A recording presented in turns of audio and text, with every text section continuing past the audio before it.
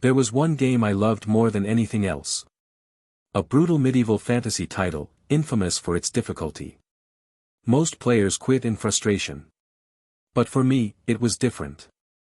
Because somehow, I ended up inside it. And not just inside it, 500 years after the story had already ended. I've loved games since I was a kid. Every day after school, I'd rush to the PC shop, clutching my pocket money. That never really changed. Even as an adult, I still played. But things were different now. Life got heavier. Competitive games started to feel exhausting. Pay-to-win titles. Not even worth looking at. So I stuck to single-player games. Worlds where I could just exist, explore, and escape. And difficulty? That only made it better. Maybe that's why I didn't realize when the game started pulling me in. The clash of armies on endless plains. Dragons ruling the skies. Massive dungeons. Ancient kingdoms. It had everything an open-world RPG wrapped in a rich medieval fantasy setting. The visuals were stunning. The world felt alive. Every weekend, after work, I'd lose myself in it. People hated the game for how punishing it was. But for me, it reignited something I thought I'd lost. A hunger for challenge. You have cleared ending 99. I'd finished it. 99 times. At that point, it felt endless. Like I could just keep going forever. But I didn't. Because nothing changed anymore. No new challenges. No new endings. That's when it hit me. This was the end. Is this really it? The game that defined a part of my life had simply stopped. No more updates. No more content. Just silence. I leaned back in my chair. On screen, the ending 99 credits rolled. Normally, I'd skip it. I'd seen it dozens of times. But not this time. This was the last one. The screen went black. Music swelled. Then white text appeared. And suddenly. Do you wish to commence the next playthrough? What? I froze. There was no next playthrough. Not after 99.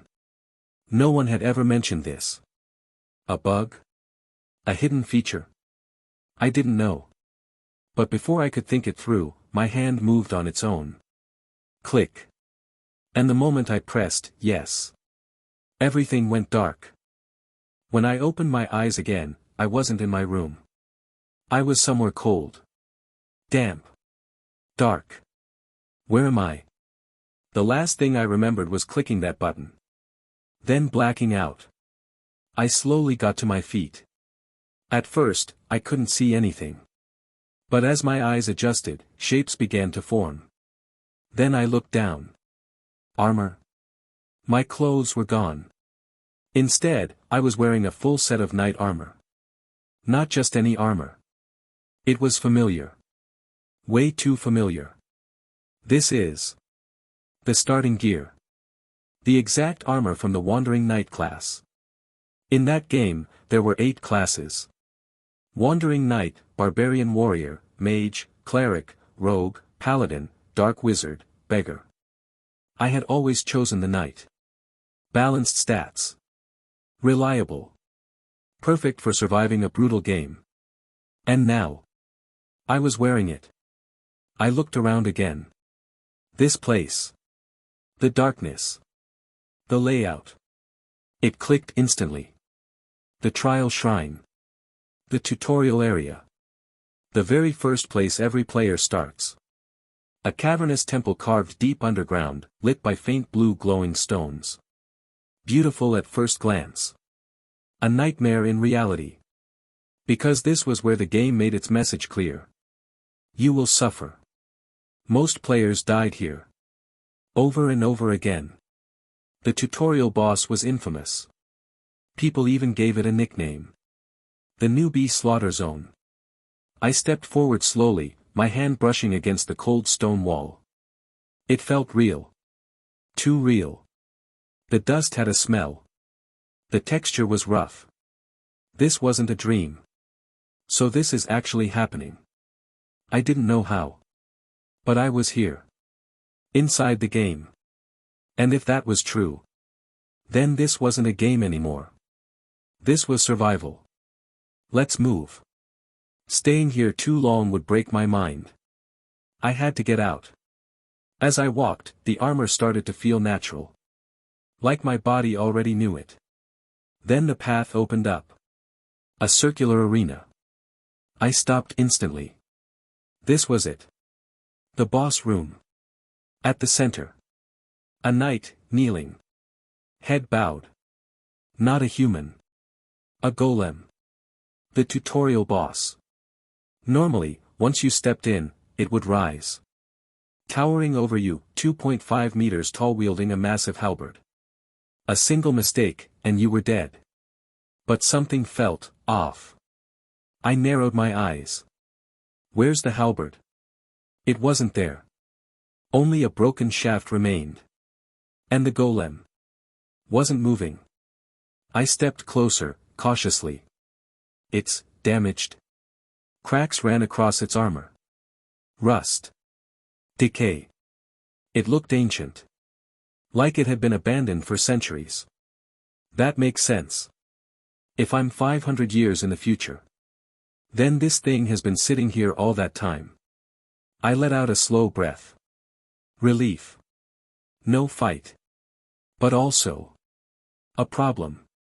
If the boss was broken, would the exit still work? I walked past it and entered the chamber behind. There it was. The elevator altar. Covered in dust. Untouched. I stepped onto it. For a moment, nothing happened. Then, the ground rumbled. The platform began to rise. Thank God. In the game, this moment was unforgettable. After all that struggle, you finally saw the world. A vast land of green fields, forests, mountains. A true fantasy world. It made everything worth it. Soon, the stone gates above would open. Light would pour in. And I'd see it again. Just like before. Ding! The platform stopped. What? I reached up. Stone. Solid. It didn't open. The elevator worked. But the gate was broken. I was stuck. Trapped between stone and earth. And the air was getting thinner. No way. Panic surged. Open. I slammed my fist into the stone. And then. Crack. The wall broke. I froze. What? My hand was fine. But the stone shattered. How? Then it hit me. Level 99. Even though gear resets, stats don't. So I came here, at max level. Before I could process it, gunfire echoed. Voices. Chaos. I broke through the surface. And stepped into a completely different world. A factory. Guns. People fighting. What the hell is this? This wasn't medieval anymore. Something had changed. And before I could think, a gun was pointed at me. Die. A shot rang out. Time slowed. Battle time activated. Without thinking, I drew my sword. A single slash. A spark in the air. The bullet split in two. Silence fell. Everyone stared. Did I just cut a bullet? Hey everyone, I sincerely appreciate your support. If you enjoy my audiobooks, I would be truly grateful if you could subscribe to the channel. And if you'd like to support even further, you're welcome to become a Patreon member, where you can access audiobooks of novels as long as they are freely available on the internet. Your kindness and support mean so much. Thank you. What the hell? The knight muttered. The gravitas and charisma in his voice caused the gangsters to shrink back. The gang leader's brow furrowed at the sight. You bastards, what are you doing? Just shoot him. Ha, but he just parried a bullet with a knife. Of course it's a coincidence, all of you shoot him at once. The boss shouted at the top of his lungs, and his terrified subordinates changed their stance. They didn't know what this armored knight was doing, but he didn't look like an ally to them. If so, they must kill him. It was their employer's wish that there be no witnesses around here. Whatever it is, they're 40 armed men against one knight. Apparently, the factory workers have hired a fixer, but they could easily deal with one person. The men who were about to back down at the boss's command swallowed hard and pointed their guns at him. They glared at the knight with murderous intent, and the knight read it in their eyes. At that moment, the knight's figure vanished from the room like a candle being extinguished. What, where did he go? He just disappeared. As the gangsters panicked and looked around, the knight suddenly appeared in the midst of their gathering. Before they could register his arrival, the knight's sword moved first.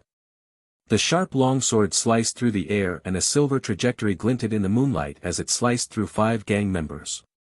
It was almost simultaneous with the 5 men falling to the ground in a spray of blood that the knight's figure vanished again, like a phantom. The gangsters, realizing what had happened, turned to point their guns at the knight, but all they saw was empty space. Where the hell did he go?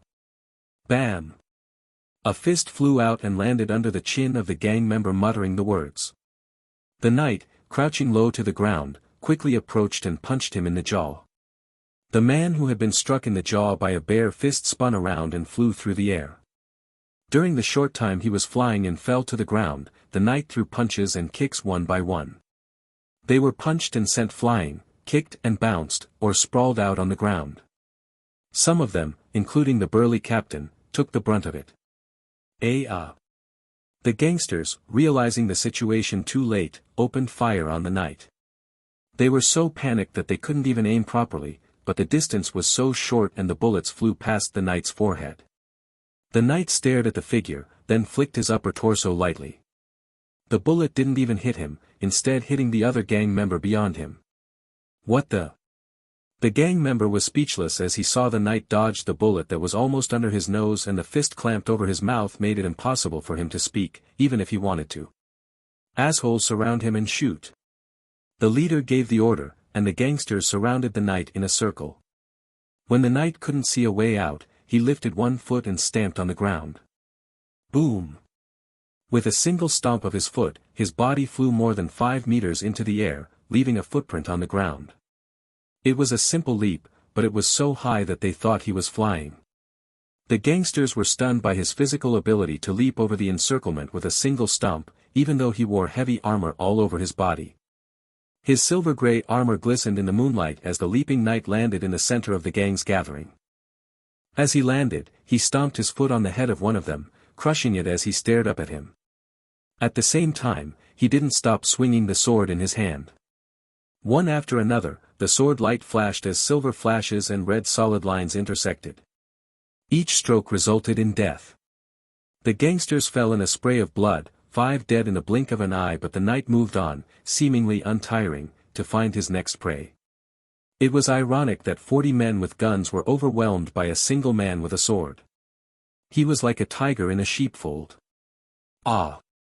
My arm! What the fuck is this? We didn't talk about this. Gang members screamed and died. Some of the gangsters fought back with gunfire, but it was futile. The knight swung his sword like a ghost, slicing through the bullets as they flew through the air. Sparks flew and severed bullets littered the floor. Then he lunged at the man who had fired at him and swung his sword at him. Run away. I don't want to die.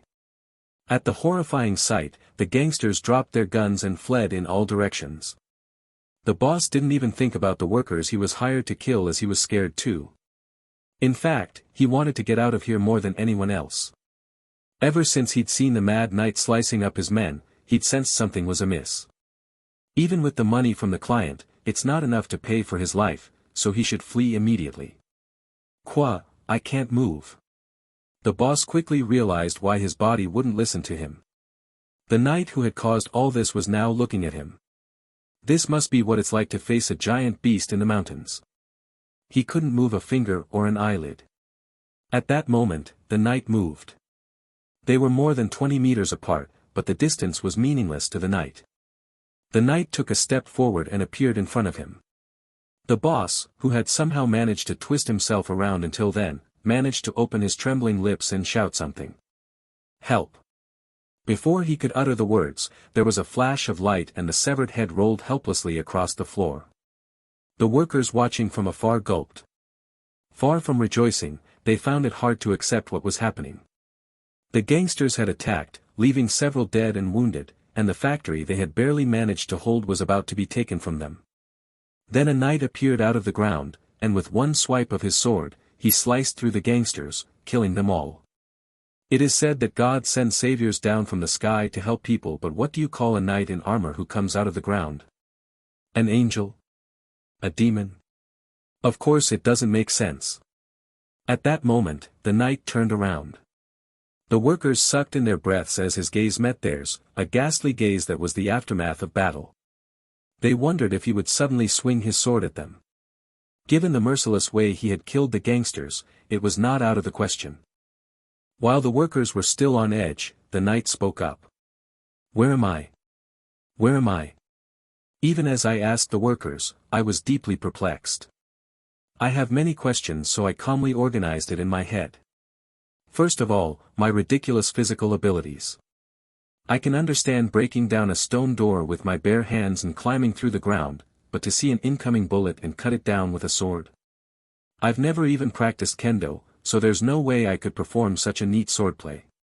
This must be due to the influence of my current physical body, the wandering knight character I was developing. That leads directly to the second question. I've killed people, dozens of them at least, even serial killers don't kill like this. Sure, it was technically self-defense because they attacked me first, but self-defense is one thing, killing someone is another.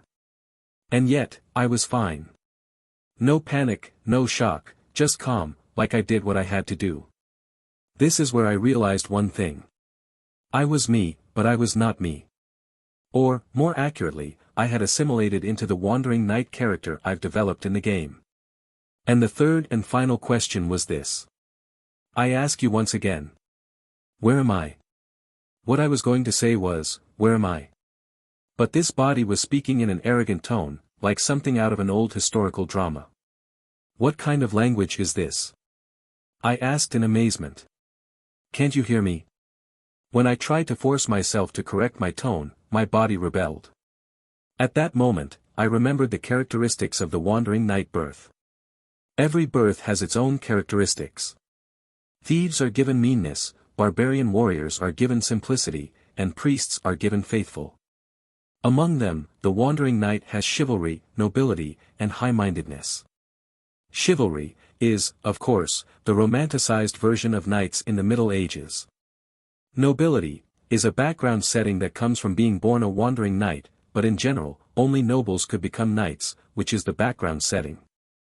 And in the case of high-mindedness, it meant the personality of this wandering knight. It was just a basic setting in the game, but now that it's a reality, it's something that applies to me. That. One of the people who had been watching me from afar slowly approached me nervously. He was a man with a face covered in dirt, looked to be in his 40s, and had a haggard complexion as if he had been through a lot. But his eyes were bright, and it was clear that he was the leader of the group. The middle-aged man inclined his head toward me first. First of all, thank you for helping us. My name is Bill. My name is Ashen. Ashen was the nickname of the playable character I was playing. I wasn't really trying to help you, I just drew my sword because they attacked me first. It was my knightly duty. There's that tone again. As if I wasn't the only one who felt strange, the middle-aged laborer was also looking at me in a strange way. I tried a few more times to correct his tone and gave up. It won't change if I force it, and I'll work on it slowly later. What matters now is where I am. I'll ask a third time. I hope you won't try my patience any further. Where am I? Is this your first time in Terna? Terna. No matter how much I think about it, no name comes to mind. When I asked because I really didn't know, the man had a strange look on his face. He looked at me in disbelief, as if to say, "You really don't know this?" The stare was quite painful, but at this point, I decided to be brazen. "Talk to me." I step forward, and he looks confused, but explains everything he knows. Turna is the name of the city I'm standing in now, and it's called the City of Gold. He even said that it was the birthplace of the Industrial Revolution and the future direction where the most steam machines were developed. Wait a minute. The Industrial Revolution? Steam engines? Yes. Is there any problem? The confused look on the laborer's face made me feel dizzy. At first, I thought this was the world of the game I was playing. In fact, I still think that today. But the world as I knew it had changed so much. The same is true of the current location that came up through the stone room elevator. What should have been a vast expanse of nature is now a smog-filled factory zone. Gun-toting gangs. Workers covered in grease. Towering factories and chimneys. At that moment, I couldn't help but realize. I had entered the world of the game I was playing, but one thing was different. This world was hundreds of years in the future, hundreds of years after the game I was playing. I walked alone through the alleyways of the city at night. I quickly parted ways with the workers. They gave me fearful glances, uncomfortable to be around. As I walked down the rutted alleyway, I looked up. The streets were deserted, but not dark. Unlike the abandoned, unlit factories, this place was full of light. I could see tall buildings towering in the distance. Turna. I mouthed the city's name. Turna was literally a giant city. The architecture was 19th century, but it felt much more developed than that. Seeing the light-filled buildings in the distance gave me mixed emotions. I used to play medieval fantasy games, but the landscape I was in now was modern. From medieval to modern times. If I count the number of years alone, hundreds of years would have passed. Since the original setting was based in the Middle Ages with a 14th century feel, it was safe to say that almost 500 years had passed. Holy shit, 500 years, that's a minimum. This is the world that I knew, but it's not the world as I knew it. In 500 years, countless dungeons, ruins, and boss monsters would have been lost to the winds of time. I was already at a loss for what to do. This is why I can't even say that I know this world. The only thing I can rely on is my incredibly strong body. Still, this is where I am. I see a bullet flying toward my eyes and slash it with my sword. It's enough to make me almost superhuman. My character in the game is at max level. I raised all the stats that a knight can raise. In this game, the stats are strength, agility, stamina, mental strength, intelligence, and faith, which are called the 6 major stats. Strength is, unsurprisingly, physical strength. The higher your strength, the more damage you can do with melee weapons and the easier it is to wield heavy weapons and armor. Naturally, it is the primary stat of the Wandering Knight. Agility is mobility and dexterity. Among weapons, there are some that require a lot of skill, and among skills, there are some that require dexterity, so agility is also essential for melee characters. Stamina obviously refers to maximum HP, and it also affects endurance. In this game, you have an endurance gauge, so it's hard to keep attacking or running non-stop. If you have high health, it's much easier. Mental strength, on the other hand, is MP, or mana. In addition, it increases your resistance to ailments, mental attacks, and elemental attacks. Intellect is used by wizards and warlocks to increase the power of spells and magic. I'm a knight, so I can't increase this stat due to my natural limitations. Faith is one of the 6 major stats, and it is the stat that clerics and paladins are responsible for. However, wandering knights can also increase this stat, and I increased it to the limit. All stats can only reach a maximum value of 99, and my character's 6 major stats all reached 99 except for intelligence. Well, at least I'm not going to get killed in an argument on the street. But I can't let my guard down. People are one thing, but monsters are another. This is a crazy game where even if you are at max level, you can get killed by random mobs on the side of the road if you make a mistake. And the question is, what do I do? There must be a reason I was sucked into this world. In other words, there's a way back. I had to find the cause and reason. With a knife. In a city of steel and machinery, steam and gunpowder. Hiss. At that moment, the roaring sound that pierced through the belly of my armor made me stop walking. I realized that I hadn't put anything in my mouth since I came here. Not even a sip of water. In-game, there's no hunger system, so there's no need to eat, but the real world is different. I was hungry and thirsty. Even a max-level character is useless if he starves. Especially with a body full of muscles, even the slightest movement burns a huge amount of calories, making him demand a lot of food. For now, let's eat. A bar in Turna. Ding! The bell on the door swung open and a customer walked in. Silence descended on the noisy tavern. The noisy tavern turned from clinking oak barrels full of ale to the chattering of the crowd. Normally, this would have been just someone who came to eat or drink, but this visitor was too unique. The visitor was a knight in full armor, a rare sight in this day and age. With each step, they could hear the clinking of iron. The only part of his head that wasn't covered by a helmet was his face, and his fair skin, black hair, and handsome appearance reminded them of a master from a well-to-do family. The armored young man, Ashen, plopped down on a stool in front of the bar table. Everyone stared at the sight. Some wondered if they were too drunk to be seeing things. Ashen pulled out the money he'd extorted from the gang. "Hey, boss. Here's the order." The moment he opened his mouth and spoke with his charismatic aesthetic, everyone in the bar realized this was real. What the hell is that? A knight? Or a knight-obsessed lunatic? A lunatic who wears armor in this day and age? The tavern was a hangout for mercenaries and fixers who did dirty work. As a result, there were some people who looked at the knight and tried to analyze him, or showed hostility towards him. Ashen also looked back at the customers at the bar, perhaps feeling their hostility. Sigh. He showed off the sword at his side to some people who were glaring at him. "This one carries a sword. You're not going to get away with this," Ashen said with a gesture. In response, some of the mercenaries who were glaring at him drew pistols from their waistbands and placed them on the table. We have guns. What do you say?" They were saying that. Ashen casually turned his head to face the front, as if he didn't want to bother with them. Ashen didn't bother to tell them that he could parry bullets with his sword, or that he could see and dodge incoming bullets. He didn't need to, and no one would believe him if he did. But the mercenaries who drew their guns snickered, as if Ashen's gesture meant something else. Ashen knew it, but he didn't question it, just waited for his food. "Here's your food." In front of him was a smoky, marinated lamb, toasted bread with butter and cheese, and vegetable soup. Ashen gazed at it with rapt attention, then lifted his head to look at the bartender. "Where's the alcohol?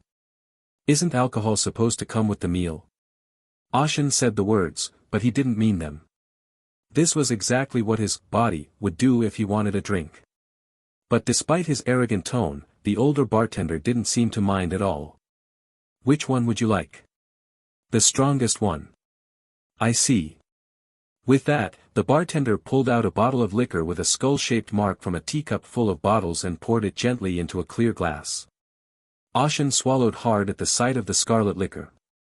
He reached out and took a sip of his first drink in this hard world. "Brother. You're eating something delicious, why don't you let us join you?" The three mercenaries who had laughed at him a moment ago came to stand near him, smiles on their lips. Ashen stopped his hand from gripping his drink. The tavern patrons watched the scene with interest. The Dutry brothers. That freak is out of luck, coming in when they're in the midst of their mischief. The three men were brothers, as evidenced by their similar faces. As the Dutry brothers, they made their living as mercenaries in the underworld. They had a reputation as mercenaries in a world of violence, but it was clear from their surroundings that it was not a good one. Ashen turned his head sharply to look at the eldest of the three brothers who had spoken to him. "Do you have any business with me?" "Business? I'm just curious. What brings our noble knight to this tavern all of a sudden?" With that, the eldest snatched the goblet from Ashen's hand and poured a mouthful down his own throat. That's some strong stuff. It's my drink. I thought you wouldn't be able to drink it, so I took it for you. The second and third brothers giggled at the eldest son's words. At the sight of that, Ashen's expression turned cold. Ashen opened his mouth with a heavy expression. You dare to come and insult me. At those words, the three Dutry brothers looked at each other and burst out laughing at the same time. Fa-ha-ha-ha. The laughter spread throughout the tavern, not only among the three brothers, but also among the rest of the tavern, due to Ashen's noble tone and manner of speaking. But Ashen spoke in a serious tone, as if he was not at all embarrassed by the situation. I'm in a good mood right now. So your rudeness of a moment ago will be forgiven by my generosity, so stop and go do your business. Ha, you bastard. Ashen said in a caring tone, and the eldest brother snorted in disbelief. You still don't understand the situation. I don't know what the hell you were thinking when you came here in such a ridiculous outfit, but the circus is elsewhere, so get the hell out of here. Don't stare at me. Look at the way you're glaring at me. What, are you going to pull out that fancy knife in your waistband?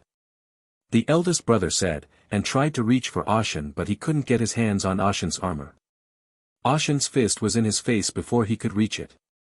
The eldest brother's face was dented in the shape of a fist. His nose was crushed and his teeth scattered in a spray of blood.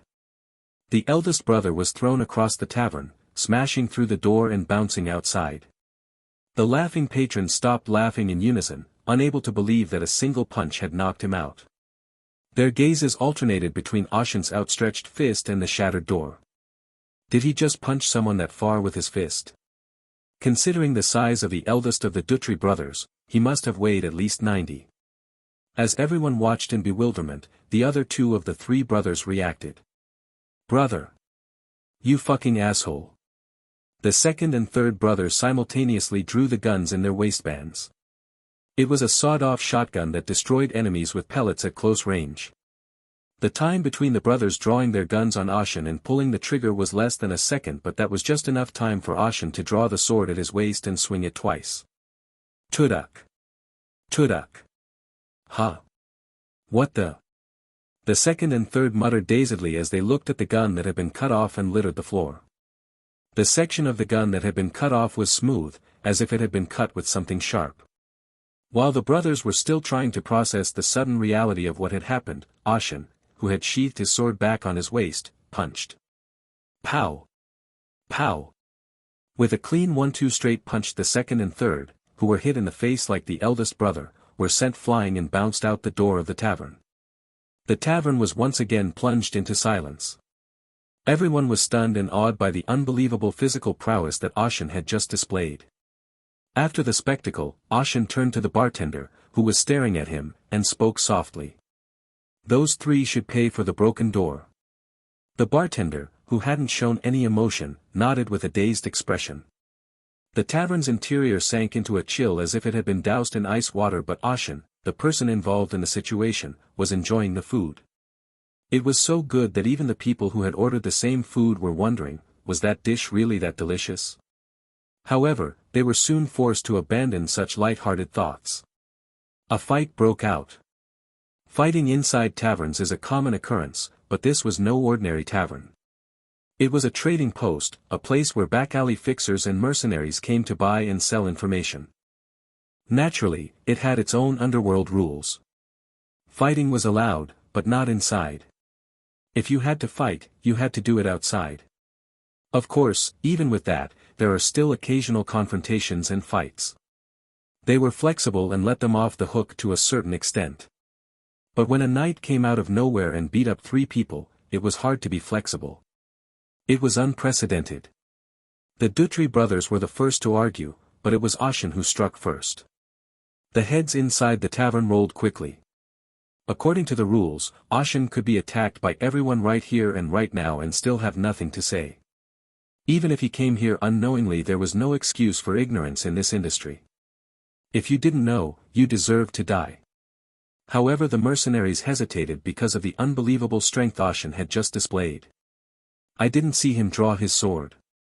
Ashen blows away the eldest, and then takes on the second and third. Before they could draw their guns, Ashen swung his sword. They couldn't see when he grabbed the sword or when he swung it. All they saw was a sawed-off shotgun that had already been cut down. He tossed that eldest Dutry brother like a rag doll. How the hell is he physically capable of that? It was Ashen's unbelievable physical abilities that made everyone hesitate. They thought he was just a weirdo with a bad haircut, but his skills were real. Naturally, the people inside the bar couldn't help but have a common thought. That guy. Is he a body-enhancing mutant? If he's a mutant, he's dangerous, but if we don't go through with it, we're breaking the rules. As the guests deliberated, some of them slowly put their hands on their waistbands to calm themselves. They realized that it might be possible to shoot him from a distance without approaching him. At that moment, Ashen, who had finished the lamb and gulped down the soup in one gulp, set his plate down with a clatter and opened his mouth. "I'm warning you, I hope you don't pull out your gun." The mercenaries who'd been reaching for their guns flinched at the words. Ashen spoke as if he knew their intentions even though he didn't look their way. "I beat up those 3 men just now because they insulted me first and tried to argue with me. I let them off with a punch, but if you draw your weapons here again, you can expect no mercy from my sword." Ashen's warning, his demeanor, the way he said he'd let his previous behavior slide, could be taken literally as a bluff. However, the distinctive urgency in his voice made it impossible for anyone to mistake his words for bluster. Gulp. The mercenaries swallowed, rolled their eyes, and looked at each other. To do or not to do? They seemed to be debating who would shoot first, or if they would all just walk away as if nothing had happened. In the end, though, the decision tipped in favor of enforcing the rules. Ashen sighed as the animosity slowly began to boil over, like bubbles rising from the surface of the water. He never thought he'd see blood here again after such a delicious meal, but running away was not chivalrous. Ashen readied his sword, and just like that, the atmosphere reached a fever pitch. "I personally recommend not drawing your guns." The sudden voice turned everyone's gaze to a table in the corner of the tavern. A young man sat in front of it, quietly sipping wine. The dark-eyed man smiled softly at the countless stares that flew his way. Unlike the rough-looking, dirty-dressed men in the tavern, the young man wore a neat, wrinkle-free suit. No matter how you looked at him, he was far from a man of fists and violence. The young man gently sipped his wine, then set the glass on the table and spoke. "You could all draw your guns, but you won't be able to touch a hair on his head." At first glance, those words were enough to scratch the pride of the mercenaries here, but no one got angry at those words. On the contrary, some of them seemed surprised and sincere. Ashen also looked at the snowy-eyed young man with curiosity. The other mercenaries were listening intently to the man who seemed to be far from violent. A man of action. At least he had a name in this business. Ronan Roland. One of the mercenaries who had been listening spoke up. Ronan Roland. The dark-eyed young man who was called that smiled and replied. "Yes, Mr. James." "Is that true?" "It's hard to accept, to be honest. Not that we're taking you at your word, of course. It's just that. I understand, you're asking if it's credible." At Ronan's words, the mercenary named James nodded. Everyone's attention naturally shifted away from Ashen and toward Ronan. "Because I just heard some interesting news." "What news?" "You know about the recent strike in the 43rd Precinct?" James' reaction to the question was that he didn't know. Then some of the mercenaries who had heard about it said they had. "You mean the cotton mill strike?" "Well, that'll make it easier to talk about it. Apparently, a worker was seriously injured in that factory, and the employer kicked him out without compensation, so the workers went on strike." "What does that have to do with what's happening now?" "Well, you'll see when you hear more." To make a long story short, the employer didn't let the workers go on strike. He threw money at them and hired gangsters, some dangerous ones. "Gangs." Someone muttered something, and Ronan nodded as if he was right. "Yes. A gang of 40 men attacked the laborers in the night. The laborers fought back, but it was no use, because they had guns, of course. So what the hell does that have to do with what's going on right now?" "Well, they say that those 40 gangsters were defeated by one man who came out of nowhere." Ronan looked at Ashen as he said that. The gazes of the people in the tavern also turned to Ashen. They say he was wearing armor and wielding a single sword, and he was unbelievably invincible against over 40 gangsters. They say he parried bullets with his sword and dodged bullets flying into his eyes.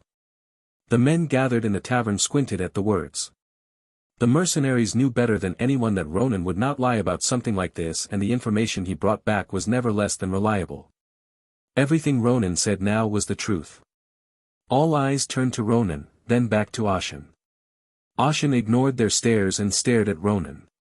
News travels fast. The words confirmed Ronan's words. Ashen was quite surprised, to say the least. He hadn't been without his peripheral vision, but he had to admire Ronan's intelligence for realizing what had just happened so quickly. Ronan inclined his head at Ashen's words. Thank you for the compliment. Brokers who make their living from information are bound to be quicker than anyone else. Brokers, as they were called, were agents who arranged jobs for mercenaries and fixers, taking a cut in the middle. Ronan glanced around the tavern. This is a pleasant enough gathering, and I don't want a bloodbath, so why don't we call it a night? That depends on how they turn out, I suppose. I see. What do you think, Mr. James? Ronan, if you say so, it must be the truth, but 3 men got hit. You don't tell me you don't know the rules of this place, do you? Ronan's smile remained inscrutable as James spoke. It was the Dutry brothers who started the fight. But they didn't use their hands first. Instead, no one died, and the knight, by any chance, what's your name? Ashen. I see. Mr. Ashen drew his sword, but it was in self-defense, and he only used it to cut off the gun, and I understand this tavern looks the other way when it comes to fisticuffs. Isn't this unprecedented? Then this must be the first, and I leave it to you, Mr. James, to set a fine precedent. James clenched his jaw at Ronan's casual shifting of the burden to this side. He could argue that Ashen was an outsider here, but the knight who now occupied a seat at the tavern was unusually aggressive. Damn it. James let out an irritated sigh and removed his hand from his waistband. The action caused everyone in the tavern to remove their weapons and return their attention to their meals. The tavern quickly returned to its normal bustling atmosphere. Ashen watched the scene in disbelief. Ronan rose from his seat and sat down beside Ashen, joining him casually. May I sit? You're already seated, and I have no right to kick you out. Thank you for your consideration. Ronan chuckled and ordered another drink from the bartender. Ashen didn't seem to mind the gesture, then glanced at the glass in front of him. A gift for the night. Thank you. Ashen didn't refuse, as he had been tempted to drink it anyway, but even so, he didn't let his guard down toward Ronan. There was only one reason for that. This kid has narrow eyes. Since ancient times, people with narrow eyes have had a shady backstory. Either they deliberately conceal their identity, or when they open their eyes, their hidden power suddenly flows out. It's more likely to be a hidden talent. However, no matter how he looked, he couldn't find any trace of hidden power in Ronan. Either he hid it so well that Ashen couldn't recognize it, or he was truly powerless. Since he couldn't tell, Ashen felt that he needed to be wary of Ronan for now. Of course, he was genuinely grateful for the help. But that was one thing, this was another. So what do you want with me? Did my action seem too obvious? One drink is not enough. Then I'll have to order more. With that, Ronan winked at the bartender. The bartender casually placed the bottle in front of Ashen.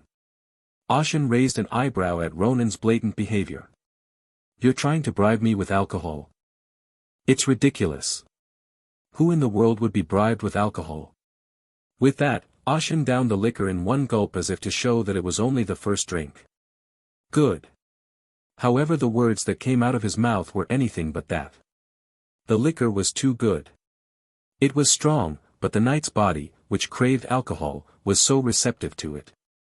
In real life, he avoided drinking soju at drinking parties, but this knight's body could drink strong whiskey, rum, etc. like water. More importantly, this body loved to drink. Ashen casually looked at the empty glass, then grabbed the bottle beside him and poured himself a drink. Let's hear it. The man who helped me after an argument in a bar, Ronan Roland, was what we call a middleman, or broker. His reason for approaching me and blatantly trying to curry favor was obvious. He wanted to hire me because he coveted my skills. I may look like this, but I'm definitely a monster physically.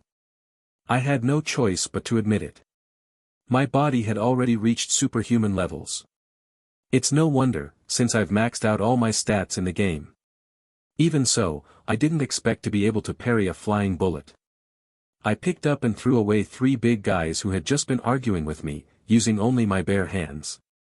Of course, that almost got me into another fight with the others, but the man in front of me helped me out. Ronan Roland, a narrow-eyed man who introduced himself as a broker. His expression didn't change even as I stared at him, blatantly trying to read between the lines. He still wore his smile, which, to be honest, made him look even more suspicious. If this was the original game, I'd recognize him as an important NPC, but not here. Of course, now that the NPC in front of you is real, I don't even know the true intentions of the actual person. All I can do right now is try to infer what he wants from his job. So what do you want from me? This tone of voice again. But this isn't something I can force myself to correct, so let's let it go for now. The important thing is to have a conversation with the person in front of me. Never let down your guard in front of narrow eyes. I squinted and glared at the man in front of me. Ronan Roland marveled inwardly. Ashen's piercing gaze was like a blade, threatening to cut through his skin if he let his guard down. I really can't let my guard down. It was purely by chance that Ronan found him in the bar. When he spotted Ashen in his armor, Ronan knew he was the man from the source he'd just heard about. But he couldn't yet believe that he had actually taken down a gang of 40 gunmen with a single sword. Information is always half bullshit if not properly vetted. That's why the Dutry brothers gave him a well-timed challenge when Ronan was staring at him. Ronan realized then and there that Ashen information had not been exaggerated. The strength to bounce the big man out of the bar with a single blow was one thing, but so was the invisible speed with which he swung his sword when the second and third of the 3 brothers pointed their guns at him. A mutant with physical enhancements, and a very high-ranking one at that. Can't miss him. Mutants were humans with special powers who began appearing in the world over a century ago. Mutants were beings who emerged in a world transitioning from the age of magic to the age of science. It was a term used to describe people who were not magical, but had miraculous, superhuman powers. They could summon lightning from their bare hands, control the minds of others, or turn their skin to steel. Mutants' abilities varied widely, and even similar powers had different outputs depending on their rank. In Ronan Roland's eyes, Ashen was a mutant with enhancement powers. Usually, physical enhancement mutants bifurcate there, too. They get stronger muscles, harder skin, or faster speed. In Ronan's opinion, Ashen was a multi-powered mutant, a mutant whose overall physical abilities increased all at once. Strength and speed. The high increase in both put him at the upper end of the physical enhancement mutants. I don't know where he got his armor or why he wields a sword. The important thing was that he was a blank slate, not yet under contract with anyone. If he could recruit him, it would be a huge boost to his fixer's office. So to win him over, he paid for the drinks he had ordered but never finished. Let me start by introducing myself. I'm Ronan Roland, owner of Violet Fox, a fixer's shop. Ronan handed Ashen a luxurious purple business card to catch him off guard. The reason I've approached you, Mr. Ashen, is because I'd like to make you a proposal. A proposal? Ashen's eyebrows twitched. He was more intrigued than annoyed. Yes. Mr. Ashen, this is your first time in the city, right? How do you know that? Ashen asked warily, and Ronan stared at his armor, puzzled. Ashen looked down at his own armor, then at the attire of the mercenaries around him, and nodded, Yes. Let's just say I'm new to this city, so what's the big deal? Did you come to this city with a specific purpose, Mr. Ashen? Ashen fell silent at Ronan's sharp question. He couldn't have come to the great steel city of Turna with a specific purpose. In the first place, Ashen had woken up and found himself in a game world. There was no way he could have come to the Industrial Revolution city with a purpose. Then you have no place to stay and no means to earn money. Ashen didn't answer, just tapped his fingers on the table in silence. That was enough of an answer for Ronan, and he cut straight to the chase. Then why don't you come work for me? Ashen stared at Ronan for a moment. Even though it was just that, he felt an irresistible pressure, and Ronan's smile cracked, if only for a moment. The mercenaries and fixers who'd been stealing glances at the two, pretending not to be around, flinched involuntarily. What is it?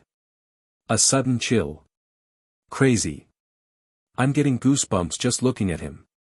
The mercenaries all tensed, staring at each other expectantly, wondering how this was going to end.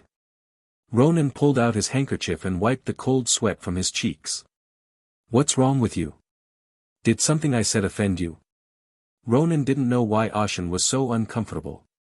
Right now Ashen looked like he could draw his sword and swung it at him at a moment's notice. Maybe he'd hurt his pride by offering him a job as a fixer. Ashen was deep in thought as Ronan swallowed dryly and tensed up.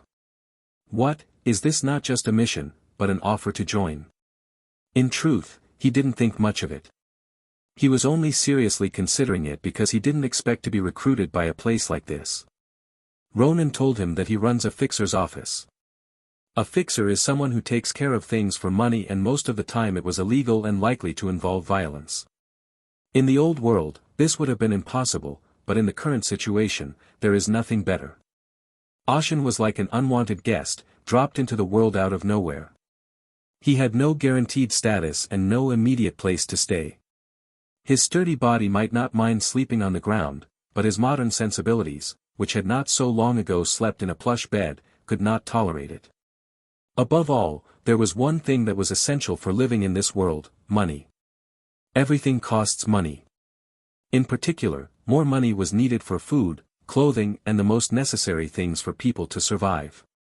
For now, he was paying for his food with the money he'd made from beating up gangsters, but he couldn't live like this forever.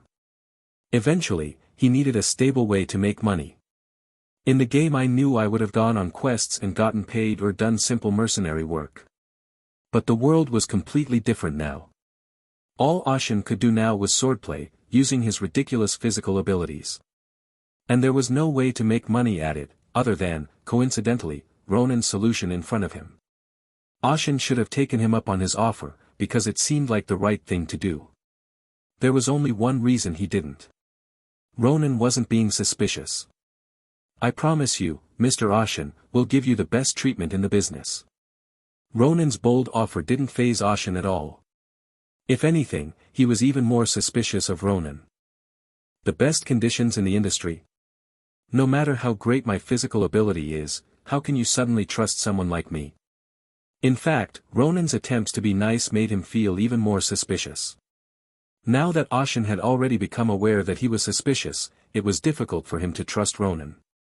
Naturally, Ashen's eyes narrowed, and Ronan had to swallow hard under the increased pressure of wariness. All he could do was to keep a smile on his face. What, he didn't like even the best treatment in the business. The tension reached a crescendo, and even the mercenaries watching from afar clenched their fists in cold sweat. Ashen opened his mouth.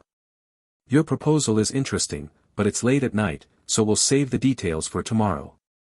The atmosphere, tightened to its limits, thickened and loosened. The mercenaries, who had been watching without breathing, began to gasp for air, and so did Ronan. Why are they doing this? Ashen was oblivious and could only stare at them in disbelief. Haha. I see, and I'm sorry if I've inconvenienced you, Mr. Ashen, at this late hour. No. I don't think it's a bad thing, since you've helped me out. I just needed some time to gather my thoughts. I'm tired. Ashen spoke sincerely, but no one took his words at face value. Ronan, for one, was left scratching his head. He didn't seem happy at all when I told him that he would receive the best treatment in the business. Isn't this ridiculous? Ronan glanced at the mercenaries around him. Many had already witnessed this turn of events. There was no way the gossipy mercenaries would let this go unnoticed.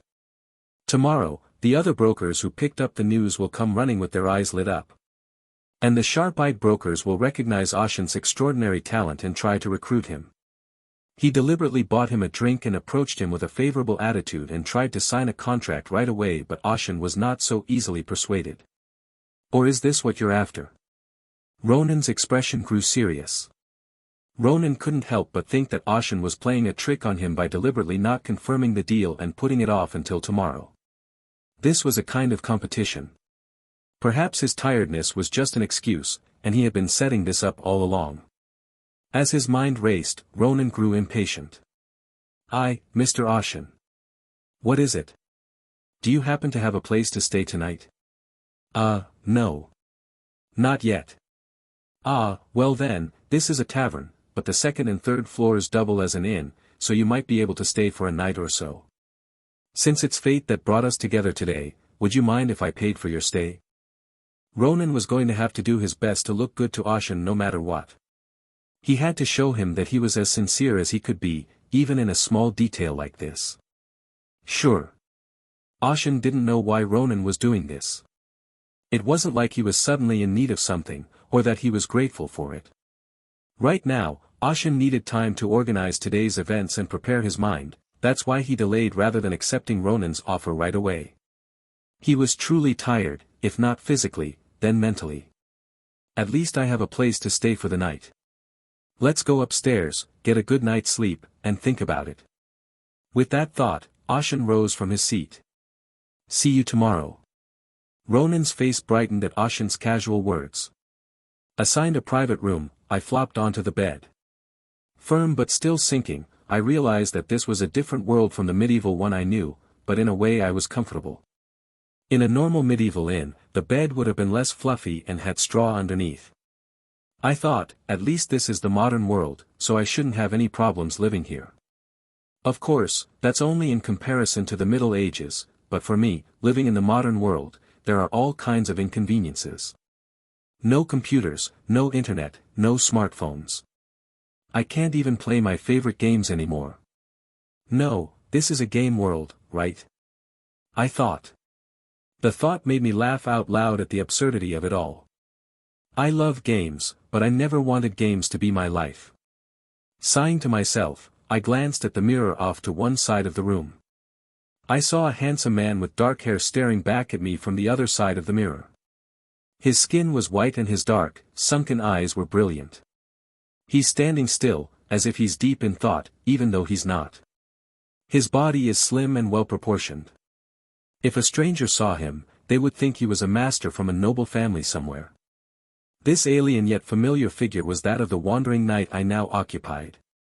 To be precise, it's a character customization I made when I was playing the game. My personal preference was to make the wandering knight quite aesthetically pleasing rather than dull and stoic. Personally, when I play a game, I don't like it very much if the character isn't pretty. Looking at things like this, I'm glad I did a good character customization. The game offered a lot of customization when creating your character. You could choose a default gender, but you could also tweak the skin color and face to create all sorts of bizarre shapes.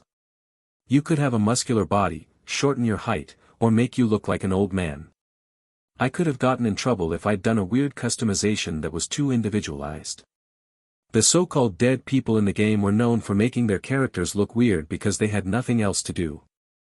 They'd wear rags, make their faces monster-cheeked, and color their skin pink or purple. I've thought about doing the same thing, but I love the character so much that I've always kept him handsome and cool. I didn't do it knowing it would turn out this way, but in hindsight, it's a good thing I did. If I look this good, I won't be criticized anywhere. Too bad I don't have a job. If I'd known this was going to happen, I'd have raised a mage instead of a knight. The difficulty of the game is so high that a mage with low health in the early game will die before you can do anything.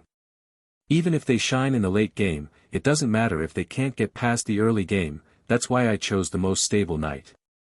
I was like, no, thanks. Who knew this would happen anyway? On the bright side, being a wandering knight wasn't bad. In this day and age, everyone carries a gun, but their superior physical prowess was reserved for knights. Besides, I wasn't born a warlock or a beggar. If I were a warlock, I'd be branded a criminal and on the run from the start, and if I were a beggar-born, I'd be running around in a pair of panties and a sword, not armor. What matters is how I live in this world now. The mind belongs to the modern man and the body belongs to a medieval knight, while the world I live in is contemporary. TLN, contemporary equals time period in the 1900s. I wondered if I was a twisted hybrid of all time periods. I realized that adapting to this body was my first priority. The disconnect between what I thought in my head and what actually came out of my mouth surprised me. I realize it's a trait of being born a wandering knight, but I don't want to be stuck with it forever. The good news is that it's not as inflexible as it sounds. My body didn't protest too much when I took wallets from the bodies of the guys who actually shot at me. Or maybe it's because the knight used to be a medieval thug. I muttered to myself and quickly stripped off my armor and got into bed. I had an instinctive feeling that my life was going to be pretty rough, but for now, I just wanted to forget about it all and get a good night's sleep. The next morning. The first-floor dining room of the tavern, which is notoriously deserted in the morning, was somehow quite crowded. More than half of them were mercenaries who had been drinking here last night. Is he out yet? Wait. He'll be down soon. As the group of mercenaries chatted amongst themselves, some of them cast their eyes to one of the tables in the shop. There sat Ronan Roland, his usual laid-back demeanor replaced with a hint of nervousness. He was dressed in his usual immaculate, wrinkle-free suit and narrow eyes, and his arms were uncharacteristically crossed, his fingers drumming against his forearms. Ronan couldn't help but feel sick to his stomach. What he'd seen of Ashen's skill was real. To be the first to discover someone of this caliber, only to be snatched up by another broker. If that happened, he wouldn't be able to sleep at night for at least a year, so Ronan had to get the best deal for him right now, but being too hasty was its own problem. Last night, when he offered Ashen a good deal, he didn't take it easily. In fact, he's even wary of the idea. So this time, he'd be as careful as possible not to offend him, and he'd make his offer in a polite manner. Being polite was his specialty. At that moment, the sound of metal clicking was heard. At the same time, the eyes of the people gathered in the dining room on the first floor turned toward the stairs to the second floor. Only one person could have made that distinctive sound. As if to fulfill everyone's expectations, the armored Ashen appeared on the first floor. Those who had only heard rumors about him and had come in their spare time were all oohing and awing at his appearance. They thought he was a man with broad shoulders and muscles, not some crazy guy pretending to be a knight that didn't fit the times. From the looks of it, he looks like a master who grew up in a noble family, but no one rushed to argue or approach him. It was because the people who had witnessed Ashen's inaction last night were nervous about his appearance. Naturally, the atmosphere was filled with silence. The only one in the room who seemed unperturbed was Ashen. He naturally sat down at an empty seat and wanted to order food. At that moment, there was a movement, and it was Ronan. Ronan, who had been sitting and waiting here since the early hours of the morning, approached Ashen with as natural a gait as he could muster. "Good morning, Mr. Ashen." "Ah, yes. Ronan, you said. I'm surprised you remembered my name. Well, you made such an impression on me." He didn't bother to say more, as it was rare to find a narrow-eyed man. The words pleased Ronan. The part where Ashen said he remembered him, at least it didn't sound like he was being mean. His poker face didn't show it, though. "May I join you? Only if you buy me a drink again." Are you going to start with breakfast?" "I was just trying it out." "Huh, I see." Ronan smiled in relief at the comment and sat back in his seat casually. He wasn't fooled, though. It's not often in this business that you can get this far and then let your guard down and have it all go down the drain. So be as careful as possible. He tried to make a good offer without offending him. "Ronan." "Yes. Mr. Ashen. Are those your co-workers over there?" Ronan's gaze shifted to the tavern's entrance. The door had still not been repaired from the previous day's brawl, and through it he could see a group of people walking toward him, their backs to the streaming morning sun. There were 3 of them in total, each with a distinct personality. One was a ghostly, brown-haired woman in a dress. She wore a white beast's shawl around her neck, but she looked like she was in her 20s and felt as old as her 40s. The other was an impeccably dressed, ash-haired elderly gentleman. The older man in the frock coat wore rimless glasses and held a cane in one hand. All of them had the appearance of luxury. The last one was a free-spirited-looking man. He wore leather pants and a t-shirt that fit his legs, gongs in his ears and lips, and his hair was a slightly fluorescent blue that looked like it had been dyed. His uncovered chest was heavily muscled from exercise. Ronan's expression hardened slightly as he recognized them. They were headhunters who were in the same industry as Ronan, and for quite some time now, they have been clashing with each other and competing to steal people. I guess they're uninvited guests. Ashen said at Ronan's subtle reaction. Of the three who approached Ashen, the ghostly woman was the first to speak. Nice to meet you. Are you the righteous knight who showed up last night? I don't know if I'm righteous, but I am a knight. I'm Isabella Ross, a broker with a bit of a name in the business. I see. Then so are these two. At Ashen's words, the old man and the young man introduced themselves. Hee, nice to meet you. I'm Osborne Russell. I'm Jake Hudson. Nice to meet you, brother. The man who introduced himself as Jake pulled up a chair without asking permission and sat down near Ashen. Ronan shot him a narrowed glare at the seemingly rude gesture, but Jake didn't care. It was as if Ronan wasn't here in the first place. I can't believe you're actually wearing armor and a sword, but I've heard your story. My story? You know, last night. People said you wiped out a gang with a single sword. How'd you do it? I don't know how.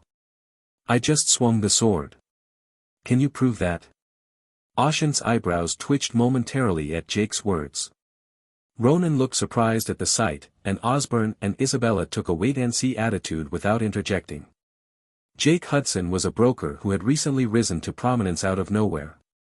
Some say he has a large mafia-style crime syndicate behind him.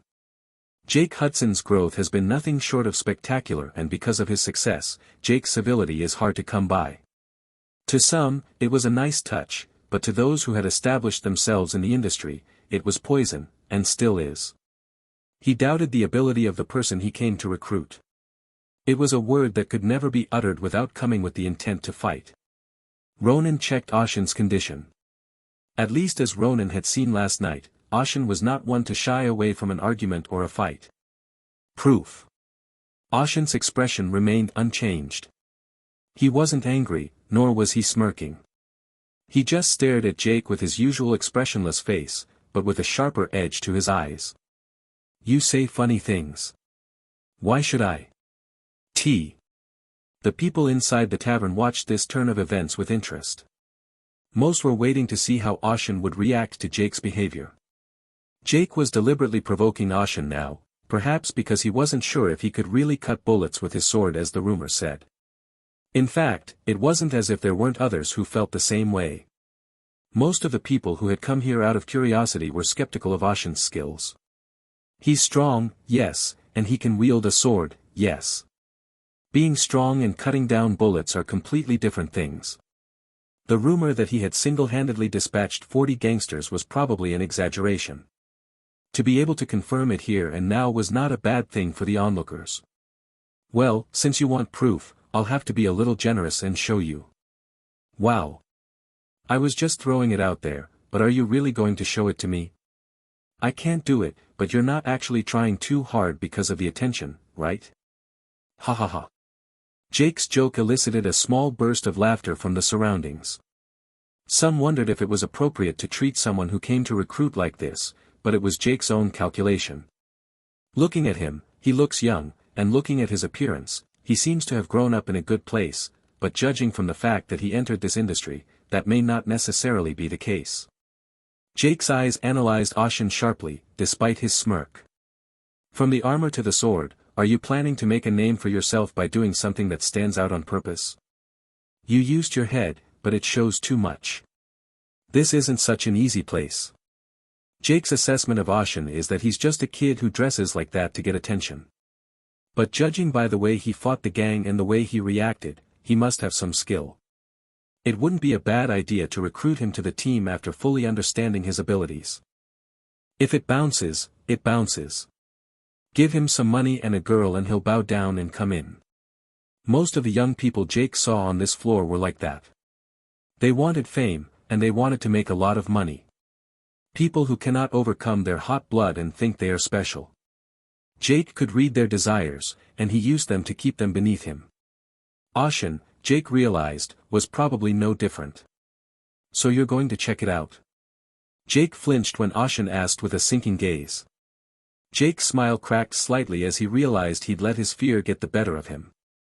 Asshole. Jake straightened up and shook his head. No, of course I won't, because I'm just a broker, and brokers don't get into fights, they do what brokers do best. What? Well, I brought a guy, just in case. Hey, why don't you come inside instead of waiting outside? At Jake's call, a figure stepped through the broken door into the tavern. It was a tall man, a head taller than the average adult. He had a shaved head, thick lips, and dark skin. His face was covered in black paint, and he had a distinctive tattoo, giving him a very intimidating appearance. Hey, isn't that Taiwo Handura? I think so. If Jake called him, I'm pretty sure. Is Taiwo here to test his skills, the outlaw? The assembled mercenaries murmured, then fell silent as Taiwo's gaze fell upon them. Taiwo sneered at them. The mercenaries were unable to resist and averted their gaze. Even the rowdy mercenaries were silent, which showed how infamous Taiwo was among the mercenaries. Is this the man? Taiwo asked as he stood behind Jake and looked at Ashen. His low, deep voice was enough to put the other man under pressure. Taiwo's gaze was not kind. From the looks of it, Ashen was a young master who looked like he had never been in a fight. You don't look like much. Taiwo's pride was slightly wounded that he had traveled all this way just to check out this guy. Hey, kid. You're dressed like a weirdo trying to get attention, and if you're trying to get away, I suggest you get the hell out of here. Taiwo growled in an intimidating manner, blatantly ignoring Ashen. Jake didn't stop him, he wanted Ashen to be terrified of Taiwo. This was how Jake attracted people in the industry. Using the whip of overwhelming power to crush egos and cajole them with the carrot of money and women. That was Jake's way of getting people to sign contracts. Some people didn't fall for it, but it didn't end well. It's a famous anecdote that a fixer who once refused Jake's offer outright ended up floating down the river the next day. That's enough, Ronan said, any more disrespect than that is not good. Ronan protested and started to walk away, but Taiwo shoved his face into Ronan's. What? Maybe I'm hard of hearing, but can you say that again? Ronan's normally smiling face wiped the smile off his face. Ronan was about to open his mouth again when Taiwo's half-threatening words seemed to indicate that this was no ordinary bet. I'll leave it at that, I've got my own business to attend to. It was then that Ashen struck first. Taiwo's gaze snapped back to Ashen and this time, he looked surprised. You're going to take over for me? You've got some pride. So, you want to test my skills, how do you propose to do it? Ashen said and stood up. Druck. The sound of a chair being pushed back was unusually loud. Ashen slowly walked over and stood in front of Taiwo. In terms of size, there was only a head difference. No matter how you looked at it, Ashen didn't look like he could win in a fight. Cocky bastard. Are you really going to come at me? I wasn't really planning on it, but it seems like that's what you want, and if that's the case, I'm willing to oblige. What? Or maybe you've gotten scared by now. Ashen's face remained expressionless as he spoke those words of provocation. The words made Taiwo's brow rise. Taiwo reached out and grasped the collar of Ashen's armor. He planned to slam Ashen to the ground, but no matter how much force he exerted on his arm, Ashen didn't budge. Just as Taiwo sensed something was wrong, Ashen's hand suddenly reached out to him. He grabbed Taiwo's throat with one hand and yanked him downward, slamming his head into the table. With a snap, Taiwo's head collided with the table, snapping it exactly in half. The mercenary's eyes widened at the sight and Jake's eyes widened as well. Did Taiwo get hit? Despite his appearance, Taiwo is a mutant with enhanced physical abilities. It was rumored that Ashen was also a body-enhancing mutant, so he had summoned Taiwo with similar abilities to break the momentum. However, Taiwo was unable to move under Ashen's grip. In fact, he even punched him in the face. The two headhunters, including Ronan, were stunned. Ow! Taiwo jerked up from the shattered debris. Red blood trickled down his torn forehead. Taiwo swiped at his forehead with his hand and his eyes rolled back in his head. I'll kill you. He had originally intended to show the difference in strength and intimidate Ashin, but the moment he saw the blood, he changed his mind. Taiwo truly meant to kill Ashin. He stretched out his arm toward Ashin, maximizing his power as a mutant. The distance was close enough that he didn't need to draw his gun. Taiwo was confident enough to tear the other man apart with his bare hands. His hands were about to grab Ashin's head, but Ashin's fist moved and caught Taiwo under the chin. Taiwo saw it, but he willfully ignored it and continued on his way. His body was harder than a rock now that he had strengthened his body, and Ashin would only crush his bones if he punched. Pfft. Taiwo was dazed by a huge impact that shook his brain and his outstretched hands went limp. Ashin recovered his outstretched right hand and balled his left into a fist. Then, with all his strength, he threw it at Taiwo's head. Pong! A loud and enormous sound resounded, hard to believe that a fist had struck a human body. Taiwo's body jerked violently as his bulging eyes protruded as if his eyeballs were about to pop out. Hovering slightly in the air, Taiwo's body bounced off into the distance as Ashin pushed him back with force. After smashing through 3 tables in quick succession, Taiwo flew into a wall and only came to a stop when he was slammed against it. The mercenaries' mouths dropped open in disbelief. It was a natural reaction to the fact that the mutant Taiwo, with his enhanced physical abilities, had been defeated by Ashin with his bare hands. Oh, what power! Are they the same mutant? Those who had seen Ashin's power last night nodded in agreement, while those who had come to check it out were stunned by the sight. Ashin looked at the fallen Taiwo and lightly brushed his hand over him. He looked back at Jake, who was staring at him in disbelief. I think the proof is over. In fact, it's more unremarkable than I thought. Jake didn't answer. Instead, he glared at Ashin with an intense, enemy-like gaze. Ashin laughed out loud at the absurdity of it all. What kind of mentality is that, to first try to argue and then get angry when you don't get your way? Didn't he just say that Taiwo is weaker than he thought? I thought he looked pretty fierce, but when I actually fought him, it was nothing. The momentary grip wasn't bad, and I felt a strange resistance when I punched him in the jaw, but that was it. It was just a matter of applying a little more force than I was used to. Ashin gave Jake a cold stare. Jake tried to control his expression, but there was nothing he could do about the cold sweat running down his cheeks. Now that all his plans had been thrown out the window, he had to do something else. Yes. You're definitely good. Jake said in a jovial tone, a smile tugging at the corners of his mouth once again. But unlike his tone, his eyes weren't smiling at all. Do you mind if I take that fallen fellow with me? I think he's broken something, and I'd like to get him tended to as soon as possible. Is there anything there? Me? What? You asked for proof, and I gave it to you, so of course you should show me something in return. Jake's face crumpled as he realized the implications of Ashin's words. Or you're not just going to smile and talk your way out of it. Jake rolled his eyes and tried to think of a way to get out of this.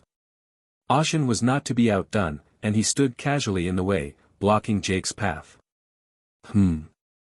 Ashin spun around at the intense sensation of life behind him as a smile tugged at the corners of his mouth. I see you haven't fainted yet. You're stronger than I thought. Humph, ha. Taiwo gasped as he rose to his feet and glared at Ashin. His eyes belonged to someone who had already made up his mind. Taiwo drew a pistol from his waistband, but it was too large to be called a pistol. It was a personal pistol, a modified version of the elephant gun, a hunting rifle.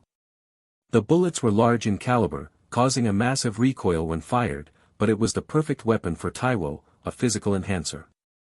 However, it's not a weapon you'd want to take out just anywhere, as it's too powerful for human use, especially not in a tavern where the rules apply. Even for an outlaw, it was out of line, but Taiwo didn't care about that now, nor did he want to. Jiu. Taiwo stuttered through his broken jaw and pulled the trigger. A huge bullet that could shatter an elephant's bones burst into flames and shot toward Ashin. The subsonic bullet was about to reach Ashin, but his hand moved like lightning, clutching the sword at his waist. Scack! A split-second flash of silver light sliced the bullet in half. The sword was so fast and sharp that the bullet didn't even lose its momentum. The bullet, split in two, slammed into the wall of the tavern. A stunned silence descended on the tavern. Even Taiwo, who had pulled the trigger, couldn't believe what he was seeing. That's it? What just happened? Everyone in the bar was thinking the same thing. Their eyes saw what had happened, but their minds couldn't quite comprehend it. Taiwo was impatient, so he fired his gun, and Ashin swung his sword. That was it, but Ashin didn't fall down in a spray of blood. Instead, the bullet split in half and embedded itself in the wall of the tavern. That asshole. Did he really parry the bullet with a sword? It's more accurate to say that he cut it rather than parried it. In fact, whether it was cut or parried, from a third party's perspective, it was impossible to do both. And at the same time, they realized that the rumors that had spread the day before had not been false. If he could cut bullets, it was absolutely possible for him to take on 40 gangsters. Taiwo was still frozen, probably not thinking that Ashin would cut down the bullet he fired. How on earth could, even if you're a mutant with enhanced physical abilities, this shouldn't be possible? It's just a cut. Just, what? Yes. More than that, you shot me. Ashin's cold voice brought Taiwo back to his senses and allowed him to look around. The onlookers gathered in the tavern on the first floor were all staring at him. Taiwo didn't know what the emotions in their gazes meant, and he glared at the mercenaries as if to kill them. How dare the bastards who couldn't even make eye contact with him look at him like that? But for once, the mercenaries didn't avert their gaze. The wounded lion could not scare the hyenas, especially not one who had violated the rules of the tavern. Ashin knew that, which was why he had pointed out Taiwo's behavior, and that was enough to give him a reason to swing his sword. Don't come. Taiwo cried out as Ashin slowly approached. His pronunciation was better, but his legs were shaking like a pair of aspens. Taiwo realized that Ashin was going to kill him, and he knew that no one would stop him, that this was a just execution. Faced with the horror of death, Taiwo pointed the gun he had in his hand to strike again at Ashin. His fingertip was about to pull the trigger when Ashin's figure disappeared like a candle being snuffed out. Where is he? Taiwo's eyes darted around, searching for Ashin, but Ashin suddenly appeared in front of Taiwo's nose. Before Taiwo could open his mouth to scream, Ashin's sword plunged into him. Care! Taiwo let out a gasp of pain. The last thing he saw as Ashin was killing him was his partner, Jake. Jake couldn't bear to look at those eyes asking him to do something, so he turned his head and looked away. At that sight, Taiwo's face distorted in despair, and he soon lowered his head. Ashin drew his sword, which he had embedded in Taiwo's brain, and with a single swing, the blood on the blade dripped onto the floor. Ashin turned to face all eyes on him and opened his mouth. As you can see, he disregarded the rules of this place, drew a gun and fired it, so I asked for a reasonable price for that offense, and I don't think you'll have any complaints there. No one spoke up to challenge Ashin's statement. Instead, there were only nods of approval, as if Taiwo had died a good death. Satisfied that the situation was settled, Ashin turned back to Jake. Do you still need more proof? No. Then you'd better get the hell out of here, because I don't want to see the blood of a dishonorable man once more. The words were blatantly insulting, but Jake couldn't let it anger him. He scooped up Taiwo's fallen body and made a quick exit from the tavern. Ashin watched him go, then turned back to the bar and sat back in his chair. Okay then, let's start talking again. Isabella and Osborne's eyes, which had been scrutinizing him a moment ago, now held an undisguised greed. Now that they knew the rumors of bullet cutting were true, they were even more greedy. But greed is greed, and it made them more cautious. Ashin killed Taiwo, the fixer in Jake's office. Recruiting Ashin meant that they would eventually have a great power, but it also meant gaining Jake's enmity. Jake himself is by no means a fearsome person. He's very capable, but he has an overly high ego and a bad personality. He's resourceful but not much more than that. What scares them more is the massive organization behind him. With no idea what they were up to, Ashin was a very unwelcome addition to their organization. Ashin was not unaware of the complex emotions in the eyes that looked back at him. I think I've already decided who I'm going to make a deal with. Ashen's gaze shifted to Ronan. Ronan Roland. The man hadn't changed his demeanor since he'd argued with Jake and killed Taiwo. Are you sure you're okay with me? Isn't that what you've been waiting for since last night? Well, yeah, I guess so. Ronan nodded instead of arguing. Despite the setbacks, none of them were enough to sway Ronan's resolve. I promise to give you the best treatment in the industry. Ashen and Ronan shook hands. Although it is only a provisional contract at the moment, it appears that this deal will never waver. In that case, would you like to go straight to my office? Office? Yes. It's a bit far from here, but since you'll be stopping by often, it wouldn't hurt to see it first. Sure. Ashen nodded and rose from his seat. Ronan was about to follow him out the door when a voice stopped him from behind. Congratulations, Ronan. You've recruited quite the talent. Ronan paused as he turned to leave and gave a slight bow to Isabella, who was giving him a subtle look. My, it was just a stroke of luck. Did you forget that luck counts as skill in this business? Anyway, I'd like to congratulate you again, and tell you to be careful. When Isabella said be careful, she meant Jake. Now that Taiwo is dead and he was humiliated in front of so many people, Jake will go after Ashen at any cost. And also after Ronan, who had recruited Ashen. Be careful. Jake is a snaky man, and while he smiles on the outside, few people are as twisted in the gut as he is. I know that. I'm glad you do. At least I think pretty highly of you in this business. Though I'm suspicious of you because you're always smiling and I can't tell what's going on inside. Oh, that's hurtful of you to say. Isabella snorted in disbelief. Hurt. Stop making ridiculous remarks that don't even work. Seriously. Ronan didn't understand why people didn't take him at his word. If he smiled, they were wary, if he struggled, they didn't believe him. Maybe it's because the world is so harsh. Ronan removed his hat from his head and held it to his chest, bowing his head slightly. I appreciate your concern, but this is a path that I and Mr. Ashen will have to bear alone from now on. I will take your advice to heart. Yes. Good luck. Hee, I hope to see you often, Ronan. Yes. Goodbye, too, Mr. Osborne. After exchanging a few casual pleasantries with the industry people, Ronan placed his hat back on his head and walked out of the tavern. Outside, Ashen was waiting for him, arms folded. I apologize if I kept you waiting. I thought I should say hello. I can wait long enough for you to say hello. Well, I'm glad to hear that. Oh, by the way, I was wondering if you wouldn't mind if I stopped somewhere before going to your office. I don't mind, but where are you thinking of going? The clothing store. A clothing store? Why there? Ronan stared at Ashen's armor wordlessly as Ashen gave him a look that said he really didn't know. Ashen lowered his head to look at his own armor, and then realized. Ah! The armor was so comfortable that he had forgotten. Stepping out of the clothing store, Ashen gave his outfit a subtle glance. Brown leather pants that are easy to move around in and a white dress shirt.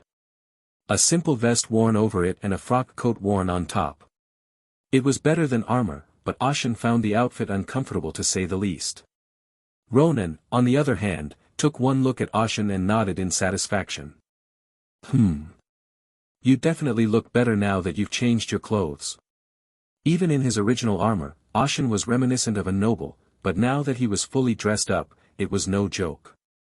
Not only the clerks at the clothing store, but also the owner came out and made a big deal about it, and even now, passers-by would steal glances at him as they passed by on the street. The shop says they'll send the armor separately, so we'll go straight to the office. Of course. Ashen felt a little empty without his armor.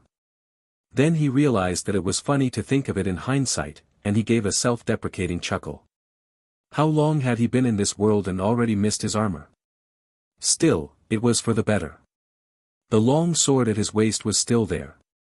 The two made their way to a nearby platform and boarded the tram.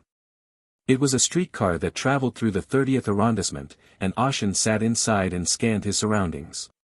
It's a different world, I've seen gangs, guns, and the architecture, but as I travel a tram like this, I realize it's a completely modernized world. Even now, steam-emitting cars were passing by on the streets, and non-human subraces were also seen.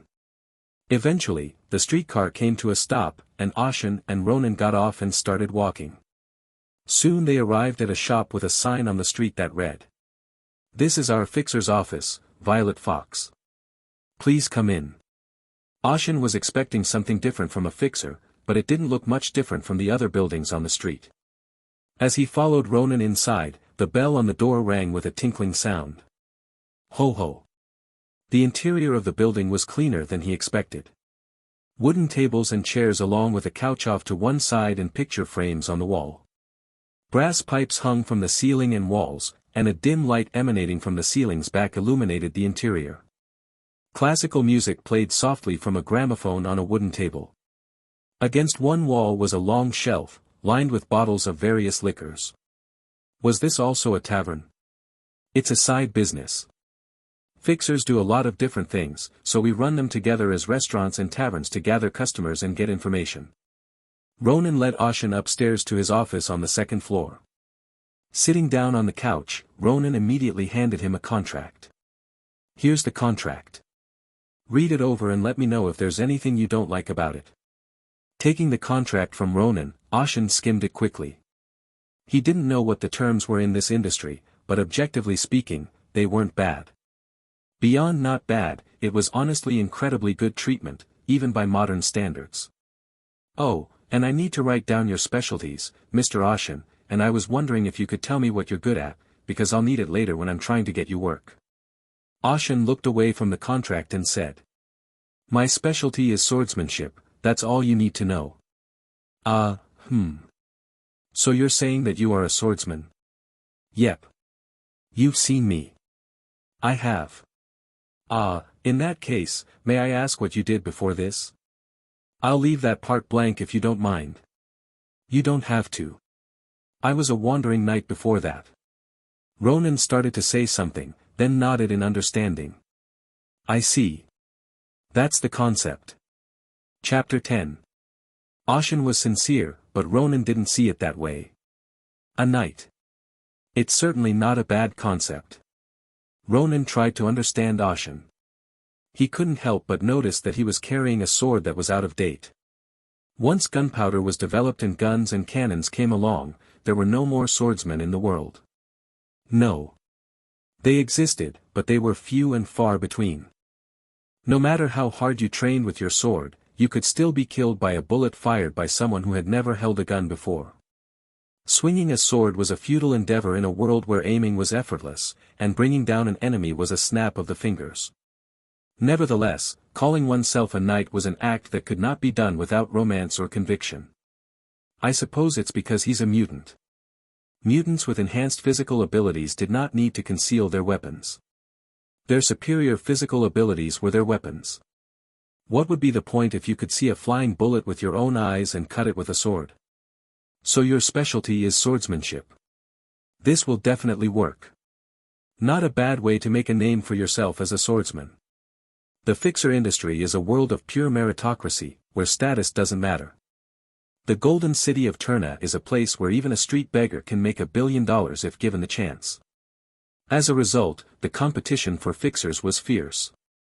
On the contrary, Ashen's concept had the advantage of scarcity.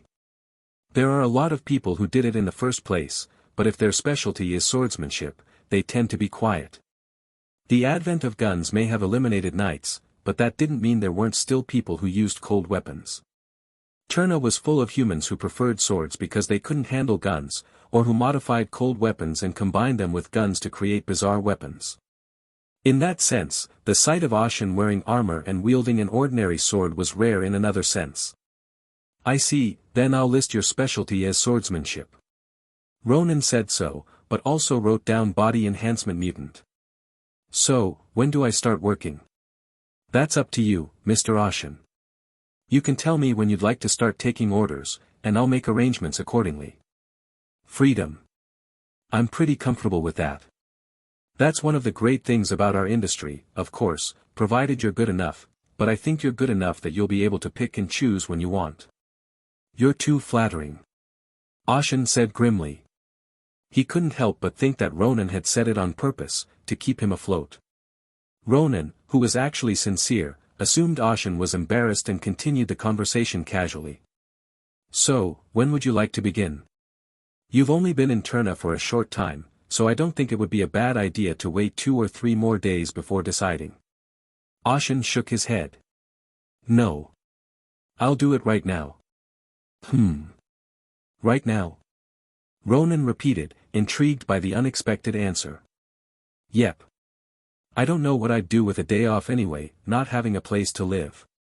Well, our office doubles as a hostel, so you'll be comfortable for a few days.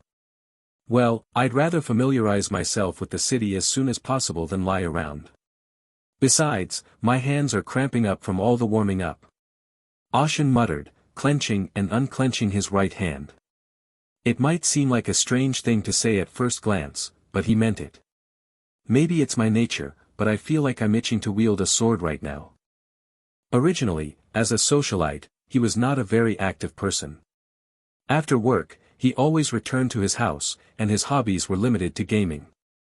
This was the first time he'd actually felt his body itching to move. Not bad.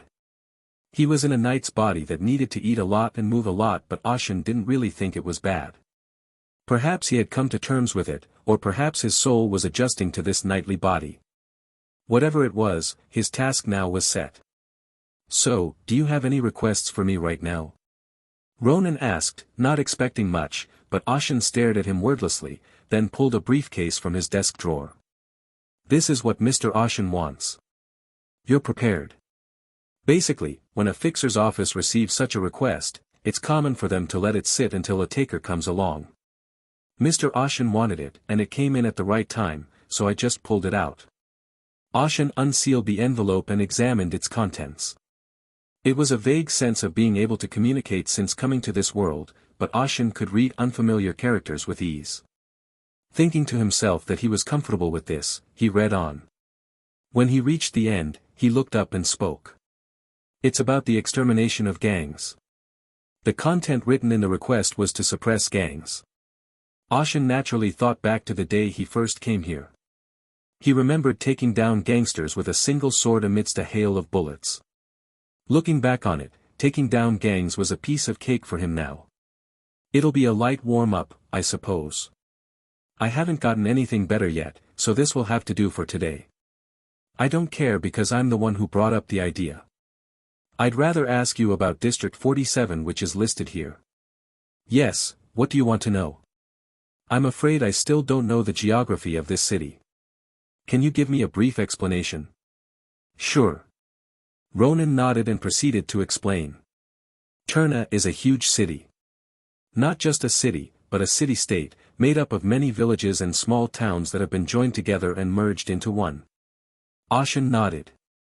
The impression he'd gotten of the city on the ride to this tavern was that it was endless. And this Terna is still growing in real time. It's swallowing up the fishing villages and towns outside the city, clearing forests and adding new sections. It's like a living, breathing thing. Yes, it is, which is why they also call it the City of Greed. The City of Greed.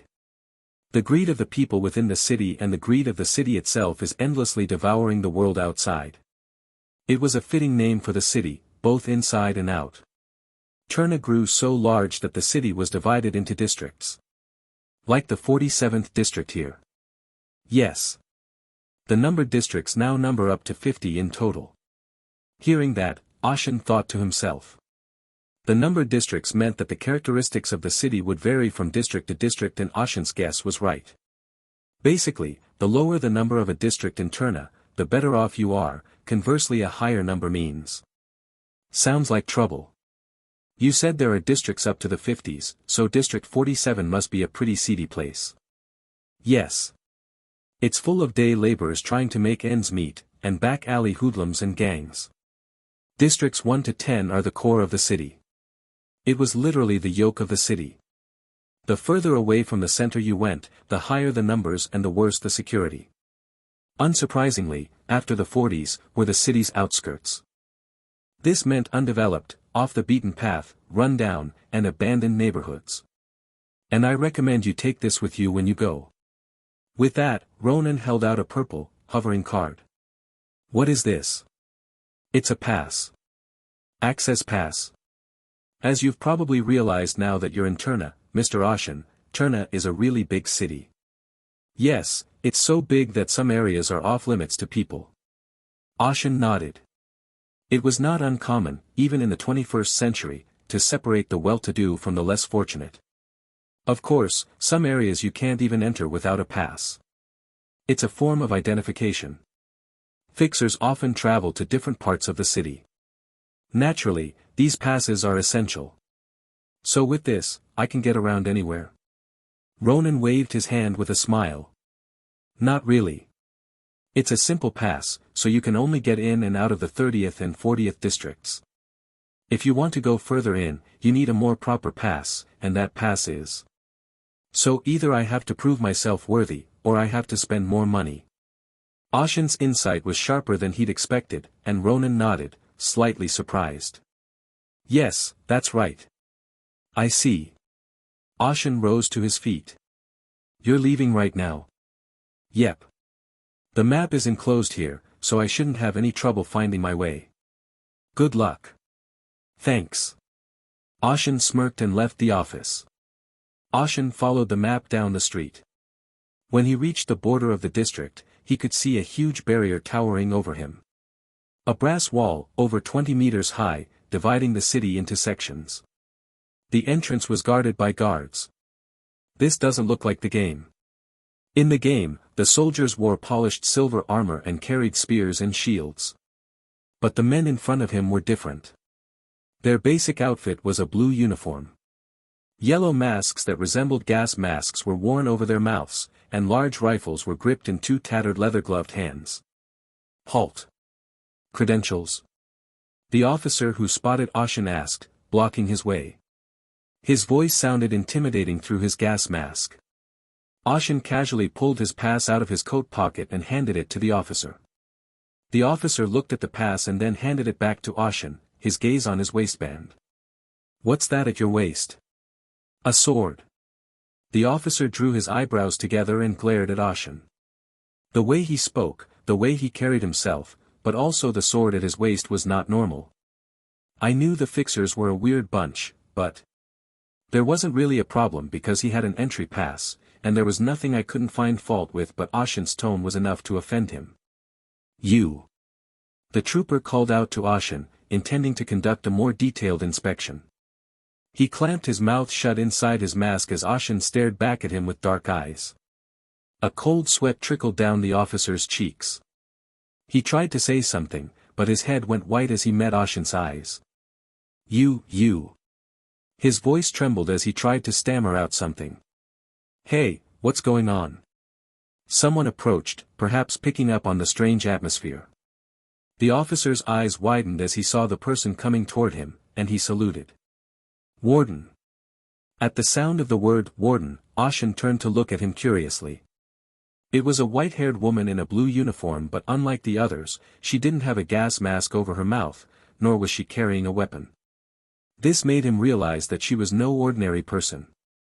In a place where everyone else carried weapons, a bare-handed woman couldn't be normal.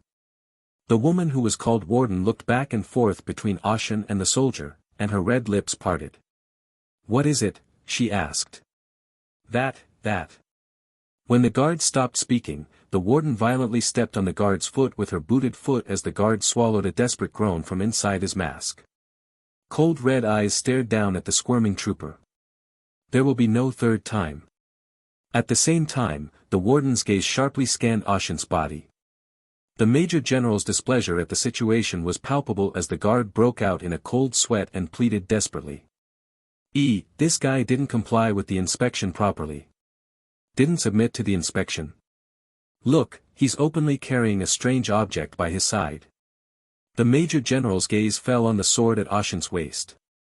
It was a pure sword without any decoration. Her piercing red eyes scanned Ashen's face with curiosity. Who are you? Ashen. Ashen? What do you do? Fixer. He was just a new recruit, but Ashen didn't bother answering that question. The Major General's frown deepened at the word fixer. Just looking at his face, he appears to be a young master from a noble family, but he carries a sword at his side and his profession is fixer. Do you really use that sword? Ashen narrowed his eyes at the question. His knightly body took offense to the Major General's provocative words. No, no. Be patient, wanderer knight in me. Ashen managed to keep his cool. No matter how he looked at the other person, she seemed to be a person of high status beyond the person in charge of this place. If he had to guess, she was probably a high-ranking police officer in the city, and nothing good could come of arguing with such a person. So let's be as polite as possible. Ashen said, knowing better than to pick a fight. Are there any idiots who carry weapons they don't use? What? Ashen felt sick at the words that came out of his mouth. But the knight's body, once ignited, made no attempt to hide his displeasure. If you're really curious, I can show you here. The Major General's expression twisted subtly. She wasn't angry, but rather, she was surprised that a fixer could look at her and not freak out. Bluffing? But I can tell by the look in his eyes that he's not bluffing. It's not a bluff, nor is he trying to deceive them. The man in front of her, Ashen, seemed genuinely and sincerely comfortable with his sword skills. Moreover, his authoritative voice clearly showed that he believed in it. The Major General couldn't quite put her finger on the sensation that had just pierced her instincts like a needle in a haystack.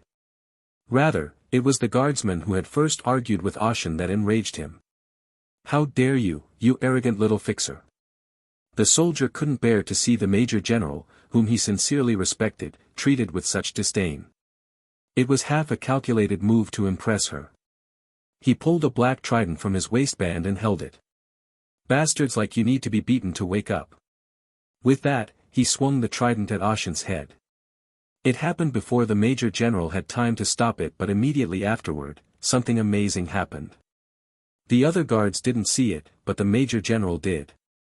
Before the trident could reach his head, Ashen had drawn his sword with his right hand and cut it off.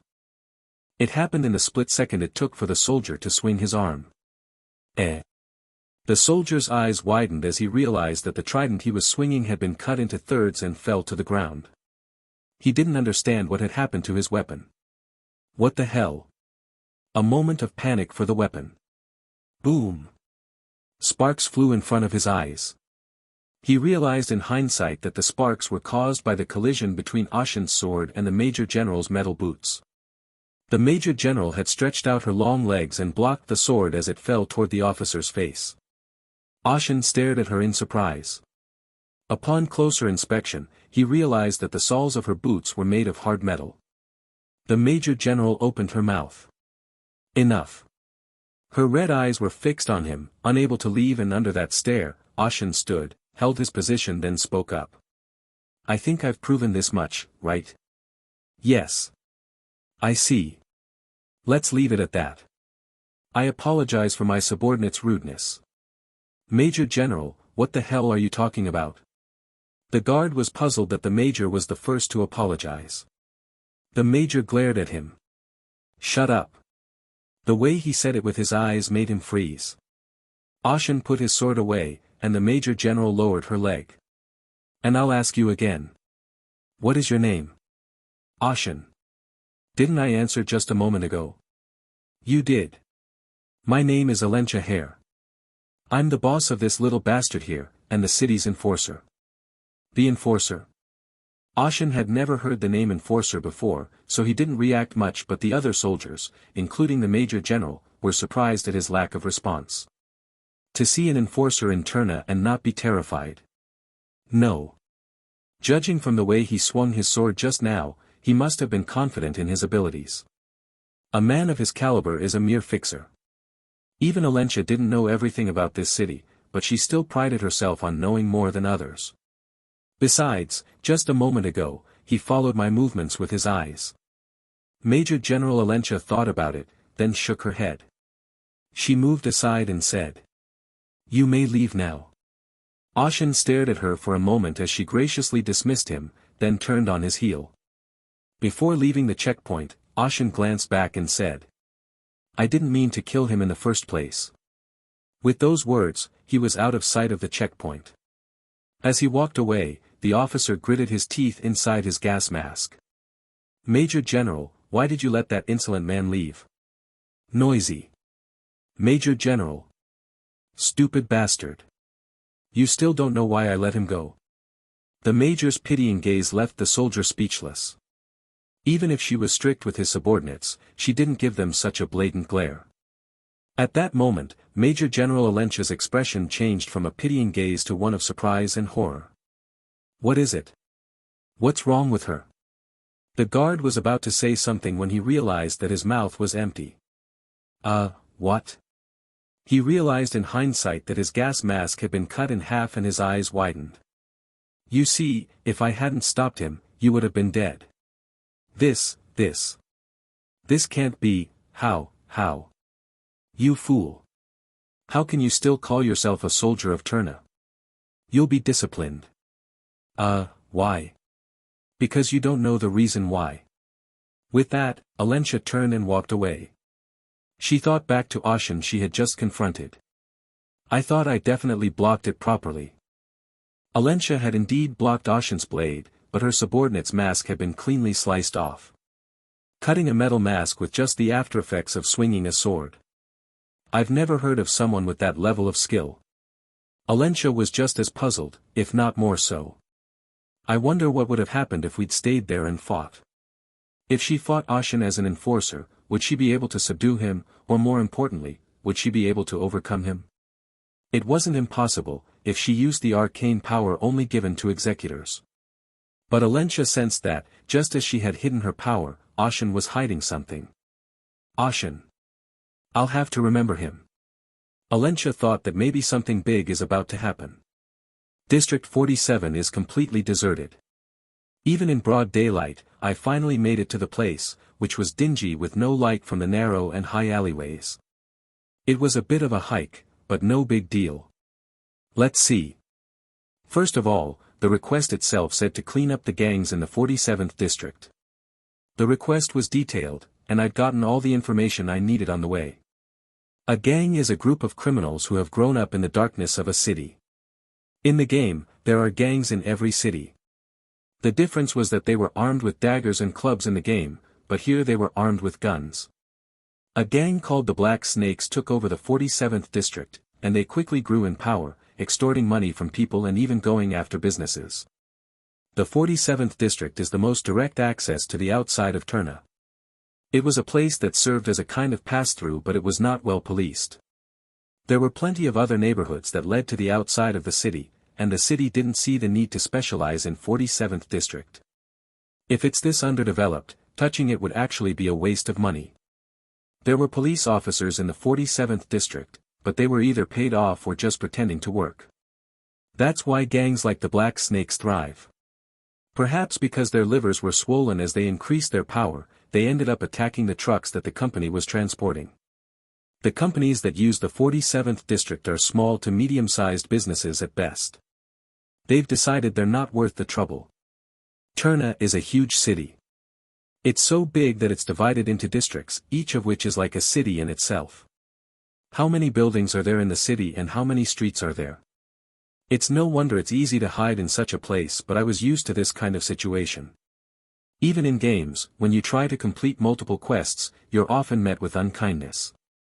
When you get a quest, there's no system that tells you where to go with arrows. You had to navigate and figure it out on your own. Quests with unknown destinations and complex structures that made it difficult to locate NPCs. The back alleys of the city in particular were the perfect place to waste time with nothing to do.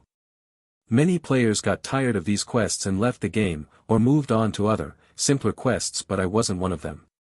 In the game, there are a lot of NPCs that don't interact with you, so it's hard to ask and find things. This is real life, not a game. So even if I just talk to a bum on the street, there's information to be gained. With that in mind, I decided to look for someone nearby who might know something. Boom! A bright red apple rolled toward me with the sound of something breaking. I picked it up and turned my gaze to the source of the commotion. If you're going to do business here, you're going to pay. Did you think we wouldn't find you if you moved and ran away? You realize we have a tight hold on this place, right? Hey, what are you doing, smash it. 5 burly men, who looked like thugs to me, were persecuting the fruit vendor. They kicked over the stall and trampled on the fruit as it rolled across the floor. She tried to resist, but she was no match for them. One of the taller men gave her a strong shove and she fell to the ground. I looked around and saw that some passers-by had gone on their way without intervening. At least this wasn't the first time this had happened. Yeah. There must be people in the demolition industry in this world. I tossed the apple in my hand, caught it, and threw it at the bully. Pow! The apple flew straight and smashed into the temple of the one who seemed to be the leader of the 5. Who the fuck are you? The scruffy-looking guy whirled around and made eye contact with me, his face contorting. Is that you? Yep. I threw it. The guys giggled and snorted at my answer, then slowly approached me. Hey, bro. You look like you're wearing nice clothes, so why the fuck are you in someone else's business? Huh. Let me ask you something else. What's with this asshole's tone of voice? From the way you just talked, you guys seem to know the geography of this place. Can I ask you for directions? At my question, the 4 thugs looked at each other and burst out laughing. The only one who didn't laugh was the one who got the apple and glared at me. I nodded, realizing that even if he knew, he would never tell me. It's okay. You don't have to tell me right now. There's no point in wielding a sword against these guys, so I curled my fist lightly into a ball. I wasn't expecting to hear it right now. The thugs were growing increasingly irritated by Ashen's words. They had planned to drive him away, but now that he was so blatant about it, they were planning on taking proper care of him. Especially the one who was slapped with the apple was snorting and already clenching his fists. Now that he'd pissed off the most unobtrusive guy, he was in trouble. Hey, don't get in the way. I'm going to fuck that asshole. The thug stomped off toward Ashen. 1 punch and you're dead. With those words, a fist was thrown toward Ashen's abdomen, but the punch didn't quite reach its target. Ashen reaches out with a light hand and catches it. I'd like to return the favor. What? Don't get knocked out by 1 punch, or I won't be any fun. What? He was about to say that when a searing pain in his abdomen forced him to gag. Ashen had just reached out with a light fist and punched him in the stomach. The gangster's body was bent in a straight line and eventually folded in half. His wide-open eyes looked like they were about to pop out at any moment. The giant flew several meters, skidded across the floor, and slammed into the wall of the building. What, after all that talk, you can't even take a single shot. Even though Ashen thought he'd hit him with a bit of force, the bastard was still on the ground, drooling profusely. The disparity in their physical specs meant that what he thought was a light punch was too strong. All the passers-by around him who were nervous that Ashen might be hit were taken aback. It was the same with the other thugs who had been struck by their companion. Ashen's eyes turned to the 4 remaining thugs. The thugs flinched, but then they realized that there were 4 of them, and they gained courage. Don't be silly, he's all alone. All at once. The thugs exchanged glances and surrounded Ashen, encircling him, but Ashen hadn't moved from his spot. Of the 4, the one behind him moved. He kicked him in the back when he didn't turn around. Ashen dodged the kick as if he had eyes in the back of his head, and instead grabbed his leg. Ashen grabbed his leg and swung it like a blunt instrument. Quagic. The 2 thugs who had been lunging at him from the side collided together and hit the ground. Immediately afterward, one of them swung the gourd he had brought with him. Ashen lightly extended his arm. His fist shattered the gourd into pieces. This. Bam! The thug's nose snapped down, and his bloody teeth fell out. The last of them pulled a knife from his waistband and stabbed at Ashen, and Ashen quickly retracted his outstretched fist. Then, slowly, he punched again at a speed visible to the other person's eyes. Asshole! The knife-wielding thug smiled and brought the knife into the path of Ashen's fist. If he continued to punch, his hand would be cut off by itself, but the moment Ashen's fist and the knife met. Chonggang. The knife shattered into pieces and scattered. The thug who had lowered the knife doubted his eyes. His bare fist was supposed to be spattered with blood, but the result was quite the opposite. The thug was devastated by the shards of the broken knife, but Ashen's fist was not. Boom! It was a light blow from Ashen's point of view, but to the attacker, it felt like a truck had driven right into him. The thug finally couldn't take the pain anymore and begged Ashen. "Ma, I'll tell you, Ma, I'll tell you, please don't kill me." "That depends on what you say." Ashen glared at him and the thug's complexion turned pale. Jacob Jelen, leader of the Black Snakes, was a veteran, a stranger from outside the city.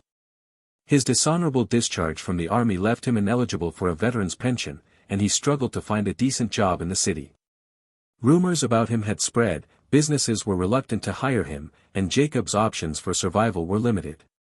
Looting and killing. One by one, Jacob picked off the smaller organizations in the 47th district. These backstreet gangs were nothing more than a bunch of pretentious bullies. It wasn't hard to dismantle one organization after another and regroup. Once he'd established his own faction, Jacob scouted out the neighborhood and raided the trucks coming and going at dawn. In this way, Jacob and his men made a lucrative profit and grew their ranks. At this rate, Black Snake would be on its way to becoming a mid-level gang. "Boss. Is this okay?" "What do you mean?" Jacob's subordinate spoke up from his office, his voice gravelly. "What if we keep doing this and they send someone? I heard they're scared and might send a professional fixer." Jacob glared at his subordinate for being so stupid. He wanted to curse and slap him, but he was the leader of the organization, so he exercised as much restraint as he could. "Don't worry about it. There's no way the fixers are going to come to this backwater anyway.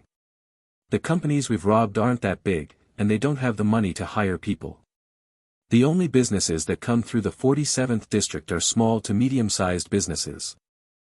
The real businesses don't set foot in the bad neighborhoods in the first place.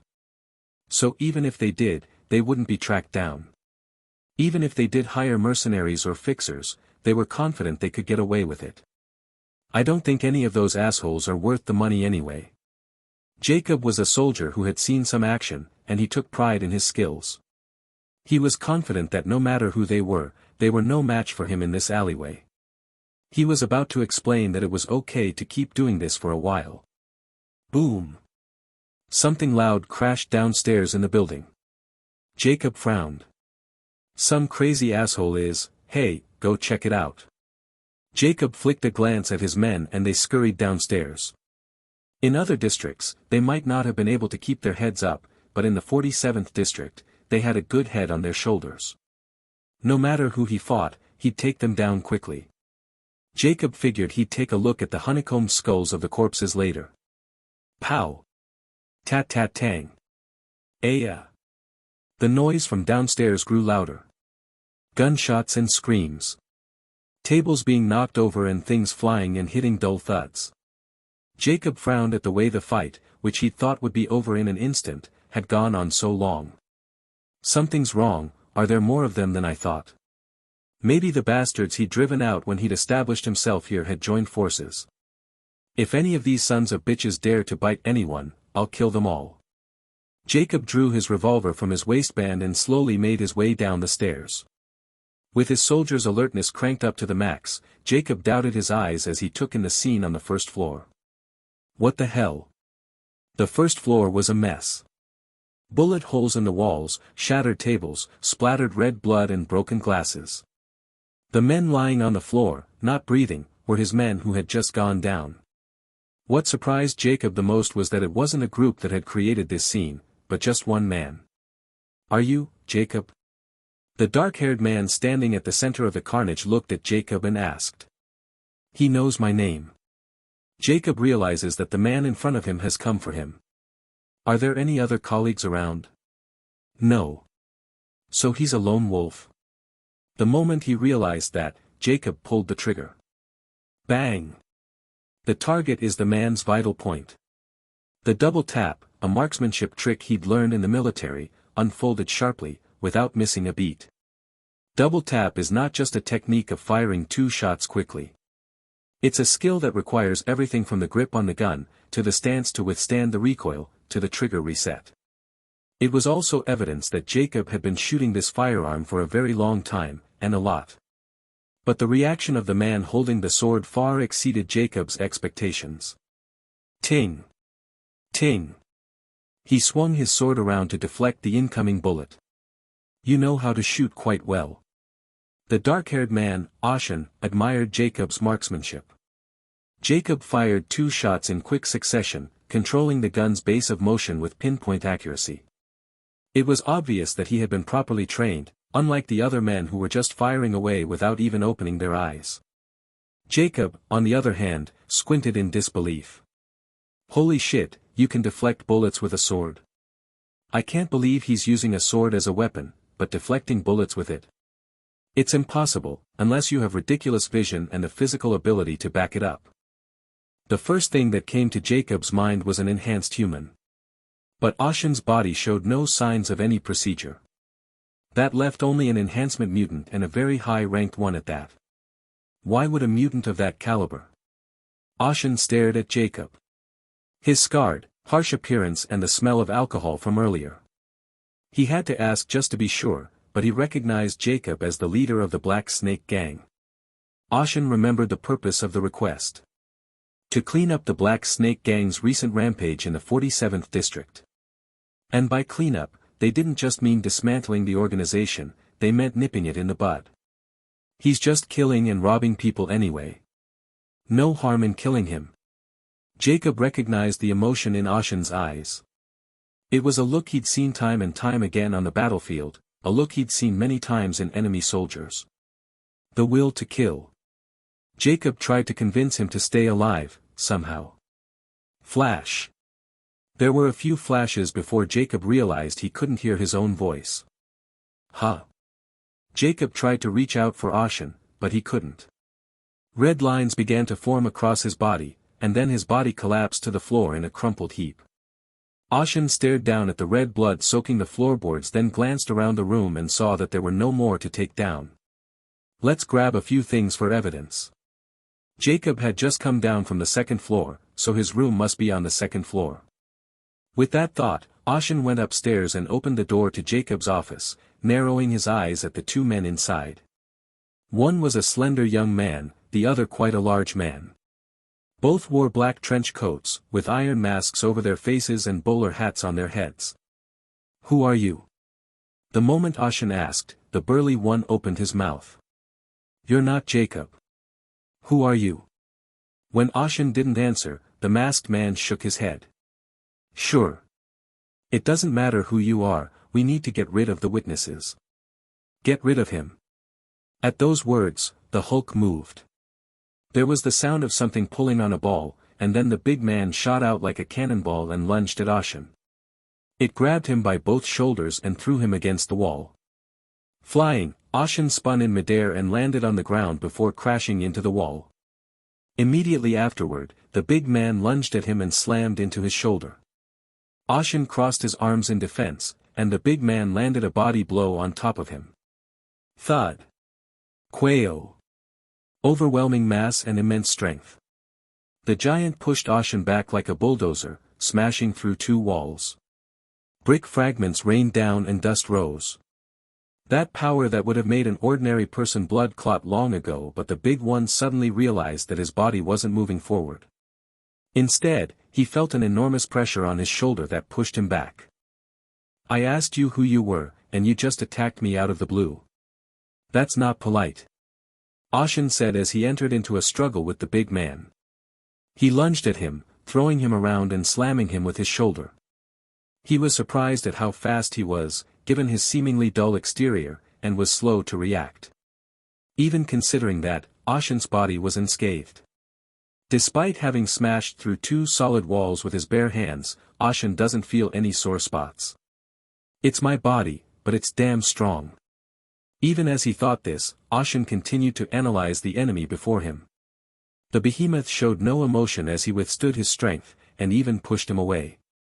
At least this wasn't the amateur he'd faced downstairs just moments ago. The big man pushed down on both legs. The floorboards cracked and split, but Ashen still didn't flinch. Instead, the big guy was slowly pushed back. When he realized this wasn't going to work, he leaned back slightly. Ashen resisted the push, and for a split second, he lost his balance. His skill was too immature for such a powerful body and the gap was exploited by the big man. A fist the size of an adult male's head shot like a cannonball toward Ashen's face. It was a piercing straight that should have popped his head open like a watermelon, but Ashen regained his balance with incredible speed, dodging the punch with a slight tilt of his head to the side. He spun his body backward. With both hands, he grabbed the big man's outstretched fist over his shoulder and slammed it into the ground. Quong! The big man took his full weight on his back, but there was no groan from behind the mask. Ashen's eyes shone with interest. This thing was stronger than he'd thought. Let's see how much longer you can hold out. Ashen slammed his fist into the fallen giant's face. He wanted to remove the smug mask first, but Ashen's outstretched fist was caught by a hand the size of a pot lid. As Ashen looked at him in surprise, a change occurred in the big man. Pure white steam flowed out from the gaps in his coat, and such a reaction could not have come from an ordinary human body. Ashen's eyes widened slightly at the pressure that threatened to crush his fist. His strength had just increased even more than before, and the deafening sound of spinning wheels, pumps pumping was coming from inside the giant's body. You're not human. Before Ashen could finish his sentence, the creature's upper half rose as if it had been thrown off. Without letting go of Ashen's fist, it twisted around to face him once more from the front. Inside the slightly torn forearms of his coat, he could see arms of steel, not human. The hulking figure glowed a reddish-eyed glow from behind its mask. The tall, lanky masked man sat in a chair in Jacob's office and waited. He'd come to see how far Jacob's business had expanded, but the timing was bad. Jacob had been killed by some fixer. It's a shame, but it was one of those hands I was going to discard anyway. The fixer was unlucky to face us on a day like today. He must have been pretty good to wipe out the Black Snake gang single-handedly. The behemoth that Ashen was fighting now was not something he could deal with. An automaton, a self-driving doll, especially built for combat, extremely strong and powerful. There was no way a single fixer could take on an automaton that could single-handedly take out several gangs. Just as he was thinking that, he heard a series of thuds coming from beyond the broken wall. At least that fixer has some ability, he's holding up pretty well. But only for a moment. Soon the noise from the other side of the wall subsided. Finished. Now the automaton will appear before him, carrying his mangled corpse. Just as he thought that, something flew from beyond the broken wall. Boom! What he thought was a corpse was, to his surprise, was the automaton he had brought with him. With one of its arms torn off, the automaton scrambled to its feet, unable to keep its balance. The masked man's gaze shifted from the automaton to the broken wall beyond. There, Ashen slowly emerged, clutching the automaton's forearm. Ashen slung the detached forearm over his shoulder and stared at the masked man with a cold gaze. The masked man felt goosebumps rise on his skin beneath his coat. Tearing off a battle automaton's forearm so easily.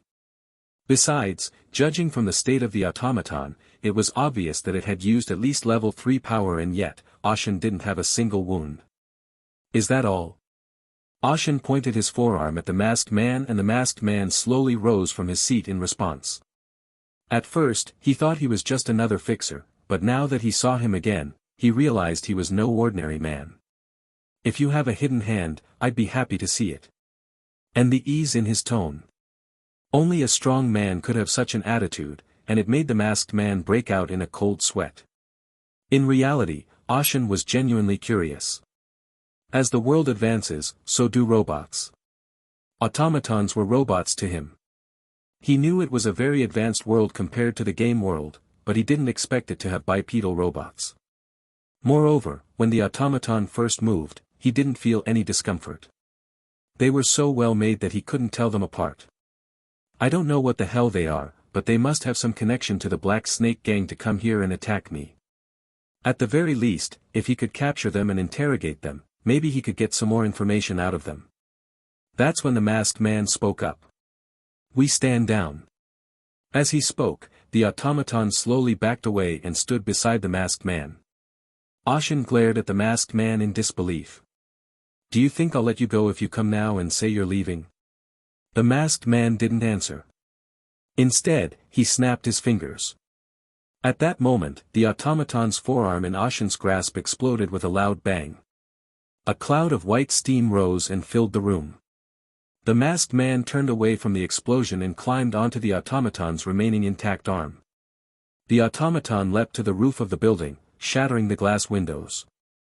One human and one automaton disappeared into the city's steam in a matter of seconds. The steam in the room slowly subsided. Ashen clicked his tongue as he looked at the shattered window and the two missing beings. He couldn't believe the arm itself had the ability to explode. I didn't smell gunpowder, so I must have been caught off guard. He had detonated a compressed vapor capsule embedded inside his forearm. The expanding water vapor itself acted as a kind of bomb, and it was powerful. The shards of the shattered steel forearm became projectiles in their own right, blasting the surrounding area with the pressure of the explosion. It was reminiscent of a claymore, tearing through everything within a certain range, but Ashen's body was unscathed and his hand still clutched his sword. He had deflected all the shrapnel from the exploding forearm with his sword. As if to prove it, the wall behind his back was clean of shrapnel. The shredded scene around him seemed alien. Ashen reached for something to use as proof, but gave up when he saw the wide-open vault was empty. Whatever the masked man was doing, he'd already taken all the evidence against them. I don't see the point in bothering with him, since my request was to take down the Black Snake gang anyway. It wasn't a pleasant feeling to realize that something was behind this. The city was so large that it wasn't surprising that there were all sorts of organizations running things. Ashen sheathed his sword at his waist and stepped outside of the gang's lair. Kick-ick. Kick-ick. Chirp. White steam rose from the alleyways, accompanied by the whirring of machinery. Ashen's vision contrasted the city alleyways of his past game with what he was seeing now. It was an alien sight, no matter how many times he saw it. He finished the request and started to turn back, but stopped in his tracks. Turning, Ashen stared out over the steamy rooftops of the building. What is it? The Watcher, his eyes on the scope, doubted his own eyes when Ashen turned this way. He's been looking this way. Have we been spotted? No, that can't be. The distance between him and Ashen is more than 200 meters. Even this side of him was cloaked, and the white steam from the brass pipes around him made it difficult to distinguish things. It seems impossible that a man could have spotted him on the roof of a building. Maybe it's just a coincidence. For a moment, the observer thought of fleeing, but then he suppressed his anxiety and tried to confirm Ashen's appearance through the scope again. However, he couldn't help but panic. What the hell? Where did he go? The figure of Ashen, who was standing in the alleyway just a moment ago, was nowhere to be seen. The observer felt a sense of unease. His first thought was to quickly get away, but then he felt a cold touch on the back of his neck. Don't move. The Watcher panicked.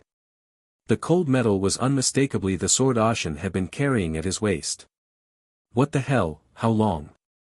It hadn't been that long since he'd lost sight of him. However, in that short time, he had covered more than 200 meters and taken up position behind him. He was even on the roof of a building. You were watching me just now. What's your purpose? The way he said it, he knew he was being watched. For a moment, he looked back at himself through the scope, and it wasn't an illusion. Cold sweat trickled down the inside of his gas mask. You won't answer me? Good. The moment Ashen was about to apply force to his sword, the Watcher shouted. Wait. The Watcher immediately raised his hands in a sign of surrender. Whoa. Calm down. I'm sorry for watching you just now. With that, the Watcher slowly removed the gas mask stuffed over his face. As he removed the leather cap and goggles from his head, his rich ivory hair spilled out. Ashen opened his eyes in surprise. It was a woman, and a very beautiful one at that. I'm not your enemy, I'm trying to help. Believe me. I do. Really? I do. Because I didn't sense any sign of malice in your gaze. At that, the Watcher's eyes widened in disbelief. Yes. I'm glad. My name is Lorraine Punk. Ashen. Yes. Ashen. Do you know why I was watching you earlier? To see if I did my first assignment right, and if not, to help me out. Lorraine's eyes widened at the answer that flowed from Ashen's mouth. You knew. I had a vague idea. Ashen may have the ability to see and deflect bullets, but having the ability is one thing, but having the experience to put it to use is another. Even the most talented can die the moment they let their guard down. In Ronan's position, it would have been normal to stop him when Ashen said he would fulfill the request immediately. Nevertheless, Ronan granted Ashen's request and she was a safety measure, just in case. Ha! This is true. I got a kick out of it. Lorraine clucked her tongue at Ashen's unexpected insight. Ronan said he'd only been in Turna a short time. The way he talks, he sounds like a veteran, like he's been around for years. He didn't say much, actually, but I wanted to come and see you, though in hindsight I think it may have been in vain. More than that, I'd like to ask, didn't you see a strange man running away just a moment ago? A strange man? The ones with the masks and coats. Oh, I saw them. They smashed a window and disappeared in a flash, but I didn't think they were from the gang, so I let them go. I see. Lorraine asked, sounding slightly concerned. What, did something happen? Nothing. What was it? Just that there's a shady group behind the Black Snake gang. We ran into each other, and they tried to kill me to destroy the evidence, and when that didn't work, they just ran away. That's not a big deal, is it? Lorraine stared at Ashen in disbelief. What did he look like, or did you find out who he was? I don't know. He wore a mask when we fought, and he wouldn't talk to me. But I do know this. One of them was a machine in human form. A machine? Oh, an automaton. Ashen nodded. Lorraine remembered the image of him as he fled. The hulking creature had scampered across the roof of the building like a zoo monkey, which made sense if it was an automaton. Wait a minute. Didn't he have one arm missing? I took it off. I gave it a little force and it broke. I can't really tell because I wasn't looking closely, but he didn't look like an ordinary automaton, did he? I've never seen an automaton before, but it looked normal. Except for the arm that was detached and exploded separately. That's no ordinary automaton. Even as she muttered that, Lorraine scanned Ashen's form from top to bottom. There was no sign of the explosion anywhere on his immaculately dressed attire, but he wouldn't be lying since she had heard the explosion. A detached arm exploding, that's not the kind of thing you'd expect from an automaton. It's probably a specialty product that's been painstakingly crafted. It's amazing that Ashen was able to defeat it, but how did he survive the explosion? Lorraine gritted her teeth. Ronan, you lunatic, who are you to tell me I need to cover for someone who doesn't need it in the first place? In fact, Ronan stopped Lorraine from going, and it was Lorraine who came on her own, but she blamed Ronan. Ronan would have been furious if he had heard.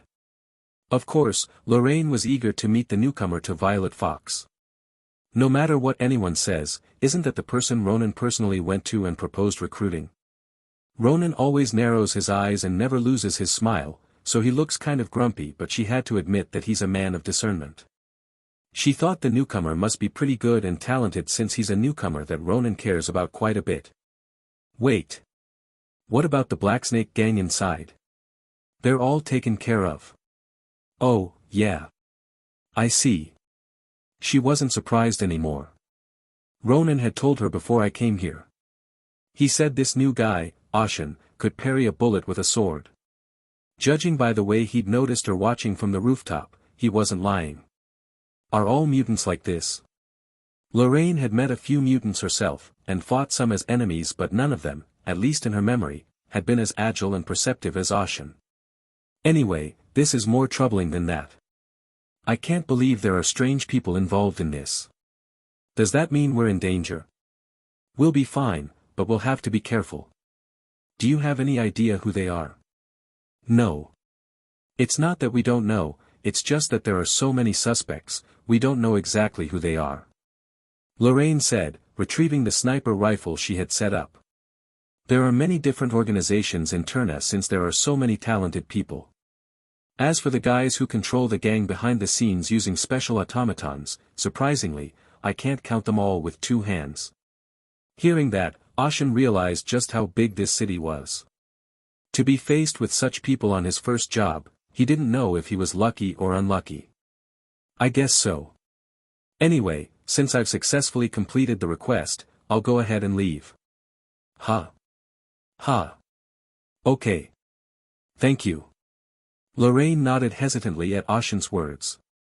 She didn't say anything about how she's his senior in the industry and what's with your weird way of speaking. In this industry, the strongest person was the senior. Oh, and by the way. Lorraine shivered involuntarily. Ashen smirked at the sight of her, then pointed at her waist with his chin. The one at your waist. I commend you for your judgment in not pulling it out. With that, Ashen darted off down the alleyway. Left alone, Lorraine was at a loss for words for a moment at Ashen's point. Did he notice that?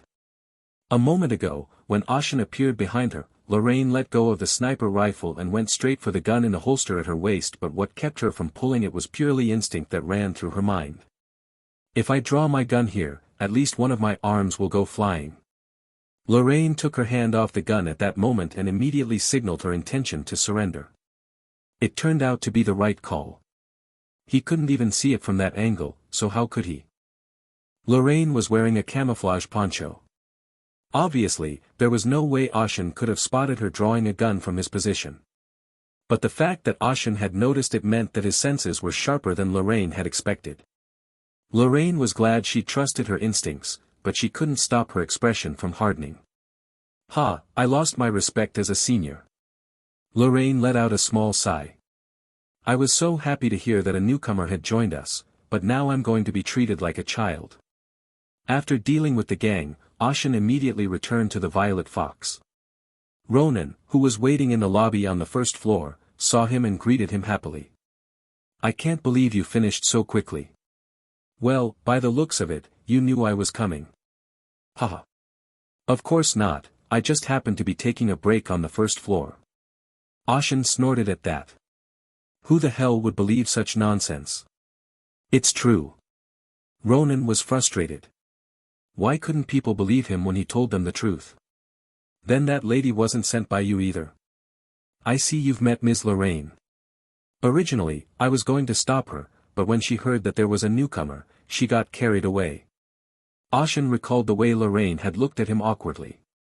She had prepared well, so it wasn't like someone had forced her to come. She really wanted to look good in a crisis as a senior. The problem was that she'd been caught hiding and watching instead of helping, which is not something that would normally be embarrassing for either party. Come to think of it, there must be other fixers here besides me. Yes, of course. There aren't many of them, but there are some very good ones. Is Lorraine one of them? She's a bit of a hothead, yes, but she's also an excellent sniper, and she's ex-military. I see. I don't see them much now, they're all busy, but you'll meet the others someday, they're all good people, you'll get to know them. Ronan smiled lightly, then cut to the chase. I think you've done what you were asked, but judging by your reaction, something must be wrong. You know that? Just that you seem to want to say something. Oh, and I apologize if I was too rude. Ronan bowed his head slightly to convey his apology. Ashen smirked and shook his head at the sight, then proceeded to explain what had happened to him at the gang's hideout. When he was done, Ronan put his hand to his chin in confusion.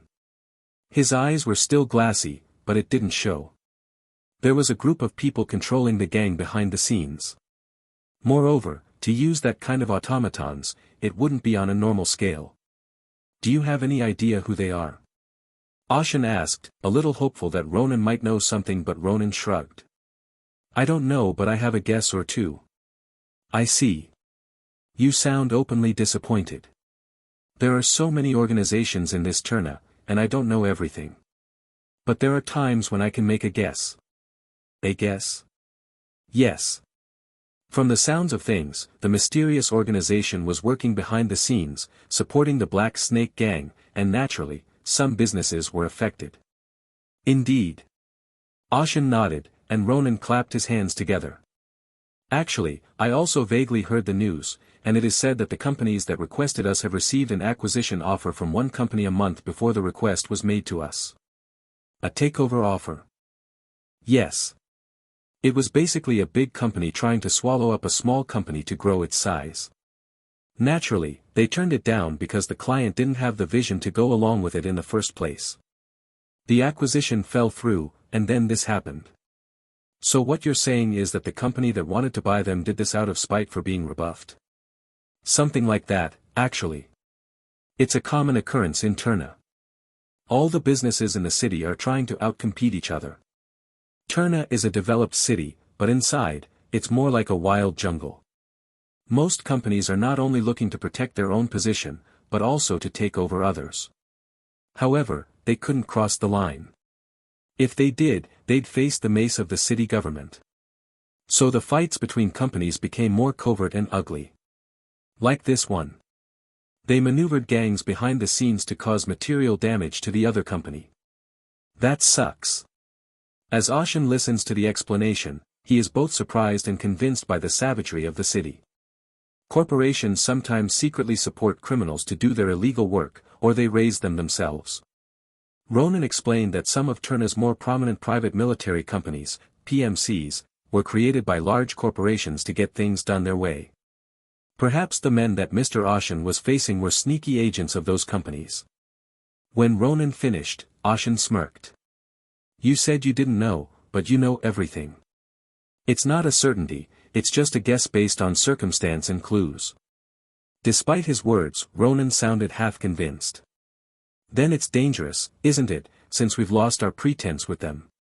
You wouldn't have to worry about that. I don't think they'd hold a grudge against Mr. Ashen, the fixer. Even after they tried to kill me. But Mr. Ashen won, so they'll find another way. Another way?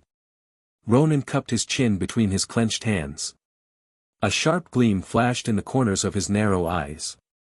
That would be to make a request to Mr. Ashen. Ha! Ashen couldn't help but chuckle at Ronan's comment. What you mean is that you are planning to get rid of me by making a very dangerous request that I cannot solve. Ronan shook his head, mildly denying Ashen's speculation. It's the opposite. The opposite? What I was saying was that they were purely considering Mr. Ashen's abilities and were making the request. But I interfered with their work. That's how you proved yourself. Ashen suddenly understood what Ronan was trying to say. I see. Even if they were interrupted, if their opponent was really good, they'd still be able to. Yeah, they just flipped their attitude like the palm of their hand. Isn't that the nature of corporations? A corporation is a group of people who are only in it for the profit. If you're a fixer they can pay to hire, they'll neatly forget what happened in the past and join hands. That still didn't make sense to Ashen. He thought that even a corporation could not help but act with mixed emotions. Isn't the corporate world the most vindictive place in the world? When Ashen looked unconvinced, Ronan explained. Of course, if there's public defamation, a corporation will retaliate, because they care about their image. Public honor. Ronan nodded, realizing that Ashen was getting straight to the point. What Mr. Ashen experienced this time was an unofficial, shadowy incident at the company. There, he has no reputation to be tarnished by being interrupted. On the contrary, if they try to use that as an excuse to mess with Mr. Ashen, it would be like confessing that they are plotting bad things behind people's backs. I see. I understand. Even with that in mind, the business of this world seemed to run quite rationally. Or rather, beyond that, they were so rational that you wondered if they were human beings with blood in their veins. Even those who had turned against them were the first to reach out when the opportunity arose to bring in new power. The corporations are more powerful than I thought. It made sense in his head, but in his heart, they were too calculating. Normally, he'd be emotionally furious and want to retaliate in some way. In the grand scheme of things, it was a good thing for Ashen, but watching it, he couldn't help but feel indescribably uncomfortable. Business doesn't care about honor. It only cares about practicality. All they care about is profit. That's why they've become more than a medium-sized company in the harsh world of Turna. Is that what a mid-sized company is like? Ashen wondered what would be considered a large company in Turna. It's actually good for Mr. Ashen, because he might get a new client, and if this goes well, a permanent one. What's a permanent client? It's like a regular client who literally only goes to one person. That doesn't sound like a very appealing option. Fixers are freelancers, they can work when they want to, and sometimes they can't, and it's usually the latter. The industry is pure meritocracy. If you don't have the skills, you don't get the work. Clients want to work with experienced people, not newbies, but if it's a beginner, then they want a promising one. They're also better than experienced people because they're younger, and their prices were lower.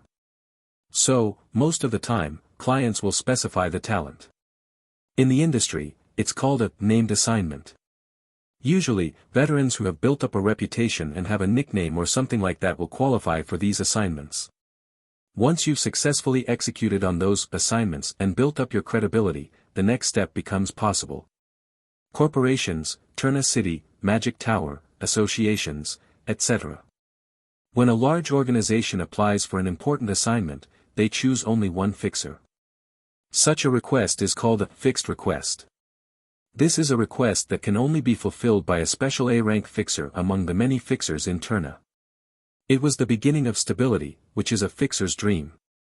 If you go further, you can even work for the organization that placed the order and wear their business card. You can retire as a fixer and become an external advisor to companies. You can make a lot of money and have a stable income. It's the standard path that every fixer wants to take, but Ashen wasn't too happy about it. A life of doing what you're told, I can't imagine it. Belonging to an organization gives you security, but it also takes away your freedom. A life of subordination where you have to do what you're told. To a wandering knight who longed for freedom, nothing could be more terrifying. Anyway, you don't need to worry, Mr. Ashen, everything will be fine. I wasn't really worried. Then I'm glad to hear it. Ronan smiled wryly. I can't wait to see when a corporation will suddenly put in a request for Mr. Ashen. Are there any other suspicious organizations besides corporations? Suspicious organizations? Just tell me what kind of people are in this Turna. That shouldn't be difficult. Ronan explained that there were fugitives from outside the city, veterans, criminal organizations growing in power from within the city, and cults. Ashen nodded in understanding as he listened. Most of the people I knew are gone. In the game, there was no shortage of enemies, unholy warlocks, heretics who worshipped foreign gods, corrupted taint monsters, and more, but as the world changed, so did they. Now, new organizations have emerged, befitting the new age. Ashen was suddenly curious. So, what happened to the organizations and boss monsters in the original game? In the game, there were some beings that could resist the passage of time. Ancient wraiths, sealed demons, cursed dragons, and spirit beasts. There was a good chance they were still alive.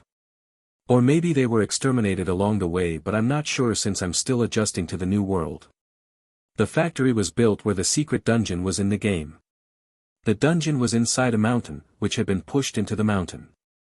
The dungeon, the monsters inside, all the rewards and so on were likely gone, too. I'll have to get some information on this before my next request. For now, gathering information was essential. Once that was done, Ashen's knowledge would be valuable once again, even after all these years. Arriving at the place Ronan had written down, Ashen stood in the doorway and looked up at the building. It was a tenement house in the crowded 39th district. This was where Ashen would live from now on, and his room was on the 3rd floor. From the outside, it looks a lot better than I thought. Tenement houses were originally reserved for people who didn't have much money. They were mainly inhabited by florists, clerks, laborers, coachmen, and engineers. Many of them even shared the same house because of the high rent. Fortunately, Ashen was able to live on his own without a roommate, thanks to Ronan's accommodations. This is where having a middleman came in handy. He takes care of all the hassle. It also helped that Ronan is a very capable person. He said that I could save more money and buy my own place later. As long as he had a place to sleep, he didn't really care. That didn't mean he didn't like money, of course. More money is always better. The room on the 3rd floor was colored in light brown and subtle brass. The interior was furnished with all the necessities of life, from the leather sofa to the rug on the floor to the carved curtains on the windows. Surprisingly, in this day and age, there was even a refrigerator. Something tells me this is better than the studio I was living in. After I got my first job, I settled into a studio near my office for a quick commute. The studio was cramped in the capital, and the rent was murderous. After paying the rent and management fees, I didn't have much left over from my salary. So naturally, I couldn't imagine any other life, and when I came home, I burned the weekends playing games. Above all, this is just a house, a place to stay. Looking at the house, life seemed better than the one I lived before. I've definitely thought about going back. Ashen wondered what he would do if he did go back. He would go back to work, do his job, and drag his exhausted body back to his cramped one-room apartment. With no family or friends, why would he go back to such a monotonous and stifling life? I don't know. Ashen sat down on a seat with a decent view of the window and opened the book he had brought with him. He had borrowed it from Ronan, and it was a history of this world. I used to read descriptions of miscellaneous items like this in-game.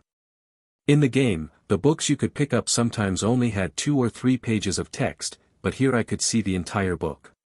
Seeing this makes me feel very real that this world is real. Ashen immediately opened the book and read it.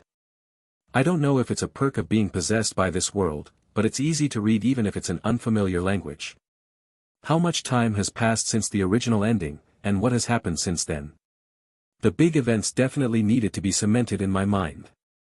A few pages into the book, Ashen's eyes lit up when he came across an interesting passage. The invention of machinery and the discovery of new uses for ether water. Ether water was a new energy source that had become indispensable in the world since the Industrial Revolution. It was also something that hadn't existed at all in Ashen's time. It's like oil in this world. The difference from oil is that ether water is exactly what it sounds like, water. It's just that it contains a higher concentration of energy than normal water.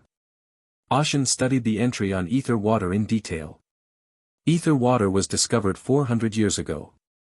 It all started when an adventurer discovered a huge underground cave and discovered the ether water flowing within it. Ether water is underground water infused with so-called mana. It was also known as water from the gods. The book was accompanied by black and white illustrations. They were pictures of miners being doused from head to toe with ether water gushing from cracks in the earth. After the development of the Industrial Revolution, people used it in steam engines. With its high concentration of energy, the ether water meshed with the steam engine to produce tremendous efficiency and became an indispensable energy source for the world. Thus, the world of mystery and magic entered the age of machinery and industry. The white steam rising from the city was the vapor of the ether water. The ether water changed many things in the world. No longer were carriages pulled by horses. Instead, the roads were paved with white, steamy automobiles. Railroads and steam locomotives replaced the big top processions. It was said that airships in the sky stretched out into the world, and that the development of transportation had united all races. Ashen scratched his head. The world had changed, but it had changed too much. But still, the biggest change in the world is this. Turning the page, Ashen stared at the entry. At the top of the page, in large black letters, it read. The Fall of the Knights. The Fall of the Knights. For Ashen, the phrase was both provocative and intriguing. Although it was only a job in the game, Ashen was the knight from the quote. Now that the game was real, being a knight was a big part of his identity. That knight had fallen in the long years between the game's ending and the present world. Ashen was naturally both unhappy and curious. I can't believe knights would disappear. In retrospect, it made sense. Once gunpowder, guns, and cannons were invented, knights lost their significance. That's what happened to knights in the history of the world. Of course, knights in the game were very different from knights in real life. In the game, each class has a skill. Knights with skill could basically defend themselves against firearms. At least the wandering knights that Ashen knew were not easily defeated by guns. This is partly due to the influence of physicality and the pride of being a knight, but also because he analyzed it from an objective perspective as a person who played the game. In fact, every knight NPC I encountered in the game was incredibly powerful. What's the point of a gun when you can single-handedly take down monsters that even a group of mercenaries can't? But that only applies to existing knights. Those who would later become knights could not do that. The book gave a clear reason. There was only one reason knighthood had disappeared. There were no future knights. The knights of the past might have survived the invention of the gun, but it wasn't the same for the next generation of sword-wielding knights. Not all strong men are born strong. Knights weren't always that skilled either. Of course, they became stronger through training and hard work. But what if the effort was pointless? No matter how hard you swing your sword, if it's a gun, the fight ends once you pull the trigger. Guns and cannons, on the other hand, have improved over the years. They became faster to load, more powerful, and had longer ranges. In such a changing world, who would want to wield a sword and walk the path of a knight? This is not just a problem for knights, but for the barbarian warrior class as well, as it should be. Ashen flipped to the next page and narrowed his eyes at the illustrations inside. The black and white illustration showed a fallen knight bleeding to death. Underneath it, it read, "The Death of Demi-Lion." Demi-Lion Balzac. A knight and semi-aristocrat, he was said to be the most talented knight of his time. With the development of firearms, knights were on the precipice of history. Demi-Lion's presence was the knight's only hope. Some even said that he might bring the dying art back to life. Until one day he was suddenly murdered. His murderer was not a knight of high rank, nor a wizard with a vast circle, but a bandit with a gun. Demi-Lion, who was considered one of the most talented of his generation, had been gunned down while chasing down a group of defeated soldiers who had turned to banditry. Well, well. Ashen sighed as he read the details in the book. Demi-Lion, who was leading the charge, was so careless that he didn't even wear a helmet because he thought the bandits were just bandits. Even the bandit who shot him wasn't aiming for him, he was simply firing randomly in a panic, out of fear. The bullet pierced Demi-Lion's forehead. Defenseless. Carelessness. Coincidence. All of these things conspired to kill a knight who was considered one of the best in the world. The knight's hope shot down, and this event shocked the society of the time. Now, so many years later, there are no more knights in this world. Wait a minute. Does that mean I'm the last knight left in the world? He understood a little bit why people looked at him like he was some kind of weirdo. If in a war zone, when everyone else is shooting, you're the only one fighting with a sword, you're bound to attract attention. Now that I think about it, I look crazy. But what can I do? I'm living that story right now. However, even though he understood it in his head, his body was showing its displeasure at the downfall of his profession. Ashen looked out the window. The sun had set and night had fallen, casting a scarlet glow from the gas lamps in the streets. The sky above was black and dark. Even in the game, there was night and day. Back then, everywhere you looked, the night sky was filled with dazzling starlight. Ashen still remembered the night sky glowing with the aurora borealis in the cold northern snowfields, even if it was just a computer-generated image on a monitor. However, in this world, there was no starlight, just white steam, factory soot, and cloudy air. As the light on the ground grew stronger, the sky withdrew its light, as if disappointed by it. Ashen watched the scene with some sort of admiration, and muttered under his breath. I should have raised a wizard. You're asking me to capture a fugitive warlock? Yes. That was the answer I got when I arrived at Violet Fox early the next morning and asked if he had a job for me. A warlock. I stroked my smooth chin. Warlocks, as the name implies, are wizards who practice dangerous magic. Whereas normal wizards perform a variety of elemental-based magic, warlocks use dark magic to manipulate corpses, curses, corruption, and other negative forces. It was one of the classes players could choose. Warlocks were a fairly powerful class compared to other classes.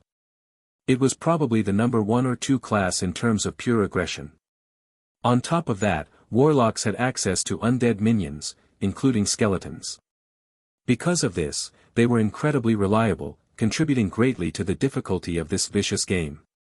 It was such an appealing class, yet, despite this, not many players chose the warlock for one reason. If you choose the warlock, you'll be at odds with all NPCs. In this game, you have a kind of reputation with NPCs and large factions. Maximizing your reputation has many benefits, such as discounts on goods and increased quest rewards. However, when you choose the warlock class, this reputation is at its lowest point from the start. Not just zero, but literally negative. You'll be attacked and killed everywhere you go. As a result, warlock users are forced to live in hiding, unable to enter towns or cities. The only places they could go were lawless or neutral zones, but even there they would be attacked. Given their overwhelming reliability in combat against monsters, warlocks were a class that took all sorts of penalties in other areas. I can't believe there are still warlocks left. The request was quite unexpected. Captured? Not killed, but captured. In the old days, warlocks were subject to unconditional extermination. In the current era, they don't just kill them. I could have guessed that from the request. A corporation wants to capture a warlock. The details of the request Ronan handed me were quite interesting. The client was a modest small to mid-sized business, Blossom Tier Pharmaceutical Company. They literally made potions, cosmetics, and medicines. Do you have any idea why they want me to catch him? Probably because they work together. Work together? A pharmaceutical company and a warlock? Yes. Normally, pharmaceutical companies hire alchemists to brew potions, but I heard that one of their alchemists retired. I see. In-game, there was a class similar to the alchemist. Mages were able to do the same things as alchemists if they took a crafting skill tree. However, the high cost of potions and low combat power made it an underutilized talent. Today, however, things are much different. Alchemists are a very high-end workforce. They don't just make potions, they can also make high-quality cosmetics and perfumes for noblewomen. Ronan explains. The alchemist retired, leaving a huge hole in the pharmaceutical company. Somehow, they had to get another alchemist, but it's such a popular profession that they couldn't find anyone. The company had to take extraordinary measures to pay for the drugs, so they contracted with a warlock. It's not like they're doing human trials or anything dangerous like that, but they're literally taking the place of an alchemist. A warlock who's treated like a business. Perhaps the world has become a hospitable place for warlocks after all these years. If I had known this, I would have raised a warlock. So why did they want me to capture the warlock? He ran away. He ran away. Yes. Apparently he even took some of the company's most valuable items with him. In addition to breach of contract, he's also been charged with theft. I couldn't help but wonder. Wasn't it wrong to trust the warlock in the first place? I don't know, I've never played a warlock, but at least the warlock NPCs I've encountered in games have all been crooks, crazies, and lunatics. If anything, human sacrifice and demon summoning were their default modus operandi, and they took a lot of hidden boss monster positions. It would have been unfair to the company, because the warlock had some credibility in the industry. He belonged to the Warlocks Union. Warlocks Union. There's that word again. I thought they were just moderately recognized, but they were out in the open. So, has the company questioned the union? Yes. They referred him to them, and they said they'd checked it out. The problem is, the union said they felt cheated. The company's going to have a hard time getting mad at the Warlocks Union if they come out like that. Normally, they'd have to fight it out in court. The company was in danger of losing a lot of money if they didn't supply the potions right away. That's why they asked a fixer to do it, because it's so urgent. Yes, that's kind of it. But even if we capture him alive, they still can't supply the potions they lost. Perhaps the Blossom Tier will try to negotiate a new deal with the union. You mean they'll take the captured warlock hostage? Sort of. They're going to extort money from them and use it to hire a new alchemist. So they can't get a replacement right away, but they can fill the hole in revenue, all the more reason to capture him somehow. This was getting complicated. So, what do you think of this request? Ronan smiled his usual deceptive smile at my question. Personally, I'm against this request. I disagree with this request. That's not something a broker who takes a request and passes it on to a fixer would say. What makes you think that? I hadn't known Ronan long, but I knew he wasn't the kind of man who would just blurt something like this out. My guess was that there had to be a reason. There are two reasons. Ronan snapped his fingers, one by one. The first. The math doesn't add up. You mean the commission fee? Yes. I'm new to the industry, so I don't know that much, but based on the remuneration listed here, it's pretty good, isn't it? Compensation, 30 million. On top of that, the company would provide additional support for potions. In the game, potions were a very precious commodity. They may not be as rare now as they were then, but that doesn't make them any less valuable. For this amount of money to capture a fugitive warlock, I honestly thought it was worth a shot. The reward itself is certainly a good one, but we have to keep in mind that we're dealing with a warlock. What's wrong with that? Well, for one thing, if we're dealing with a warlock, it's not like we're just going to play nice with him and get the recipe back, is it? Right. He stole the company's recipes, so he must have some sort of agenda. There was no way he was going to give them back just because they asked him to. Then we'd have to at least assume a fight with the warlock, which is something most fixers are reluctant to do. Why are they reluctant? Because it's dangerous. Ah. I immediately understood why Ronan had said that. Warlocks were a big no-no for the fixers. The reason was the power they wielded. Warlocks specialize in breaking people's bodies. Curses, disease, corruption, poison. Even basic magic is dangerous enough that if you get it wrong, you might have to live with the effects for the rest of your life. A fixer's body is their life, after all. A one-off job might pay the bills, but it couldn't be a lifelong endeavor. You need a regular source of income, and if your body breaks down, you won't get any. You'd have to spend the rest of your life sitting on a stoop in a back alley, begging.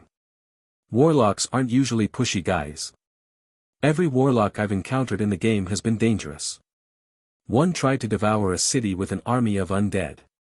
Others performed demonic descent rituals in underground caverns to open the gates of hell. From the ruins of a swamp, he sought to overthrow a neighboring kingdom by infecting the entire swamp with disease. Obviously, no ordinary warlock would do such a thing, and once in combat, they were no pushovers. As someone who prided himself on being a veteran of the game, I've seen my fair share of game over gray screens. In hindsight, Ronan wasn't entirely wrong. If you fall victim to the warlock's curse, you could be permanently scarred, not to mention laid up for days. I suppose so. Warlocks are generally avoided unless you've fought them many times. I was going to say that I've killed more warlocks than he can imagine, but I decided against it. The only time I've actually caught warlocks was in the game, not in the real world. So what's the other one? We don't know what's behind the warlocks. And by behind, you mean that the escaped warlock has some sort of agenda. Yes. I hope it's just an accident, but you never know. You suspect the Union or something? Ronan nodded with a smile. The Union is a union, but I don't like the way the company tries to use the fixers as meat shields. Meat shields. The company has its own people.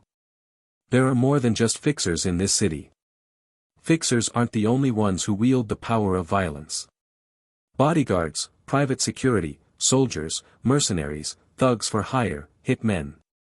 There was no shortage of places in the world where strength was needed, and the demand was endless. Even the most powerful companies pay big bucks to protect their premises. Blossom Tier Pharmaceuticals was no exception.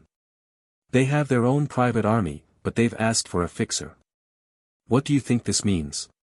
It means that the fixer will fight the warlock, and when he's exhausted, they'll step in and eat him alive.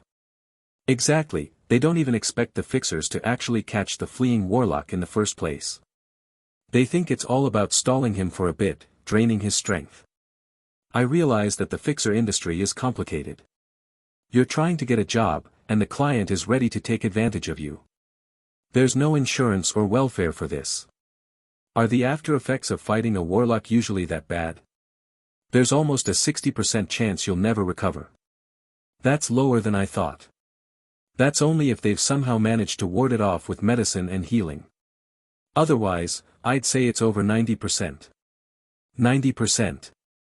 And that's assuming you fight and win. If you fight and lose, 90% is nothing. You just die. It's worth a shot. What? It's worth it. I don't understand what you just said. do you mind explaining a little more? You said it's dangerous to capture a warlock, and the client wants to use me as a scarecrow to observe and then intervene. Exactly. Then think of it the other way around. Why don't we just capture the warlock quickly, without risking anything, so they don't have time to intervene? Of course, who wouldn't? But I was strangely confident that I could do it. Given my physical abilities, it wasn't impossible. Mr. Ocean. Let's say it's possible. Not supposed, but possible. Ah, yes. I stand corrected, let's say it's possible. It is possible. Even if it is, there's no need for you to take this case, Mr. Ocean. It's not as if you're in dire need of money. I suppose there are other fixers besides me. It's natural because it's not a nomination request. I crossed my arms and leaned back in my chair. In fact, it's not like I can't understand why Ronan is trying to stop me like this. There's no reason to take on an assignment that's fraught with such risks. If I know there's a minefield, I'll go around it, not across it, but Ronan was looking at me now like I was tap dancing on a minefield. He wasn't exactly wrong. Me, too, I said, I'd rather have a safe way to make money. The original me might have been more cautious, but now I was the character I was playing, a righteous, adventure-loving, brave wanderer. And so, in a small way, my own existence has merged with this wanderer's personality. I'm a little more reckless and a little braver than before. Even so, it is purely my will to fulfill the request. I was dropped into the world of the game I was playing. Not just any game, but hundreds of years into the future. It was a completely different place. I don't know how long I will live here. Maybe I'll never go back, so I need to accept this situation and adapt to it. No, more than that, I thought I needed to be more proactive. If you can't avoid it, enjoy it, they say. I know that's a bit of a stretch, but I was thinking of this as a bit of DLC. DLC stands for downloadable contents, and in packaged games, it's things like new expansions, additional patches, and content. I've been playing this game for a very long time and enjoying it. I've been to places no one else has been, and I've killed a lot of hidden bosses. I'm the one who stuck with the game until the 99th ending, even though I knew there would be no more patches. For me, it was a different world than the one I knew in games. As a person who loves games, I couldn't be more thrilled. It's not that I haven't thought about going back to the real world. Honestly, it was better not to go back. I don't think I'd have any friends or family, and I'd have a life of work. That doesn't excite me at all. But this world is different. Just thinking about what's ahead and what's around the corner makes my heart race. So even risky assignments that others would shy away from were like new content for me. I sound like a crazy person when I say that. I laugh to myself. Of course, that's what I said, but I'm fully aware that this world is real. The people who live here are not data, but living human beings. The landscape I see is real, not a monitor screen with a UI. So I'm going to live my life accordingly. First of all, I had to make money, a lot of money. I haven't decided what I'm going to do with it yet, but it's never too late to think about that, so I thought I'd take the job. It's a job that others shy away from, and if I can pull it off, my reputation will grow, and better jobs will come my way. You're serious? I'm not going to take the job as a joke. Whoa. I don't think you'd listen to me even if I tried. Can we do this as soon as possible? Can you give me a moment? With that, Ronan headed for his private office on the second floor. He seemed intent on cross-checking the information on the request, just in case. If his behavior so far is any indication, Ronan Roland is a man of deep thought and preparation. He's also got a certain shrewdness about him. In an adversarial position, he's suspicious, but in a team, he's strangely reassuring. He will never do anything half-heartedly. Maybe he'll assign someone to me for stability, or maybe he'll use his broker authority to reject them. That might get me in a bit of trouble, however. I can't show any evidence that I can fight well against a warlock. Rattle. Just then, the bell on the tavern door rang loudly. It was louder than usual, so it was clear that the new customer was not the usual lively one. As I turned my head to stare at the entrance, the person who had just entered also noticed me and our eyes met. Keck. She looked like she had chewed on something for a moment. I smirked at Lorraine, the beautiful gunslinger with ivory hair. Great. After much deliberation in his office, Ronan made up his mind and descended to the tavern's ground floor. He was about to tell Ashen to take someone with him when he saw Lorraine and closed his mouth again. Ashen greeted Ronan as he descended the stairs. Hello. Ms. Lorraine is here. Lorraine was strangely subdued, when normally she would have been asking for a drink in broad daylight. Instead, she was sitting a bit more spaced out than usual, watching Ashen's eyes. It was obvious, no matter how you looked at it, that there was something between them, and Ronan could easily see what was going on. She tried to set the tone as the senior, and got her ass kicked. Poor Lorraine said for a long time that it would be nice to have a newcomer, even though the industry doesn't really recognize seniority, she just wanted someone to take care of them. But Violet Fox doesn't take fixers lightly. Ronan carefully vetted them before offering them employment, which is why the brokerage had so few fixers compared to other brokerages. Perhaps Lorraine knew this, and it made her even more desperate to have a newcomer. She was so thirsty that she was halfway to giving up.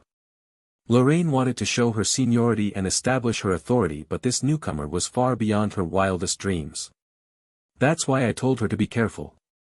This is all Lorraine's karma after all, Ronan thought, turning to Ashen. I was going to say that it would be a good idea to take the job on the condition that you have someone with you. I see. Well, since you found such a fine guide, I suppose there's nothing I can do to stop you. Lorraine's pride was wounded at that, and she glared at Ronan. Hey, you blind bastard, who says I'm his guide, do you want to die? Lorraine spat out her words out of Ashen's sight, but Ronan turned his back on her. Lorraine cringed at the sight, but she couldn't protest out loud, she was too afraid of Ashen next to her. So, are you leaving right now? The sooner the better. Turna's 43rd district is a huge industrial zone. Workers in grease-stained overalls scurried about. Their dark-circled faces showed no signs of life. On the streets, huge trucks rolled by, belching white steam. Truckers honked their horns hysterically. The sound of the horn scattered the rats on the road in all directions. Ashen stood on the sidewalk and watched the spectacle. Amazing? Lorraine asked in a gravelly voice, half forced to follow him. Ashen shook his head at the comment. The sight of workers and cars driving around was something he had seen many times in his world. Instead, his attention was drawn to the smoke from the factory chimneys. Some were spewing black smoke, others white. The two types of smoke intertwined with each other and mingled with the clouds in the sky, making the surroundings rainy even in broad daylight. The black is charcoal and coal, and the white is white smoke from burning ether water. Sensing where Ashen's gaze was directed, Lorraine explained the unasked question. Ether water is an indispensable resource for industry. It's 3 times more energy efficient than boiling regular water, so who wouldn't want it? But there seems to be a lot more black smoke. We can't all use the same resource. Ether water can't just be evaporated. It was a raw material that required complex processing and coordination. This created a divide between those who could use ether water and those who couldn't, and it became the yardstick by which companies were judged. Those without access to ether water burned low-quality coal and charcoal for fuel. The soot from their chimneys was bound to be black. The black smoke was a symbol of scarcity. In Turna, the way people grade a factory is simple, they look at the color of the smoke. If the color of the smoke is white, it means they're using ether water, so they're a white company. Conversely, if it's black, it's a black company. From that point of view, the 43rd district was a zone with more black companies than white companies. Honestly, I don't want to stay here for a long time. I think my lungs will rot even if I stay for a little while. It's not a big deal. Ashen was aware that the air in the 43rd district was not good.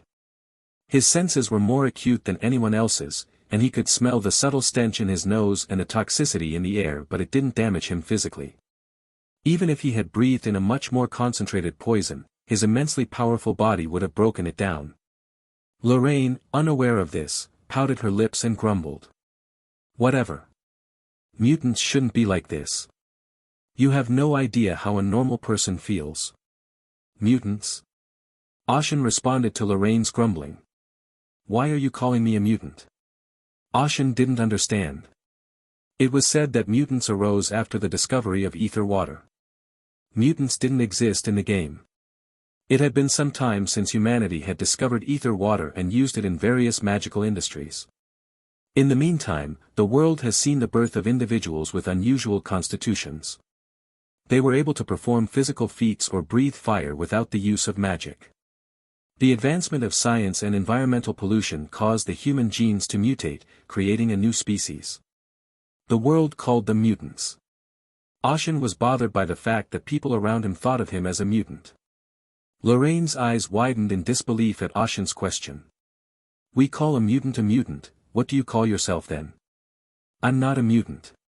What? What does that mean? Everyone seems to be mistaken, but I am an ordinary human being. A normal human being slicing and dicing gun-toting bastards with a sword? That's a joke even a passing dog wouldn't laugh at. It's not a joke. If it's not a joke, then what is that ridiculous physical ability? Lorraine asked, and Ashen didn't have a straight answer. It's because he maxed out his stats while playing the game, but he couldn't say that. When Ashen didn't answer, Lorraine snorted at the sight of it. No normal human being in the world cuts bullets with a sword, unless they're a mutant. Of course, there were knights who reached the peak of the sword in the olden days, but when was that?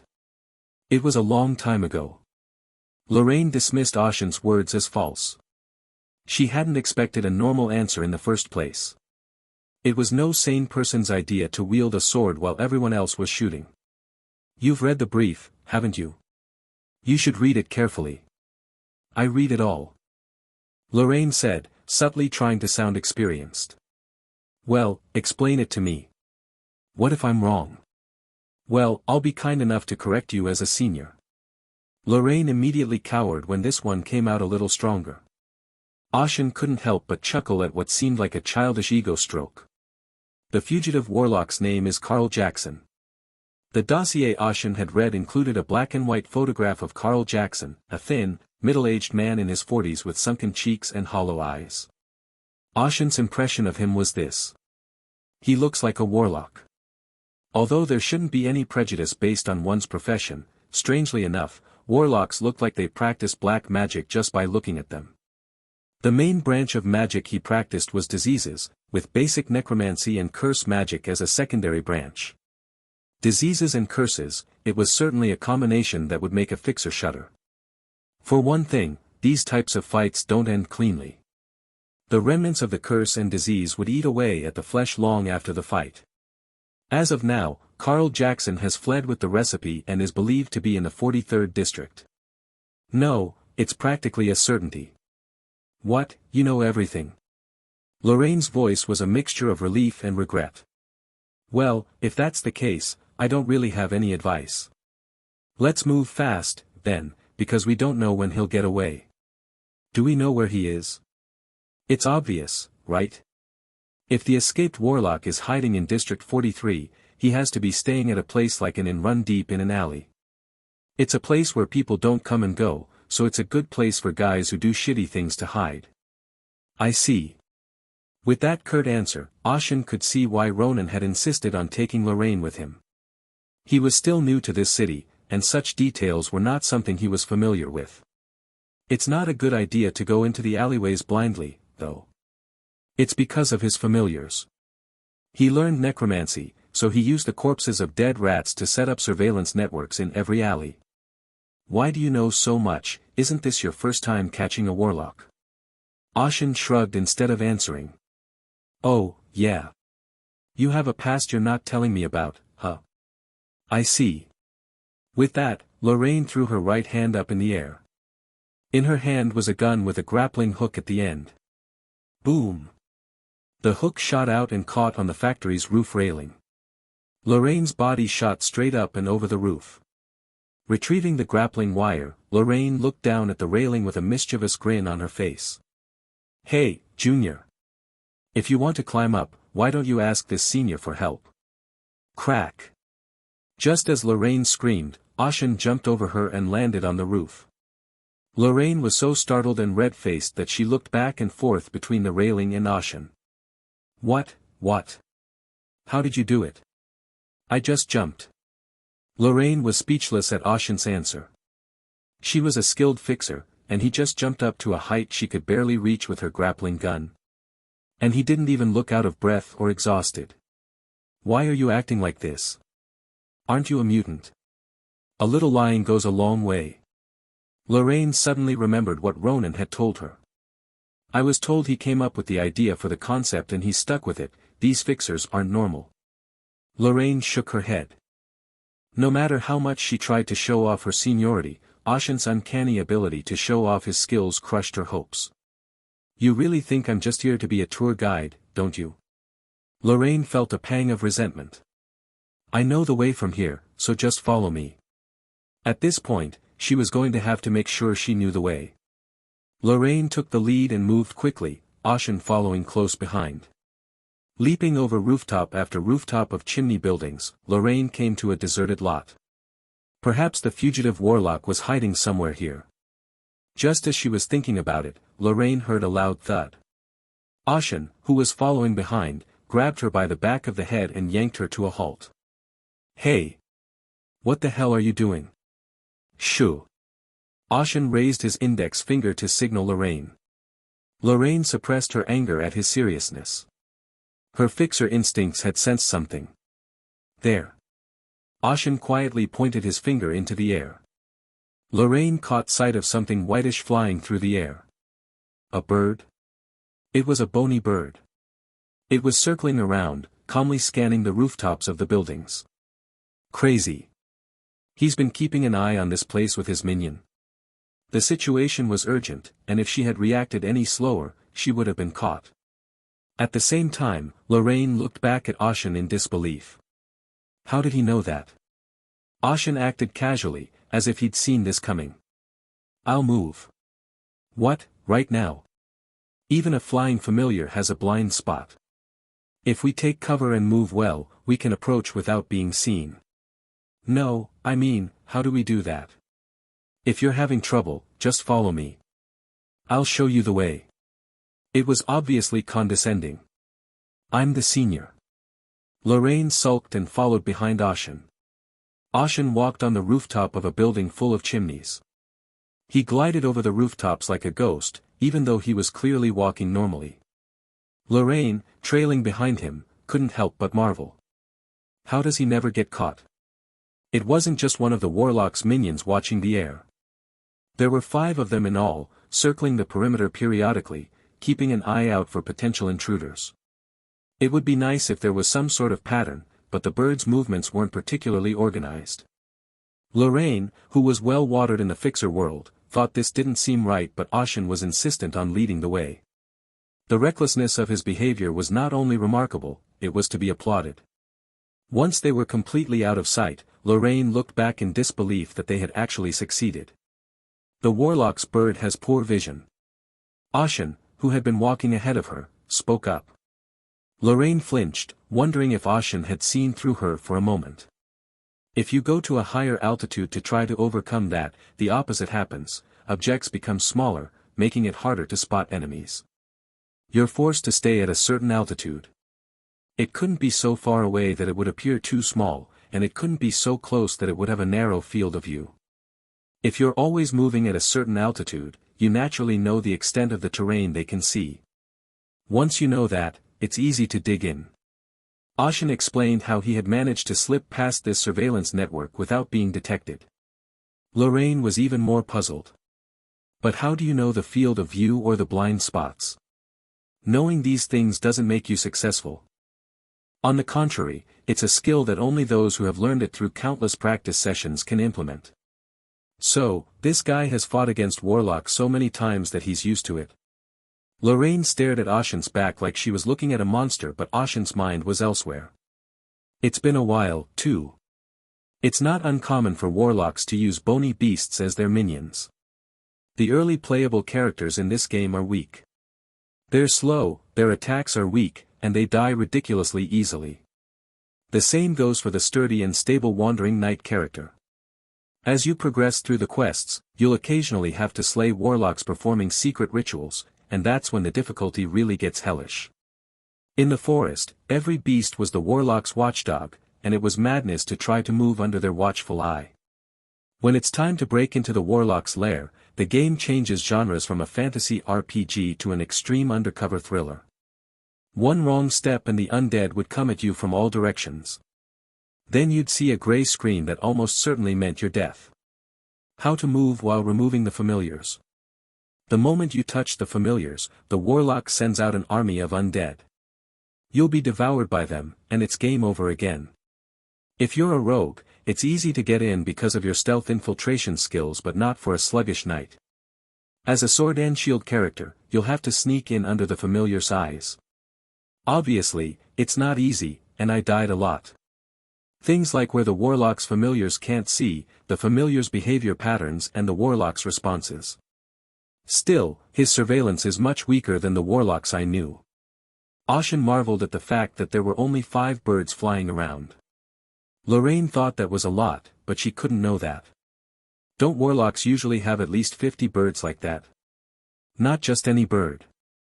A minion made of the bones of an eagle or a hawk was no small feat for the opponent. They have the same range of vision as a normal bird or eagle, but have the speed advantage. And in severe cases, they even handle bugs. When I went near a bush that was buzzing with grasshoppers and the undead swarmed me, I wanted to smash my keyboard. It's a good thing I channeled that anger and released it when I faced the warlock, or else it would have been a fixed expense on my paycheck. I'll have to be careful with this. He learned necromancy, but I can't feel relieved at that level. On the contrary, he could be incredibly dangerous in other areas. It's a disease, so it's probably going to use an AoE attack. If I give him time, we'll be at a disadvantage. Eventually, the two arrived at their target, the fugitive warlock Carl Jackson's makeshift hideout. Lorraine pulled a small brass telescope from her waistband. She identified a building and nodded. There he is.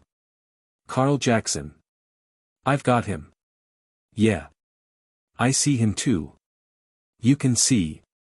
Lorraine sized up the distance between Ashen and Carl Jackson's hideout.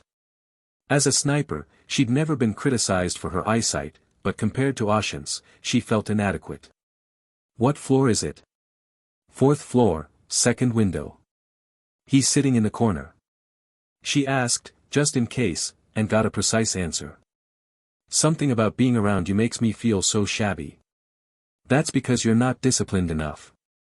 Discipline is bullshit. So what are we going to do? He doesn't seem to have noticed yet. The easiest way is to surprise him. Surprise? Yes. Though we'll have to be a little cautious about what else that filthy warlock might have done around the house. Ashen's head snapped to one side as he said that. What is it? What's going on? We have an unwelcome visitor. What? Lorraine looked back to where Ashen was looking, wondering what he was talking about, but there was nothing to see but the rooftops of the building's billowing smoke. Warlock Carl Jackson locked himself in his room, keeping a tight vigil on his surroundings. Shit. I moved too fast. It was all well and good stabbing Blossom Tear Pharmaceuticals in the back and running off with the recipe. But the chase was too fast and I couldn't get far, and he was stuck in Sector 43. He needed to get out of Turna, or at least to the 50s districts, where they couldn't follow him. I'm sure they're out there right now, looking for me with lights in their eyes. He's hiding now, but it's only a matter of time before they find him. Fortunately, so far there's been no sign of pursuers. At least, that's what the scouting familiars had told him. Carl Jackson was relieved to hear that, but it was immediately followed by a feeling of self-doubt. Holy shit. If only I hadn't gotten into debt with that stupid gamble. Carl Jackson had joined the Warlocks Union and earned the title of Warlock, a lowly but trustworthy rank. If he had made the most of his major, he would have been able to live a decent life. The problem, however, was that while he was certainly trustworthy on the job, his personal life was a different story. Carl had gambled and lost money at a private gambling house, leaving him with a huge debt that he couldn't pay from his job. Even warlocks who slept off the backstreet thugs had debts, and when they fell into debt, they had to pay the thugs who came to collect. Such was Turna, a place ruled by capital and where life weighed less than money. Carl felt a surge of anger at his situation. The way the bastards, who usually bowed to him, glared like hyenas when he owed them money from a gamble. Fucking assholes. How did I look so ridiculous? First, he had to pay off the debt. He got a job at a pharmaceutical company called Blossom Tier that paid him a decent salary, but it wouldn't pay off his debts for the rest of his life. So Carl Jackson did what he did. He stole trade secrets. If I can just take this recipe and sell it to other pharmaceutical companies, I can cover my debts. There would be money left over. In the case of potion recipes, companies are scrambling to steal from each other anyway. After that, he'll just take the money and flee Turna to seek asylum in another country, but Carl's plan went awry early on. Unlike his original plan, he was quickly tracked down and was unable to escape far enough. I don't care about the Blossom Tier, I can handle whoever comes, it's the other side that's the problem. It wasn't just Blossom Tier Pharmaceuticals that he stabbed in the back, but also the Warlocks Union. They'd put their trust in him, given him their vote of confidence, and he betrayed it. It probably cost the Union some money, too. If he were to be caught by the Union, he would be better off dead. As a fellow Warlock, he knew better than anyone what they would do to him. What went wrong? Until he ran away, he had an unfounded confidence that he would do well, but in reality, he didn't. Carl regretted his actions in hindsight, but regret is always too late, no matter how soon you do it. Whoa. Let's get some sleep. He hadn't gotten much sleep on the run. Judging by the lack of response from the familiars, the pursuers hadn't gotten this far. Just when he thought he might be able to rest for a while and was about to breathe a sigh of relief, the bony head of a rat in the corner shattered with a loud crunch. Carl jumped up from the couch. Holy shit. The trap he'd set in the alleyway, just in case, had been triggered. That meant his pursuer was this close. He's running away. Lorraine exclaimed as she watched Carl Jackson scurry away. Ashen was watching, too, and nodded. Looks like he noticed. Did he notice? I don't think any of his familiars are around here. It's not us. It's the others. Others? You mean Blossom Tier guys, the ones who put us on a job and then stabbed us in the back. It's better that way. Ashen's eyes gleamed. What better opportunity could there be for a cloistered warlock to venture out on his own? A third party intervening wouldn't change anything. He's the one who'll get him first. Let's move. With that, Ashen sped across the rooftops. He was so fast that Lorraine didn't even think to follow for a moment. Wait for me. Lorraine, stumbling back to her senses, followed Ashen. Carl Jackson ran, but he wasn't sure exactly who his pursuer was. The mouse familiar could only pick up signals, not the exact location or identity of the enemy. It wasn't a limitation of magic, but rather the limitations of Carl Jackson's skills. The idea that this was just a tramp that happened to be passing through the neighborhood, was dismissed with a sigh. There was a certain kind of bastard who came to this backwater at this time of night. He checked the reagent vials and other items in his arms and headed deeper into the alleyway. It was killing him to run with a body that had never been used to exercise. Once I get into the sewers, I can hide. As Carl tried to navigate the entrance to the underground, a group of people blocked his path. Over there. It's Carl Jackson. Grab him. Shit. Carl instinctively realized they were his pursuers, out to get him. They must be from the Blossom Tier he'd fled. Assholes. Carl pulled a vial from his pocket and threw it. The broken reagent bubbled on the floor, spreading out in a cloud of smoke. Get back. Take cover. The pursuers turned pale and backed away. They must have thought it was a poisonous fog or a disease spell. Idiots. Carl sneered at them inwardly. It's just a smoke screen to deceive the eye and does no harm to the body. But the ones who don't know about black magic think it's a dangerous attack. This is easy. Carl grinned at how well things were going. Just then, another pursuer appeared from the front, and he even had a sword in his hand, a rare sight these days. What the hell is this one? There was no need to use the reagent vial for one. Black energy gathered at Carl Jackson's outstretched fingertips and turned into arrows. The black arrow was the foundation of dark magic. It didn't have much power, but it was enough to cut off the breath of an unprotected man like that. Carl Jackson fired an arrow at his pursuer and what he saw was unbelievable. As the pursuer swung the sword in his hand, the flying arrow was cut off and scattered into thin air. What did he just do, cut through magic with a sword? Is that even possible? The reality in front of him clashed with his common sense. Even before the fact that he'd cut through magic with a sword, there was no way in this day and age that a fool would take up a sword against a warlock in the first place. Do you have any other magic? The black-haired man, Ashen, asked as he looked at Carl Jackson. Black arrow, the basic magic of the dark magic family. Poor power and accuracy. I think a warlock would have more than that. Carl gritted his teeth as the man stared at him in anticipation, as if he might show him something new. He quickly reached into his arm and pulled out a brass-colored metal orb. You said you wanted it, so I'll show you. Carl flung the metal sphere toward Ashen. Kiririk.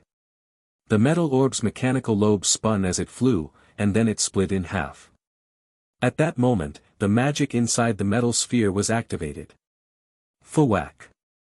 3-star curse magic corruption explosion. A deep purple explosion erupted, engulfing the entire alleyway along with Ashen. The power of the explosion alone was enough to tear through thin iron like paper, and after the explosion, it was a black magic that smothered them with corruption. It's just that the capsule wasn't meant to be used on a guy like that. It was a turning point for an unexpected situation later, but as someone who was being chased, he was in no position to question such things now. Thick purple smoke billowed out and just when he thought it was over. Boom!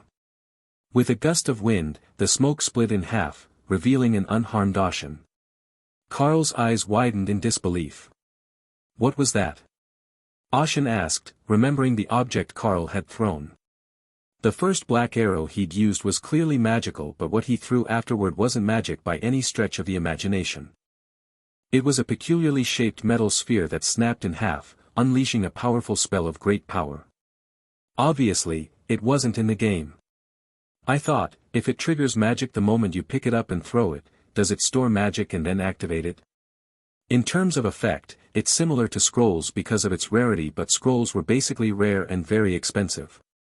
It wasn't something that could be used lightly in a place like this, no matter how urgent it was. I trust that's not all. Show me what else you have. Carl screamed, throwing the metal sphere he'd been stockpiling in his arms. There it was again. Ashen stared at it, waiting, and as he concentrated, time began to slow. Ashen watched as the metal sphere triggered in the slow passage of time. The thrown metal split in half as it had before, with the sound of spinning in thin air. Inside was a transparent jelly-like substance, somewhere between solid and liquid. The moment it emitted a faint glow, a total of 3 embedded spells were triggered. Skeletal spear, made of solid bone that pierced through enemies. Black fog, which covers enemies with pitch-black smoke and causes mental confusion. Red swamp, that corrodes steel the moment it touches it. These are 2-star spells, lower than the 3-star spells we saw earlier, but they were powerful enough to kill people. These are all familiar spells. Ashen was slightly disappointed when he saw familiar magic instead of something new. You won't stop this. Carl exclaimed, but Ashen didn't bother to respond. Instead, he swung his sword lightly at the incoming magic. Boom! The bone spear that flew in exactly split in half, scattering to the left and right. He held the sword he had swung in reverse and swung it again in the opposite direction. The black mist that was about to engulf Ashen was torn apart by the blade and scattered. The red swamp on the ground tried to bite at his ankles, but he leapt over it with a light kick to the ground. Ashen flew through the air and landed in front of Carl. This better not be the end.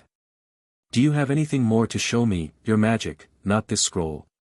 But Carl Jackson, who stared in disbelief, showed no inclination to do anything more. Is this it? That's all a warlock can do.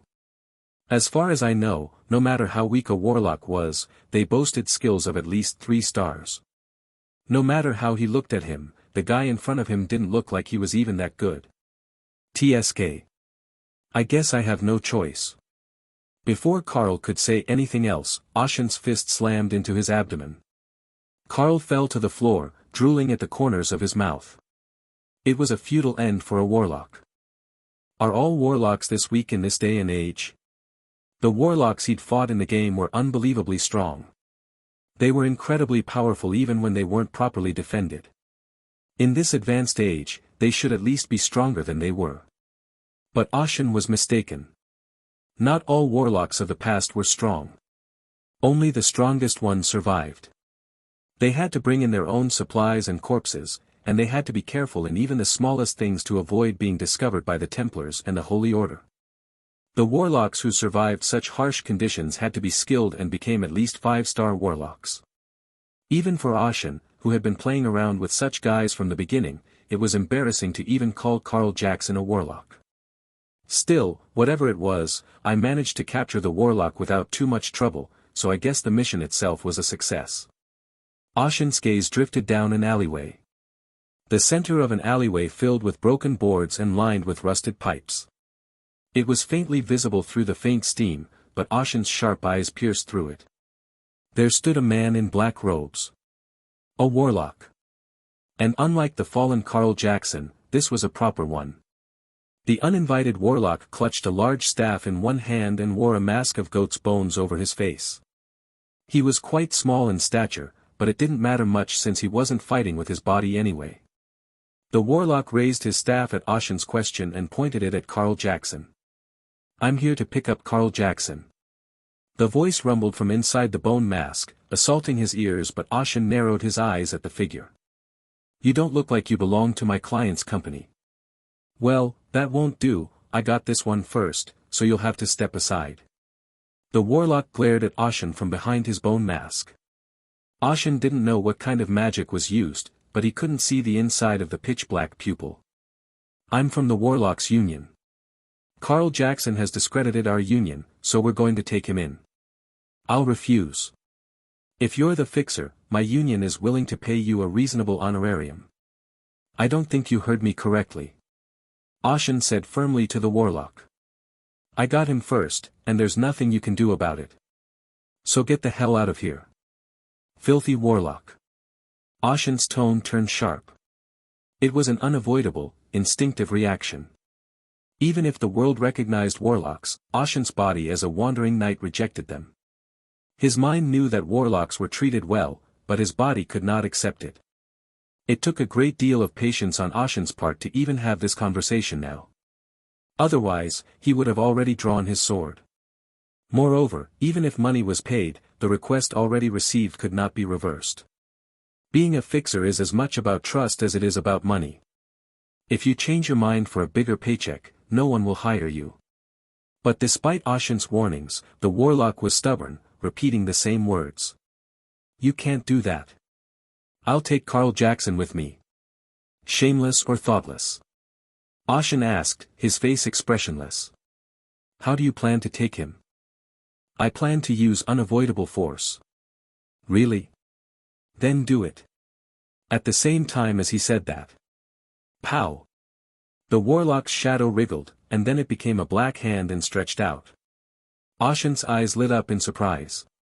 What the warlock was using now was a rank 3 dark magic, Shadow Touch, and he activated it immediately without any preparation. The total number of Shadow Touches was 5. The demonic hand, which looked like it had risen from hell, dodged Ashen and tried to grab Karl Jackson, who was lying on the ground behind him. He didn't want to fight Ashen, but he felt that retrieving Karl Jackson was his first priority. The moment his black hand was about to reach Karl Jackson. "I must have looked foolish." Ashen's sword moved. Pow! There were several flashes of light in the air, and the shadow hand was severed and scattered into thin air. It had happened in the blink of an eye. The warlock glared at Ashen, and for the first time, a ripple of emotion rippled in the calm eyes beneath his emotionless mask. "This is it." I couldn't help but marvel at the sight before me. Cutting through magic with a few strokes of a sword. No. I've already cut through the magic used by Karl Jackson. That's because the skeletal spear was made of bone, so it was cut, and the smoke-like thing was cut with a sword wind. That's what I thought. But cutting a shadow with a sword? Of course, it's not a real shadow, it's just magic, black magic. I was surprised that it was possible to do this with a sword. You can't do that in the original in-game PvP. The game is basically a single-player RPG, but you can enter other players' worlds and invite them to yours in online mode. When you meet them, of course you chat with them or run dungeons with them. But the main thing you do is play against other players, or PvP, player versus player. As the game's lore goes, I boast a high PvP ranking. Number 1 in Wandering Night PvP rankings. Not to brag, but I've never met anyone better than me. I played a lot of PvP. That was a fun memory, too. The problem is, I don't know if the word got out or what, but no one came to my world even when I invited them. So I would just barge into other people's worlds and just kill them. If you force your way in, you have to take quite a few penalties, and I've never lost a game with those penalties. I didn't do it for long because it was boring. Anyway, when facing a mage in PvP, a knight had only 2 options. Block or dodge. Blocking wasn't a good option. You can block magic with a shield, but you lose health. In the game's numbers, there is no such thing as 100% resistance. So against mages, you had to work hard to dodge their attacks. But now that it's a reality, a new approach is possible. The best defense is offense, they say. I like that one. I pointed my blade at the warlock in front of me. The warlock responded to Ashen's taunt. His voice gained a bit of strength in its dullness. I'll be right there. The warlock lifted the staff in his hand and struck the floor. Thud. A hand shot out of the warlock's shadow and lunged toward Ashen. The shadow's touch was like a tidal wave, filling the narrow alleyway. Within expectations. Ashen was unimpressed and prepared to swing his sword at the approaching shadow's hand, but just as he was about to make a well-timed swing, the shadowy hand changed. Poof dash. The giant hand split in 2. Split? The change didn't end there. The shadowy hand split into 2, then 4, then 8. The shadows were smaller as they split, but their numbers were too numerous to count with the naked eye. The spreading shadows, like unraveling threads, wrapped around Ashen. The warlock deliberately timed his hand to split them before they reached the range of his sword. In that split second, he had analyzed the range of Ashen's sword and its speed. The shadows quickly enveloped Ashen and Carl Jackson like a spider's web, but it didn't stop there, it wrapped them in a circle, binding them in a cocoon. That was enough, the warlock thought. It would be impossible to escape the cocoon. Leave the fixer, who would pass out in that cocoon a moment later, retrieve Carl Jackson, and the mission would be complete. The warlock approached the shadowy cocoon, but immediately, the warlock stopped in his tracks. His body reacted, not his mind. It was a puzzling response, even to himself, but it was the right one, given what happened next.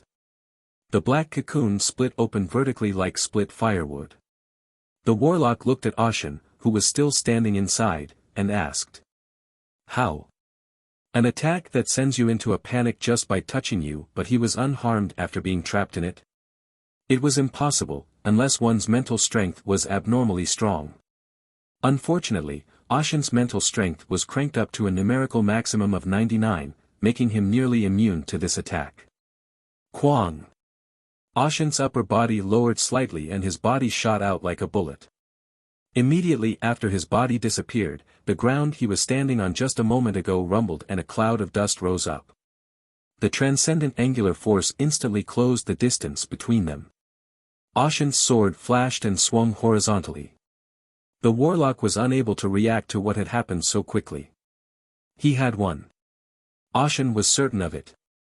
Kang! The sword was blocked by something.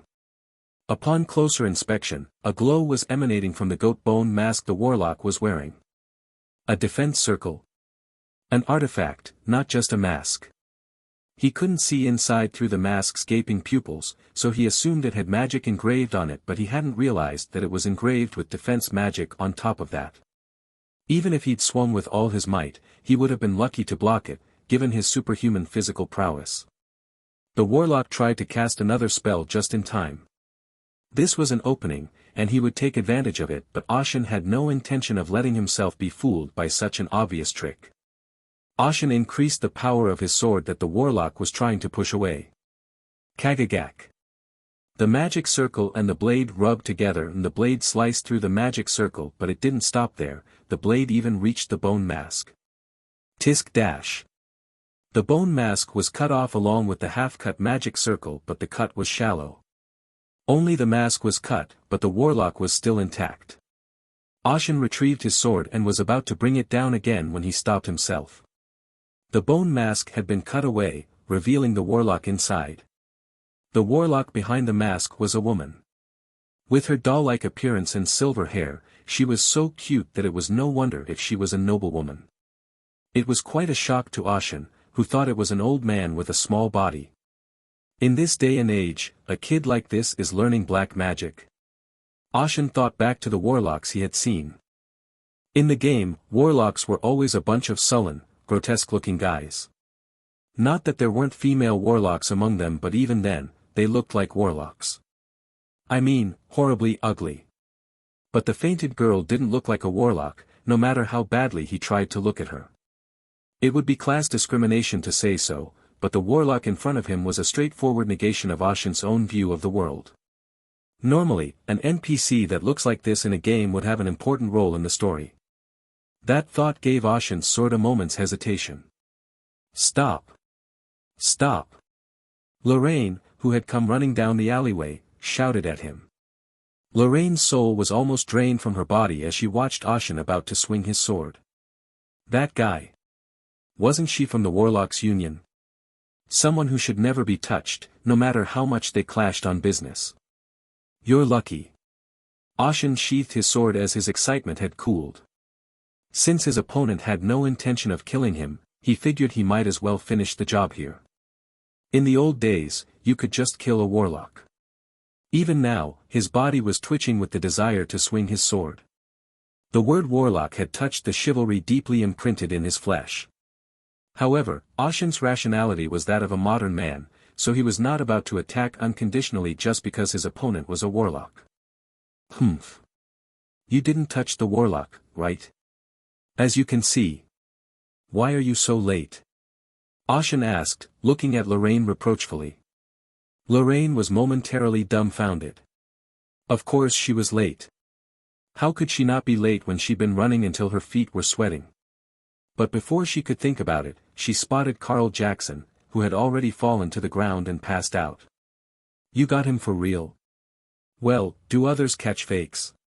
And that warlock over there? Lorraine's expression hardened. Why? Do you know her? I don't know her, but I recognize her face. She must be quite famous. Famous? Not on that level.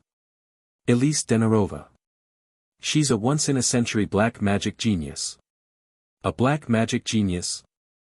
At such a young age, she's already a 4-star warlock, and she's also the head of the Warlock Academy. Wait. The Warlock Academy? Ashen asked, as if he had heard something he shouldn't have. The Warlock Academy is a university that teaches black magic, of course. Haven't you heard of Caligo Biblio? It's very famous. Is there a place like a gang academy here? What nonsense are you talking about? Where in the world would there be something like that? That's exactly how he felt right now after hearing about the Warlock Academy. Ashen's disoriented gaze fell on the warlock named Elise. Elise had awakened and was staring off into the distance. Lorraine must have felt it too, because she whispered to Ashen. Are you sure she's okay? Did you hurt her or something? I swung my sword, but the mask blocked it well, so I don't think she's hurt. What? You crazy. Lorraine looked down at her anger and thought. How did you defeat a 4-star warlock? Even as a mutant, is this even possible? Judging from his condition, it didn't look like Ashen had taken her by surprise. Plus, there was Carl Jackson on the ground, and traces of black magic all around him. It was clear that they had already been through a battle. Where the hell did he come from? Lorraine stared at Ashen in disbelief. The alleyway became cluttered, and a group of broad-shouldered and heavily armed men emerged. Ashen and Lorraine recognized them at once. Ah, those guys, now that the work is done they show up. Lorraine muttered in annoyance. Of the people from the Blossom Tier Company, a man who appeared to be the head honcho stepped forward. The fixer. His tone was high pressure and his gaze was condescending. He made no attempt to hide the fact that he was looking down on her. Lorraine bristled slightly, but held it in while Ashen was still. "Are you a fixer?" he asked. "Yes." He said yes, because he was the one who had gotten the assignment in the first place. The corporate team leader looked at him and gave him a look that said, "What is this guy?" He was a little embarrassed that he had stood up and spoken up, even if he didn't want to bow down. His gaze swept over Ashen from head to toe. "How did you do it? Did you get lucky?" Ashen's attire was in no way suitable for fighting a warlock. He wore plain leather pants, a shirt, and a vest. How could a fixer hired to be an arrowman capture the fugitive Carl Jackson?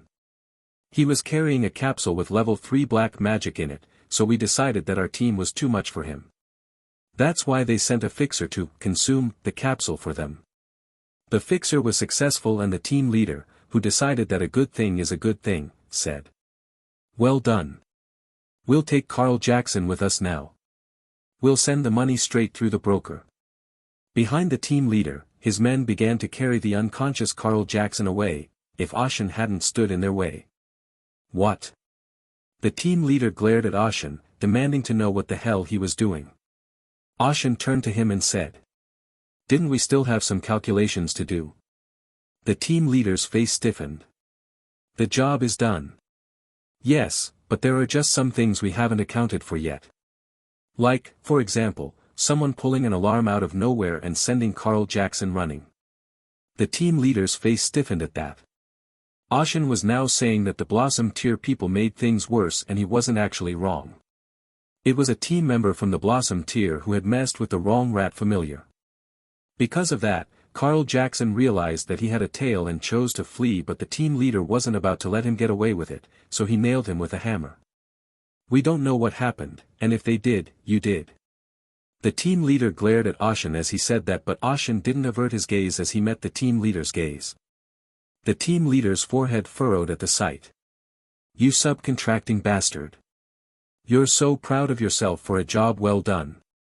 Hostility oozed from the Blossom Tier guards. Ashen pointed down an alleyway, his expression unchanged in the face of such hostility. "The real important thing is over there." In the direction Ashen pointed was a warlock girl. She had just woken up, and her half-open eyes looked quite dazed. "She's from the Warlocks Guild, and she's trying to take Carl Jackson, the man I captured, for herself." "What? Why wasn't that part of the brief?" Another warlock suddenly intervening and trying to hijack the target. "I thought I was only supposed to capture Carl Jackson." The team leader's face crumpled, and Lorraine stepped forward. "The omission of information from the referral is clearly your fault. You'd better not try to take it further." "Lorraine punk." The team leader recognized Lorraine and called her by name. There was a slight trepidation in his voice, not a hint of disrespect for the fixer, but a faint respect. Ashen glanced back at Lorraine, surprised by the gesture. He'd thought she was just someone who wanted to be treated like a senior, but apparently she had a reputation. Perhaps sensing his gaze, Lorraine also raised her shoulders slightly proudly. "See? This is who I am." She said so with her actions. Of course, she didn't stop supporting Ashen at the same time. "Or are we going to argue about who's good and who's bad here? Then we can only borrow the power of the Union. That's..." Of course they'd be the ones to get in trouble if the conversation turned to the Fixer Union. But it's not like they can just bow down and go in. As the team leader was contemplating his options, one of the team members waiting in the back called out. "You're just a fixer, don't be so cocky." "What, a fixer?" Lorraine's expression hardened. Her piercing gaze flicked to the company security guard who had just spoken. The guard wasn't that old. Rather, he was young and eager. He was a man who was proud to have joined the company, and as such, he looked down on the fixers. Lorraine sneered at him. "Oh, yes. There are always idiots like this, who don't realize the difference in skill. You know what usually happens to them? Lorraine lifted her finger to form a gun and pointed it at the other man's forehead. A hole in the skull, that'll give you some air and less to think about. The Blossom Tier Guard's expressions turned grim at the blatant provocation. In the heat of the moment, the team leader cut in and asked. So what do you want? I think we need to revise our remuneration. The job is already done. Do you really think we're going to change the terms now? Well, that's only if you've done your job properly. This is a different situation, and if you're not willing to accept the terms, I'm afraid I have no choice. I don't understand. See that girl over there? I told you, she's from the Warlocks Union. The team leader's face contorted grimly. You can't be. If you don't accept my terms, I'll hand Carl Jackson over to that girl over there. You're canceling the assignment now. Do you even know what the penalty is for backing out? I think they want Carl Jackson, too, but they'll pay them better than you, plus the penalty we'll have to pay. The team leader glared at Lorraine, looking even more terrified. His hand on his hip was twitching, even if only slightly. He looked like he wanted to pull out a gun and shoot her at any moment. Stop.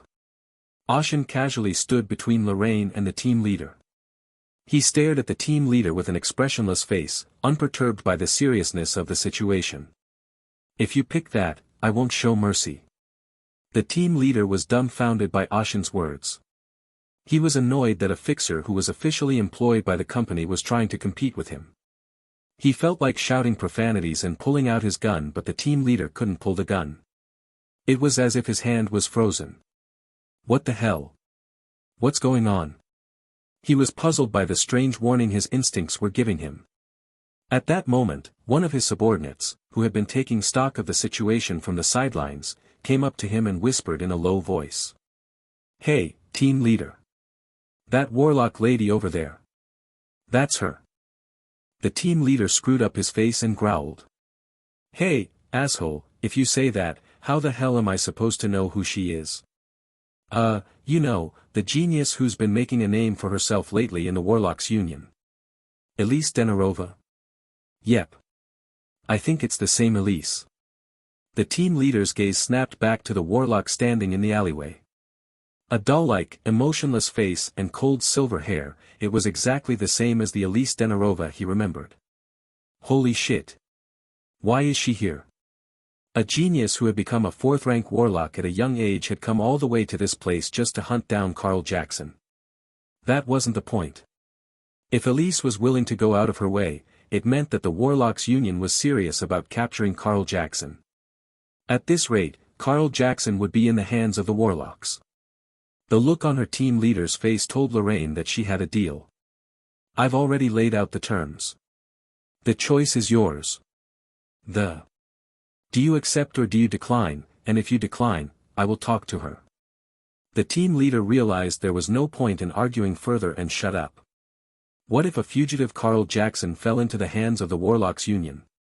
From the reaction, it was clear that Ashen had engaged Elise Denarova and won. That meant he was a force to be reckoned with. The team leader hung his head in thought. I see, he said, but I can't take matters into my own hands, so I'll call headquarters. I can wait for that long, but I want you to make a decision as soon as possible. It shouldn't take long. With that, the team leader told his subordinates to call the company as soon as possible. Lorraine breathed a sigh of relief as she watched.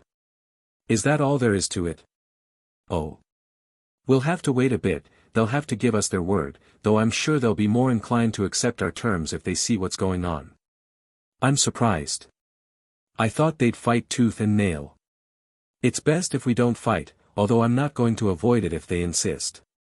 Lorraine advised that the fixers needed to be strong, as they couldn't afford to be seen as weak anywhere. As Ashen was pondering this, someone approached him. It was Elise Denarova. What the hell, you still haven't left? Ashen said in a stern voice as Elise stared at him wordlessly. If Lorraine hadn't stopped him right then, Ashen would have slit her throat a moment ago. Even he, face to face, would not know that he had nearly killed her. Nevertheless, Elise approached Ashen. Her curiosity outweighed her fear of the man who might kill her. You. What's your name? What? Name. Ashen's brow furrowed at the shortness of Elisa's words. She was asking for his name out of the blue. Lorraine, watching from the side, widened her eyes in disbelief. Elise Denarova was talking to him and asking his name. Lorraine didn't know Elise that well, but she had heard rumors about her. A genius warlock, devoid of emotion. A wax figure who wouldn't talk to anyone, no matter who they were. That was why it was surprising that Elise had asked Ashen's name first, but what was more surprising was Ashen's reaction. Albert. My name it's Albert. Albert. Elise muttered the name, then turned and left. She didn't forget to grab the bone mask Ashen had shredded on the way out. Lorraine watched the scene in disbelief, and when Elise was completely out of sight, she turned to Ashen. Why didn't you tell her your real name? I'd rather ask you, why should I? What? Because, of course, it would be useful if you make friends with a warlock like that. Lorraine's words made Ashen frown. It's not necessary. How is a knight supposed to stay with a filthy warlock? No. She already knew he was crazy, but he was even crazier than she thought. No, more than that, you're really that adamant about the knight concept? Lorraine asked after taking a deep breath. You could have at least given her your name. There's only one reason a warlock like that would be interested in me. She must be after my body. I don't understand, even more. Why would she want your body? She wants to kill me so she can use me as her servant, that's obvious. Isn't that paranoia? Lorraine shook her head. Failed. Elise tapped into her handheld communicator and contacted the Union. I thought you'd succeed with your superiority. They had a capable fixer. Well, you're a step too late, I can't help it. Elise was actually not late, though she had lost the fight against that fixer. The person on the other end of the communicator didn't ask why, just assumed it was because he was so confident in her abilities. Come back here. Okay. Elise disconnected. Albert. She muttered the name as she stumbled to her feet and recalled Ashen's movements from earlier. The way he'd swung his sword, the way his muscular form stood out against his coat. Touching the body, she knew it was the finest flesh she had ever seen. A faint flush rose to Elise's cheeks. He would make a fine skeleton. Ashen and Lorraine returned to Violet Fox after successfully completing their mission. Ronan greets them, and Lorraine explains the events of the day. Carl Jackson's escape due to Blossom Tear's interference, the arrival of Elise Denarova and their conflict with Blossom Tear. I see. You've been through a lot. I didn't do anything. He did most of it.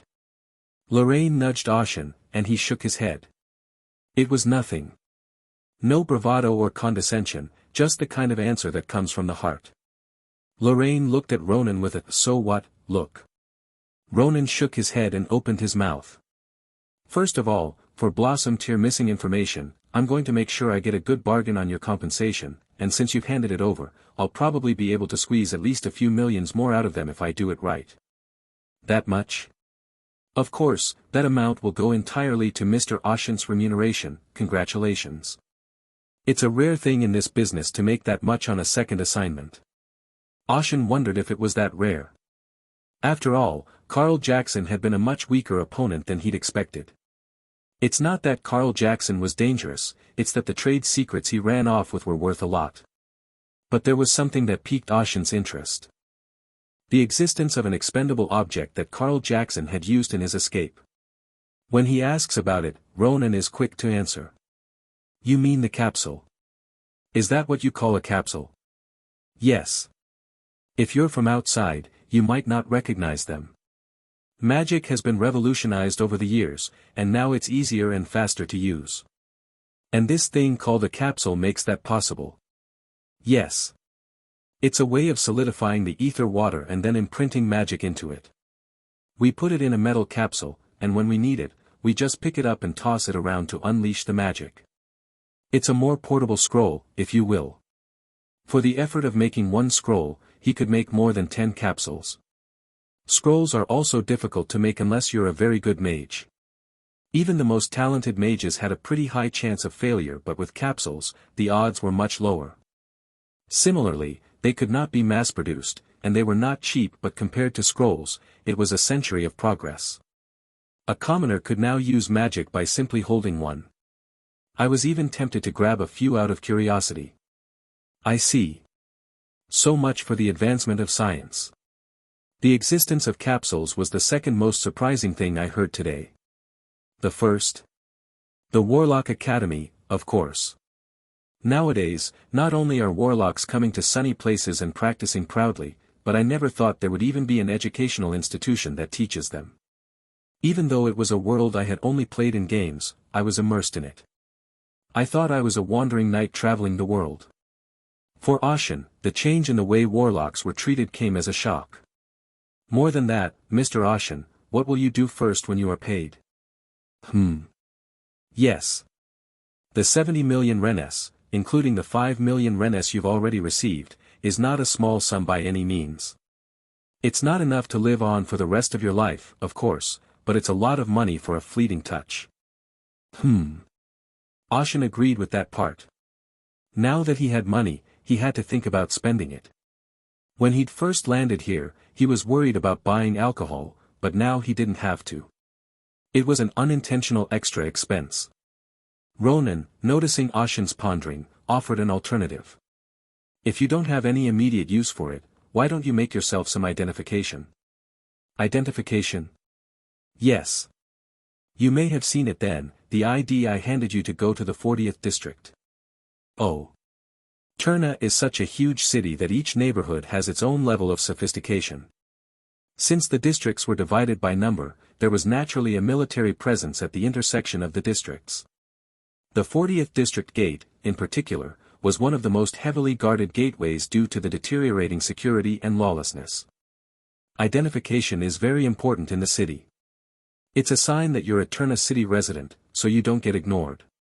And the better the ID, the better you can move around the city. Ashen recalled being stopped by the guards. The ID doubles as a passport. Naturally, the better the ID, the more unrestricted you'll be wherever you go. Ashen stroked his chin. If he had a good ID, he wouldn't be stopped by the guards just for wearing a sword. If he was going to be traveling around the city in the future, identification was essential to avoid hassles. I understand. But how do I get one? Normally you'd have to apply at the government office where the officials work, but there are companies that do it for you. The government employees in Terna are a pain in the ass. In other words, there was a subcontractor who issued IDs on behalf of government officials. It wasn't illegal since it was officially authorized by the city of Terna. How much money do you need? It depends on the level of the ID, but you need at least 50 million for something you can use without any inconvenience. That's a lot more expensive than I thought. Does it cost that much to make an ID? Yes. But it's a high grade, so once you have it, you'll be able to keep it, and it'll give you free access to the 25th district. An ID card that gives you free access to the 25th district, but in other words, there were areas that even 50 million couldn't get you in. The Industrial Revolution and extreme capitalism, what a society we've become. If you want to go to a higher zone, you need more money. Ashen nodded in understanding. Okay. I'll make one. Yes. In that case, I can recommend a good place for you. I headed back to the hostel. I had finished the request sooner than I had expected, but I hadn't had time to go make an ID. So much has happened. I sat in a chair by the window and looked out at the scene outside. Instead of horse-drawn carriages, the streets were now filled with cars, belching white steam. As I closed my eyes and strained my senses, the sounds I'd been trying to block out flooded in like a tidal wave. Blaring car horns, drunks shouting, laborers stumbling along, water running through pipes, and the noisy ticking of barometers. The eardrum-piercing noise began to spread beyond this house. I opened my closed eyes and shook my head. The noise subsided as my sharpened senses dulled once more. Any more of this and I'll go deaf. The wandering night senses were deceptively sharp. I checked for something else. As I concentrated, I could feel the passage of time slowing. Battle time, had been triggered, but since it wasn't a real battle, the time that unfolded was only a moment. At least I can use the basic skills. Sword's Will increases accuracy and critical hit correction when swinging a sword. Enhanced Shield increases the reduction rate of damage blocked by a shield. Battle Time makes time pass slowly during combat. Unwavering Spirit greatly increases resistance to mental control, illusion, and fascination, etc. I found that skills unlocked in the early stages like Sword Will and Battle Time could be used without too much trouble. The problem came next. Full-fledged specialized skills aren't available yet. Skills in the game are divided into basic skills and specialized skills. In the case of basic skills, they're naturally given by default. However, as is often the case in games, most classes have cool skills with fancy effects. These are the specialized skills. In order to learn specialized skills for each class, you had to level up and unlock talents. You could do quests, have NPCs of other classes teach you skills, or buy them. Of course, since I was a max level knight, all specialized skills should have been unlocked. The stats were imported, but apparently the skills weren't unlocked. Or maybe I just didn't realize it. In the game, I could just press a keyboard button and the skill would unlock, but in the real world, that's not the case. Considering that I was able to use skills like Battle Time naturally meant that some skills weren't unlocked yet. In that case, there would be conditions for unlocking, but there was no way to know what those conditions were in this situation. Leveling up is a no-no. How can a character that's already max level up more? What about job quests? That's also impossible because there are no wandering knights in this world. Naturally, there are no quests for knights. It's also impossible to get a skill taught by a knight NPC. So, is there really no way? No, there is. My instincts were whispering differently. There's a way to unlock skills. I just need to know what it is. All humans are born with traits that set them on a path of growth. In gaming terms, it's called a tech tree. This is the case with the warlock I met today. Warlocks are divided into several techs: command, dark magic, curse, and corruption. Wizards are also divided into different schools of elemental magic. Wandering knights, of course, have these skills as well. If I can unlock specialized skills, my life will be much easier. For now, I can get by with my physical abilities, but there are definitely limits. I'm not overconfident in my strength, but I can't live off this body forever. Besides, I need to find out what brought me to this world. When I awoke, I found myself in a huge city called Turna. Could it be a coincidence? Perhaps, deep within this city, there were secrets I didn't know about. To do so, I needed a higher status, and to get it, I needed to earn more money. I have a long way to go. I stood up and flopped down on my bed. Tomorrow, I would have to get my ID card first thing in the morning, so it would be better to sleep early. I closed my eyes, and my languid mind immediately drifted into a deep sleep. When I opened my eyes, I saw an endless meadow and a beautiful night sky. It was a beautiful starry night. On a not-so-dark sheet of indigo blue drawing paper were a whole bunch of sparkling dots of different colors. The cool night breeze glided across the grass and tickled my cheeks. I'm mesmerized by the vivid colors of the Milky Way across the sky. I don't even wonder why I'm here right now, but I walked slowly, as if drawn by something. I'm wearing a plain shirt and cotton pants, the kind you wear to bed, and, of course, no shoes. The feel of the grass against my bare feet with each step is unfamiliar, but I realize that it's pleasant. After a while, I saw a mound, so I climbed to the top of it. The higher ground gave me a better view of the surrounding landscape. It was a vast meadow with no trees, just grass, and at the end of it, stretching all the way to the horizon, was the Milky Way. I looked up at the stars, and in that moment, the stars whispered to me. Guide. It seemed to be a man or a woman or a child, or an old man, or an unknown voice. Wanderer of the world, wedge of the world, opponent of the law. There was a ripple on the calm waters like an echo echoing up a mountain spine. The voice came to me like a tide and went away like an ebb. You. Build up your karma. Build your karma. Those words stuck in my mind like a stake and seemed to define the path I should take. I opened my mouth, but no voice came out. I couldn't speak, so I looked at him and asked. What happens when I accumulate karma? The Starlight was silent. Instead, the sky behind me changed. The sky to my right turned a clear, cool bluish color while the sky to my left burned an intense, brilliant golden color. The sun and moon were rising in a sky full of stars. If you do that, you can handle our power. At the same time, a dazzling celestial glow enveloped the world. I awoke and looked around. I was in my room. Outside the window, the first rays of sunlight were streaming in. Wow! Now that the game is real, I get to experience all of these strange things. Ronan had recommended that I visit Turna's 35th district. The 35th district is where most inventors and engineers live. That's why I saw a lot of strange things on the street. Steam engines that emit cool compressed steam, tiny mechanical dolls that move by themselves when you wind them up, alloy pipes that allow more compressed steam to be distributed, and a giant mechanical clock that turns like a water wheel. Bang! Bang! Technicians with greasy hands and spanners in one hand sweat as they tighten bolts and nuts. In the other, they test the machines they've built to make sure they're rolling properly. The streets were filled with the sound of pounding iron, shouts of straightening, and the roar of steam. Making things, fixing things that broke. It's not like a factory full of workers, it's full of life, a heat that goes beyond that. As I walked down the street, my attention was drawn to a strange sight off to one side. In the middle of the street, a gruff-looking man with a grin on his face was having his arm repaired by a mechanic. His arm was made of machinery. A mechanical arm. That's what the world has become. The repairman looked at the mechanical arm through a magnifying glass, making fine adjustments with screwdrivers and assemblers. The arm was clenching and unclenching its fist in a way that I couldn't believe was mechanical. I looked at it and marveled. A mechanical arm this sophisticated.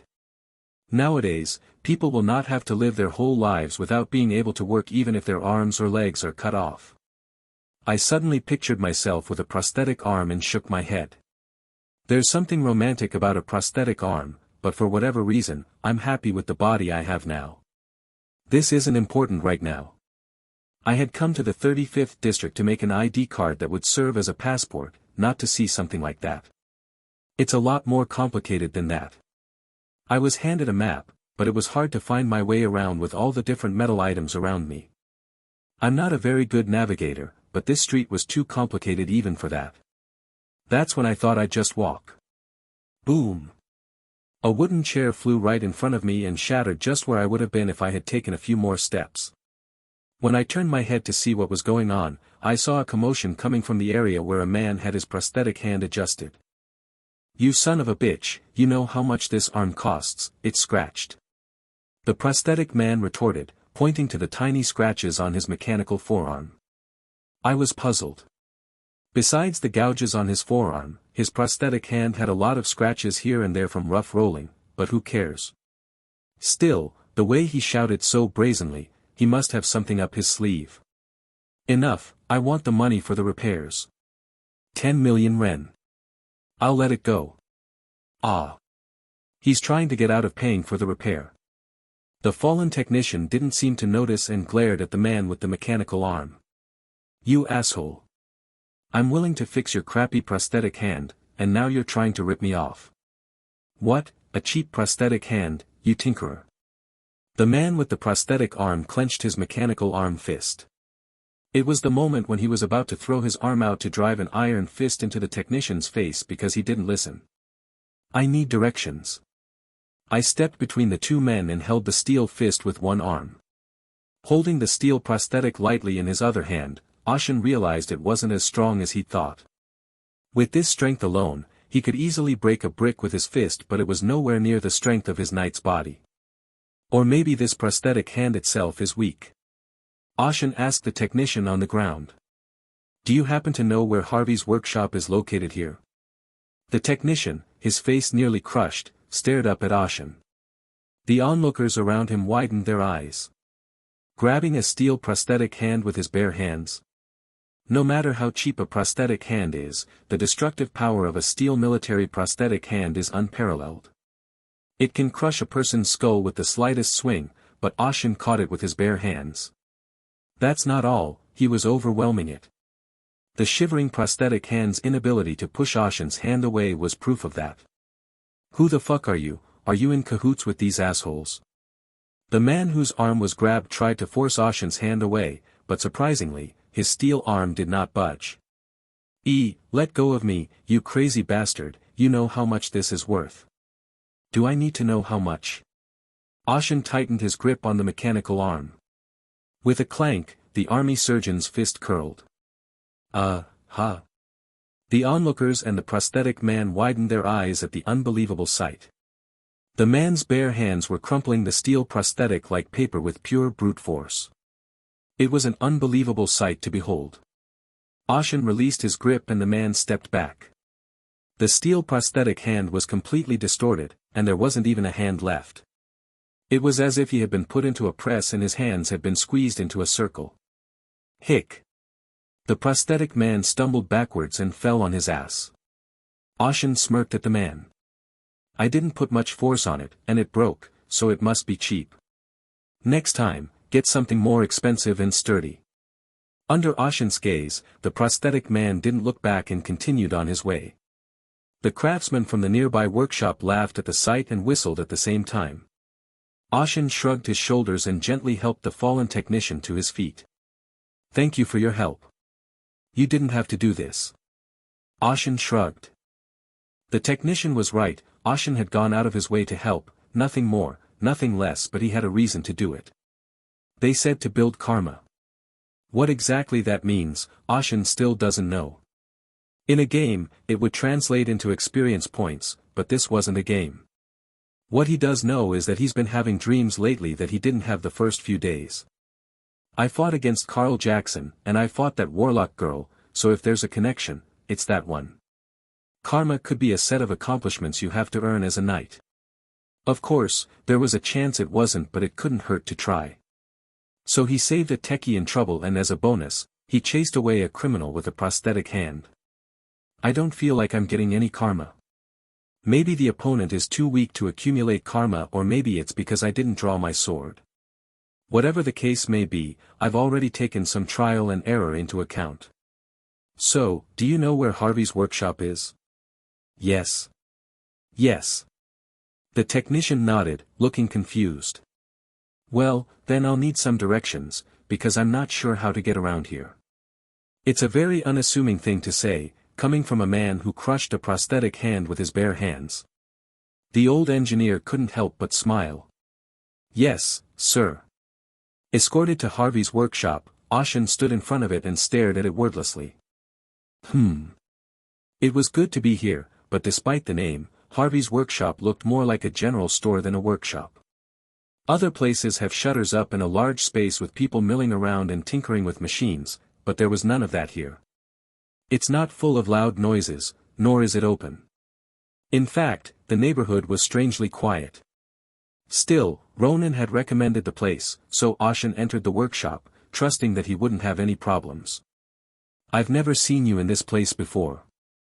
There was an old man sitting at a stall inside, wearing strange-looking goggles over his eyes. Ashen asked. Are you Harvey? I'm Harvey, the owner of this workshop. Who are you, and how did you get here? Ashen. Ronan recommended you. At the mention of Ronan's name, the old man, who was about to lose his temper, nodded grimly. I see. That name held so much meaning. Harvey scanned Ashen's body and frowned at the sword at his side. What's that thing at your side?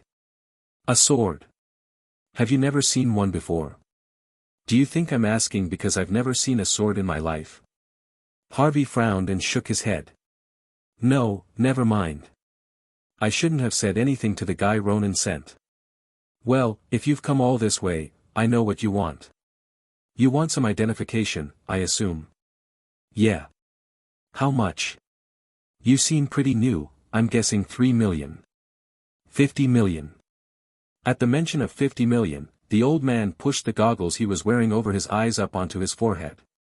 You can't make fun of this old man. Hearing Harvey's disbelief in his voice, Ashen didn't bother trying to convince him. Instead, he slapped the money he'd brought onto his stall. Huh?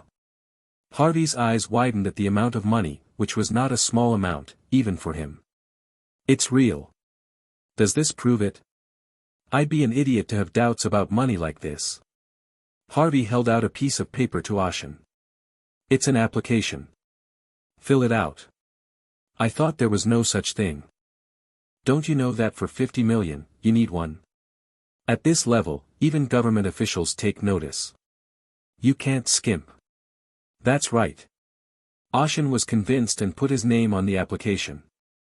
Harvey shook his head, wondering if he should stop him or not, as he watched Ashen write, "Knight," in the occupation section. There was no point in bothering him, he could make his own corrections. Anyway, that's the gist of it, come find me in 3 days. With that, Harvey disappeared into the workshop, and Ashen stepped out. With the ID business out of the way, Ashen decided to see more of the 35th district. Hey, look, that's him. That's when he heard a familiar voice. He turned to see what it was, and a huge hulk of a man stood menacingly in front of him. Is that you, the one who molded my brother's arm into this shape? Naturally, Ashen's gaze shifted to the hulk's side. There was the man whose prosthetic arm was completely shredded by Ashen. Did you do this to my brother's arm? He asked, his already gaunt face contorting even more frighteningly. The ruffian next to him also raised an eyebrow, but this one had the face of a bandit leader. He didn't have a beard, but he had long sideburns and his muscles were quite large. However, there was something else that caught my eye, the huge arm over his right shoulder. The bully next to him was also wearing a prosthetic arm, but at least it took the form of a human arm. However, the giant's arm was much more massive and alien. He carries a cannon, I thought. Instead of 5 fingers, it had only 3, and a cylinder fired from a wired shoulder, spewing out a trickle of white steam.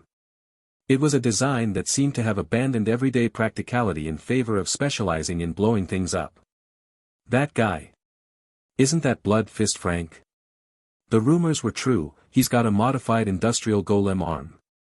The people on the workshop street recognized him and chattered quietly amongst themselves. Then Frank turned to Ashen. Hey. Are you deaf? I asked you if you were the one who made my brother's arm like this. Yes. Frank raised an eyebrow at Ashen's brazen answer. He didn't understand how Ashen, who was a head shorter than him, could be so brazen. EW. You made my brother's arm look like this, so you're going to have to compensate him, and it's going to be a lot of money. Frank pointed to his brother's broken prosthetic arm with his giant mechanical arm. The deliberate movement of his arm was a blatant display of his power. Of course, as for my brother's shattered ego, I'm going to bolster it with a few pats on the back. Frank smirked slyly at Ashen. It wasn't a genuine concern for his brother, more like he was happy to have a new toy to play with. Ashen, of course, didn't hear a word of it. Why should I pay when the defective arm broke on its own? Frank frowned when he didn't get the answer he wanted. I don't think I'm going to get any sense out of you, and I'm going to have to break something to get you to listen. Despite his words, Frank knew there was a part of him that believed Ashen. He'd heard the whole story from his subordinate. Did they mention he crushed an army prosthetic with his bare hands? Even if the prosthesis he wears is a low-grade mass-produced item, it was once used by the military. Even if they are used and outdated, they are durable, but he crushed them with his bare hands. That means that the Ashen in front of him is at least physically capable of bending iron. If so, it was likely to be a powerful mutant. A normal person would have avoided the fight once they realized their opponent was a mutant, but Frank didn't. Mutants? I've seen a few of those assholes get their skulls smashed in my arms for being arrogant. His reputation as Blood Fist is not for nothing else. It's because of the industrial-strength mechanical arm he wears now, which has been designed to mince meat like a press, no matter who the opponent is. From Frank's point of view, Ashen looked ridiculous. He was smaller than he was, so how could he be so physically powerful? At that moment, Frank noticed something around Ashen's waist. What the hell is this? Do they carry knives or something these days? The sword at Ashen's waist was a pure longsword without any special modifications. He may be a mutant, but he carries something like this.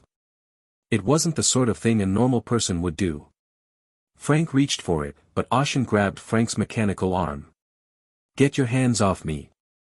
Frank blatantly taunted the now quite serious Ashen. "Phew. Is this a gift from your dad, or are you trying to keep the concept because you want to look unique? This is a warning. If you cross the line any further, I won't look the other way." Kahaha. Crossing the line. You really meet all sorts of crazy people in life. As Frank said this, he simultaneously tensed his mechanical arm. At this rate, he was going to knock Ashen's arm off and forcibly take the sword from him. What? But Ashen's hand refused to be pushed away. "You've got some strength in you," Frank said, "so you could have broken my brother's arm." Despite his words, Frank's pride was hurt. He hadn't expected to be stopped by just one hand, even if he hadn't used all his strength. "That arm, I'll make sure you never use it again."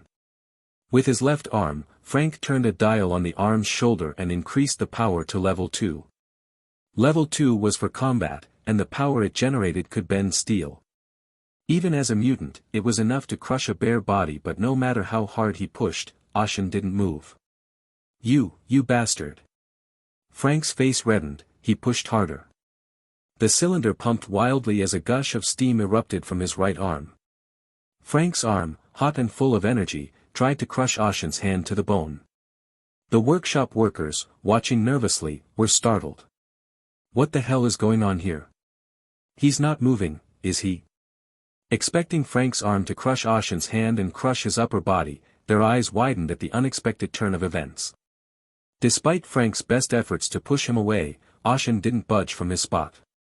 The power of the mechanical arm has reached its maximum level of 3. It was all Frank could muster at the moment. With the sound of metal engaging, Frank's arm began to overload. Frank knew something was wrong and cold sweat trickled down his cheeks. "Is this all the power you have?" He looked over his outstretched arm and saw Ashen's eyes staring back at him. It was as if he hadn't been expecting it. Ashen's expression toward Frank was almost pensive. Frank felt something stir deep in his chest. "You son of a bitch." Giving up on pushing Ashen's arm away, Frank took a moment to pull his hand back and curl it into a fist. As the clunky arm balled into a fist, it looked like a giant, blunt pile bunker. It wasn't far off the mark, considering the arm was actually made from an industrial rock drill. "Die." Frank's blood rose in his neck and he punched Ashen. A trajectory of steam followed his fist as it flew out and the onlookers gasped in horror. It was a natural reaction to a murder on the street in broad daylight. Ashen watched, then curled his fist in the same way and threw his fist out. Quang! A huge shockwave rang out, causing the onlookers to close their eyes tightly. When they opened their eyes, they saw an unbelievable sight. Ashen's hand was still intact, while Frank's mechanical arm had been completely shattered. The difference in size of their fists alone was 5 times. One was a mechanical arm made of alloy, the other was a bare hand made of flesh. Anyone who had seen them collide would have envisioned the same outcome. What the hell happened? An enhanced, modified object, shattered by a bare fist.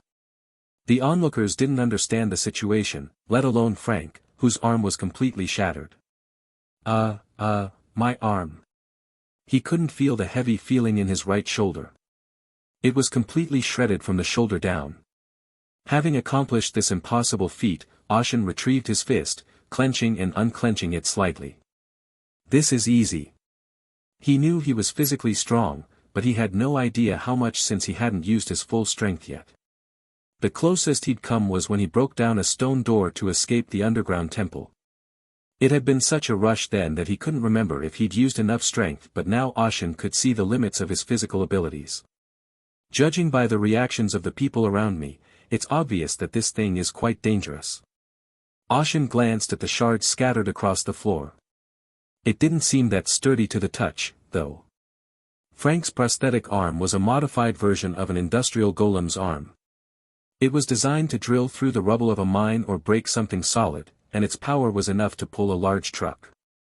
At the point where he won, it was as if Ashen had destroyed an oncoming truck with his bare hands. Despite such a ridiculous feat, Ashen was unimpressed. Beep. Just then, a whistle sounded in the distance, and a group of uniformed men appeared.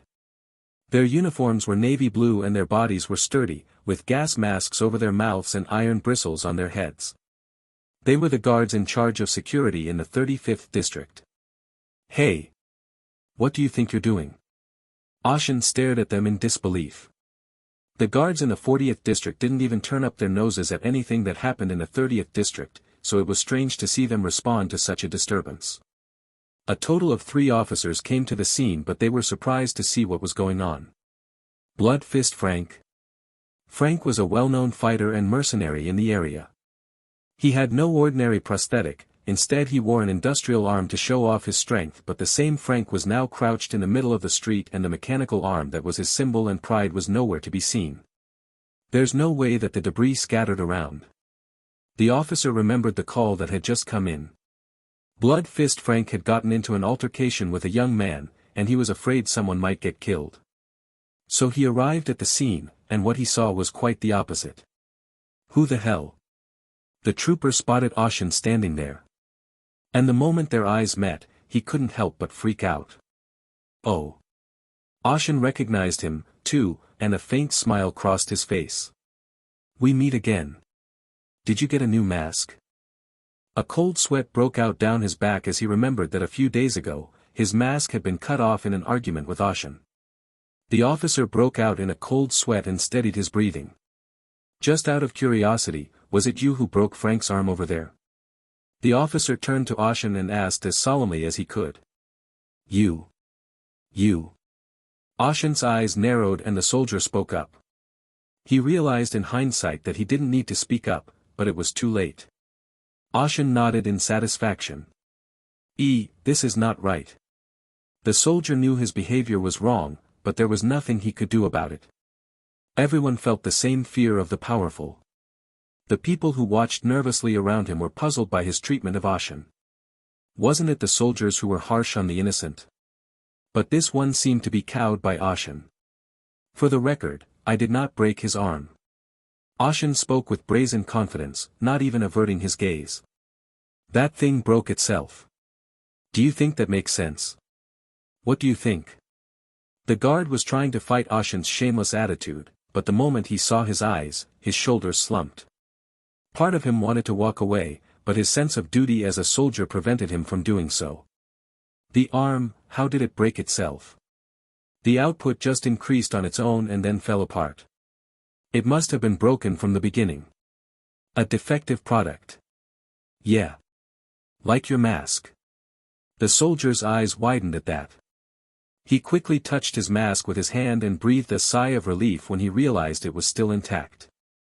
Still, the memory of the day was vivid when he closed his eyes. So, what are we going to do? That's. The officer still hesitated, unable to decide between this and that. Just then, 2 other soldiers approached him. Senior. I think we've got the situation sorted out. Besides, according to eyewitness accounts, it was all Frank's fault. Really? The soldier's face brightened as he heard the words. Then we'll just have to take Frank, the troublemaker. Yeah. Well, yeah, but can we leave the other guy alone? You said Frank caused the trouble, so we only need to take him. The junior nodded nervously and he didn't know why his senior was suddenly so happy. Humph. Now that we've arrested the troublemaker, we'll take our leave. Be careful not to get involved in incidents like this in the future. Not wanting to lose face in front of his superiors, the soldier said the words and quickly left. Ashen smirked as he watched the soldier's back. Next time we meet, I'll have to ask him his name. I heard the story. I heard you completely destroyed Blood Fist Frank's arm, that's pretty impressive. Ronan's first words to Ashen upon his return to the Violet Fox were those. He sat back in his seat, his eyes wide and his grin not the least bit suspicious. Where did you hear that again? Ronan tilted his head slightly to the side at Ashen's wary question. How many witnesses were at the scene at the time, isn't that rumor enough? Ronan scratched his cheek in embarrassment. Strange how people are so wary of anything, he says. What the hell is wrong with them? Didn't I tell you, I have to do this to be a broker? Besides that, what happened to your ID? They told me to wait a few days and pick it up. Well, that's good, because you probably don't have any money in your pocket right now, and I was wondering if you'd like to take a request. The naturalness of it all was so great that it felt like an advanced trade secret that I had to live with. I suppose that's what you're after, but let's hear it. This time it's not just any job, it's a big one. A big job. Are we going after a group of warlocks? Hoo, that would be a big deal, but thankfully, no. That's a shame. So, what's the deal? It's a group job. And since it's a group, the minimum number of people will be at least 20. So, of course, it's a big job. Ashen's eyes lit up with interest. What is it about? A group of thugs have taken over a thermal power plant in the 43rd district, which provides power to the 39th district, and there's an emergency in the area. Ashen suddenly had a question. Why is the 39th district's power plant in the 43rd district? Don't they usually put it in their own district? Because thermal power plants emit a lot of pollution, and they make the air very cloudy, so the people of 39th district complain to the 39th district office to stop the power plant from coming in. All neighborhoods are alike. Ashen nodded, feeling a twinge of appreciation. I see. Yes. That's why power plants tend to be built in rundown areas where land is generally cheaper, and there's no one to harm no matter how much fuel they burn. Of course, people live in the 43rd district, but the city doesn't treat poor people who don't pay their taxes as people. And these places have been occupied by gangs? Yes. They just stormed in 2 days ago, and they're demanding money, and if they don't get it by a certain date, they're going to shut down the power plant, which is a big deal, even if it's just for a few hours. It's a hostage situation. This time, the client was a company that operates a power plant licensed by the city of Turna, but Ashen found that a bit odd. Is it okay for a company to be in charge of a facility as important as a power plant? I thought the city would be in charge of that. It's a public utility, after all. Of course, Mr. Ashen. Think about it. Turna is a large city. How many power plants do you think it would take to provide electricity, gas, and other such things to such a large city? It's not an easy question to answer for Ashen, who doesn't know exactly how big Turna is, but considering that one district is the size of a small city, the number of power plants required would be staggering. So usually, the power plants involved in this request are operated by companies that have a special license from the city of Turna. The city can't manage everything, so they subcontract to companies. But when it's taken over by an outside group like this, their credentials are inevitably questioned.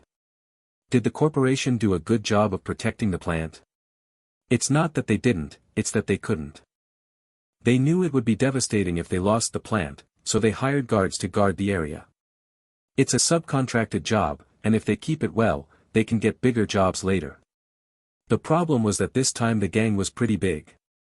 Even the guards guarding the plant, if they're outnumbered, they don't care about money and would run for their lives.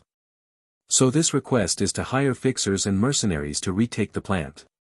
A coalition of violent groups illegally occupying a power plant, from the sounds of it, it was definitely not a small group. But wouldn't the city get involved in a case of this magnitude? Well, nominally, the city thinks it's a problem between the company and some violent workers. I don't think they realize it's a gang, but workers. You mean the city has no intention of getting involved in this situation, and it's all on the corporation? Yes. It's a shame for the corporations, but it's a good thing for the industry, because it means a lot of fixers will have a piece of the pie. And more important than the paycheck was the prestige. As a fixer, you need to have a reputation to get work. As a result, fixers would do whatever it took to get their name out there, and it was rare to see a stage set up like this. There are probably a lot of fixers out there, and this is an assignment where I can get both money and fame, if I succeed. Of course, they'd have to be prepared to risk bullets and death for the job. What will you do? As I always say, the choice is yours, Mr. Ashen. A group request. If so, he'll have to work with others, but he didn't really care who he worked with or about the money or fame. Instead, Ashen was interested in the karma that would come from pulling this off. When Ashen defeated Blood Fist Frank, he felt a trace of energy, very subtle, build up within him. It wasn't hard to realize that this was the karma he'd heard about in his dream. The karma he'd earned as an unknown individual was too small, but he wasn't disappointed. He knew how to do it, now he just had to execute it, and this group request was just the right thing needed to build his karma. I'll take it. An abandoned factory in the 43rd district. Amidst the rusted remains of steam machinery and rats, more than 40 fixers, mercenaries, and hired guns gathered. Quite the gathering. How could I miss such a big event? I heard that all the gangs in the neighborhood have united. Are you sure you're going to be okay? Won't this be a recipe for trouble? I'm fine, and I don't think the gangs in the 40th precinct are all that great. They're just going by numbers, and this isn't a small group of people. That's true. Even as the mercenaries talked, they didn't neglect to analyze their opponents with sharp eyes. See that guy over there, the one with the gun? Twin pistols with the initials K, red hair slicked back. Is that the gunslinger kid? They say he shoots so fast you can't even see it. The number of people who got hit between the eyes by that gun is more than double digits. What about that big guy? That's Jonathan Lunsell, steel-skinned. He's a mutant, and he can turn his skin into metal. Shit. All the big boys are here. This was the problem with big commissions. Even though they had their own names and were confident in their skills, there were many other people who were even worse. There's Anna the sniper and David the puppeteer. All the crazies of the industry are here. Is this a business convention for crazies instead of a request? Hey. If that's the case, there's one guy here you should be most wary of. Who's that? You know that guy over there, sitting still, eyes closed, praying. There was a man in his mid-50s kneeling to one side, praying quietly. He looked like a devout believer, but he was uncharacteristically calm for the tense atmosphere of the scene. Praying here? Is he a priest? No. He's more dangerous. He's a reformed human from the Steel followers. The mercenary who had been talking in private gulped at the words. There wasn't a man in the business who didn't recognize the heaviness and bloodshed that the name Steel followers evoked. A madman to be avoided at all costs. Yes, he is the craziest man in the room. As the mercenaries began to organize their list of people to watch out for, they turned their attention to a newcomer to the scene, a young man who appeared to be in his mid-20s. His hair was unusually dark, and he had a fair complexion and skin that didn't suggest he'd been doing any rough work. He looked like he could have belonged to any noble house, with his gorgeous eyes and sharp features, but there was one thing that was different. What is that? A sword at his side? He had no firearms of any kind, just a sheathed sword. Puzzled, the mercenaries looked at each other. There's more of us than I thought there would be. There were quite a few fixers like himself, as well as people who were doing other dirty jobs. I counted about 40 people in the crowd. Of course, not all of them were names to watch out for. There were only a few that were worth paying attention to. The ones who were confident in their skills were obvious. Just look at that big guy right there. A much bigger Hulk than the Frank I'd just seen. Muscles that looked like they could tear through his clothes and bulge out, showing just how hard he'd been training. He wasn't carrying a weapon, nor was he wearing body armor. That meant he was more than capable of fighting with his bare body. He must be a mutant. Ashen turned his gaze away from the hulking mutant. There was a peculiar person he had been eyeing for a while now. He was a man in his 50s with his eyes closed, silently praying, and Ashen felt a strange sensation that he couldn't quite put into words. He was human, but he didn't seem human. His body didn't feel alive. It was as if there was something else flowing through his body instead of blood. The man praying then opened his closed eyes and stared at Ashen. Inorganic eyes, devoid of emotion. Their gazes collided in the air, and the mercenaries watching the scene swallowed hard. However, contrary to expectations, the two men looked away from each other without a word. Ashen's first impression of the Steel follower was simple and clear. An interesting man. Little did he know, he was the most peculiar person in the room. He had brought a sword as his weapon. As for whether he had any other weapons, he didn't. There was nowhere to hide a pistol in his scantily clad body.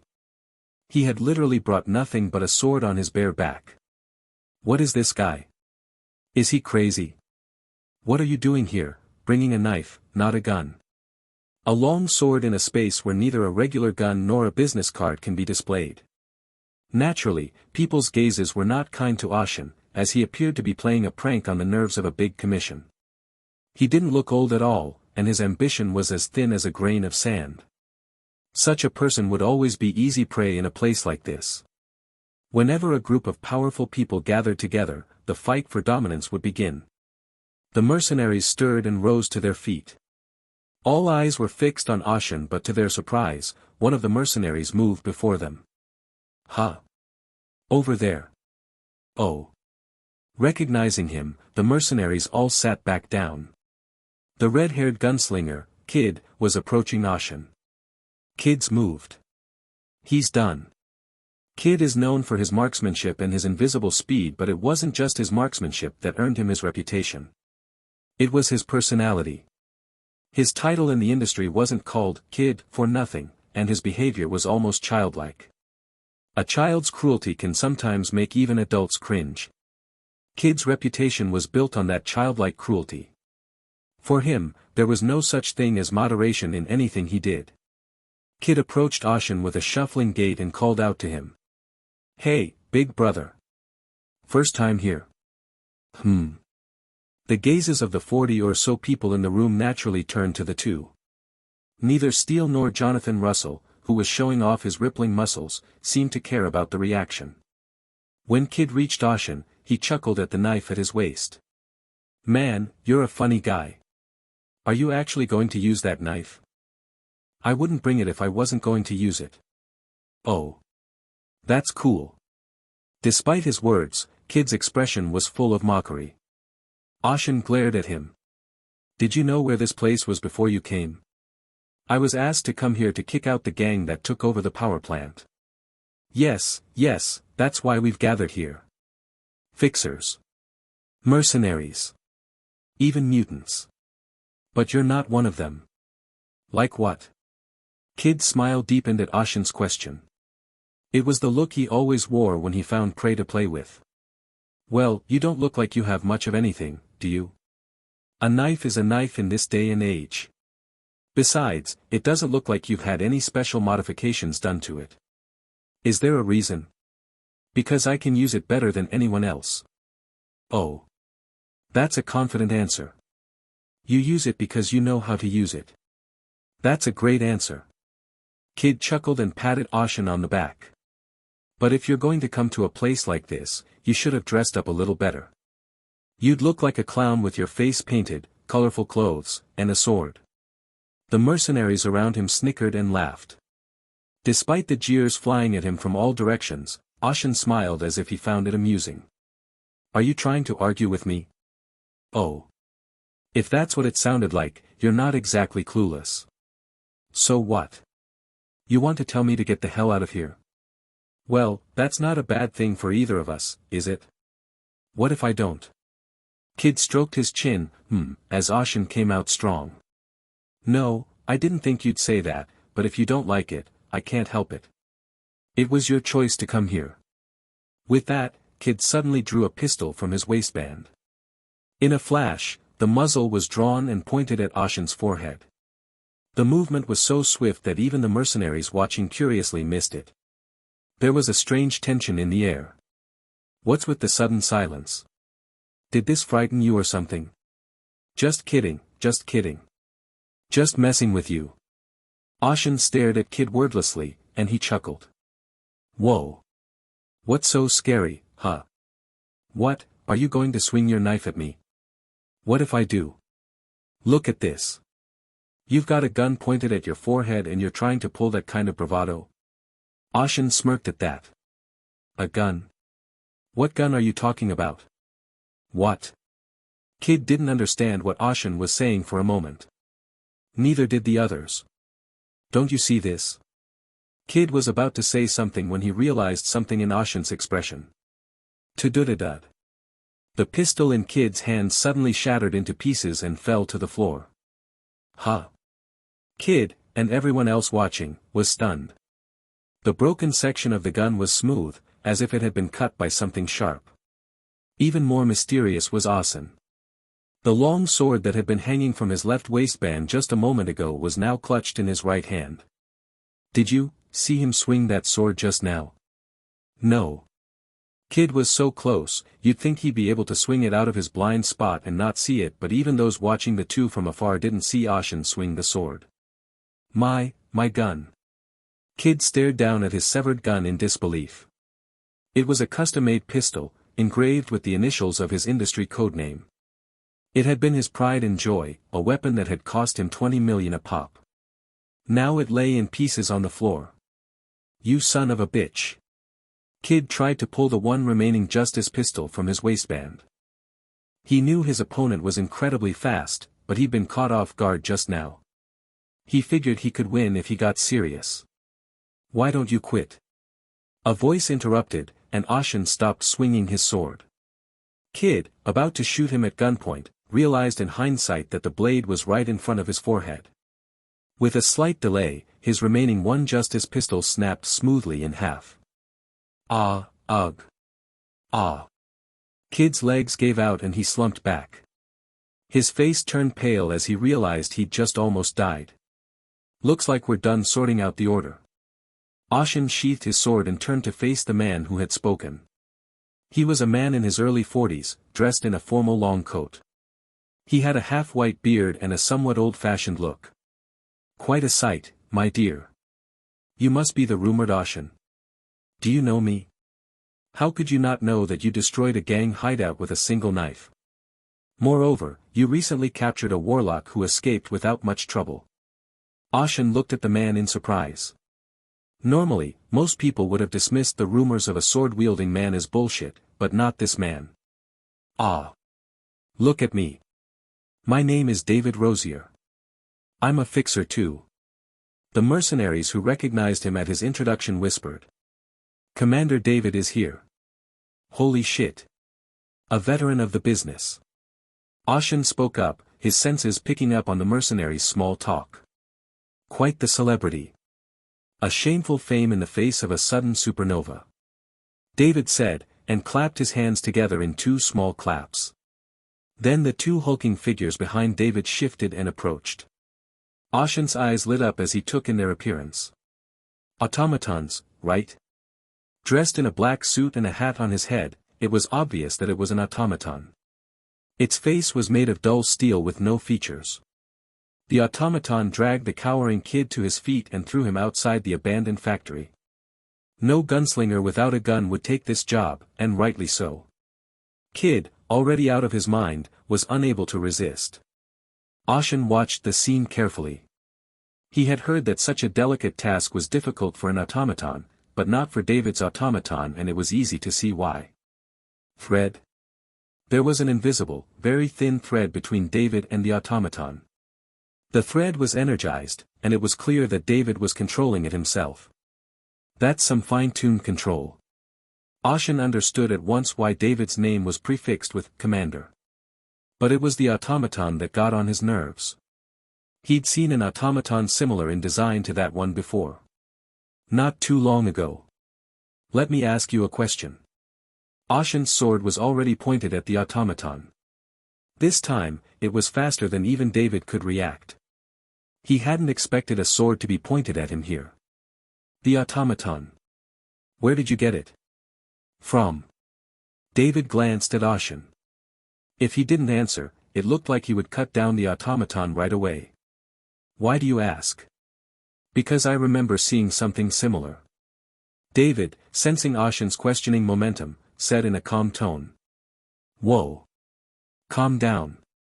I don't know what you're misunderstanding, but I'm not who you think I am. How do you know that? When you've been in this business long enough, you start to notice things that stretch even when you don't want to. You, I assume, have been involved in a fight with someone who deals with automatons similar to the ones I deal with? Ashen nodded slowly. I see. It's understandable that you would think I use something similar, and that I'm related to them. You aren't. Unless you're very mistaken, the automaton I'm dealing with and yours are probably made by the same company. Same company? There are two main companies that make automatons. Antique Tech, one of Turna's larger companies, and the other is Battle Trench. Given the name, I'm guessing it's the latter that you're using. That's right. Antique Tech builds automatons to provide labor for everyday needs, and Battle Trench builds automatons for combat. With that, David jerked his thumb at the automatons lined up on either side of him. These two are Ronald and Reginald. They're Grade 2 automatons from the Battle Trench Company, and they're pretty expensive. I see. Naturally, Battle Trench makes a lot of big, strong guys like these, and I'm guessing that the guy who fought you was also made by Battle Trench. They're made by the same company, so they're probably similar in size. So, do your automatons have exploding arms or something? David's expression hardened slightly as Ashen asked, remembering what he'd seen that day. An exploding arm? It was cut off, and then somehow it exploded, scattering shrapnel. I think I have a hunch about that. Anything with that kind of capability is Class 1. No, more like a special class that leaves no evidence. Is it common for people to use something like that? Not that common, but not completely absent, though. As he said that, David pulled his pocket watch out of his breast pocket and checked the time. Well. We're running late. Time to get moving. More on that later. Ashen agreed with David, since he had come for a request, for now. At least it was confirmed that David was not connected to the men he knew. Now, then, I think everyone who was supposed to come is here, and we can get on with the business at hand. David asked after the initial commotion had subsided, and everyone rose to their feet and grabbed their weapons. Gunslinger Kid's elimination was a surprise, but in a way, it was a good thing, because now everyone would get what they deserved. If anything, he was the problem. Most of them glanced over and squinted at Ashen. He'd toyed with Kid with invisibly quick stabs. Besides, from what David had said, he was obviously quite capable. I haven't heard his name before, so is he a rookie? He's a rookie, and he's that good. The world is so unfair. Kid's share of the money coming in was too good to be true. A man of Ashen's caliber could easily take out a gang with a knife, and that would mean less money going to them. Leaving the factory, the group of mercenaries and fixers set their sights on the power plant in the distance. There was no set plan. There was no way that a group of faces that had seen each other for the first time in a long time would be able to work together. Besides, if they did, they'd have to decide how they'd split the profits and who would take the risky front line. They'd end up fighting amongst themselves before they even started. What they need is someone with a strong voice. Well, I'm not going to tell you to follow my orders now. We don't know what's going to happen in the field anyway. David's direction was for everyone to act individually, but to provide support in times of crisis. The group nodded, agreeing that it made the most sense. After all, they're a ragtag gang. Although they are united and have a large number, they are not few either, and they're better at fighting than the gangs. Some of them can single-handedly wipe out a small gang, so if a fight breaks out, the gang won't last long. I'll assume you've agreed and move on.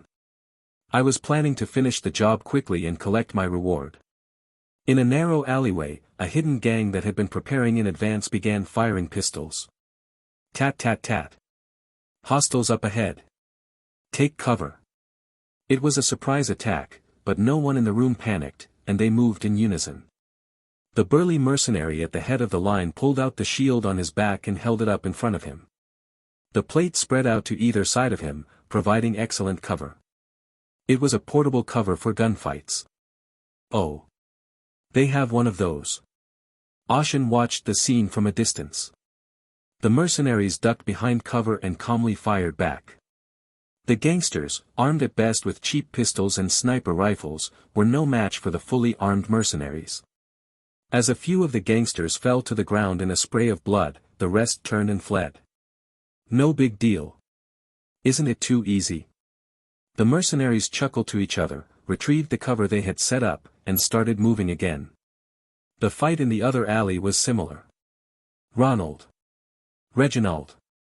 David ordered, and the two automatons strode to stand in front of him. The gang members fired at the automatons, but the bullets bounced off their hard skin and ricocheted helplessly. Shoot him. Tut tut tut tut. The two automatons under David's command raised their Tommy guns with both hands and fired at the gang. Bullet immune and fearless, the automatons were to the gang the Grim Reaper from hell. Mutant Jonathan Lunsell would not stand still. Cobb. He roared, and his flesh-colored skin turned to a ghastly black. Now covered in steel, Jonathan launched himself at the gangsters, charging at them. The gangsters were surprised and opened fire, but Jonathan didn't flinch. He lunged and slammed his shoulder into a gang member, who bounced away. You son of a bitch. One of the taller gang members pulled a knife from his waistband and stabbed Jonathan in the side. The dagger broke without making a single gash in Jonathan's skin. The gangsters looked at the broken dagger and then fell to the ground from Jonathan's fist. Jonathan charged like a raging bull, smashing through cover and throwing gang members to the ground. Ashen watched the scene from a distance, arms crossed. This is why it's so hard for me to get involved. For the most part, the fight consisted of exchanging bullets from cover. Jonathan was the only one to get in close, but only because he didn't mind taking a bullet. The mercenaries behind him were also firing indiscriminately, not caring if he got shot. In fact, Jonathan was hit in the back of the head by a bullet, but it didn't seem to hurt him. If you want to get in on the action, I can't stop you. It was then. Look out. Someone shouted, and a second-story window in the alleyway rattled open, revealing the gangsters' upper bodies. An ambush. The gangsters pointed their shotguns at the mercenaries passing beneath them. Dig in, assholes. With a murderous shout, the gangster pulled the trigger. Immediately, a white flash of light sliced through the upper half of the gangster, along with the gun. The gun snapped in half, and the gangster dropped to the ground in a spray of blood. The near-death mercenaries' gazes turned to the source of the flash. Nothing much. There, Ashen could be seen with a sword sheathed in his waistband. With a single stroke, he'd foiled the momentary ambush. You can do this with one sword? How did he cover the distance? The mercenaries and fixers around him stared in disbelief. Fuck. Everybody run. The gangsters decided it was no longer a fight and fled back to the power plant.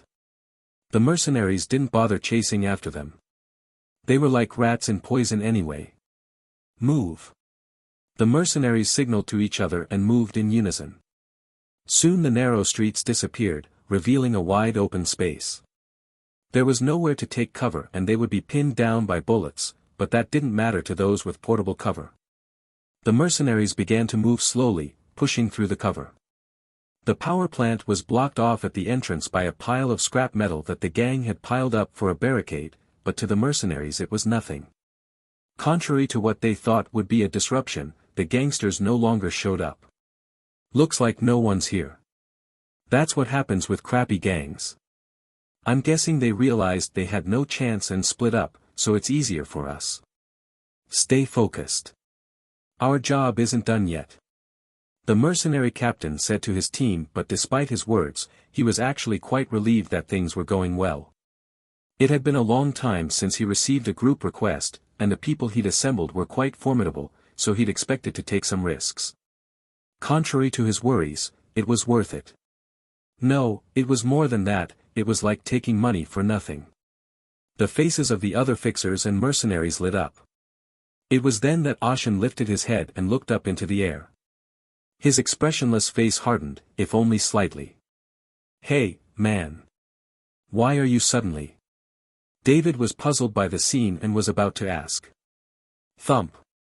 Something landed in the center of the group of 40 people moving at a certain distance. The ground rumbled with a huge impact and a cloud of dust rose. What? Is it an attack? They suddenly thought a bomb had fallen, but it wasn't. The dust settled to reveal a human form and everyone froze, unable to assess the situation. In the silence that followed, the person at the center of the crater slowly raised his lower torso. A gas mask completely obscured his face, a hose leading to the corner of his mouth, tucked into a gap in his brown, ragged poncho. Leather boots, cotton pants, and bandages on both arms. It had the look of a mercenary in the midst of a fierce battle, and it had appeared so suddenly. Shoot! The mercenaries were quick to react. They realized that this unexpected visitor was definitely not an ally.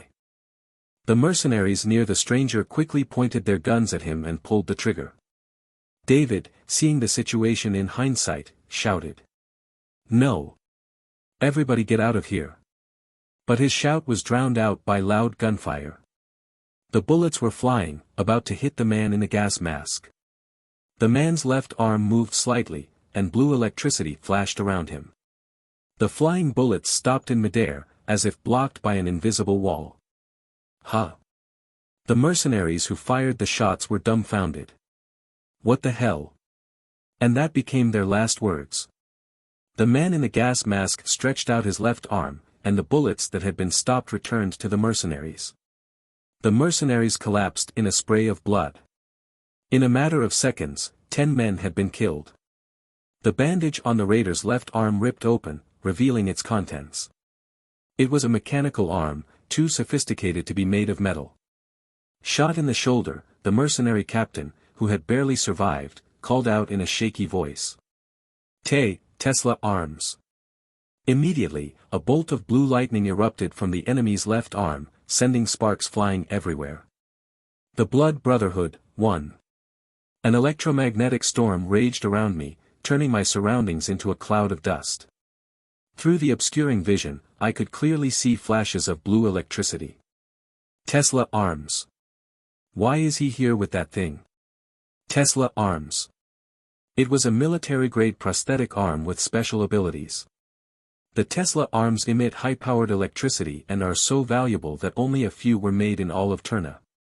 They were not something the average gang could obtain, that meant that the intruder was a force to be reckoned with. The mercenaries and fixers couldn't understand why this man had suddenly appeared. Get the fuck out of the way. Back off. Run if you want to live. The mercenaries, who had been calm in the face of crisis, panicked. The only ones who seemed to be in control were the fixers, who had earned a reputation for themselves. Bang! Anna, the sniper at the very back of the group, fired her sniper rifle at the intruder. Her vision was obscured by a cloud of dust, but her bullet seemed to care not a whit for it, hitting the infiltrator squarely in the forehead. Zing! That's when it reacted. It held out its Tesla arms, just as it had when it first appeared, and a powerful magnetic field erupted, immobilizing the bullet in midair. Tsup! A red glow flashed from behind the round goggles of its gas mask. It curved like a crescent moon, as if mocking Anna. Ping! Immediately afterward, the bullet locked in midair turned back toward Anna. Anna's eyes widened as she watched the sequence of actions through the scope. But as a sniper, she didn't have the maneuvering power to dodge the bullets flying at her. She squeezed her eyes shut, and sparks flew with a crack. When she opened her eyes, she saw Ashen's back, sword in hand. Stay back. A bullet, neatly cut in half, lay near Ashen. She recognized it as a large-caliber bullet from her sniper rifle. Now, Ashen had sliced through the flying bullet with his sword. After a moment's stunned silence, Ashen lunged at the enemy. He had gotten within striking distance of the intruder in a matter of seconds. What the hell is this? Keying. However, the moment the intruder brought out his Tesla arms again, Ashen's sword strike was stopped in midair. No matter how fast a swordsman is, the sword he swings is still metal.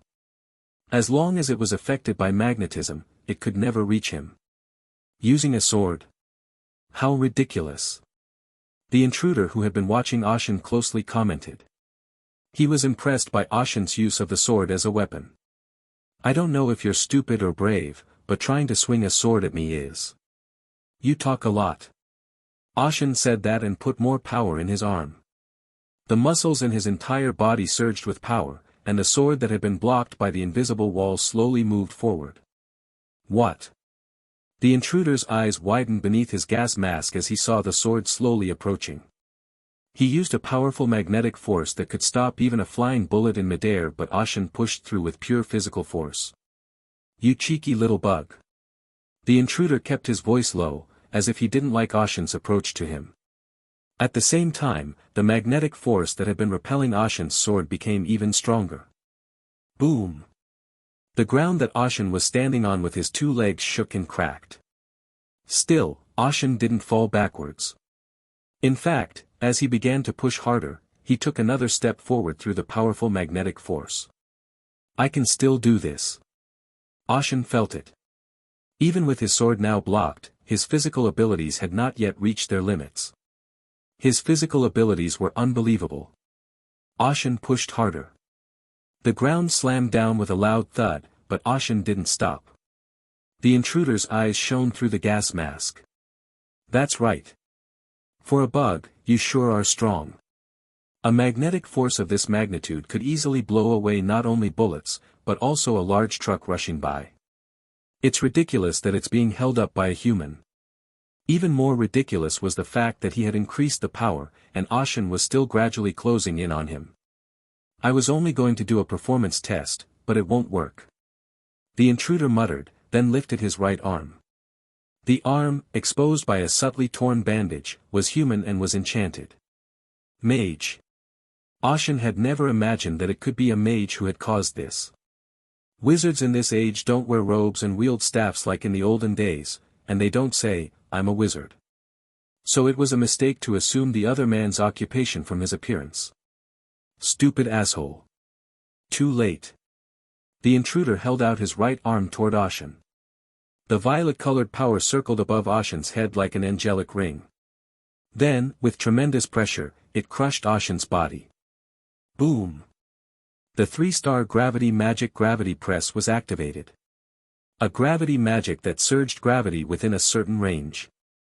This was unpleasant news for Ashen, who had been battling with the magnetic force. The power that had been slowly gaining the upper hand was now equalized. Ashen's legs dug into the ground ankle deep, and his muscles began to strain, albeit slowly. This is too much for pure physical strength. As Ashen's first sense of crisis took hold and he thought to himself, the intruder's thoughts were even more absurd. He's taking in the power of the Tesla arms and using his body to withstand the gravity press at the same time. The gravity press is a dangerous spell that can crush a bare human body like a squeezer, but Ashen was able to withstand it under extreme conditions. His physical prowess is beyond common sense. A fixer of this caliber would have gained a great reputation in no time. "What's the point, you're going to die here anyway." The intruder said, and tried to increase the power of his magic. He would have, if the bullets hadn't come flying. "Ronald, shoot." At Commander David's command, the two automatons fired their Tommy guns. With a snap and a click of his tongue, the intruder redirected the energy he was about to inflict on Ashen, manifesting a new kind of magic. A translucent barrier of magic was created in thin air.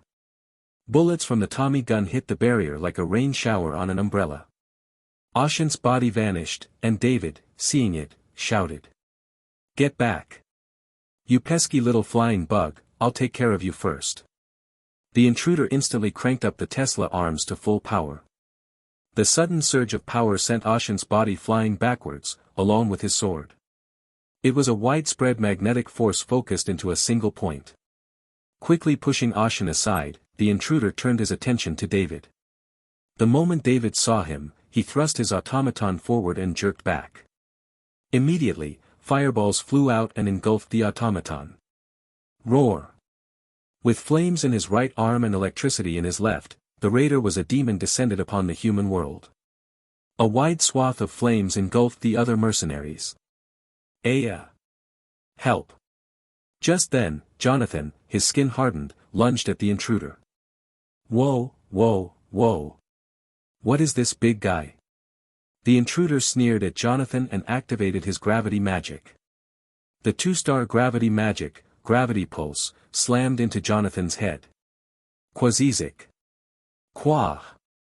The steel skin that had repelled bullets peeled off like bark. Jonathan's body bounced back like an otter and hit the ground. The mercenaries lost their fighting spirit at the sight. The Tesla arms alone were daunting, and he was also a mage. The ease with which he used magic of that power, he's at least a 4-star mage. He'll be treated as an elite force wherever he goes. They'll all die here. It was David who shouted at the mercenaries who froze in place at the thought. What are you doing? Evacuate inside the power plant. David shouted as he lifted a wounded mercenary to his feet. With their way blocked, the mercenaries had no choice but to flee into the power plant. The intruder sneered at them. You think I'm going to let that happen? He extended his Tesla arms and pointed them at the fleeing mercenaries. I'll just generate the electricity and zap them all at once, he thought. Crackle. But it didn't happen. Feeling the strain on his left arm, he glanced at the Tesla arms and cursed. Damn it. That asshole. A trickle of white smoke was coming out of the Tesla arms, it was overheating from excessive power. He gritted his teeth, remembering Ashen. In a fight that would normally have been a one-sided affair, this one had pushed the Tesla arms past its power limit. It's self-cooling, but it's going to be slow for a while. The intruder looked to where Ashen had flown. He was long gone, if not dead. Lucky bastard. I'll make sure to kill you next time I see you. With that, he muttered to himself and slowly walked back into the power plant. It was time to catch and kill the bugs that had fled inside. Humph, humph. What about him? Is he chasing us? Nope. He's not coming. I think he ran off. Holy shit. How many do we have now? Those who fled into the alleyway took a head count. There were 5 of them who escaped unharmed. Boom. Just then, a huge Jonathan dropped out of thin air. The mercenaries gasped at the sight, drew their guns, then lowered them as soon as they saw who it was. It was Ashen who had brought Jonathan to them. He brought back a hardened behemoth in one piece. I think he just took on a Tesla arms before. How much power does he have? Anyway, 2 more returnees brought the total number to 7. Holy shit. Tesla arms users, I've never heard of that. Who the fuck is that? As the mercenaries chattered amongst themselves, it was Anna, the sniper, who answered. I've heard of him.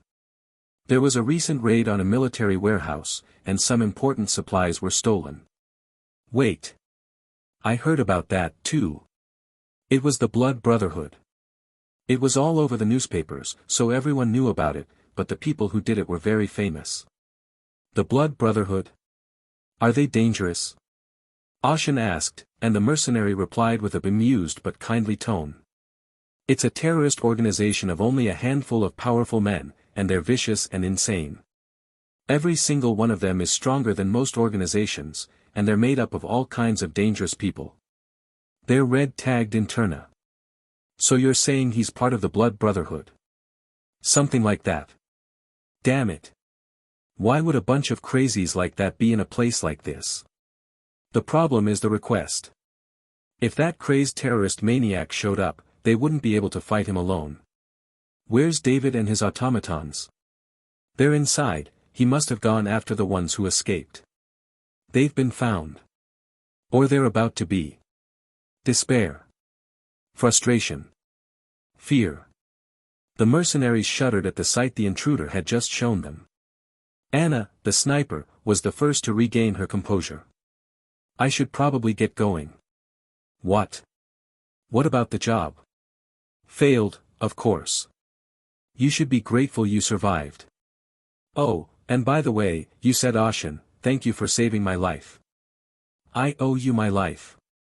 Instead of answering, Ashen pointed to Jonathan, who had passed out. If you're going to go, help him up and take him with you. You're not going? Anna asked curiously, reading something in Ashen's words. Yes. What are you going to do by staying here?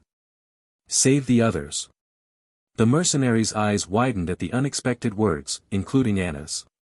Save. At first, Anna thought she was hearing things, but Ashen's answer was equally absurd.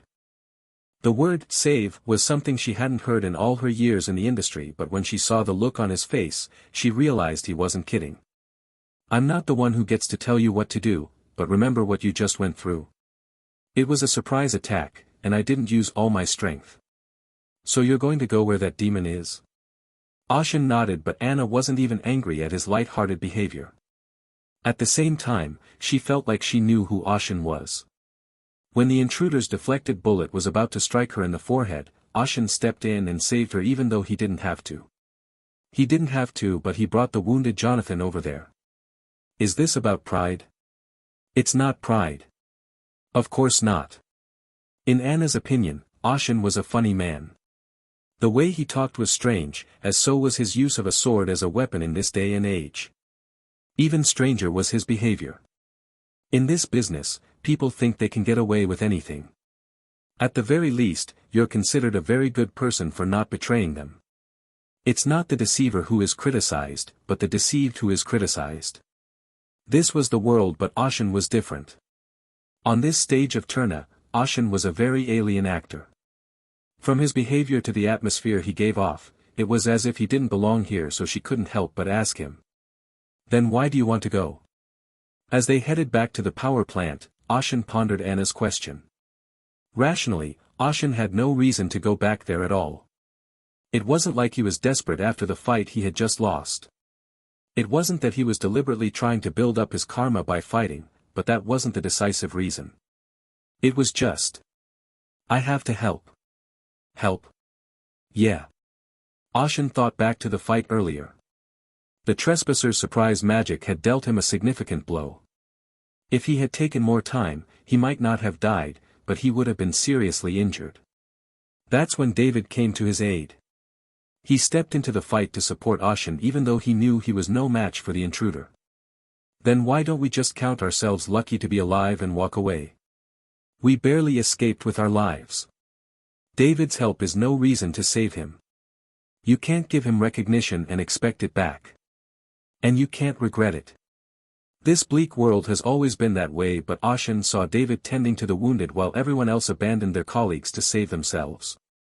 As a veteran of the industry, he must have realized the futility of his actions, and yet he saved a man's life while on the other side was a terrorist, a man who had killed countless others, trying to kill him. That's not honorable. Ashen strode toward the power plant. Anna and the other survivors stared after him, speechless. Is everyone okay? The inside of the power plant was dark and silent without a single light. David, who had managed to escape, asked as he checked his surroundings, but there was no answer. There were a few survivors, but their hearts had long since broken. David pursed his lips to speak, then gave up. It's understandable. They didn't really run away and were trapped here. Inside the power plant, it was quiet.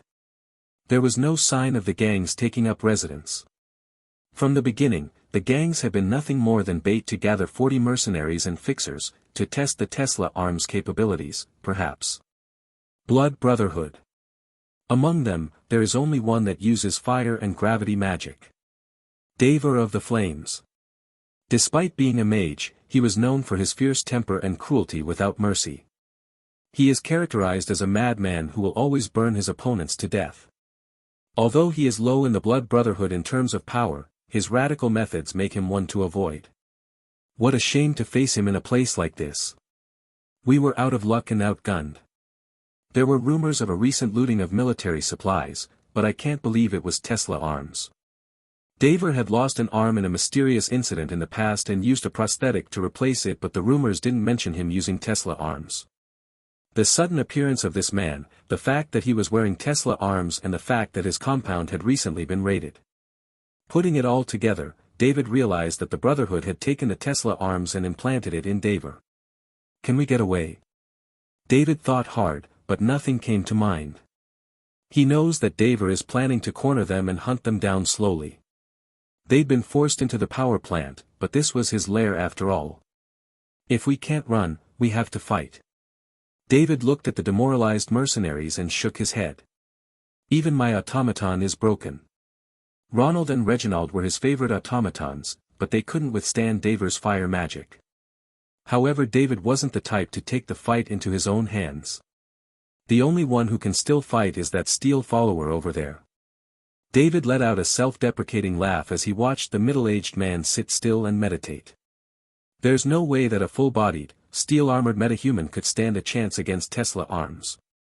He knew that, and that's why he didn't challenge Tavern. Even without the Tesla arms, he's a mage who could wipe us all out. And now he's got the Tesla arms. Their chances of winning a fight are virtually zero.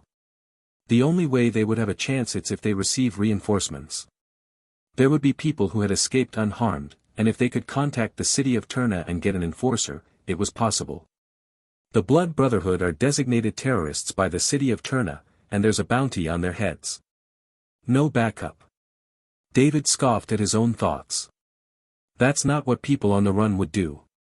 They'd just be glad to be alive and move on, but David didn't blame them.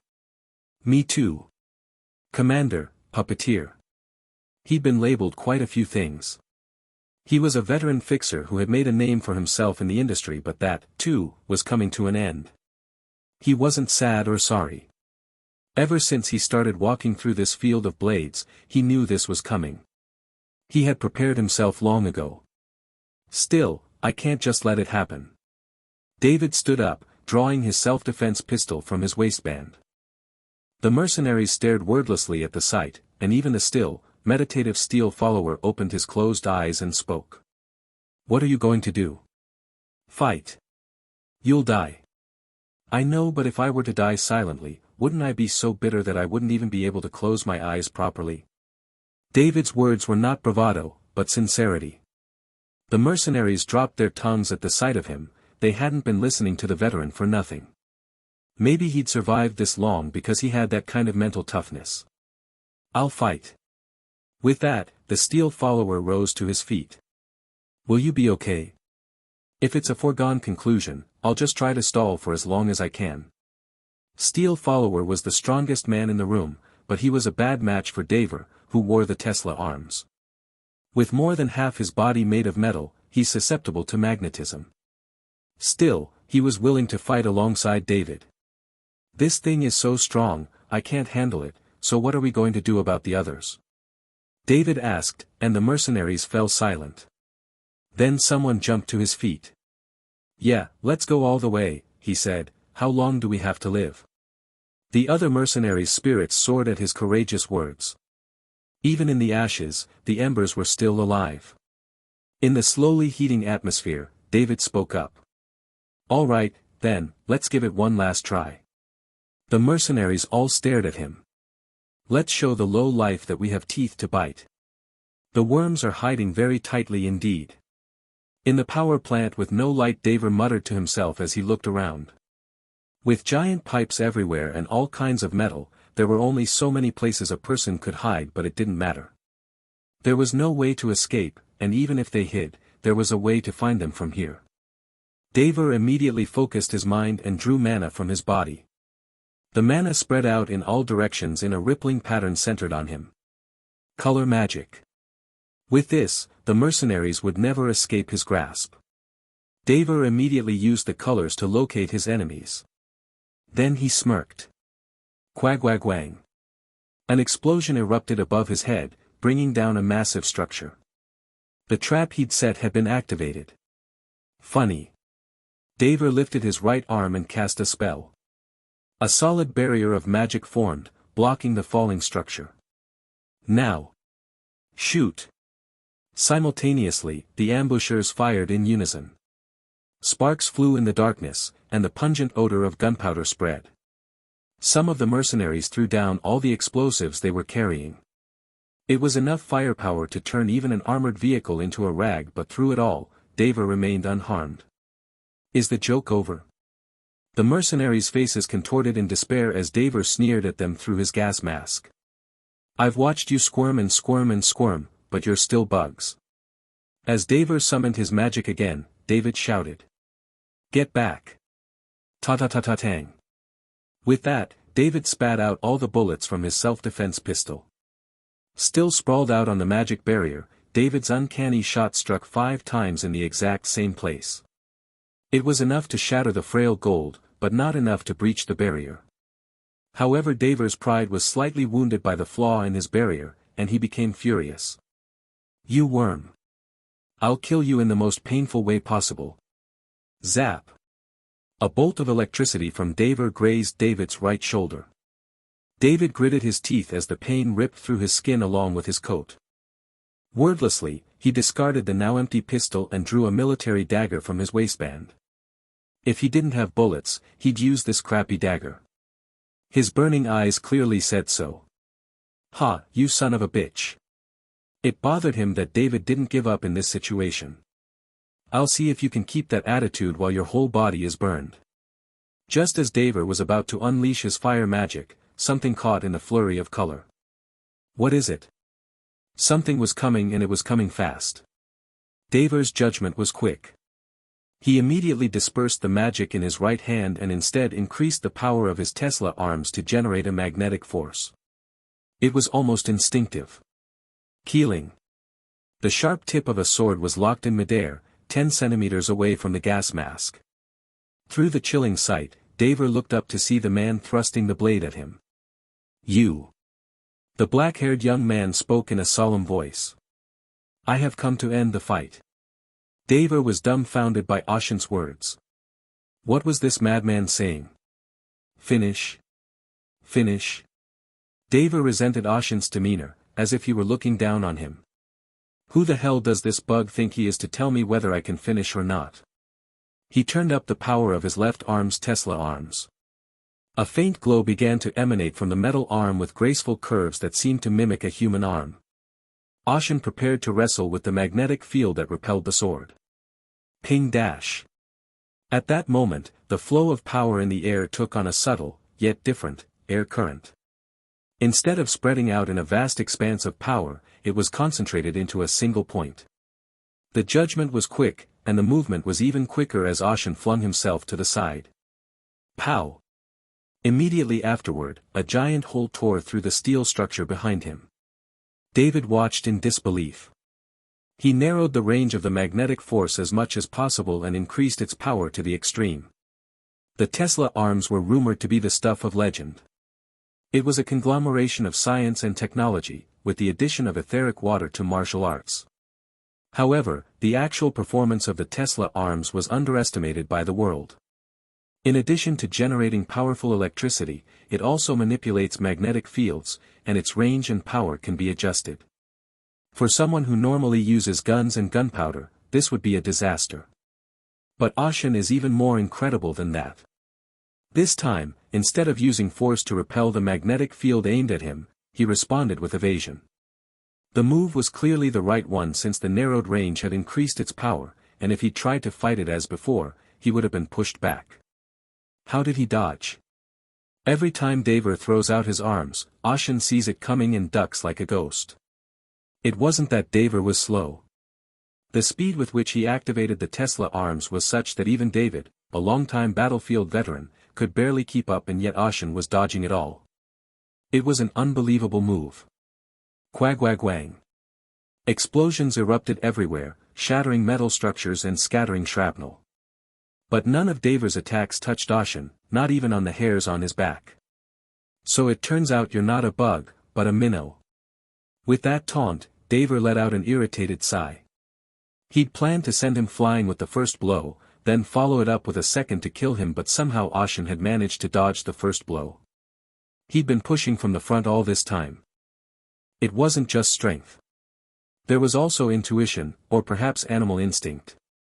And he's getting faster. Ashen's movements had been easy to follow at first, but as time went on, he had become harder to follow. He's not getting faster from fighting, he's slowly adjusting to his power. Daver had a temper of fire, but as a mage, he also possessed a cool intelligence. He must change his methods. As he continued to target Ashen with his Tesla arms, Daver energized his right arm. Boom! The dark interior of the power plant instantly turned scarlet. He swung his right arm, and a fan of flames shot toward Ashen. I wonder if I can dodge this. Ashen ducked behind a massive steel structure. Immediately, a huge tidal wave of flames engulfed the structure.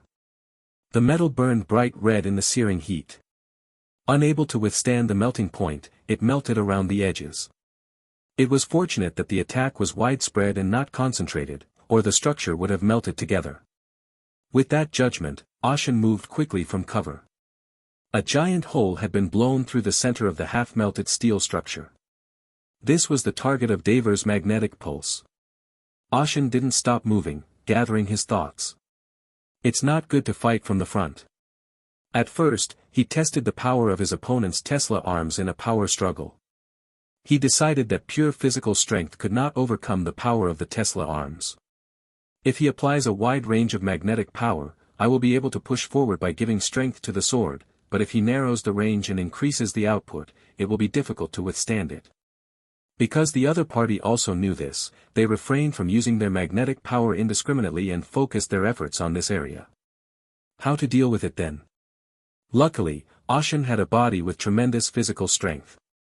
Despite being outgunned, this body's strength wasn't just strength. It's a battle of speed. The odds were stacked against Ashen. All he had was a sword. He may be physically superior, but his opponent is far more vicious than that. Tesla arms, with its absolute dominance over metal, was Ashen's natural enemy. Davor even wields magic. The currently observed magic deals with fire and gravity, and its power is such that even a 4-star magic can be easily used. This puts him in the mid-range or higher of the bosses he fought in the past, and to take him on with basic equipment, or even less than that. The corners of Ashen's mouth drew into an arc. There was no such thing as a favorable fight in the game. He was always at a disadvantage, and he had faced countless challenges. Even when his heart was broken and he seemed to be on the verge of collapse, he somehow found a way. That's how he defeated his enemies and won. He's done this for a long time, for a very long time. A few swipes with a sword against bullets in sight, and an easy push with more strength than others. Can he really call what he's been doing lately a fight? This is what fighting is. Hearing Ashen's muttering, Davor's eyes narrowed in anger. The red glow inside his gas mask exploded. A fight? Did you say fight? D. A surge of magic began to spread around him, fueled by his rage. The mercenary, David, and the steel follower stepped back as they watched in horror. With Davor distracted by Ashen, this was their only chance to escape. Ashen. David turned to Ashen as he retreated. At that moment, their gazes met. Ashen flashed him a wry grin, and then he was gone again, a shimmering speck in the distance. David saw the smile and shook his head. Not going to make it. He steeled himself and focused on escaping the power plant. The darkened interior of the power plant was illuminated. It wasn't because someone had restored the missing power. The power plant was bathed in bright light, caused by a single entity. The bugs are all fleeing. Davor, a crimson flame on his right arm and a blue current on his left, glared at Ashen. His brown poncho cloak fluttered wildly as he struggled to keep up with the momentum of the magic.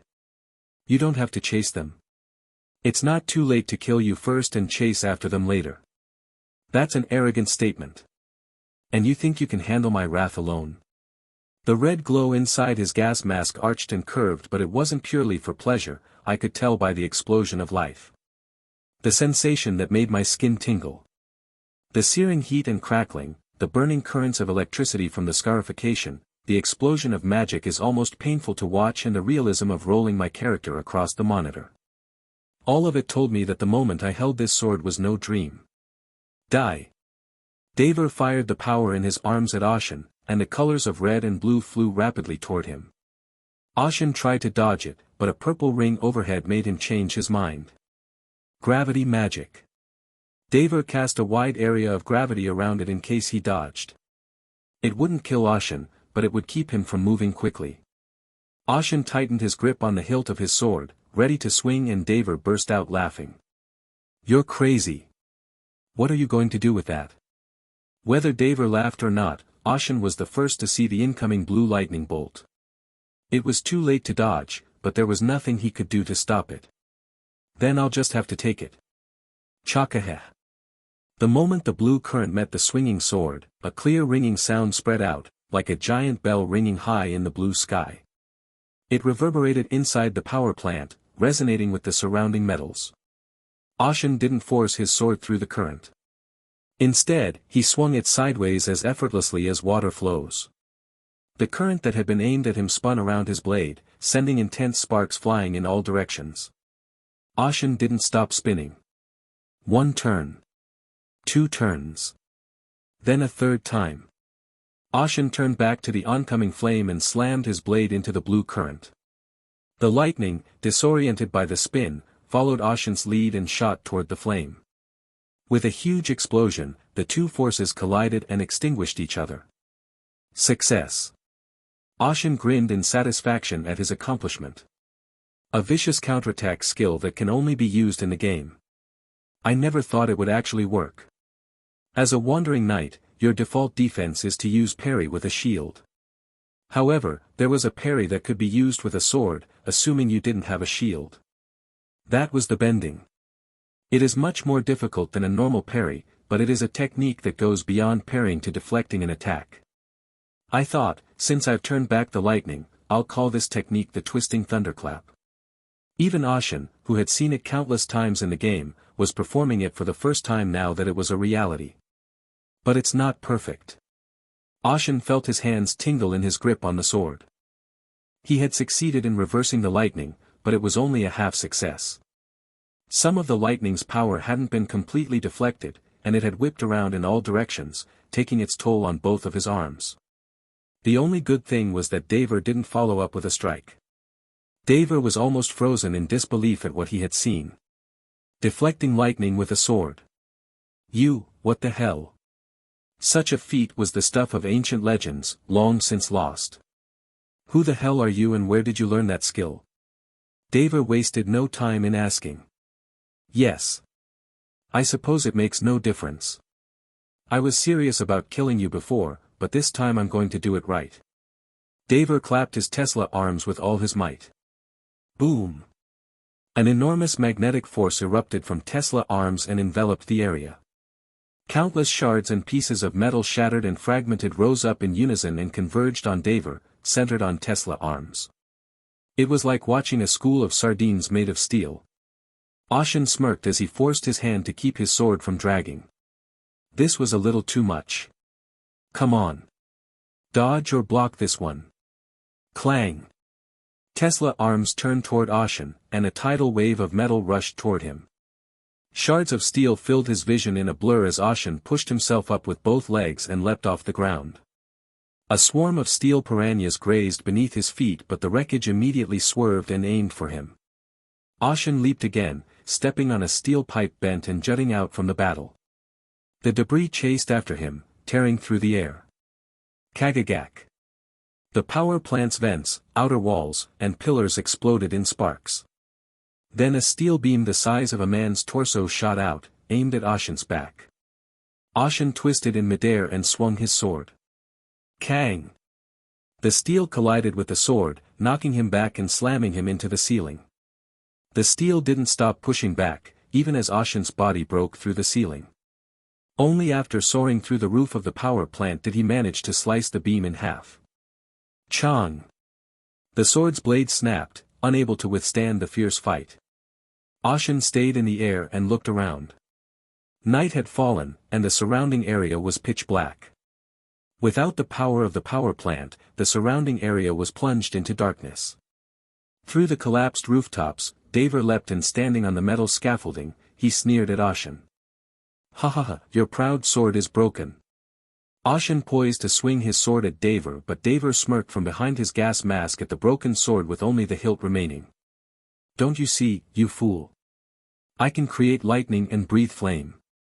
I can manipulate metal and gravity, and you still want to fight me? The electricity from the Tesla arms spread across the surrounding metal, forming into a thunderbolt, aimed at Ashen.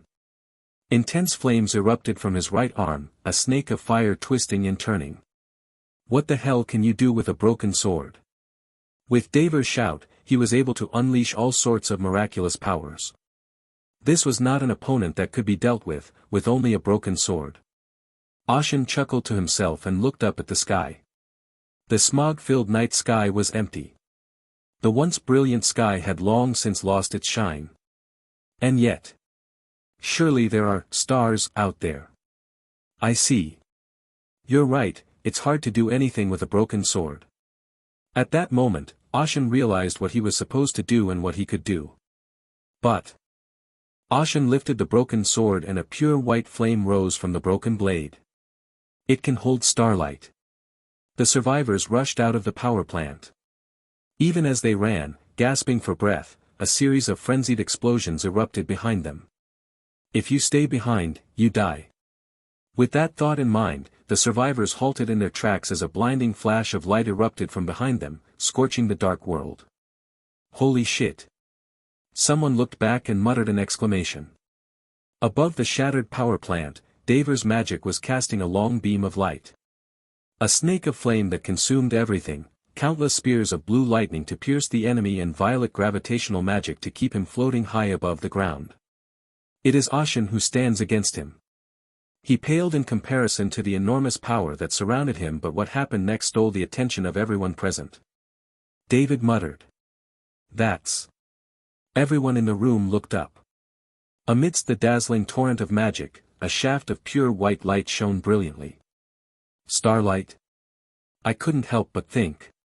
For the light had fallen like water droplets from the clouds high in the sky and landed on Ashen's sword. My God! The starlight settled on Ashen's broken sword, and it burst into flames.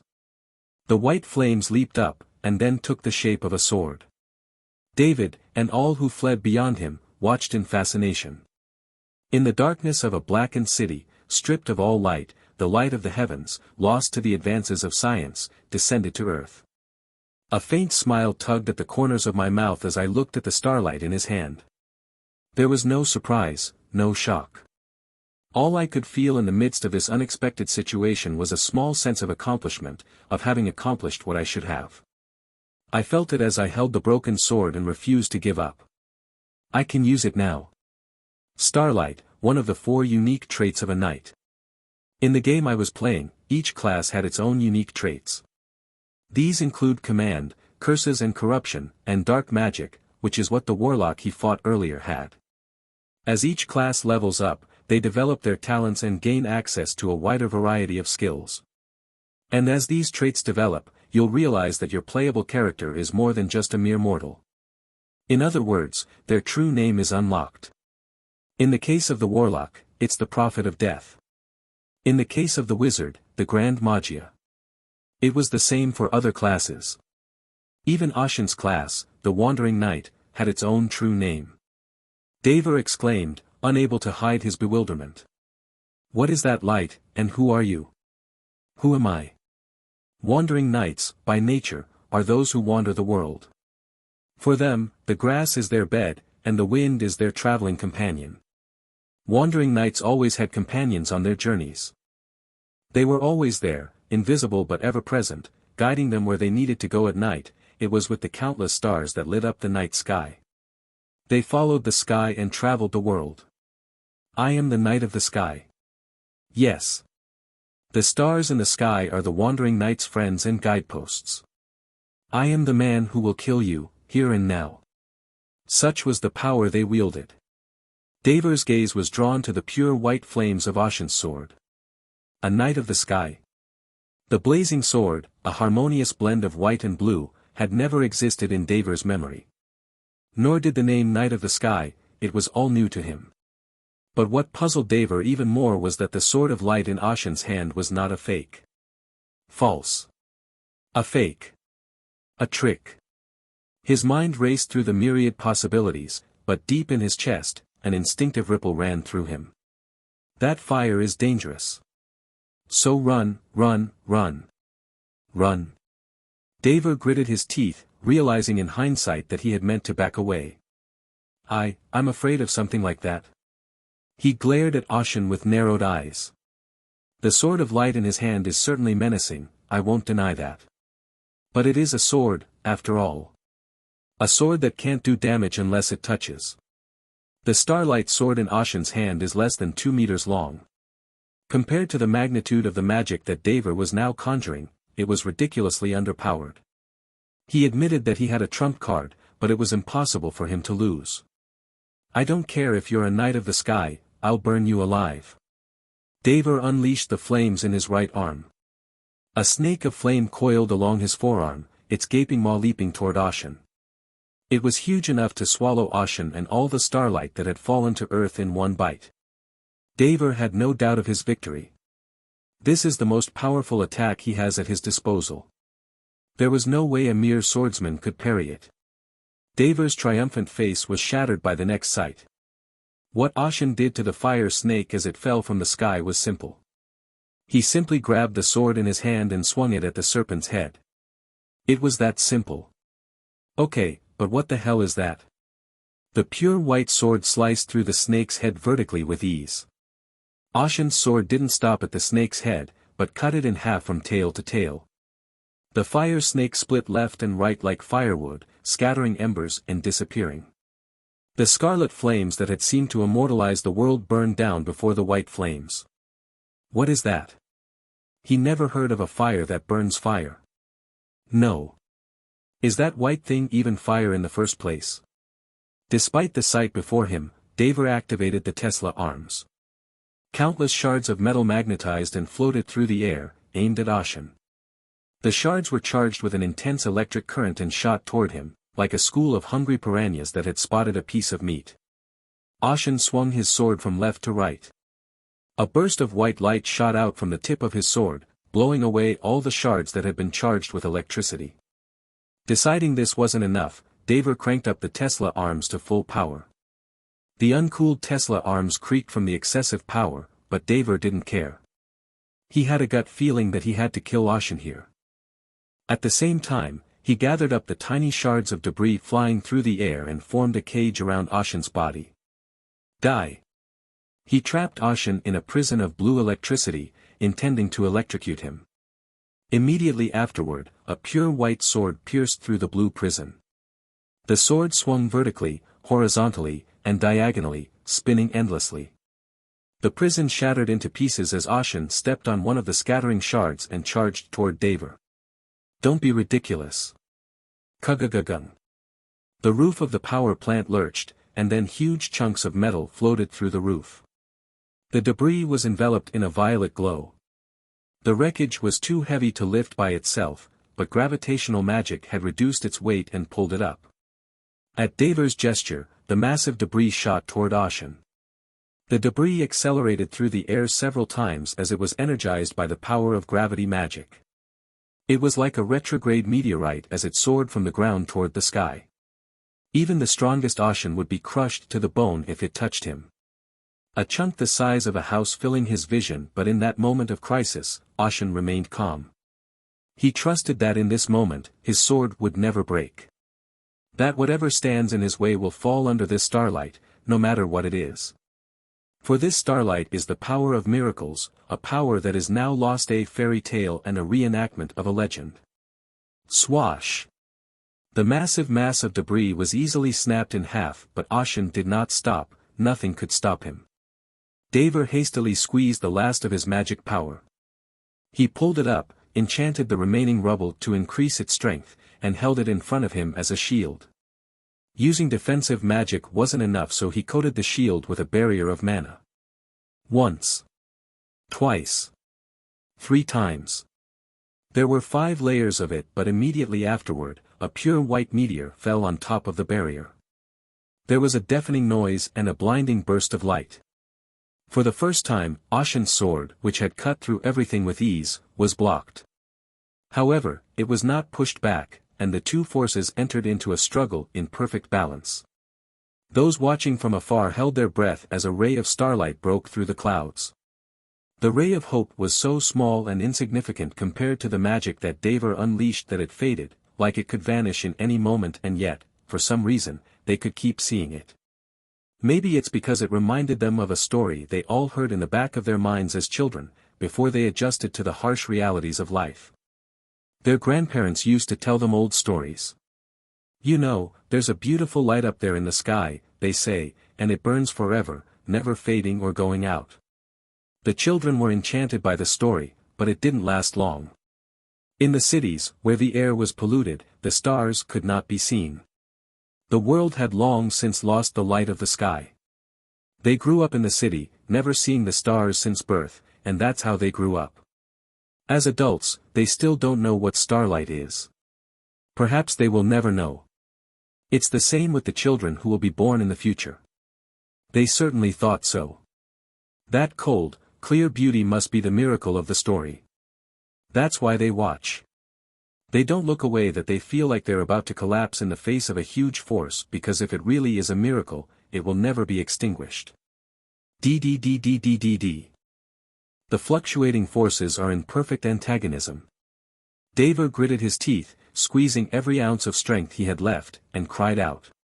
What are you? Why are you fighting like this? His voice was tinged with resentment. Dever's original intention was to test the performance of the stolen Tesla arms, so he deliberately orchestrated a gang to take over the plant from behind. Mercenaries and fixers would come to take over the plant. It would be a simple performance test against them, so he attacked them, intending to kill them all. So far so good, until Ashen intervened. What the hell? He thought he was nothing special, except that he wielded a sword, unlike the others. Where do you belong? Celestial Chimes? Penitent Inquisitor?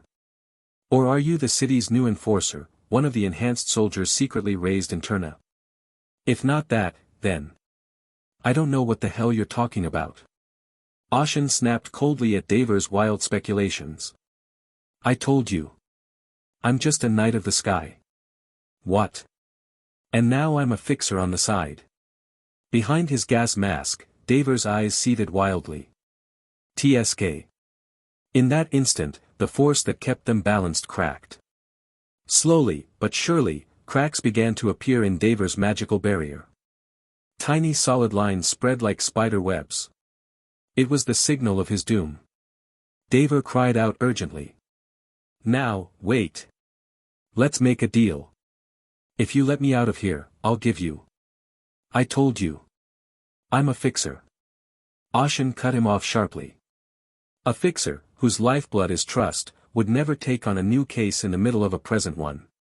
The pure white blade in Ashen's hand changed. It glowed and the flames grew stronger. The white flames were tinged with a bluish aura, giving it a holy aura of its own. That's not honorable. The starlight in his hand burned brilliantly to extinguish all evil and to illuminate this dark world. How beautiful! For a moment, even Dever was speechless, dazzled by the beauty of the light. This is the light of hope that guides the lost. It was the noble glory of those who sought honor beyond the blazing stars in the sky, an honor now lost. The meteor soared. Pa-ching! The light of the heavens poured over the broken barrier and engulfed Dever. Landing on the ground, Ashen looked up. The ceiling of the power plant had huge scars, as if it had been cut with a huge sword. He could see the smog-filled night sky above the gaping hole. A little too much. Ashen scratched his cheek. Even with the gangs out of the way and the blackness, it wasn't exactly the kind of sight his clients would appreciate. The only good news was that the core of the plant was still intact. Even with that in mind, it's going to take a lot of work to fill in that giant hole. Maybe he got away in the meantime. Ashen looked around, searching for any sign of Dever, but no matter how hard he searched, there was no sign of him. Had he been struck by the meteor sword and vanished without a trace? No, he wasn't. Ashen remembers the feel of the blade's tip at the end. The meteor blade aimed at Dever had cut him, but its searing light hadn't scorched his entire body. At the last moment, Dever had pulled back with all his might. The cut was definitely cut, so the trace should remain. This is the location where he fell, so if he searches around, he'll find something. Ashen's judgment was correct. Here it is. There was a partially carved bloodstain on the floor and a severed arm with torn bandages wrapped around it. It was unmistakably Dever's. The arm had been cut off, but there wasn't much blood. The smell of burning flesh lingered in the air, though only slightly. Did he stop the bleeding by directly setting the cross-section of the severed arm on fire? He quickly applied a hemostat in that situation and ran away. Apart from his poor humanity, his skills and judgment were excellent. So he's probably a terrorist with a red notice in Turna. It's a shame. If I'd cut off the other arm, I could have gotten that Tesla arms thing. It's a shame I couldn't finish him, but I'll have to settle for this for now. One day, Daver would return to avenge his severed arm, but Ashen was not worried about that at all, since he would be much stronger then than he is now. I've also mastered the use of the Starlight. However, there was something to be said for learning. The power of the Starlight is not something that can be used so easily. If this were in a game, it could be activated by pressing the skill's shortcut key, but in reality, it was not so easy. It's a matter of mindset. The usage of Starlight was quite vague and abstract. It's the kind of thing you need to use a few more times to get the hang of. That's why I wasn't overjoyed with my first success. Now I've only cracked one of the 3 talents. There were still 2 more talents he could use. Moreover, the attribute called Starlight was not a skill of the Meteor Sword. The Meteor Sword is the most basic offense you can learn as soon as you activate the Starlight talent. It's the most used and versatile, but it's not universal. There were other skills that were more efficient in some cases. I don't know about anything else, but if I can learn Starlight Armor or Nebula Silk, I shouldn't have too much trouble in the future. Of course, that's the minimum requirement. It was better to use everything that was available. You never know what's going to happen in the future. Just today, a red list wanted criminal had appeared from a regular group request. Ashen knew his body wasn't all powerful. He hadn't expected it, but now that he was faced with the reality, he was even more alert. I'll have to be more careful. With that thought, Ashen stepped out of the power plant. It was still dark around him, but he could easily see the people waiting for him outside the power plant. With them all huddled together like that, it was hard not to notice them. Has everyone gone back? Ashen asked, but no one answered. The mercenaries were still reeling from the realization that they'd pulled off this mission. It was David who finally spoke up. Who the hell are you? What do you mean? Didn't I tell you? I'm a knight. At Ashen's answer, David made a confused face for a moment, then nodded.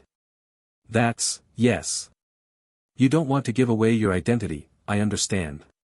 Some of the fixers are running from their pasts. That was true of the other mercenaries as well. Jonathan, the wounded one, and Steel Follower nodded in agreement.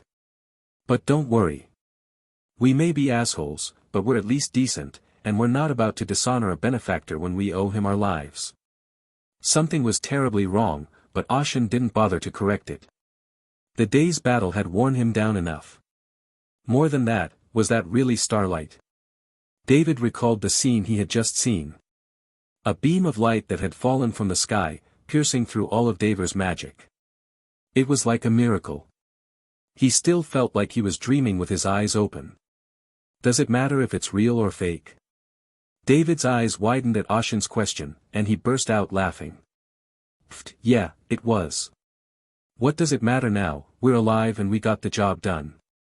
David laughed and looked out at the mangled power plant entrance. It's going to be a bit embarrassing for our clients, though. It's a cheap price to pay for chasing down a red list wanted man. What happened to him? Did you take care of him? He got away. That's a shame. Turning to David and the mercenaries, who sounded sincere, Ashen added a postscript. But he left behind a tail, like a lizard. A tail? He'll probably eat his food with Tesla arms from now on. It'll be the most expensive spoon in the world. The mercenaries burst out laughing as they realized what he meant. Hearing it from Ashen's lips, they realized the fight was over. They had survived. Of course, some people died. Among them, there were quite a few who lost colleagues they were working with. But that's the way it is in this industry. In the end, when someone gets shot down somewhere, it doesn't make a big deal out of it. It was a given. The mercenaries dispersed, leaving Ashen with a note that they'd buy him a big beer if they met someday. Jonathan bowed his great bulk to Ashen as well, and the Iron Follower left without another word. David was the only one left. Is there anything else you'd like to say to me? Do you remember what I said before we went in? Ashen quickly realized what David was referring to. Ah. The Automaton. The Automaton you fought the other day. You said its arm exploded. It must have been a special-grade automaton made by the Battle Trench Company. Whoever handled it was no ordinary man. Yes. The fact that the arm exploded means that the automaton probably has that function all over its body. Why? Because they don't want to leave any trace, so they just blow it up so there's no evidence. Poof, done. Ashen asked playfully. Like your automaton? Yeah, it was unavoidable. Ah. David's expression darkened, and Ashen felt sorry for him. He must have been hurt, judging by his reaction. Oh well. I should be grateful to be alive, especially in front of my lifesaver. Ashen coughed unnecessarily awkwardly and David smirked at the sight.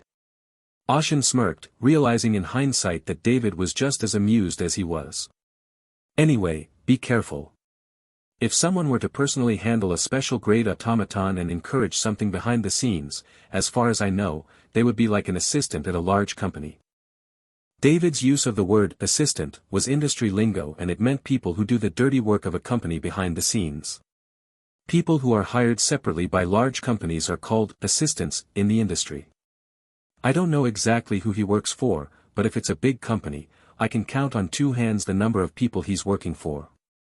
With a big company involved, David didn't want to dig any deeper. Even though he's made a name for himself in the industry, he's only made a small name for himself at the bottom. It was nothing compared to the world of the corporate movers and shakers. Be careful. That's all I can say. Of course, with your skills, it wouldn't matter if it was a corporate assistant, but you don't know the world. I hear you. Okay. I had a lot to say to a person with a bright future. I wonder if I should retire soon. Really? Well, this was supposed to be the last time I'd do it. My bread and butter, the automatons, are broken. Even if he were to step down like this, he didn't have to worry about living in a big pinch since he had money saved. But after watching you fight today, I've changed my mind. David remembers the light Ashen showed him. It was a brilliant, beautiful light, carried by a young man, much younger than he was. The light carried David into the distant past, a time when he was a child, when he was still innocent and a time when his eyes shone with fairy tales. Perhaps the dreams he held in his heart were the starlight that had faded. I felt like I was lighting a fire for nothing, and I wondered if I should stop here. It was a fleeting beauty, now gone. But then David realized that it was still there, deep in his heart. Something he'd always known, something he'd always avoided, and now he could finally face it. So, now that I've gotten this far, I'm going to try a little more. You'll have to work harder to put the broken automaton back together again. Ha ha ha, yeah. I'll have to work harder than I've been working. With that, David removed his hat from his head and held it to his chest. He bowed his head in awe and respect to Ashen. Thank you, sir. I hope we can meet again someday. With that, David left. As he disappeared down the dark alleyway, Ashen lifted his head and looked up at the sky. The sky was still full of clouds, not a single light in sight, but somehow, Ashen thought, it was unusually bright. The next day, Ashen returned to Violet Fox to be greeted by Ronan and Lorraine. Judging by the way they looked at him, they had been waiting for him since earlier in the day. Ashen. Hey, Junior, I heard you took down that Daver of the Blood Brotherhood. Lorraine exclaimed, as if it were her own business, her eyes were wide with excitement. How on earth did you do that? Ms. Lorraine, please calm down a bit. Ronan calmed Lorraine down and turned to Ashen. Good morning, Mr. Ashen. Morning. I've heard the stories, quite a bit has happened. It seems like the rumors have spread. Because it was a story that had no choice but to spread. Ronan decided it was now or never, and asked the question he'd been preparing in his mind since before Ashen arrived. They said you wielded light with your hands. Yes. Starlight. Why didn't you tell me you had that ability from the beginning? I've only recently gotten used to using it, so I couldn't help it. Ashen spoke truthfully, but Ronan didn't take it at face value. I see. We'll leave it at that. It's true. That's also a theory related to the night, it's the past, right? Of course I understand. Why is it that people don't believe him when he tells them the truth? As Ashen was pondering this sequence of events, he heard a commotion from the second floor. He glances over to see what it is, and Ronan shakes his head in confusion. By the way, Mr. Ashen, you haven't met with them yet. There's another fixer from our company in my office right now. Huh? Ashen's eyes shone with curiosity. Now that I think about it, Lorraine was the only fixer I ever met at Violet Fox. Actually, when asked if Lorraine was okay as a senior, she wasn't like that at all. What? Why? Perhaps sensing Ashen's gaze, Lorraine overreacted. Ashen shook his head as if it was nothing and turned to Roland. So, do I have to say hello when we meet? Probably not necessary. Ronan smiled, a little embarrassed, but Ashen didn't ask why. It didn't take long to realize why, as a crashing sound was heard from the stairs on the second floor, and soon a person appeared through the stairs. Is that you, the big new guy who just moved in? His voice is deafeningly loud and feral. Ashen looked at the other person, seeing amber eyes staring back at him. He was a handsome young man with a fairly sturdy build. His skin was brown. It seemed to be a natural color, not tan from years of living outdoors. His hair was darker than his skin, with a slight brownish tinge that distinguished him from the black-haired Ashen. His fangs peeked out from between his white teeth, adding to his ferocity. And there was one thing that caught Ashen's eye, the boots on his legs, which were old and scuffed, but looked like they were well worn. I've heard rumors, you kicked the crap out of that Blood Brotherhood guy, you must be pretty strong. He said, and pointed a finger at Ashen. Let's have a bout. Ashen looked back at Ronan as if to say, what the hell is this? Ronan sighed and shook his head, as if he'd seen this coming. Hey! Can't you hear me? Let's see who's stronger. Mr. Dylan. Ronan turned to the brown-skinned man, Dylan, with a wry smile. I hope you'll be polite at first, or I'll be in trouble. Dylan cringed at the strange pressure emanating from that smile. You'll be quiet, won't you? No, that's... Oh, no.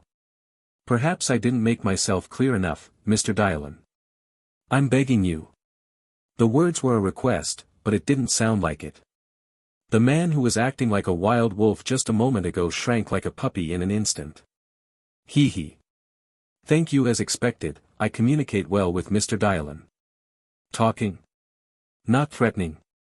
As Ashen stared at the scene in disbelief, Lorraine explained further. This is Dylan here, a fixer for Violet Fox and a pretty big name in the business. He got in here before me. He was your senior. Yeah.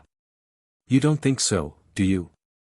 Because as you can see, this guy's a total bully, and he never has a quiet day. No. When did I? Dylan opened his mouth to argue in frustration, but fell silent when Ronan glared at him again. Lorraine should have been more senior than him, but he'd been working here for a long time.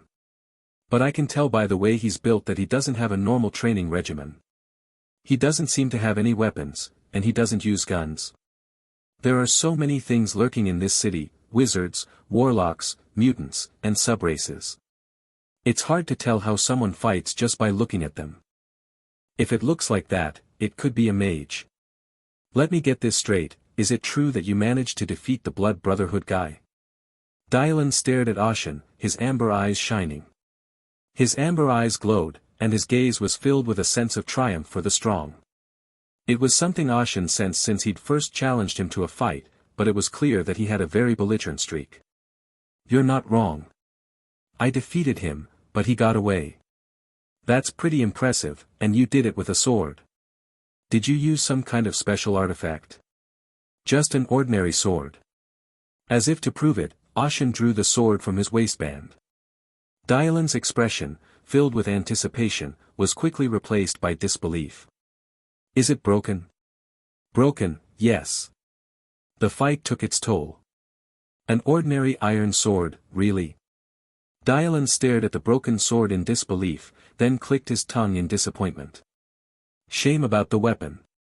Dylan exclaimed curiously, not wanting to appear weak at first.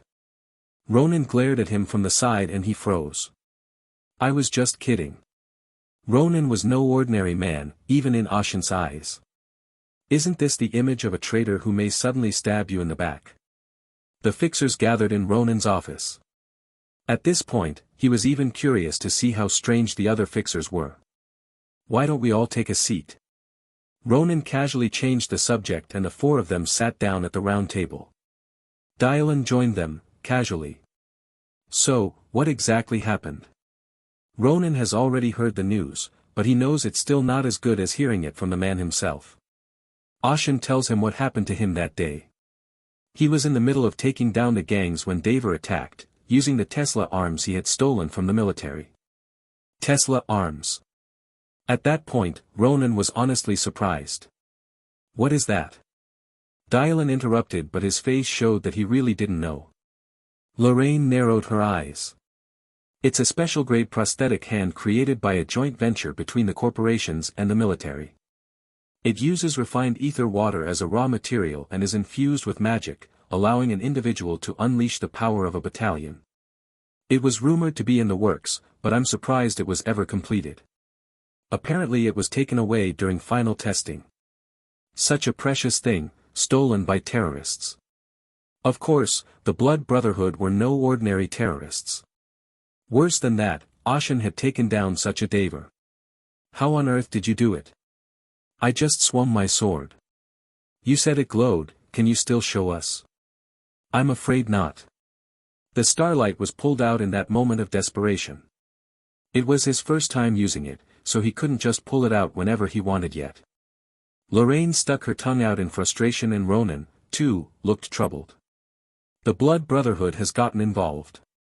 This is disturbing. Is there a problem? I'd be lying if I said there wasn't. They're pretty well organized, with Brotherhood in their name. Now that you've messed with their youngest, I'm sure his older siblings will want to rip you apart and feed you to the dogs. That's a noble way of putting it. Do you think they'll be that aggressive? Siblings bicker with each other every day, but when a younger sibling gets beaten up outside, they're more furious than anyone else. The words hit him like a ton of bricks as Ashen remembered Davor's skill.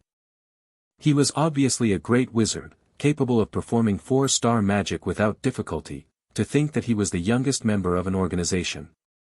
He couldn't imagine how powerful the leader of the Brotherhood would be. This is going to take more than just Starlight. He didn't mean to be lazy, but he had one more reason to open the rest of the talents quickly now. Still, I don't think the Brotherhood will make any moves right away and this will be noticed by the city of Turna, so even if they do, they won't be moving quickly, and the military will be gritting their teeth to find them. That's a good thing. I'd like to offer my belated congratulations, I'm glad you were able to pull this off. Of course, the original intent of the group assignment had been blown out of proportion. The opponents weren't gangs, and parts of the power plant had been destroyed in whatever war they were fighting. Quite a few mercenaries died along the way. Still, we managed to secure the core facility, and in the end, we were able to retake the power plant. Ashen, of course, was the biggest player there. Mr. Ashen's reputation has risen considerably after this. Has it? Not yet in Turna as a whole, but in this part of the industry, it's already hot, and I'm sure other names will start to take notice. Of course, even the best in the business are only the best in the business. They do all sorts of things, but in the grand scheme of things, they're still just a minor player in the city. Even if you're a major player in a minor league, you're still going to be judged more harshly than a minor player in a major league. That's not to say that fixers have a weak reputation. On the contrary, it meant that there were many powerful people in this city. It won't be a good thing, though. It's a competitive industry, and most of them won't welcome your arrival, and some of them will probably try to crush you before you get too far. Ronan's expression didn't change. It was easy for him to say it was someone else's business. Trample. Ashen muttered the word, and his eyes met Dylan's. It was a mere coincidence, but Dylan didn't seem to feel it. No, I don't do that, do I? Apparently, he remembered his earlier challenge to fight. A surprisingly timid response, compared to his belligerence just moments ago. Ashen looked back at Ronan and asked. So, what, are we going to be attacked along the way? Not unlikely. Huh? Really? Ashen asked, and Ronan explained. There are a lot of people here who will do anything to eliminate their competition. That's pretty bloody. But they won't touch us right now, because our office is gray level. Gray level? Another word I'd never heard before. Ashen asked what it was, and Ronan explained. The fixer industry is so vast that it stretches all over the city. To control it, the Brokerage Alliance was created, and under it, the fixer offices were given their own grades. The gray color is also a rating given by the Brokerage Alliance. Yes. Because there's a lot of different things that fixers do, and we need to categorize them. There are 3 main categories of fixer offices: black, white and gray. The white ones are the ones that do honest, legitimate work, like finding people, gathering information, or helping the city with its business. And the blacks are the opposite, then. Exactly, they do the opposite, they do the dirty, illegal stuff.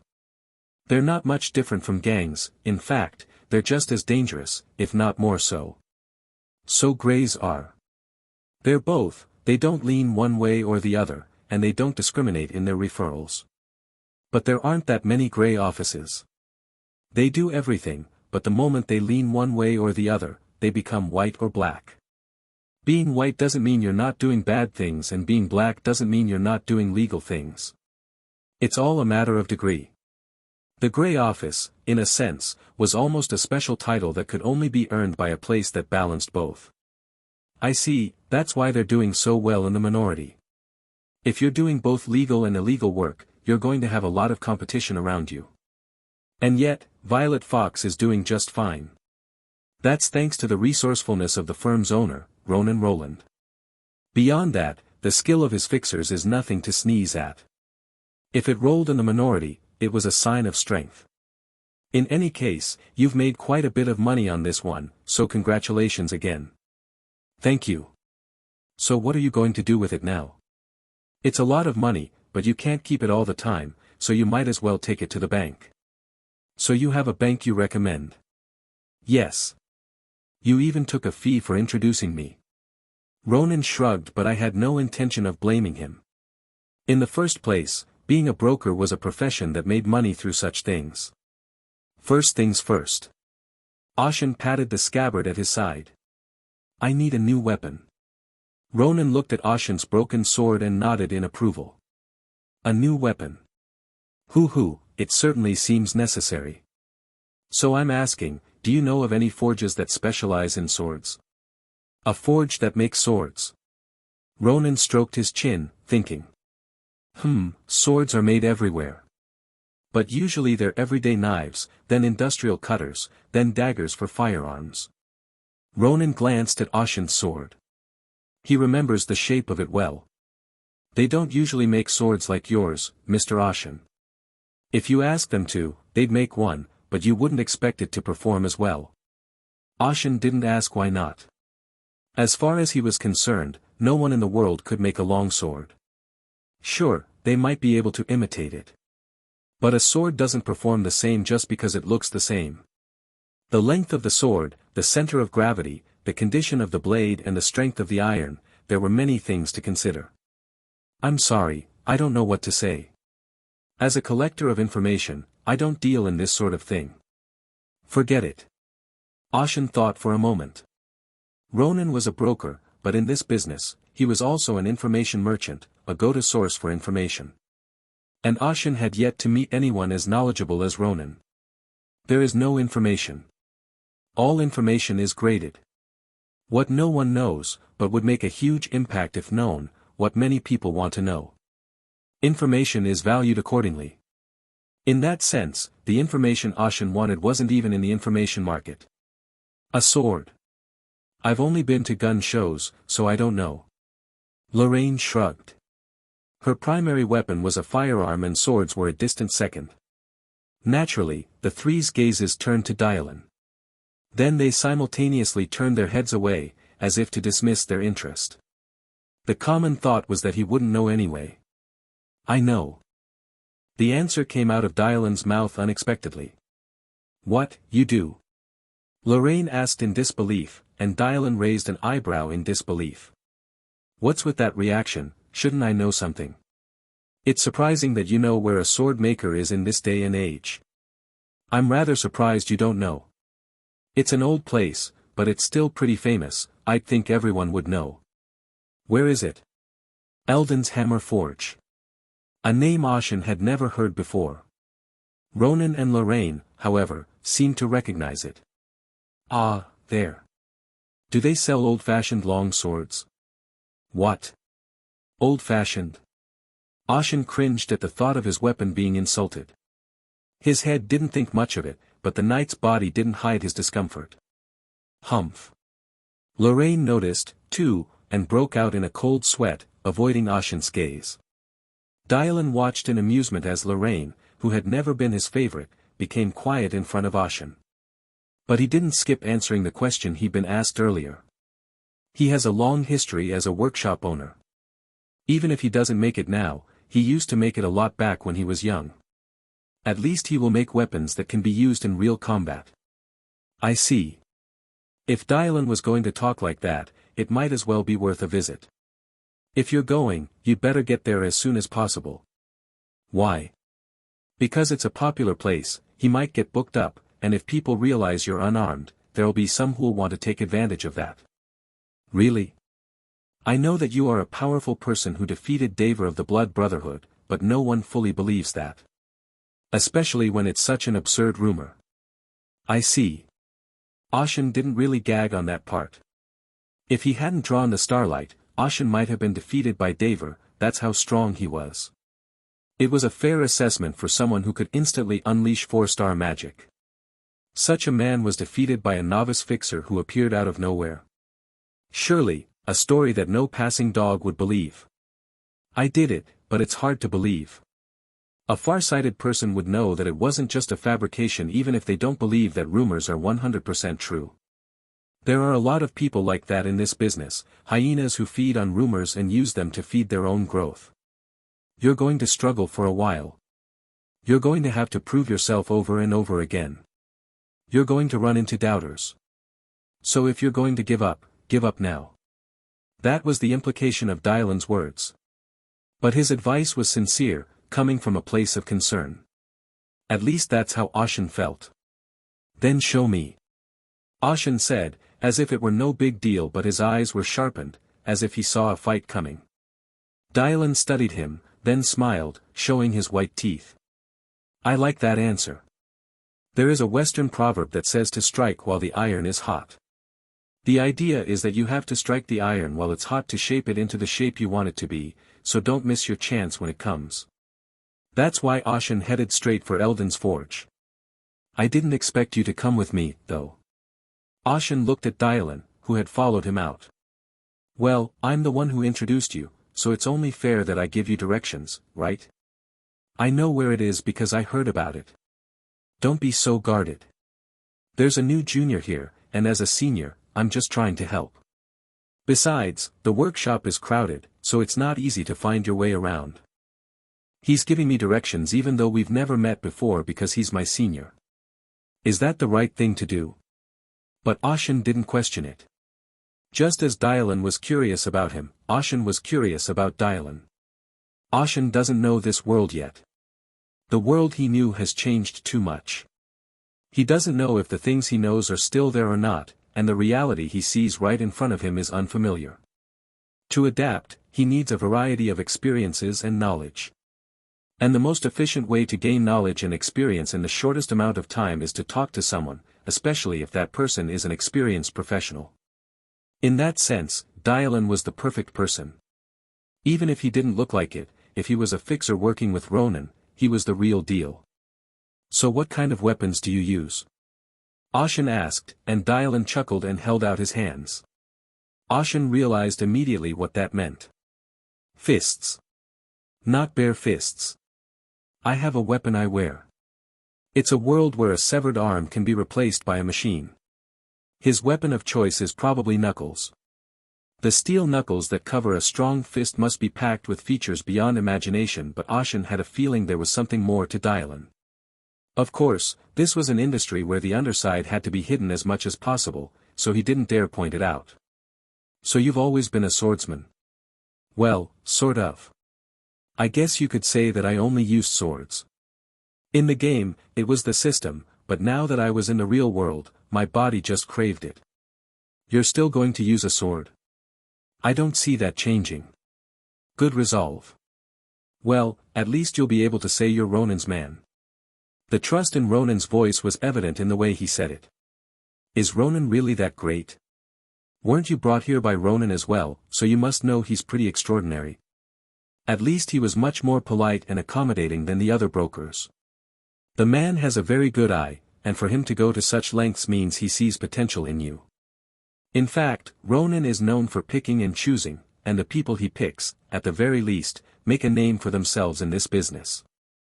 Does that include me? That's a given, isn't it? Dylan smiles mischievously, but then says. I have a thing about people who smile all the time, because they're usually hiding something. Something big and scary. I can't deny that. From the looks of it, I'd be willing to believe Ronan's true identity is a hidden dark master in this city. If that were true, Ashen would not be surprised, and he could accept it. Still, it's helpful. It is. In this moment, a rapport formed between the two men. Ashen felt himself connecting with Dylan on a deeper level. Ah. Here we are. There. A large workshop loomed up ahead. The street they were walking down was called Fire Street, and it was home to people who hammered iron. There were signs on every building along the street, and Eldon's hammer anvil stood out from the crowd because it had a huge sign on a large workshop. This must be a big place. I'm guessing it's made by dwarves, right? Turna is home to many different races, so it must be dwarves who are hammering away at this place.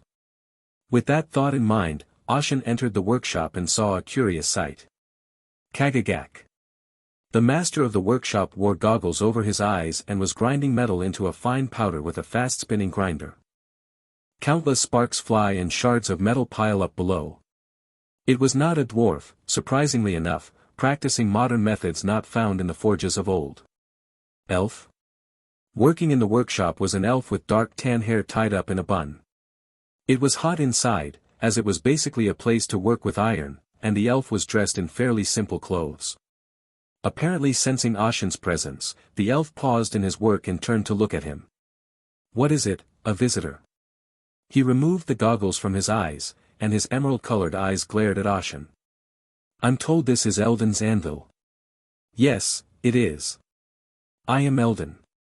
I own this place. You're not a dwarf. Ashen could hardly believe that the owner of the best forge in the neighborhood was an elf. Eldon frowned at the comment. What, you have a problem with that? Don't be so hard on him. This fellow is new to the city. Dylan, did you come here to get something repaired or something? The two exchanged a quick hello as they knew each other. No. My purpose today is different. Are you the one looking for new weapons? Judging by your reaction, I guess dwarves did the smithing work where you lived. Dwarves usually do, don't they? Ashen couldn't help but ask. It was basic common sense. At least in the game Ashen was playing, all the famous smiths were dwarves. Eldon frowned, not liking the response. Dwarves are skilled with their hands, yes, but that was a long time ago. What era is this? Times change, but do they change this much? Ashen was in for a shock. In Ashen's common knowledge, elves lived deep in the forests and were a nature-loving and friendly race. Most of them were handsome and beautiful, long-lived and mysterious. It was a common cliché not only in games, but also in media such as movies, comics, and novels. In that sense, Eldon in front of him, aside from being handsome, broke the mold of elves head-on. You still don't get it. Come on, man. How many years do you think I've been doing this?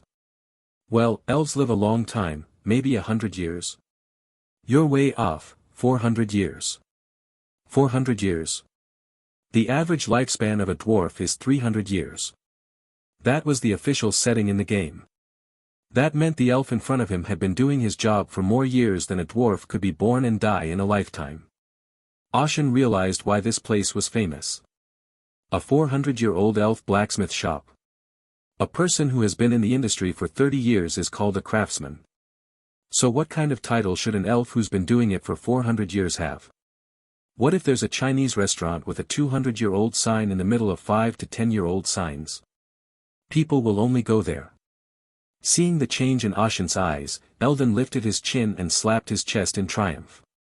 Welcome. Order anything. I'll make anything out of iron. There's nothing I haven't made in my 400 years of life. Anything? Ashen blurted out. Eldon paused and looked at the man in front of him with interest. Then he smirked. Of course. Removing his goggles, Eldon wiped the sweat from his cheeks and forehead with a nearby towel. I tell you, the dwarves were popular back when they could analyze iron with their senses. In this world of alloyed steel, there are no such racial boundaries. The dwarves were able to make great weapons in the olden days because they knew the amount of carbon in iron. It was a species trait they were born with. With their senses, dwarves can recognize the presence of impurities in iron, the carbon content, and even the quality of the iron. This is why they are called artisans. It was science that closed the gap and allowed them to surpass it. Modern steelmaking technology has allowed even humans to rival the dwarves. So what did you come to see me for? I make a lot of things. Weapons, of course. Weapons. If it's a gun, I customize parts, but I don't carry the guns themselves. You'll have to go to a gunsmith to get one. It's not a gun I'm looking for. Eldon looked puzzled by the answer, then his eyes lit up when he saw the long sword at Ashen's waist. Wait. That thing at your waist is a sword? Eldon's face lit up. This is amazing, I can't believe there's still a fool who openly carries such an anachronistic weapon, may I have a look? Despite his words, Eldon looked quite pleased. Why not? Ashen handed the long sword to Eldon. He had repaired broken blades, so he recognized the shape of the longsword. Eldon examined it carefully and exclaimed. Holy shit, this is. Why? Are you surprised it's a better sword than you thought? It's a really crappy sword. Judging by its crude design, it's definitely not a ceremonial sword. If it is, it must serve a practical purpose, and the quality of the iron is this bad? Eldon's words stung. As a wandering knight who cherished his sword, it was heartbreaking to see his weapon dishonored, even if it was broken. Is there something wrong with it? Not so much a problem, as a surprise in a different sense.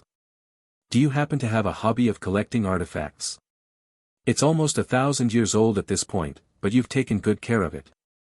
Indeed, if it was almost 1,000 years old, there might be some extenuating circumstances. Ashen had a silly thought. We could make some money selling it as an antique, if it's still in good condition. The barrage of criticisms made it impossible for Ashen to think straight.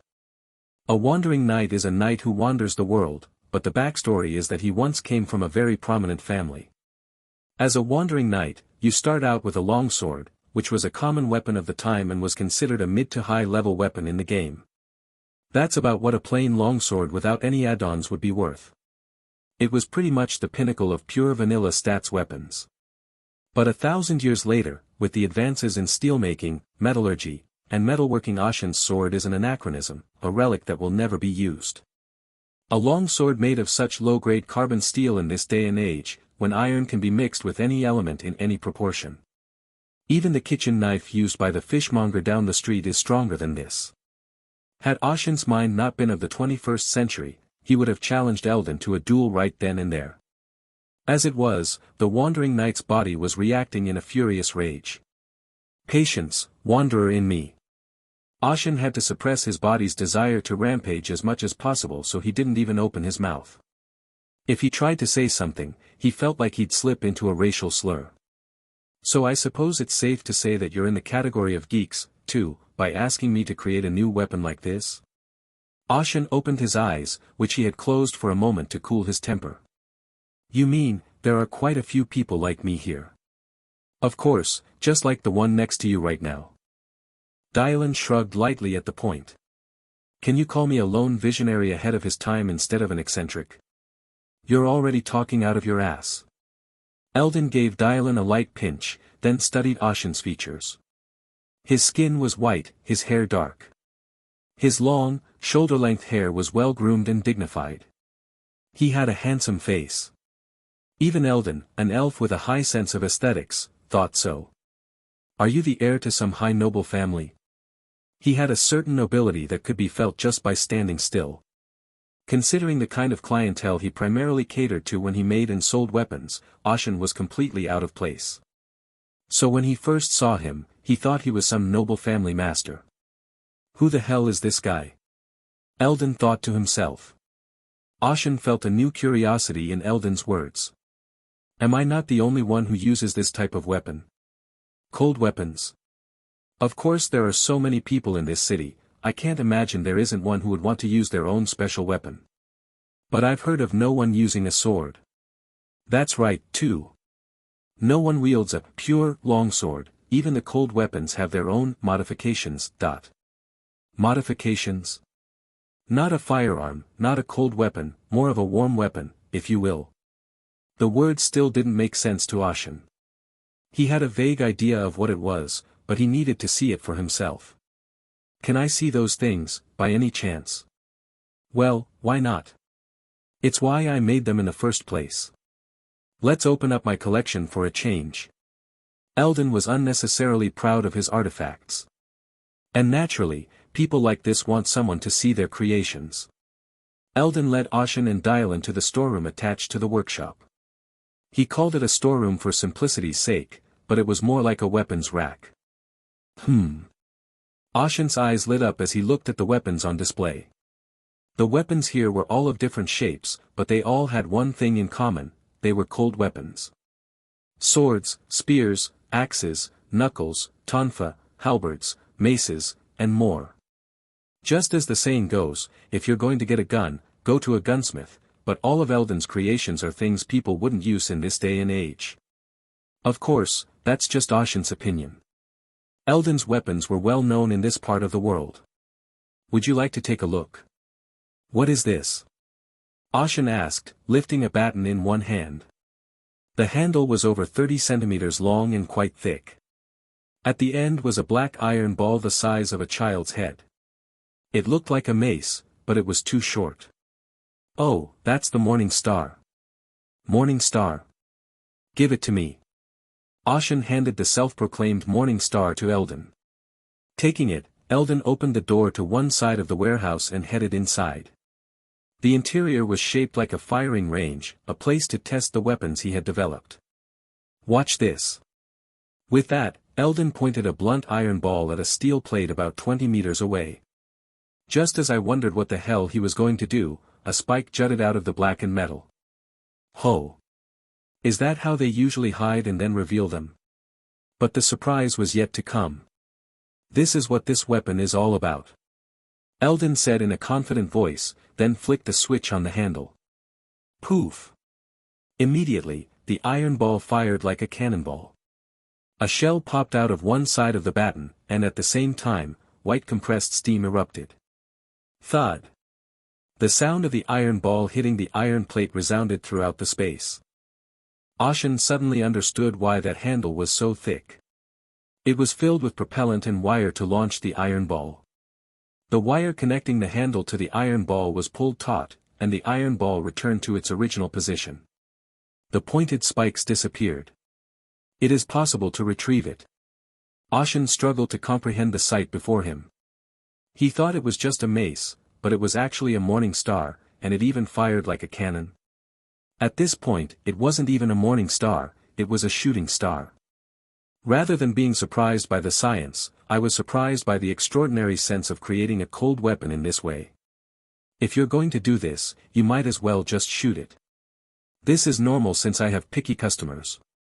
Then how about this? Eldon brought over a spear that stood on one side. It was, unsurprisingly, dotted with attachments. I can extend and shorten the length at will, and when I press this button. Keying. The blade at the tip of the spear began to spin furiously. Turn like this to increase the penetrating power, and flick the handle sideways once. Poof! A burst of white steam erupted from the tip of the spear, sending the blade flying into the steel plate. You can also shoot it like this, using a compressed steam cartridge. The world hadn't invented steam engineering for nothing. A world where science had advanced in such a bizarre way that instantaneous explosions using compressed steam could be applied to weapons. Ashen realized that he had truly arrived in another world. Or how about this hatchet? A hatchet? Ashen recognized the hatchet. Of course he recognized the hatchet, it was one of the main weapons used by the barbarian warriors. It's a set with gloves. What else does it do? Does the blade fire? What? You think I only make things that shoot? No. Ha. That's a fun stereotype. Watch this. Eldon held the hatchet in his right hand and assumed a throwing stance. The posture was angular, as if it was not a skill that had been practiced once or twice. His muscles were lean and toned from years of swinging the hammer. Eldon threw the hatchet as hard as he could, and it flew in a straight line, embedding itself in the iron plate. Just as Ashen was wondering why he threw that thing, a scarlet light emanated from the seams of his metal gloves. The axe shuddered against the steel plate, then spun and flew out, landing on Eldon's glove. What do you think? That looks kind of useful. It used magnetism to retrieve the throwing axe. The handle of the axe was made of a special material. Ashen remembered the Tesla arms of Tavern, whom he had fought. Those gloves were obviously made with similar science to the Tesla arms, with thermal plates, of course. It's similar to the rune of recovery used by the northern warriors. Barbarian warriors use axes, and of course there's the art of throwing weapons. They can also imprint their weapons with various effects through rune imprinting, one of which is the rune of salvation. What, you know about that? It's kind of like that, only easier to use. Rune carving is a nearly lost art. Lost? Well, the barbarians of the north are a bunch of bastards who like to fight all the time, and they don't really communicate with the outside world. No wonder they regress rather than advance in technology. I don't know how they are now. Eldon explained that the technology was a scientific reconstruction of what had been lost. What about the armor I make? There's a wide variety of it, a combination of science and magic, with varying prices, of course, with magic being much more expensive. My primary weapon is a sword. I'd like to see something in that line. Sure.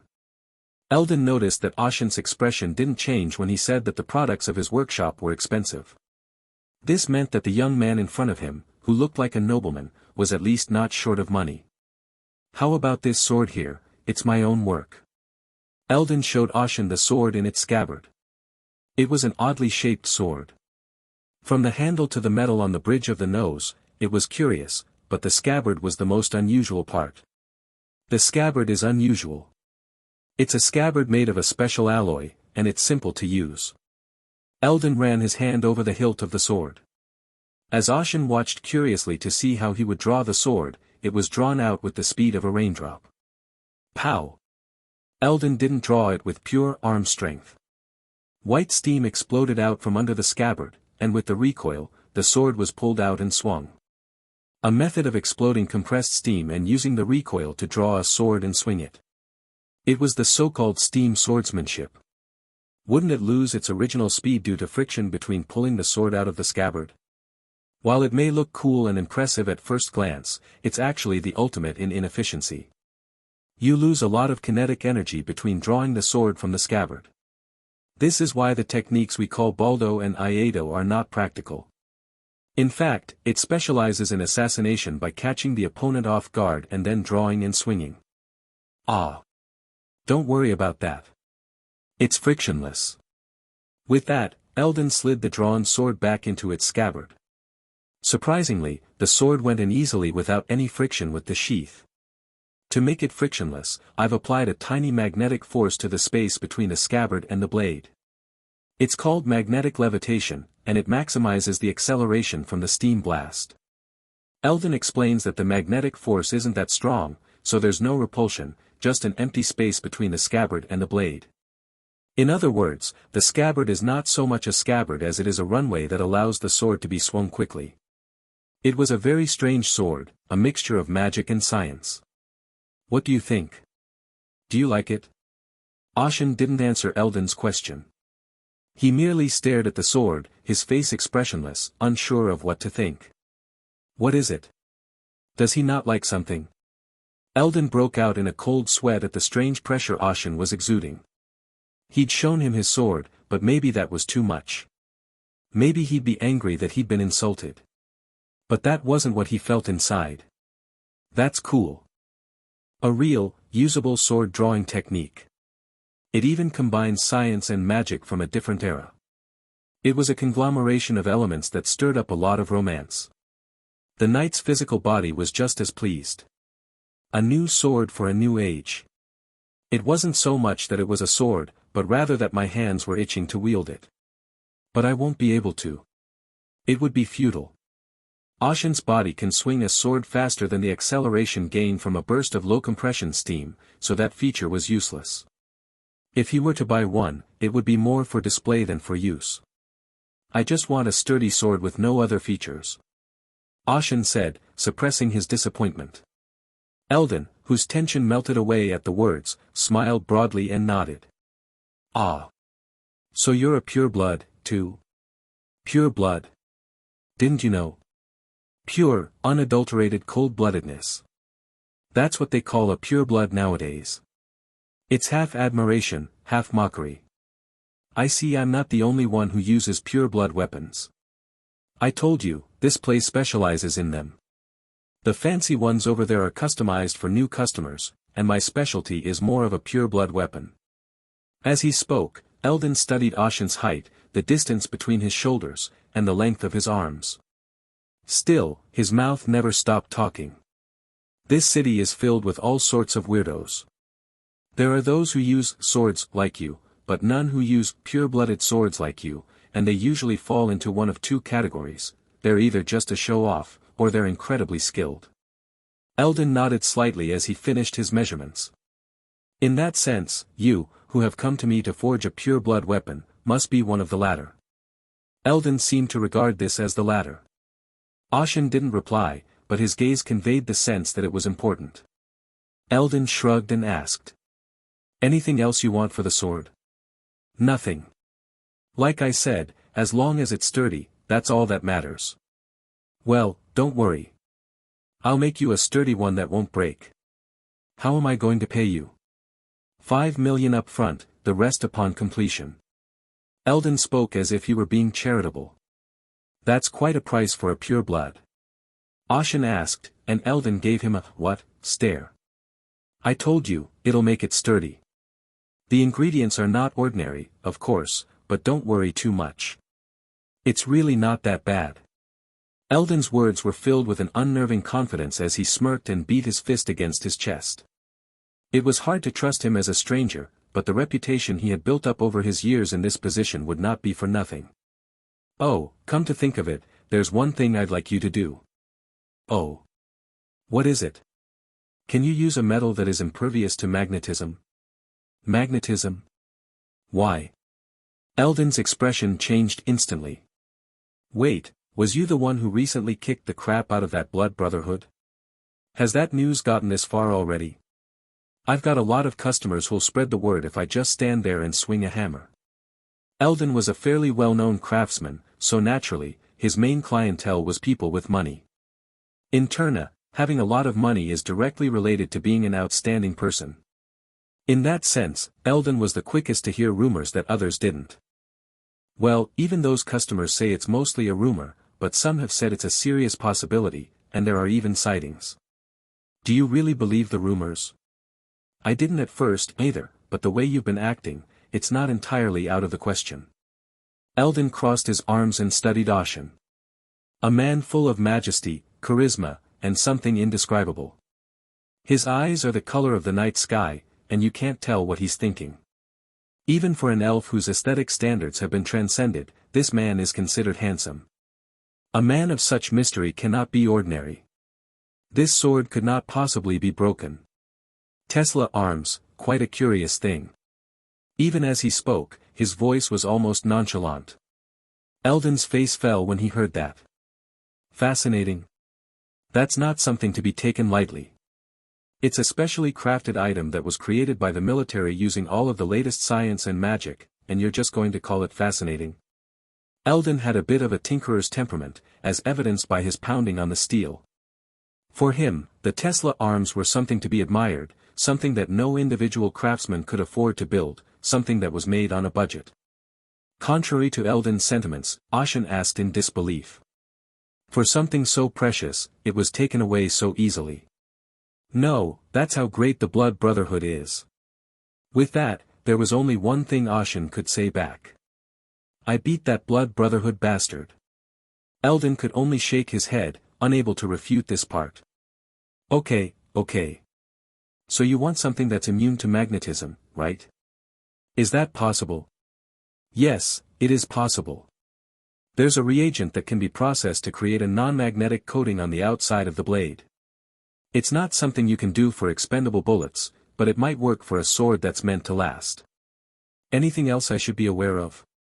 The coating will deteriorate with use, but it can be refreshed periodically. It'll chip every time, but given your skill, it won't matter. Then I'll take it. Ashen paid Eldon the promised advance. How long will it take to make it? It won't take long, you're in luck. This is the off-season, when I'm not booked up. It should only take 3 days. Well, I'll come back then. After the meeting with Eldon, Ashen left the workshop with Dylan. Amazing. Dylan said when they were some distance away from the workshop. Ashen stared at him. What is surprising? Eldon's demeanor. When Ashen still stared at him in confusion, Dylan made an sound. You really don't know anything about this city. Is that a problem? No. As long as you're good, it doesn't matter. But back to the subject at hand, Eldon, he's not normally such a friendly elf. He has a very dirty temper. Dirty? Ashen thought of Eldon. Aside from being dirty, there was nothing wrong with his demeanor. If anything, he was flamboyant, which he liked. Definitely. If he thought about it, every single elf NPC in the games he played had a broken personality. That's why players always clicked their tongues when they saw them, calling them filthy cons. But not Eldon. Not everyone is like that. Eldon is a craftsman, and he has a lot of pride. No matter how much money you have, he won't make a weapon for someone who isn't good enough. Is it that bad? Sure, he'll sell them, but they're commonplace, and Eldon's custom orders are different. He doesn't usually bother with anyone who isn't completely proven. I can't believe he'd take you on, though. It's a real testament to your credentials. Good thing you introduced me to such a place. Dylan chuckled mischievously at Ashen's point. There are no craftsmen like Eldon in the world who make such things in the first place, and this is just an added bonus. So that answers your question? Of course. Congratulations. You're Eldon's new favorite customer. It didn't seem like much to celebrate, but Ashen decided to take it in stride. Still, 7 million upfront for a sword is certainly expensive. It had been 5 million, but the anti-magnetic coating had been added to the price, making it 7 million. Dylan's eyes widened at that. What? 7 million? Why is that? Is it because it's too expensive? What are you talking about? On the contrary. Eldon offered to make me a weapon for such a ridiculous price. A pure-blood longsword shouldn't be that expensive to make. You don't know what you're talking about. Eldon doesn't make weapons for just anyone, and when he does, he charges exorbitant prices. The one I'm using right now cost me 50 million up front. 50 million? Is it a pure-blood weapon? No, and there's no guarantee that pure blood is cheaper. Rumor has it that someone tried to get Eldon to make a pure blood weapon, but he gave up after Eldon charged 100 million up front. Eldon don't compromise on price for pure blood weapons. 100 million. Isn't it possible that they wanted unusually expensive materials? Eldon always uses only the finest materials, whether the other party requests them or not. Still, it's bound to be less expensive than modern weapons, isn't it? Weapons made by elves are called elvenborn, right? An elvenborn pure-blood weapon is strong in its own right, and depending on the user, it's not as vulnerable to modern weapons. The price varies for only one reason, whether Eldon likes the person who will wield it or not, that's all. In other words, the type of weapon doesn't affect the price at all. Dylan stuck his tongue out. For your information, no one has ever paid less than 10 million as an advanced payment, at least not that I know of. The elf was such a skilled craftsman. So much has changed in this world. After finishing with the weapon, Ashen returned to his quarters. The silent room was pitch black, as if the darkness itself had come. The light from the gas lamps outside the window refused to enter the room, as if blocked by something. Something is wrong. Just as he thought that, a flash of white flashed in the pupils of his eyes, a star-like light. We have an uninvited guest. Ashen stared at the shadow sitting at the table adjacent to the window. The shadow glanced over, as if waiting for him, and Ashen instinctively realized that this was a powerful man. At the same time, he realized who it was. I thought the Brotherhood was called the Brotherhood and the leader was the eldest brother, but it turns out you're the eldest sister. At those words, a shadowy figure with long, flowing hair greeted him with a twinkle in its red eyes. Hello. Ashen did not return the greeting. He merely glared at the unwelcome visitor with a wordless, cold gaze. I wish you wouldn't stare so hard. The voice was sweet, with a hint of laziness. Ashen slowed his pacing. His steps on the carpet were very confident. He took a seat across from his uninvited guest. His red eyes widened at the sight of the black shadows. You know who I am, and you're not afraid. You have great courage. Should I be afraid? Ashen asked in a tone that was meant to be provocative, but despite the words, his thoughts were quite complex. I never thought I'd face them like this without a sword. I'm so unlucky. Ashen lightly clenched and unclenched his hands under the table. As a knight, he shouldn't be without a sword. If his opponent was of average skill, he could crush him with pure physical prowess, but the guest in front of him was no such thing. The head of the Blood Brotherhood. The darkness that permeated this room was probably part of her power. As if to prove it, when Ashen sat down across from her, he could see her more clearly than he had just a moment ago. She had deliberately chosen the darkness to showcase herself. She was a beautiful woman with hair like jet black ebony. Her clothes were also black. The only other color was her snow-white skin and blood-red eyes. She looks to be at least in her mid-20s. Far too young for the leader of the city's most dangerous terrorist organization. Grace. She introduced herself. Grace Seeker, eldest of the Blood Brotherhood. Ashen. Fixer and Knight. Ashen answered, still staring at the woman who had introduced herself as Grace, trying to gauge her. The Blood Brotherhood member had come to him for only one reason, revenge for recent events. The Brotherhood is a small group, true to its name, but I've heard that the members are close-knit. Now that her brother has been beaten outside, it's only natural for them to retaliate as a family. Ashen weighed the situation in his mind. Can he fight and win? When he used the Starlight, he felt a kind of liberation. It gave him a huge sense of confidence that he could fight anyone and not lose. But the woman in front of him now turned that confidence into distrust. I can use Starlight right now. Ashen had been assured that he could pull out the Starlight now. The problem was, he didn't have a medium to channel it. Without a sword, I can only swing it once. Even without a medium to contain the Starlight itself, it could be roughly transformed into a sword and wielded. But it's a one-shot deal, a single strike. At the very least, he needs something to contain the Starlight, and a sword is the best way to do that. At the very least, a kitchen knife could be used for up to 3 swings, but even that would not withstand the power of the Starlight and fall apart. The knight's senses were warning him. It was not a good idea to fight in his current state. In many ways, it was the worst possible situation. So why did you barge into my home? Well, you know, our sweet youngest came home after being beaten up by someone. Instead of answering, Ashen stared at Grace. Was she going to tell him that she was here for revenge? At that, a viciousness began to creep into Ashen's eyes. The Starlight burning within his pupils intensified in response. If Grace answered in the affirmative, he would use everything in his power to slit her throat. Will you not stare at me so frighteningly? But Grace shuddered at Ashen's provocative gaze. I admit, I came here with the intention of giving a little admonition to whoever was bullying our youngest. That's quite a noble way of putting it. It was clear she didn't mean to admonish, but take bloody revenge. The organization wouldn't have blood in its name otherwise. Grace pointed a white, fine finger at Ashen. So I've been thinking, what should I do? I'm the eldest, and people will look down on me if I don't take action. Grace's red eyes lit up. At the same time, her black hair stirred.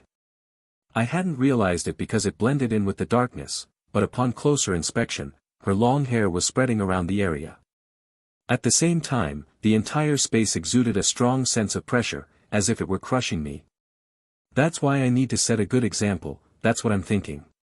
Set an example. Ashen muttered the word and stared into Grace's red eyes. Do it if you can. Warlock.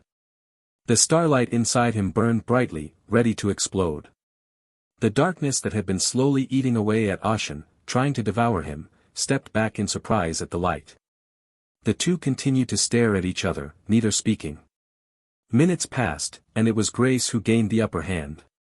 I'm kidding. Why are you staring at me like that? You're scaring me. With a mischievous laugh, Grace dispelled the darkness in the room. Soon the room was filled with scarlet light from the window. I'm just here to say hello, and since our youngest caused such a scene, someone has to step in, and it's just my role as the oldest sister. With that, Grace slowly rose from her seat. Her every move was graceful and filled with a color that mesmerized the opposite sex. Grace's beauty played a part in this, too, but Ashen was not to be mesmerized. With beauty comes danger. In his eyes, Grace was a black rose soaked in blood. A rose is also an archaic expression. That's a flower that eats people. If you approach it unaware, you will be eaten. Grace smirked at Ashen, who sat still in his seat. It was a pleasure meeting you. Next time, I hope we can say hello properly. If you want a proper greeting, you should bring a visiting gift. A cocky tone, like he was talking down to her, but Grace didn't take offense to it. It was rather natural for Ashen to speak like that. Where did this person come from? Grace chuckled to herself and walked away. Her hair moved like threads, wrapping around her body like a cocoon, before disappearing into the floor. The chill tension that had filled the room dissipated. At the same time, the starlight in Ashen's eyes faded. Gone. Ashen's shoulders sagged as he relaxed. He checked his palm, and it was slightly damp. He was glad his opponent had let it go, but what would have happened if she hadn't? I was feeling a little relieved that I could handle Starlight. Still, it wasn't enough. How many other people like Grace Seeker are there in this city? I need more power. Starlight's other skills, his other characteristics, he needed to be able to use them all. Appearing in a quiet alleyway, Grace Seeker looked back. Have you been waiting much? No. With a solemn, polite voice, a figure appeared.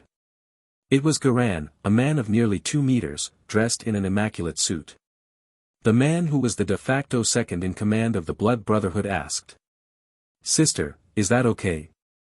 What? Tavern. He survived, but he's pretty traumatized. He'll need to rest for a while, and I don't think he'll be able to fulfill his duties. What he meant was simple. The youngest must be avenged. That's why Grace, the leader of the Blood Brotherhood, had gone to Ashen herself to exact blood revenge for what was done to Tavern, and more. Given her recent inactivity, a move by Grace herself would be a warning to others, but Grace Seeker did not act. She faced Ashen, spoke to him, and then quietly retreated. This was uncharacteristic of her, which made the large man all the more curious. Why didn't she kill him? It's a shame about Tavern, but he's still alive, so that's all that matters. I see. At the terse answer, Grace asked. Why don't you ask me why? Because if you made that choice, there must be a reason. Funny. Grace pouted her lips, making it sound like she was pouting. But even as she acted the part, her red eyes continued to dwell on the dark-haired man she'd seen just moments ago. He said Ashen. The first time Tavern had returned with his arms severed, Grace had vowed revenge. It wasn't emotional anger. Tavern was the cute youngest, but he had always been the bane of his older siblings' existence.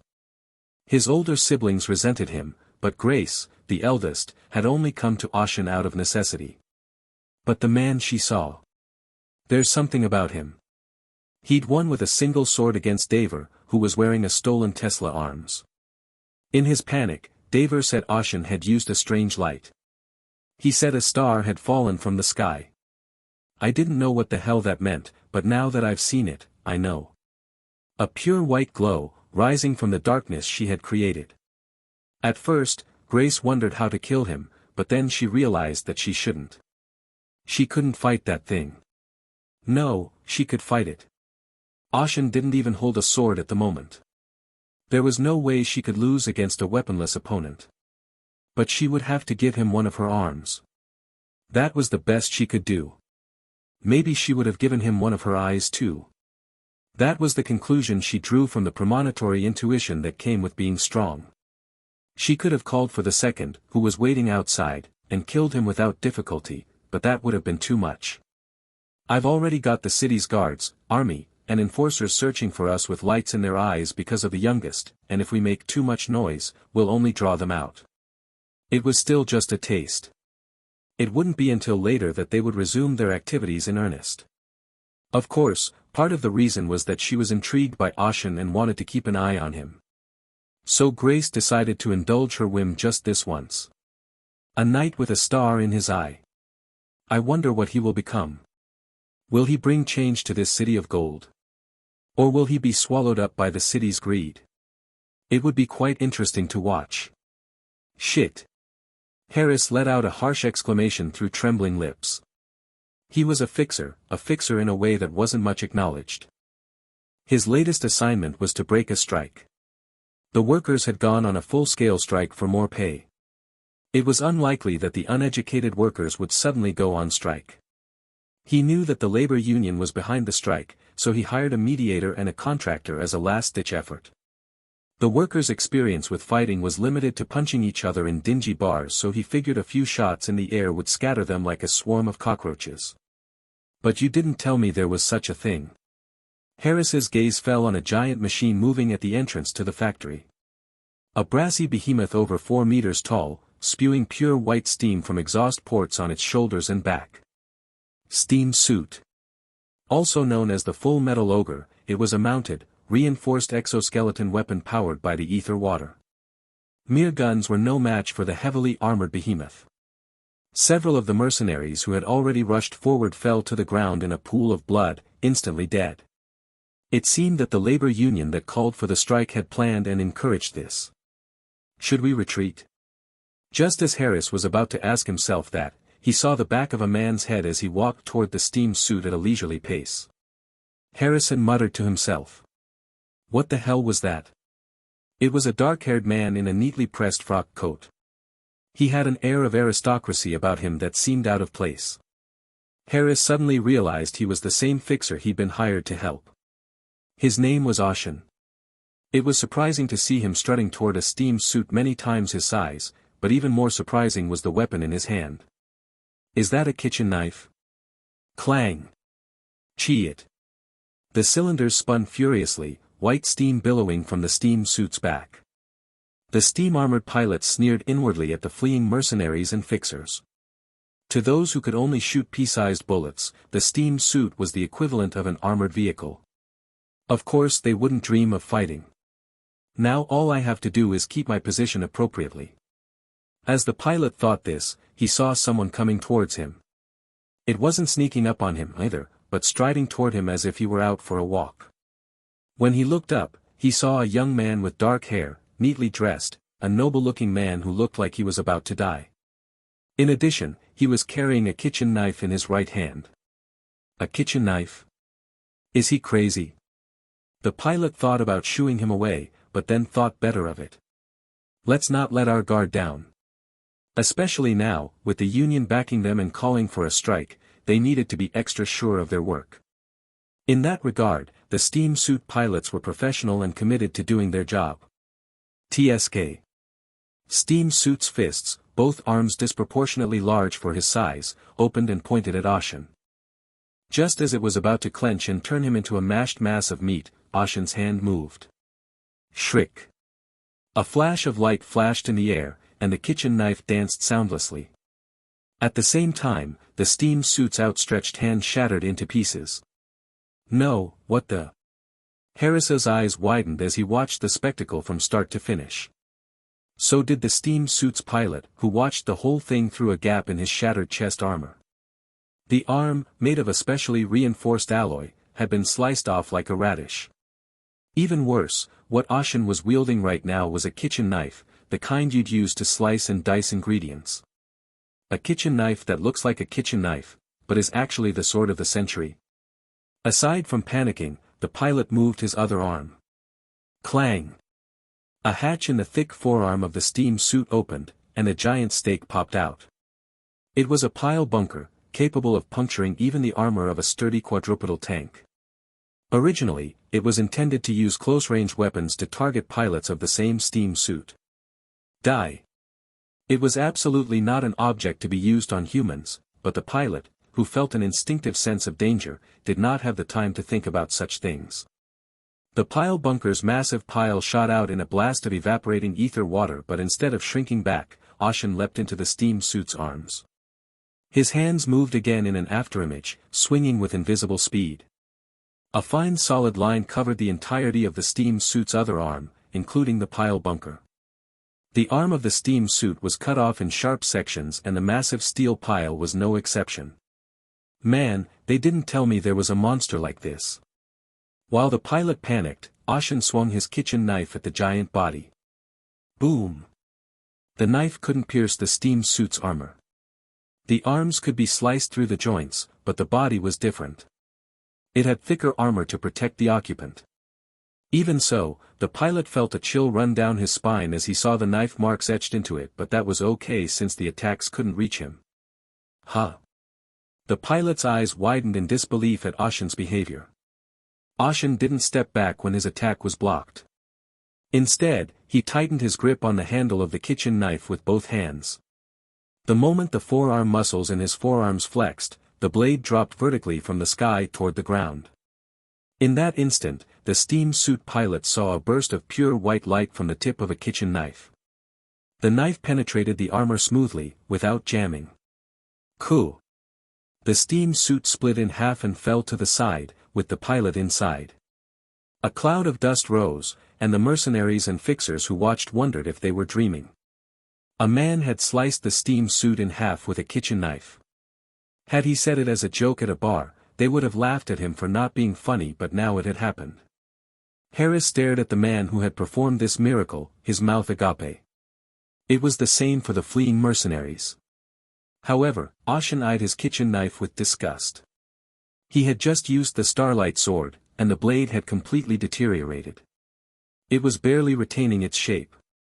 Furthermore, his wrist was a little sore from the force of the swing. It must be the weapon. It didn't make sense that a kitchen knife would slice through a steam suit and end up with a slightly chapped wrist, but Ashen seriously thought he wasn't good enough. It was the weapon, to be sure. It's certainly sharper than the first longsword I was given, but it's not the best. As much as he didn't want to admit it, the kitchen knives of the current era were far superior to the sword he had used before. However, due to its smaller size and different sword standards, the blade had been completely destroyed by a single Starlight strike. Not bad for a consumable weapon. Still, it was a bit much to have to carry a kitchen knife to every fight. Shaking off the distraction, Ashen turned to the several pairs of eyes glaring at him. I've taken care of the troublesome ones. Now you can take care of the rest. Harris nodded, his face a mask of disbelief as he snapped back to reality. Ashen watched as the site was quickly cleared. The striking workers were being subdued and dragged away in shovelfuls. In a way, it was a pity, but in reality, it wasn't. These guys are the ones who took over a well-run factory by inciting other co-workers for their own benefit. The situation was different from the workers that Ashen first encountered. They didn't burst out because they couldn't truly endure hardships, it was because they were greedy even though they had enough and they had a union behind them. The city of Turna was full of unions of all kinds. The most common of these were the unions that represented the workers, and they were quite a large organization in Turna. But unions don't represent the workers. They are paid by someone to call strikes or organize protests. In the end, all organizations and groups are driven by money and interests. In the end, this was the type of organization that was operating properly in the city during the Industrial Revolution. That's why Ashen had no guilt or hesitation about killing the pilot of the steam suit. He was paid to kill people, and this was no different. Deciding that the matter was settled, Ashen left the scene. The job was done, and Ronan would pay for it anyway. Staying there would only attract more troublemakers. I think I've had enough of that already. Ashen was aware of several bodies following him surreptitiously. No hostile feelings, but rather a desire to analyze and confirm his abilities. It's probably the organization's way of making sure that the rumored knight is indeed the real deal. How big is this city? I knew that one district was roughly the size of a small to medium-sized city, but that's just an estimate. And what about all the organizations in the city? I couldn't even begin to count them. The gangs and such that Ashen had dealt with before wouldn't even make it to the claws. How big would the criminal organizations be, how powerful would the conglomerates be, and what about the city council? Even the Blood Brotherhood wouldn't dare to operate openly in this city. He felt ashamed of himself for walking around in such a place, trusting only his sword. So I must be stronger. Meeting Grace Seeker made him realize that he's not good enough. Even if he didn't have a sword at the time, realizing defeat was not a good feeling. I need to become stronger. It was not only for the primal purpose of survival, but also to prepare for whatever he might do in the future. Ashen knew he could become stronger by unlocking the remaining talents. The answer was there. But what does it take to unlock a talent? Fight. I need to get stronger by fighting more powerful people. At that thought, Ashen's heart sank. How could he, who was just a common citizen not long ago, seek to fight? He wondered if this was the effect of the wandering knight's body, but it was ridiculous. Perhaps this was who he was meant to be. The real him, cowering in his egg, blocked by the walls of reality, had begun to raise his head through the body of a knight. So, this is not enough. The steam suit was a novelty, a breakthrough, but it was easily sliced by a kitchen knife. It wasn't bad to earn money by taking down easy enemies, but Ashen didn't like it. Something deep inside him kept grumbling in discontent. He needed a stronger stimulus. With that thought in mind, Ashen opened the door to the Violet Fox Tavern. The tinkling bell drew Ronan's gaze from his seat and papers. His eyes, whether open or closed, widened slightly at the sight of Ashen. Welcome home. Did your mission go well? It was uneventful. Is that so? Anything to report briefly about the mission? There was a steam suit. I'd never seen one before, but the fleeing mercenaries shouted it, so it must be true. A steam suit, no ordinary strikers would do that, so they must have had backup. So I cut it. A flat tone, as if to say, I saw a stone on the road, so I cleared it. Ronan gave a small laugh at that. It was a wry smile, full of suspicion as always. You don't seem to be bothered. Did it look that way? It can't be your weapon, can it? It would have felt too arrogant to say that the request was too easy, so Ashen remained silent. Then, out of the corner of his eye, his gaze fell on the papers Ronan was looking at. What are those? Oh, it's a summary of recent news. Aside from the movements of the Blood Brotherhood, there have been several other incidents in the city. Humph. Ashen flipped through the papers, intrigued by their contents. Suddenly, he saw a familiar word and picked up the paper. This is... Ah. Does that pique your interest? Regarding the witch's request for asylum. That's what it said on the front of the paper Ashen picked up. The word witches didn't raise too many questions for Ashen. Ashen already knew of the existence of witches. Witches. Beings who are born with the ability to use magic, as opposed to wizards and warlocks, who learn to use it. Witches were an alien species. They are born with the ability to use magic, instinctively. How this is possible is unknown. Some called it a blessing, others a curse. As the name implies, witches were a peculiar condition that only occurred in women, and it didn't matter where you came from. A poor orphan from a back alley could be a witch, or a witch could be born into a noble family. As a result, in the games Ashen played, witches mostly appeared as mobs. They had helpers, but mostly they were boss monsters that you had to defeat. Because they were born with so much power, most witches didn't lead normal lives. As a result, most of them were either mentally broken or lacked much of their humanity.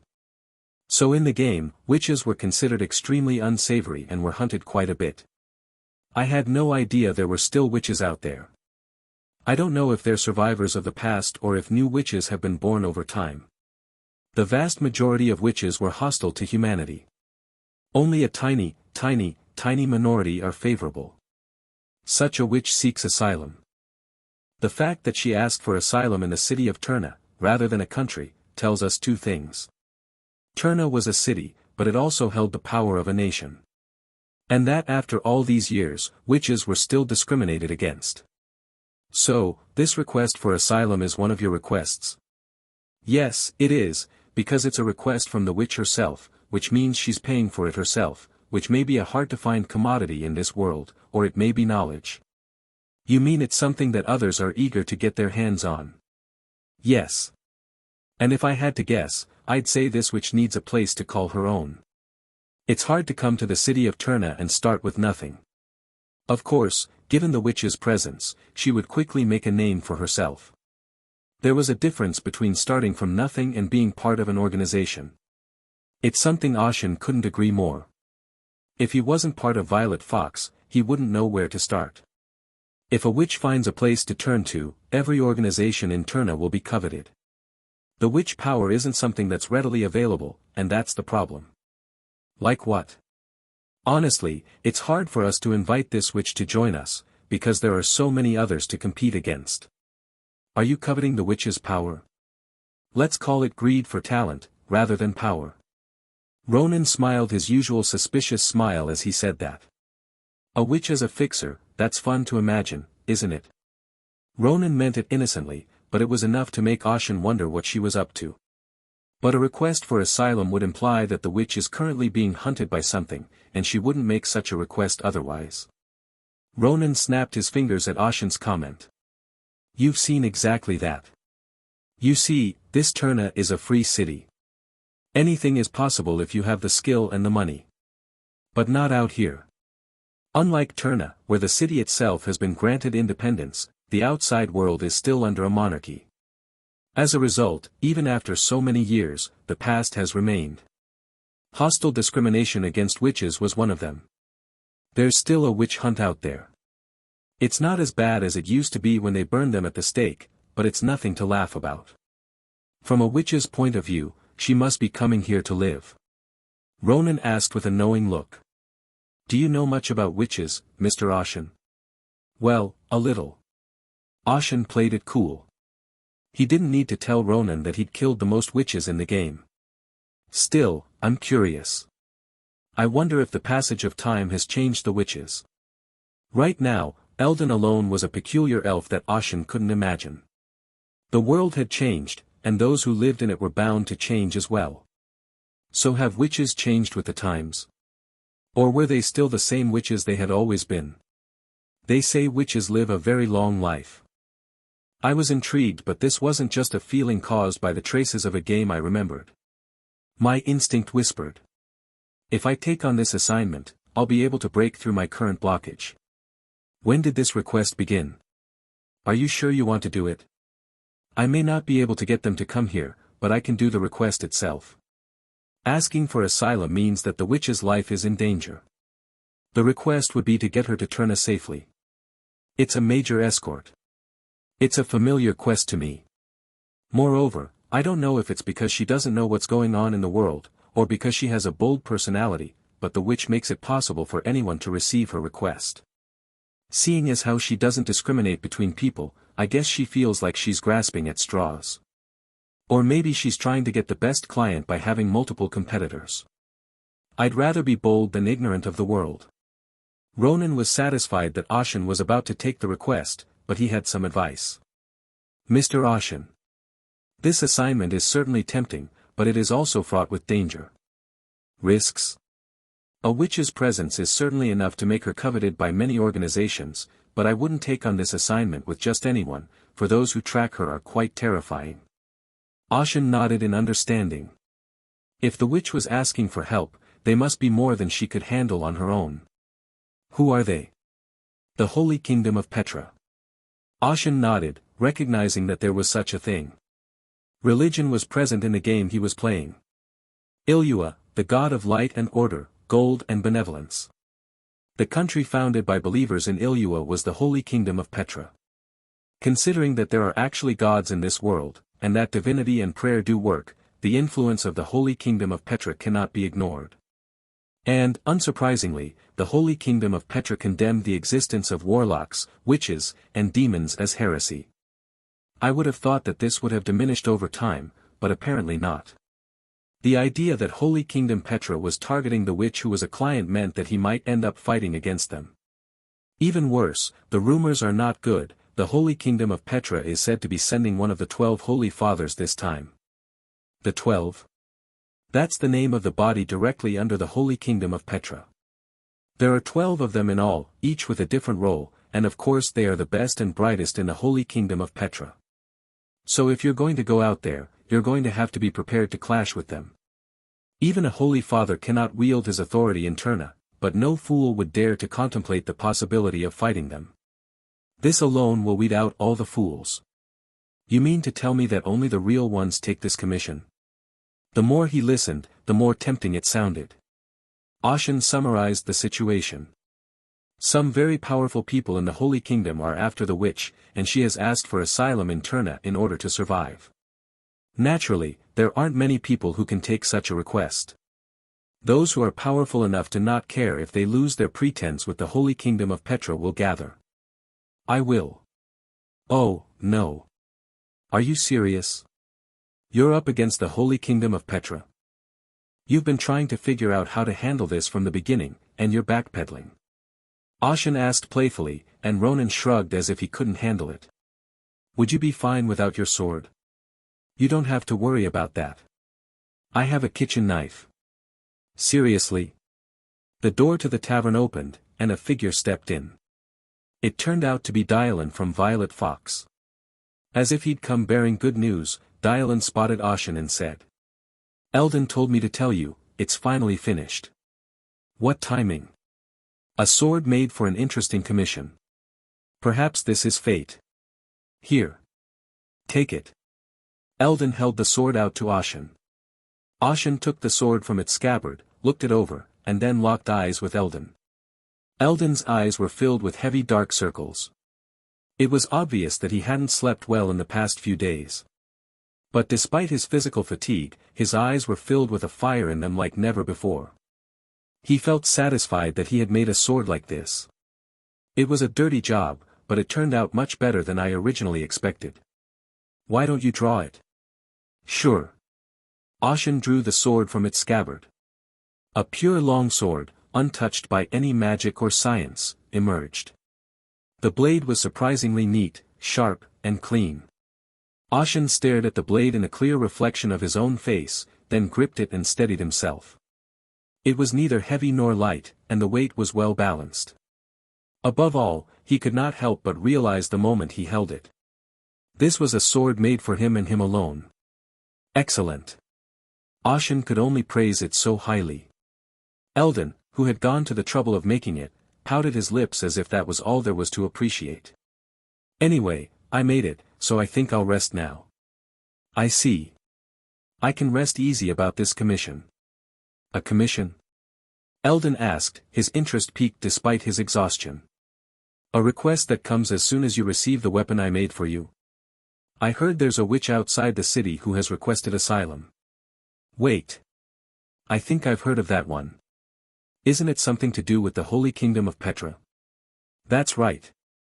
You're going there for that? Eldon opened his mouth to say something, then clamped it shut and shook his head.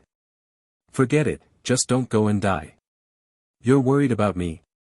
It would be a shame if I made such a fine weapon and its owner died on his first commission. You don't have to worry about that. Ashen glanced at the drawn sword, then slid it back into its scabbard. With this, I don't think I'll lose. The day of the commission. I arrived at the train station in the 34th district. Terna has all sorts of railroad tracks, including, of course, one leading outside the city. My client, the witch, is to meet me outside of Terna, in the neighboring Republic of Osnaphilos. Osnaphilos. In the game it was a kingdom, now a republic. It was famous for its knowledge and books. As a republic, the kingdom of Petra's presence was weak and it was close to Terna, so it was a good place to rendezvous. I would have liked to see the changed country, but that's not the point now. I felt the sword at my waist and glanced around. I thought all the chaff was gone, but there are still so many. There were quite a few people gathered near the stopped train. They were all those who had accepted the witch's request for asylum. In other words, my competitors. The first to catch my eye was a group of black suits. The Mafia? The moment I saw them, I couldn't help but think. They were dressed in immaculately pressed suits, and their hats were pressed down on their heads. There were about 30 of them.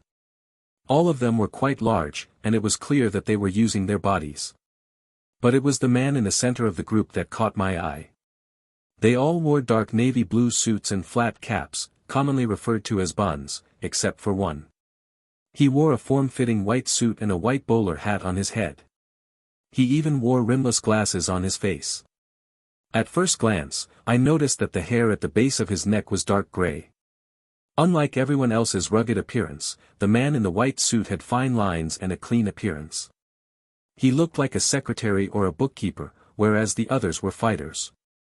He's definitely up to something. He was the most ridiculous-looking person, but he was definitely not to be underestimated.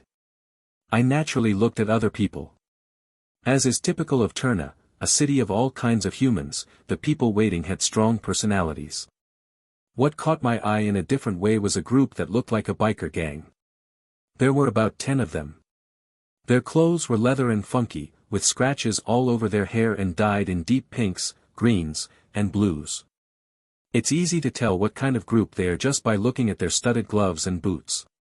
It wasn't a style you'd see in the city, and they were clearly from the scrapyards of the late 40s. Districts. And the ones standing there, they're pretty small. 3, pretty small to call a group, but still, given their location, they weren't overpowered by the others because they're wizards. They were dressed in comfortable cotton pants, a white shirt, and a modest vest. On top of that, they wore robes that were adapted from modern dress to identify them as wizards.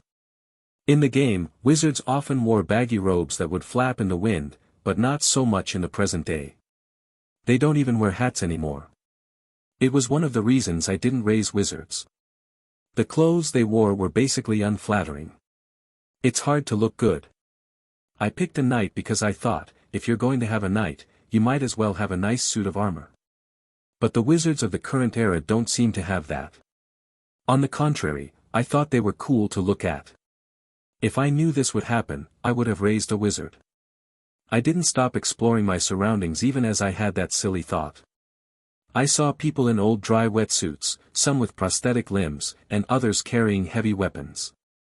None of them were ordinary and all of them had come out to fulfill the witch's request. Am I going to have to compete with these people? I'm probably the youngest person in the room. That's because I haven't been a fixer for that long. I've had a few successful cases, but in the grand scheme of things, I'm just a drop in the bucket in the city of Terna. So I'm always up for a challenge. A puff of white steam roared out of the stationary train. At the signal that it was about to depart, people waiting at the station began to board the train. Some people were loading something into the baggage car at the end of the train. I checked the ticket Ronan had gotten me. It said my seat was in second class. Second class. In a world of capital, even on trains like this, there were classes. First class, second class, third class, and baggage car. The first-class car was an entire carriage of the train. It occupied the front of the train and was decorated like a hotel, so naturally, only the wealthy could afford it. The second carriage is what we would call a regular seat. It's not that good, though, and you can only sit in it. Still, it's better than third class. There's no room to sit down in third class. It's literally all standing room only. And most people in this city are crammed into the third-class car when they take the train. The entire carriage is crammed with people, with no room to stand, and you endure the rattling train until you arrive. In a world where sleeping on a clothesline is called lodging, it's a fitting metaphor. In that sense, I'm lucky to have a seat. This is where Ronan's meticulousness and thoroughness comes into play. As I entered the train carriage, it was filled with a group of people. I thought, oh no. Is that the mafia? I don't know if they're real mafia or not. I just labeled them because they looked like it. Apparently, the seats I was going to take were all occupied by these mafiosi. They spotted me, too, and our eyes met. I wonder if they didn't like the fact that there was an unexpected person in the seat they thought they were going to charter. I didn't care, so I casually walked down the aisle to find a seat. Bam! I bumped shoulders with someone. Even if the aisle was narrow, I could see that the other person bumped into me on purpose. And, of course, the obvious reaction came. What are you, an asshole? If you hit someone's shoulder, you owe them an apology. His grim face contorted even more grimly, like he was looking at a crumpled-up piece of paper. I didn't argue back. He lifted his hand and extended it toward me. It looked like he was going to grab me by the throat, and I didn't move, even though his hand was so close. But the moment I did, I vowed that this would be the first time I would show my sword here. What are you doing? A voice broke my reverie. It was a small, calm voice, but it was clearly audible to everyone in the train car. The member of the organization who was reaching out to me became contemplative and stiffened. I looked at the voice's owner with impassive eyes. It was him, the man in a white suit and glasses. I asked you what are you doing, didn't I? Well, that's because this person bumped into me and didn't apologize, sorry. No shouting on the train. These were all very moral and common sense statements, but in this situation, they also sounded pretty far-fetched. But the gang member understood and immediately backed off. The other members of the gang, who had been expecting a fight, sat back in their seats, tense as ever. I realized how strict he usually was with his gang members. I looked at the man who stepped in front of me and he looked at me. We were both silent, each of us probing the other. But the silence didn't last long. It was the man with the ash-black hair that spoke first. I apologize, sir. My staff was rude. It was a polite tone of apology, so I responded in kind. It was just a small thing. I see. The other person didn't seem to notice my tone. That's to be expected. He didn't look favorably on me to begin with. I didn't introduce myself. My name is Ballad. Ashen. I apologize again for the rudeness of my staff. With that, Ballad stormed out of the room. His tone and demeanor were polite, but his eyes were quite vicious. It's a good thing we didn't get into a fight. The last thing I want is to start a fight before I've even gotten the job. With that thought, I sat back down. The stares around me still stung, but I shrugged them off. As luck would have it, my seat was a window seat, and the scenery outside the window began to flow behind me, making me afraid to sit down. The train departed. I heard you sent our youngest.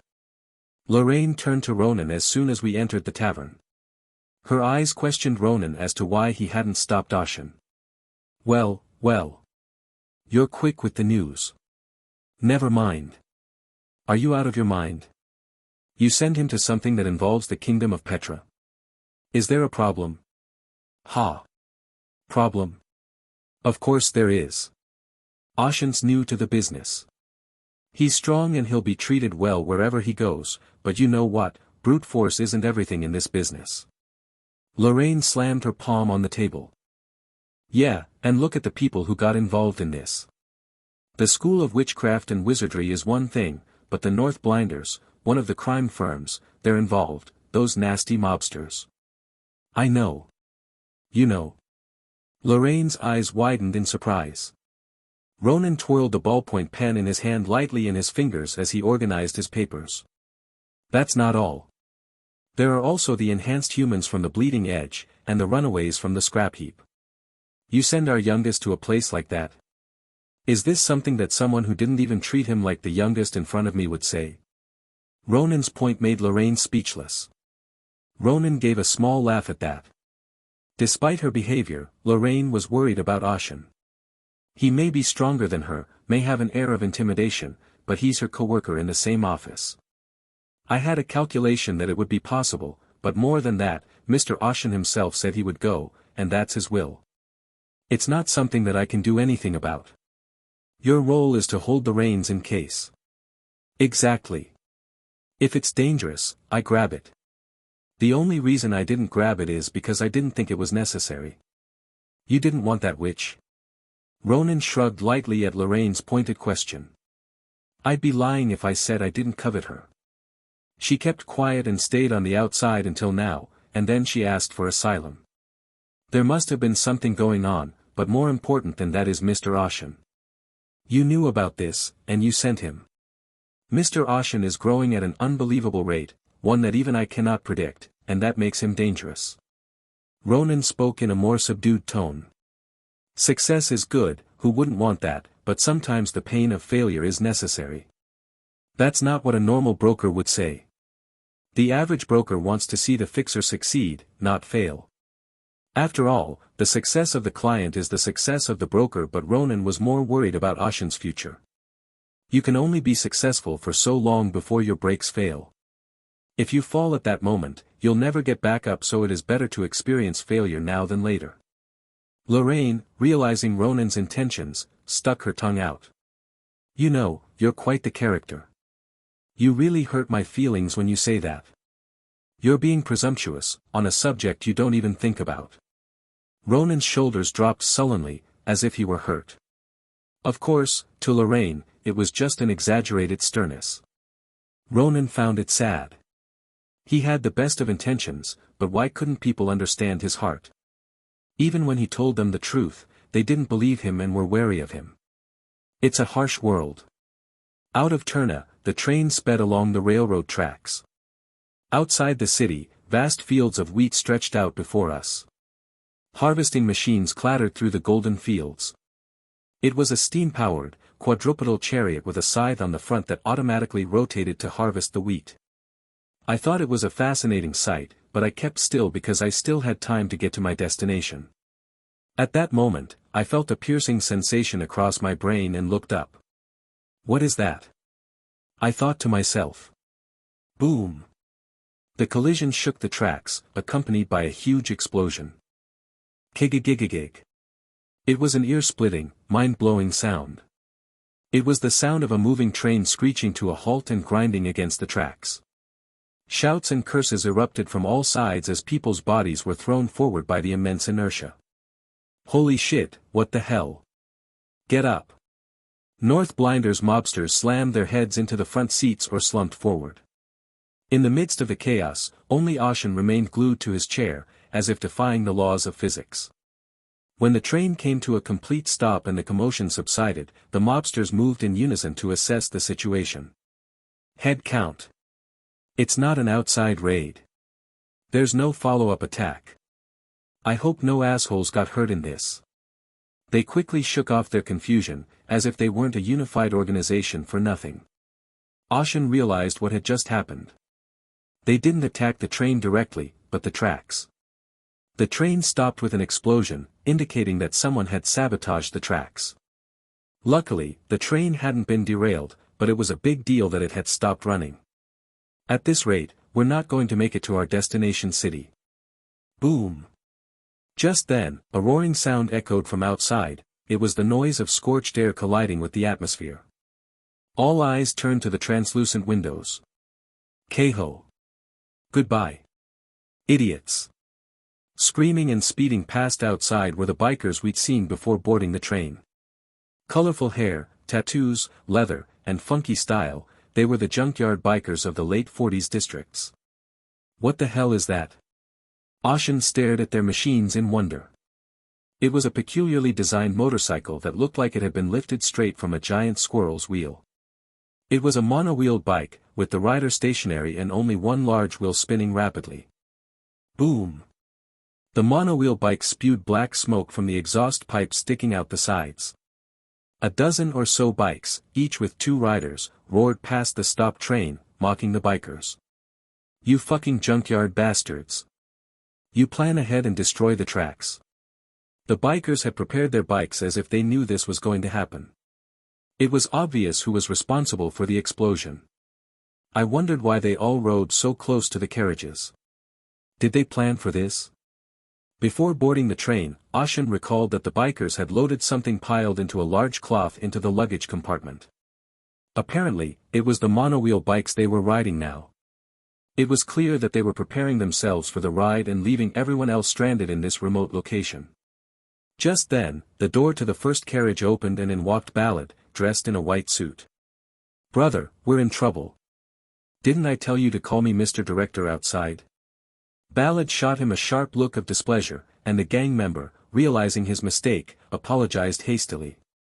"I'm sorry, Mr. Director. What is the situation?" "The scrap heap bastards destroyed the railroad tracks and left first.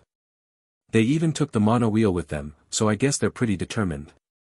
TSK. Since they can't fight us outright, they're going to try a trick." It was a bad situation, but there was only a hint of irritation in Ballad's voice. "What do you have?" Just in time, Ballad snapped his fingers and gave his men instructions. "Bring out what you have prepared." "Yes." Ballad's men quickly exited the train. Ashen couldn't stand to be stuck on the stationary train, so he too stepped outside and saw an interesting sight. Ballad's men made their way to the front of the train, to the first-class car, and in unison, they pushed aside one wall. The wall of the first carriage slid open with the ease of a sliding door, revealing its contents. Vehicles. It wasn't just any vehicle, but a large military jeep that could seat several men. There were 4 such vehicles, 2 in each of the first-class compartments. It was unbelievable that they secretly put a car in the first-class compartment, which costs a lot of money for just one person. I couldn't believe it when I saw it. I wondered if they had prepared for this kind of situation from the beginning.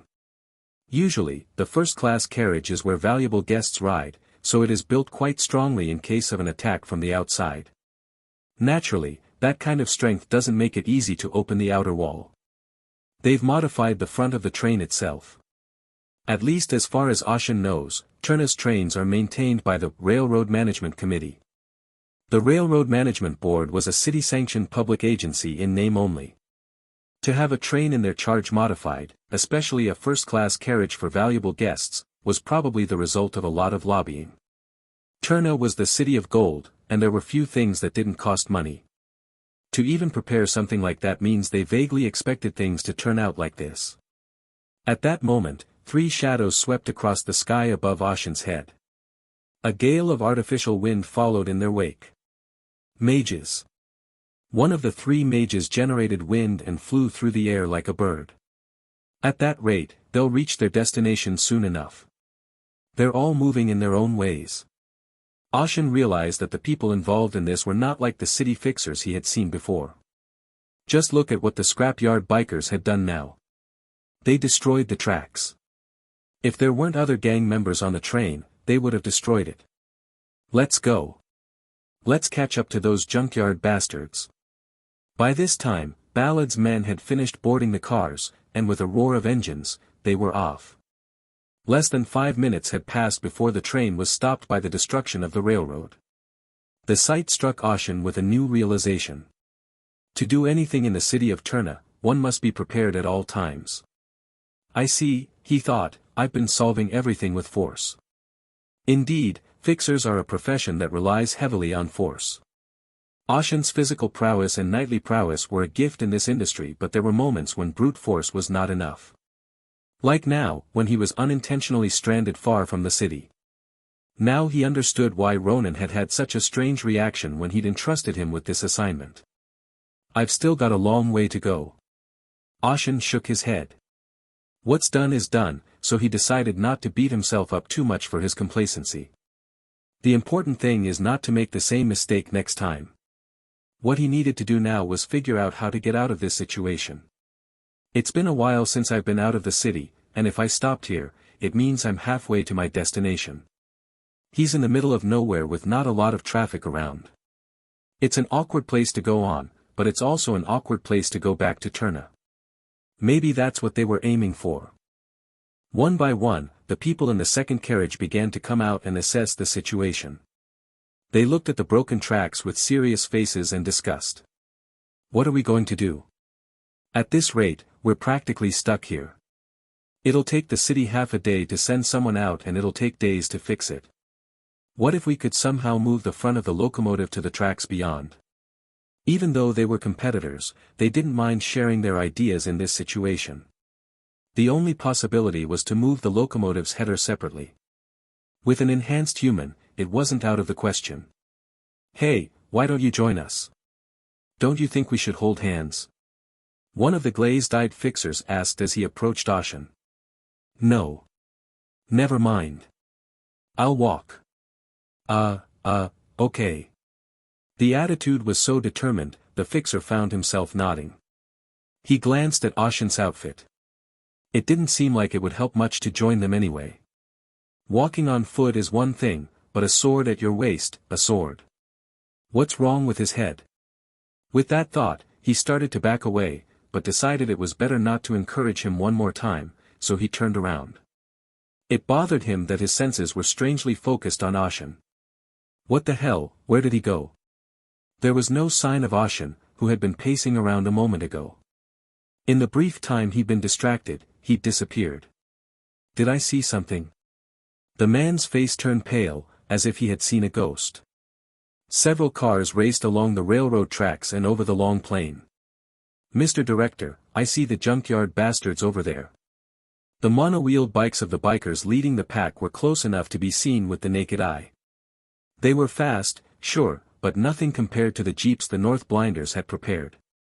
The steam from their vehicles was pure white, it was the evaporating ether water that fueled their vehicles. The monowheel bike's exhaust, on the other hand, was breathtakingly black, which meant incomplete combustion.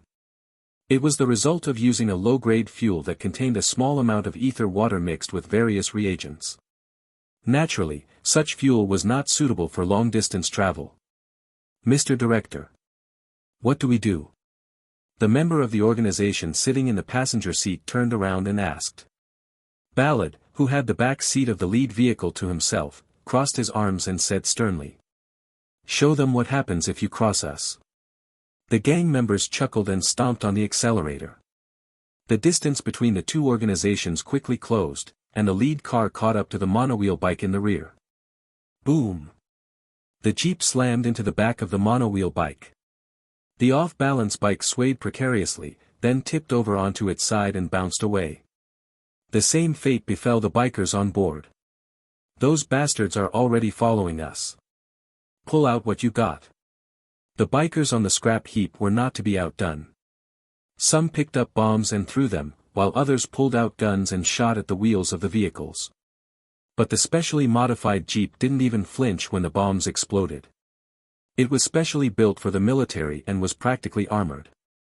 The North Blinders fired back. A member stuck his head through an opening in the jeep's ceiling and fired a Tommy gun. There was a popping sound, sparks flew, and the closing monowheel bike scattered like a swarm of dragonflies. The bikers changed tactics. Switching to weaving in and out of traffic, using the mobility of the monowheel bikes, they waited like ghosts to attack, keeping their distance, but if they saw an opening, they'd close in and shoot. Those bastards. The bikers shouted all sorts of taunts and insults at the jeep. Even in a criminal organization, there's supposed to be a sense of decorum, but they had none. It was low class. Seeing this, one of the blinders loaded a magazine into his Tommy gun. He rolled his eyes, ready to give them the gift of bullets as they approached, when something surprising lit up in the corner of his vision. What? It was a human. It was definitely a human, running on two legs across the ground. It was definitely a person, running on two legs, and what seemed like a long way away was getting closer by the second. Then it was gone, speeding past a jeep and a monowheel bike. Was I dreaming? He asked himself, feeling dizzy. The sight was too unreal for his rational mind to comprehend. A human catching up to a speeding car on two legs. How could that be possible? But it wasn't a dream. The faces of the bikers were also filled with astonishment, as if they had seen something unbelievable, and the gunshots that were continuously exchanged as if to keep each other in check stopped for a while. Ashen kept running. The wind whipped at his skin, but he didn't stop. He was a little out of breath, but considering how far he'd run, even that was surprising. I felt that I was stronger, but my stamina is incredible. I'm sure my stamina gauge was maxed out by the end of the run. But even so, it was amazing to run on 2 legs the distance a train would have to go. He even managed to catch up to a group of jeeps and motorcycles that had set off earlier. His body was running with the wind at his back. Every time he passed by, the tall grasses along the road were swept away by the wind and laid flat on their sides. He ran like this for 10 minutes. Ashen reached the city of Sadnafal, the city of the witch's contact. Sadnafal was one of the major cities of the Republic of Osnafalos, and the closest to the Golden City of Turna. It was also one of the most heavily traveled. Most people who wanted to go to Turna would pass through it. A city where you can do anything, regardless of your status, as long as you have the ability and money, seems like a land of opportunity. It was inevitable that those who wanted to go to Turna would pass through Sadnafal. Naturally, Sadnafal served as a great conduit, a place where many races came and went. The number of people wandering around in front of him is hard to fathom. This was where Ashen needed to find the witch. First, the witch chose the train station as a meeting point. Heading straight for the station, Ashen stops in his tracks when he sees a group of white robes exiting through the station entrance. Priests of the Papacy of Petra. TLN, I'll also use the term Papacy of Petra to refer to the Holy Kingdom of Petra. The Petra church members who came out of the station talked among themselves and then dispersed in small groups. We're too late. The fact that they came out means that Petra's church has already tracked down the witch and confirmed the station. But judging from their serious expressions, they must have missed the witch. We still have a chance. The question is, where did she go? This city was new to Ashen. He's been here many times in the game, but it's been so long that the city has changed. The basic layout of the city might be the same, but it was hard to tell what was in which section. If I leave it like this, they'll find her first. The Order of Petra hadn't been hunting heretics for long for nothing. They had a knack for finding heretics in hiding, and the men now roaming the streets were undoubtedly skilled at it. But the fact that they'd split up and scattered rather than move in a confident manner made it clear that their client, the witch, had done something. She wasn't just being chased helplessly, either. It's a race against time. I need to find her and take her away. In the worst-case scenario, a conflict with the Order of Petra would be inevitable. Ashen thought so as he strode forward. The man standing at the entrance to the alleyway, unfolding a newspaper, looked puzzled as Ashen approached him. Ashen spoke to the man with the nicely trimmed mustache. Tell me the location of the witch the Order of Petra is after. I don't know what you're talking about. Who are you and why would you suddenly ask such a question? You'd better stop trying to fool me. You've been watching me from the beginning. Ashen had been feeling the eyes on him ever since he came here. He'd let it go because he had no enemies. It's probably one of the organizations that runs this city, a group that thrives on information. That's why he needed them now. Looks like this is the end of the line. Bring me to your superiors. The man's expression changed, as if he were wearing a mask. With one hand, he still held the newspaper open, and with the other, he drew a pistol from his waistband. But before he could, Ashen's hand moved. You're going to do this in front of everyone? Before I knew it. Ashen's hand grabbed the man's muzzle. The man tried to struggle, but Ashen's grip on the muzzle didn't budge. Ashen smirked at the sight, then tightened his grip. Snap. The long muzzle bent into a U shape, pointing at the man. If you want to shoot, you can shoot. The man's eyes flickered. He was trying to figure out how to handle this situation in his head. Should he obediently lead Ashen to where the branch leader is, or should he try to keep the secret until the end? The man chose the latter. He looked over Ashen's shoulder and chuckled. You're an idiot, if you knew who we are you wouldn't have messed with us. Ha! Ashen knew why he was acting like that. It was the way the gang members were moving toward them. Each one of them had blended in with the others. But when they showed their true colors, people on the street moved aside without thinking. This seemed to be a fairly common occurrence in the city, as no one thought to stop them or alert the police. Yeah. That's good. I don't like to waste time with unnecessary conversations either. What? He was about to ask what the hell that meant, but Ashen's fist slammed into his face. He had to control his strength. Otherwise, his head would have exploded, not just his teeth in a storm drain. You bastard. Die. All around him, the man's companions turned and charged. Ashen looked at them and unclenched his fist.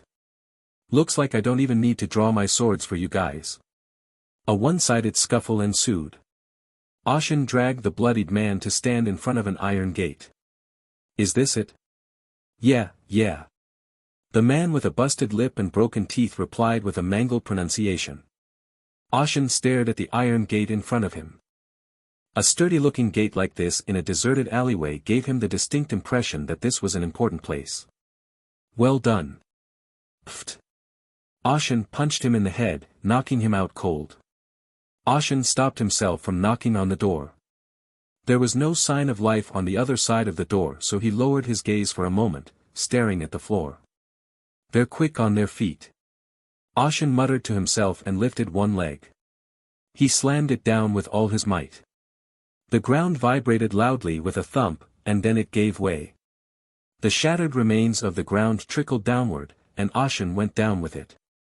When the ceiling suddenly collapsed, the busy people in the basement stared at the falling debris, wondering what had happened. That included Rexler, the head of the intelligence organization here. Here we are.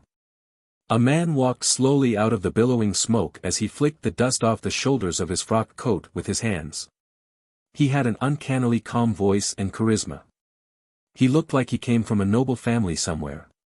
His jet-black eyes were almost alien as he stared at the group with nonchalance. It's him. Rexler had already heard the reports and recognized Ashen's appearance. The sword at his waist. A fixer from Turna. Supposedly looking for a witch. But how? Surely he can't know about this secret passage. What's even more ridiculous is that he came straight through the ground from the surface. A human, not an excavator, breaking through the ground with his bare hands. How does that make sense, even for a mutant? Around him, one by one, his men began to draw their weapons. They asked quietly. How do we handle this? Rexler rolled his eyes. Can we kill this man? He couldn't fight if he wanted to fight in the first place. With the number of people here, how could they avoid it? But with the order of Petra tracking witches in this city right now, he didn't want to do anything unnecessarily conspicuous. You're the boss here? Ashen asked, his eyes fixed on Rexler. Behind his back, his men glared at him, asking what he was going to do. They were ready to draw their guns and fire on command. Meanwhile, Ashen walked slowly toward Rexler. Rexler's eyes widened. He had seen a vision of something forming behind Ashen's back as he approached. A cold sweat trickled down Rexler's cheeks as his hands clenched into fists, damp with sweat. A monster. He was a monster. The moment he recognized it, Rexler's mind was quick. Stop moving. He shouted to his men and they all froze in place at the words. Rexler turned to Ashen and asked politely. What do you seek? If you don't know why I've come, I'll be disappointed. The witch has headed for the slums south of the city. She hasn't been there long, so if you leave right now, you should be able to catch up. A hint of satisfaction flickered across Ashen's expressionless face. Rexler tried to look relieved, but Ashen's suddenly outstretched hand was met with a questioning glance. Why is this? Compensation. What? You tried to attack me, and if so, you'll pay for it. I told you the information. That's the price of running away. I know it was my man who unilaterally acted. You were the one who held me at gunpoint when I legitimately asked for a deal. From the subordinate's point of view, it was loyalty, but it came full circle. In the end, Rexler was forced to hand over a substantial sum of money to Ashen. Ashen left satisfied, and as his men watched, they approached Rexler and asked. Isn't that better, sir? What the fuck? Isn't he in the city right now, too? A paladin who is said to be the most talented that the papacy of Petra has ever seen. Why didn't you tell him about the paladin? If he's going to bump into that. That's what I said. Why didn't I tell him? Of course I did. I told him to go and die. The subordinate understood and nodded. He seemed like a pretty strong fixer, but he's out of luck against that monster. Yes, the purification judge, who is said to be the most talented the order has seen in 500 years. He's no match for him. Rexler's mouth curled into a sneer. He'll surely die. Kyaha. Look at this here. Aren't the Petra Church bastards weak? A topless skinhead licked his tongue. The scrapyard biker was amused by the sight of the bloodied, cold, and mutilated priests of the Petra Church. Well, at least there aren't any witches here. EW. Looks bad. I thought I'd found the right one, so I snuck up on her, but I was wrong. What are you doing? Let's move. We're going to lose this to those suits. It was fine until they reached the city and found a group of Petra Church priests chasing something. Thinking they'd win, they sneaked up on them and ambushed them, but apparently there were no witches. What? There's one left. His subordinate asked, and all the bikers' eyes turned to one side. His outfit looked like that of a paladin of the Order of Petra, except the robes were gray instead of white. Paladin? That's a different outfit. Never mind, just kill him. We're running out of time. Ugh. I didn't put the neutralizer in for this. The skinhead, whose muscles were bulging roughly, drooled and approached the paladin with difficulty. On each of his shoulders were ampoules of a purple drug. Consider yourself out of luck, paladin. Isn't that the way it is in this world? His drug-enhanced body was a head taller than the paladin. Then the paladin, his face obscured by a deeply pressed hood, asked. I ask you as a faithful servant. Heretic. Do you have the heart to repent? Repentance? You're a laughing stock. Why would we do that, you asshole? The skinhead said and stretched out his hand. Immediately, a wave of gold swept through his hand. Nothing remained where the gold had disappeared, not even his outstretched arm. Huh. The skinhead was puzzled. His right hand had disappeared neatly down his forearm. It was a drug-enhanced body, too. The paladin's harsh voice rang in his ears. Using the information he had gained, Ashen ran quickly to the witch's location. The streets were too crowded for him to run, so he stepped on the roofs of buildings. His steps were fast and light at the same time, so they didn't notice him running on the rooftops. As he kept running, the regular rows of buildings gave way to shanty towns. This must be the slums of Sadnaful. Stopping at a street, Ashen looked around. Intelligence had told him that the witch lurked here, and under the circumstances, they wouldn't have lied. Certainly, it's a good place to hide, given the dirty streets and unorganized structure. One by one, the beggars approached Ashen, their eyes shining. To all outward appearances, Ashen was a nobleman with more money than anyone else. To the slum dwellers, there could be no more attractive prey. Get lost. Ashen glared at the slum beggars and spoke a short word. The strange power in his voice made the slum dwellers pause. But no one backed down. If they'd listened to him in the first place, they wouldn't have started this. They'd become a nuisance, but time was of the essence now, as the witch could be captured by the Order of Petra at any moment. Pow! Just then, a loud boom erupted in the distance. The beggars in the slums flinched and scattered in a huff. A fascination flickered in Ashen's eyes. There it is. The explosions continued, and through them, he could see a holy, golden waft of energy. It was the holy power of the clergy. The witch and the Church of Petra's pursuers must have run into each other. Ashen raced like the wind toward the center of the explosion as the landscape around him flashed by. There was no collision as he cut through the gaps in the terrified fleeing slum dwellers. What was that? What was that? The slum dwellers were dumbfounded as Ashen ghosted past them. Ashen then rolled heavily on the ground. With a loud thud, the ground shook violently, leaving footprints in the hard earth. Ashen's body soared high in the air after the huge recoil. Floating in midair, he scanned his surroundings with his expanded vision, and then he spotted a woman in a red cloak fleeing, and a group of pure white robes chasing after her. Stars flashed in his eyes. Ashen's body dropped like a hawk swooping down on its prey. The witch was caught in a dead end, unable to escape, but Ashen landed exactly between her and the cult of Petra's pursuers. Boom! A cloud of dust rose as if a bomb had gone off, and the ramshackle shacks in the neighborhood shuddered. Eventually, the dust cloud settled and Ashen's figure appeared. The fleeing witch's eyes widened, and so did the pursuers. "Who are you?" The paladin at the head of the pursuit mustered up the courage to ask. He was a man in his mid-40s with a thick neck and jaw, and his steely gaze turned toward Ashen with hostility. At those words, Ashen's eyes snapped to the paladin. The paladin stumbled backwards at the sight of the pure white fire in Ashen's eyes, and so did the other priests and knights. There was an intimidating feeling that made even their infinite faith in God shake, even though it was only for a moment, but the pursuers shook off their fears and sought to surround Ashen. Ashen looked at them and put his hand on the hilt of his sword. "Should I draw it here?" Out of the corner of his eye, Ashen glanced at the witch behind him. Wrapped in a red cloak, she cowered in her seat, terrified. "If we fight, we'll get caught. Besides, it wouldn't do me any good to enter a conflict with the order." Ashen took his hand off the hilt again. The blade was freshly forged, but it wasn't time to use it yet.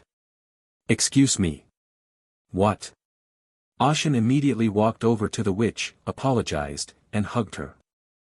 Just as the paladins were about to shout out what he was doing, Ashen's body soared into the air. Did he fly? Was he a wizard? But the snowy-eyed paladin quickly realized it wasn't that. No. That's just pure angular momentum. He can soar like that after picking up a person and running in place. Is he a mutant? Or an enhanced human? Either way, it was clear that the man was from Terna. City of Sinners. The Order of Petra called Terna the City of Sinners. Terna favored ability and money, so witches, warlocks, and criminals of the century were welcome in Terna. Moreover, through their enormous funds and power, they boasted an influence that went beyond complete independence from surrounding kingdoms. It is a well-known anecdote that the mayor of Terna responded to repeated warnings from the Church of Petra with a snort. "What the hell, get after him, we can't let the heretic escape." The pursuit party raced after Ashen. Ashen kept running. The complex geography of the shanty town didn't bother him. Like the wind, he could just run across the rooftops. If he wanted to, he could collapse the shanty houses he stepped on. But Ashen concentrated as hard as he could on his steps. Then, as if a feather were falling, he began to run upwards without a sound. The witch, who had twisted in embarrassment at first, now stood still and watched the spectacle. As they rose and fell through the air, she found herself unconsciously clutching the hem of Ashen's coat. But her eyes, hidden beneath the crimson hood, remained fixed on Ashen. Baffled, horrified, and relieved at the same time. Once out of the slums, Ashen pulled into a deserted alleyway and set the witch down. "Can you walk?" "Yes, yes." The witch's legs didn't seem to have much strength, but she didn't fall. Ashen could finally get a good look at the witch's features. Her hair was blonde. Slightly wavy, it was short, barely reaching her shoulders. She wore a hooded red cloak, which gave her an air of mystery. "The witch who asked for asylum, am I right?" "Aina." "I'm Aina Grunt." "And you?" "Ashen. Fixer and Knight of Terna." Aina's eyes narrowed at that. Introducing himself as a knight to a witch, she thought it was some kind of joke to break the ice, but his expression was so serious, she couldn't tell. "Whatever it is, thanks for saving me. Where are your other companions?" "None." "What?" Aina turned to Ashen, wondering what that meant. "Did you get separated on the way here?" "No. I was alone from the beginning." "What?" Aina had a headache. She was grateful that Ashen had come to her rescue in her moment of crisis. But alone? From what she'd seen of him, he was very capable, but still, he shouldn't be alone. Is there a problem? Of course there is, don't you know who you're up against? The Church of Petra. Maybe all we have to do is get out of this city without fighting. It's not that easy, especially since there's a monster in the city right now. A monster? You don't seem to know from your reaction, but there is one. Still, you got here before anyone else, so you must have a way out of this city, right? He'd come this far, so she figured he'd have some sort of plan. But that hope was crushed. There isn't. There's no train back. There's no point in trying to catch a train. The express tracks leading here have been blown up. Besides, unless they're idiots, the church will be watching the station. We could disguise ourselves and get through. That won't work, they're hell-bent on tracking down heretics, and no matter how I disguise myself, they'll know if I'm nearby. She'd already been through something similar. Aina's voice was confident. Do you have a vehicle to drive? No. Ashen had run all the way here in the first place. Even if it was half the distance, it wasn't a short distance by any means. Ashen thought to himself. Can I run all the way to Turna carrying her like I did just now? I don't think so, no matter what. If he was alone he might be able to, but he wasn't sure he could do it with her. Suddenly, a thought flashed through Ashen's mind. They had come in a very strong and fast vehicle. Maybe there's a way. Really? Yes. But it'll have to be a bit of a hassle. A hassle? The word sent an instinctive shiver down her spine and a moment of hesitation crossed Aina's face.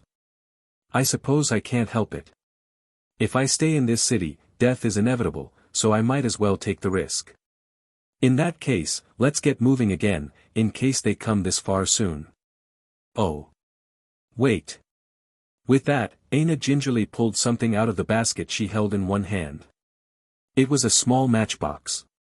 She pulled out a match and struck it, and then something amazing happened. The space around the flame of the match crackled, and a vision appeared that looked exactly like Aina. That's witchcraft. Witchcraft is the unique magic of witches. It's different from the magic used by wizards, and each witch is born with a different witchcraft. What they do have in common is that their abilities are all based on fairy tales. The same was true for the witches Ashen had seen in the game. That's why some people refer to their magic as merkin. Witchcraft varies in power and performance. In other words, power is not quantifiable. There were actually witches in the game that were capable of destroying entire kingdoms. In fact, the witch Rumpelstiltskin had the power to turn everything into gold, and she even turned an entire kingdom into gold. It was terrible. The moment you step into the kingdom, you have a gold gauge, and when it's maxed out, you're instantly killed, no matter how much health you have. Ashen died a lot before he even got to the witch. So most of the strategy was to find and kill the witch early in the round, before she awakens.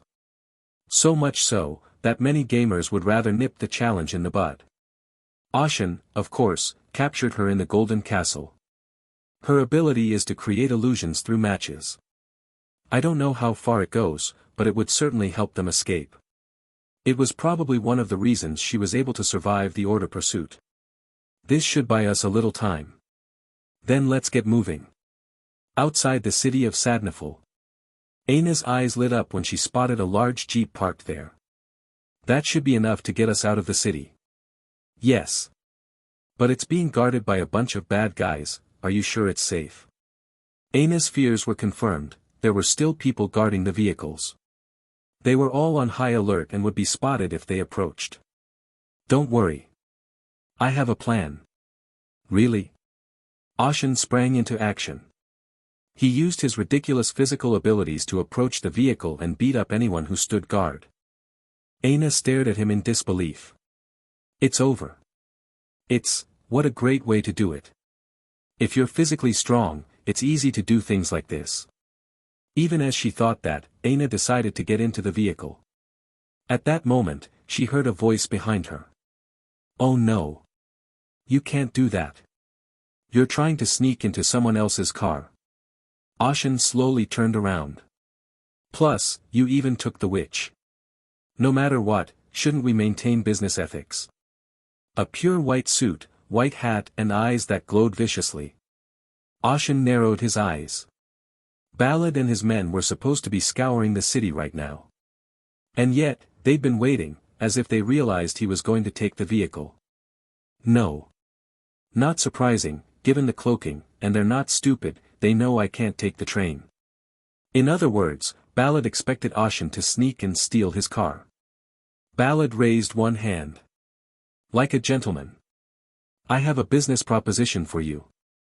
Hand her over, and I'll let you go. At that, Ashen glanced at Aina Grunt. That's a gentlemanly offer. If you think I'm lying, don't worry. I'm a man of my word in these matters. And if I refuse? Then we'll have to resort to some violent means. At the same instant, the mobsters flanking Ballad pointed their guns at Ashen. All of them were armed with guns. The one Ashen had to be most wary of was a Thompson submachine gun, known as Tommy gun. No matter how well Ashen could parry incoming bullets, he was no match for 3 Tommy guns firing simultaneously. Most important of all was Aina Grunt's opinion. It was not out of the realm of possibility that she would turn her back on Ashen here and go to Ballad. No, it was a virtual certainty, based on the odds alone. Ashen turned his head back to Aina. She looked up at him with an uneasy expression. Why? You can go. What? You're safer with them over there than you are with me, anyway. Isn't that what you're thinking? Aina's face fell at that. You're giving up so easily. I'm asking for your opinion. I mean, what if? Aina asked in a cautious tone. What if I turned down their offer and said I'd stay with you? You don't like them? You can't possibly like people with such nasty looks in the first place, and they kill people for money. I get paid to kill people, too. You're something different. It was the kind of intuition a witch who survived alone, in a world with no one to protect her, had. If I refuse, what will you do? Aina asked seriously, her eyes shining. Meeting those clear eyes, Ashen spoke the truth. Then I would fight. With those people. With them, and anyone else who stands in my way. That was a pretty arrogant statement. Aina narrowed her eyes. Why would you go to such lengths? I know it's funny for me to say this, but we just met for the first time today. And we just met a few minutes ago. Because this is my job now. There was no falsehood or deceit in Ashen's voice. Aina asked, her voice trembling. A duty like that, it's so easy to just throw it away, isn't it? Everyone else in the world does. Ashen smirked at that. That's not honorable. Dishonorable. It was an unthinkable answer in this world, but Aina couldn't think of a more believable answer. She didn't know why, but she found herself relieved and convinced by the words coming out of Ashen's mouth. So it is. Ashen smirked at Ballad. In response, Ballad's already cold eyes sank even more heavily, and he ordered his men. Take care of him. With that, the Tommy gun-wielding men stepped forward. Loaded muzzles pointed at Ashen, one at each arm and leg. As if this were not the first time this had happened, they pulled the triggers without hesitation. Huh? What the hell? No bullets were fired. Didn't you even check your guns properly? Oh, no, it was clear before I got out of the vehicle. That meant there was something else. That's when Ballad turned to his men and said quietly. What do you think you're doing? If you have eyes, look straight at that. With that, the men looked over Ashen's back and saw Aina. She was holding a match in one hand. The fire burning with a tiny spark was inappropriate for the situation. Witchcraft. The gang members weren't stupid, and they immediately realized why the guns weren't firing. Ashen was inwardly impressed. She can do this. The old gamer's instincts told him that it was impossible to operate a firearm while the match was still burning. I had no idea she could create illusions through the flames of a match. At the same time, it's easy to see why people coveted Witch's abilities. She won't last long. I know.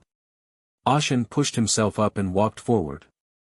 Ballad watched him go, then opened his mouth. What are you doing? You don't think we can't do anything without a gun, do you? All of the North Blinders dropped their guns and pulled out other weapons.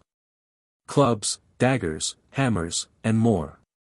They all had weapons in case they couldn't use their guns.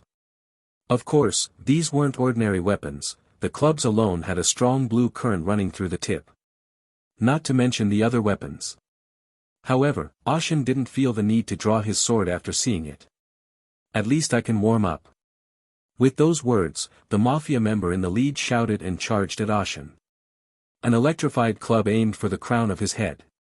Ashen slightly twisted his upper body to avoid it, then stretched out his hand and placed it on the mobster's chest. He pushed back with a little force.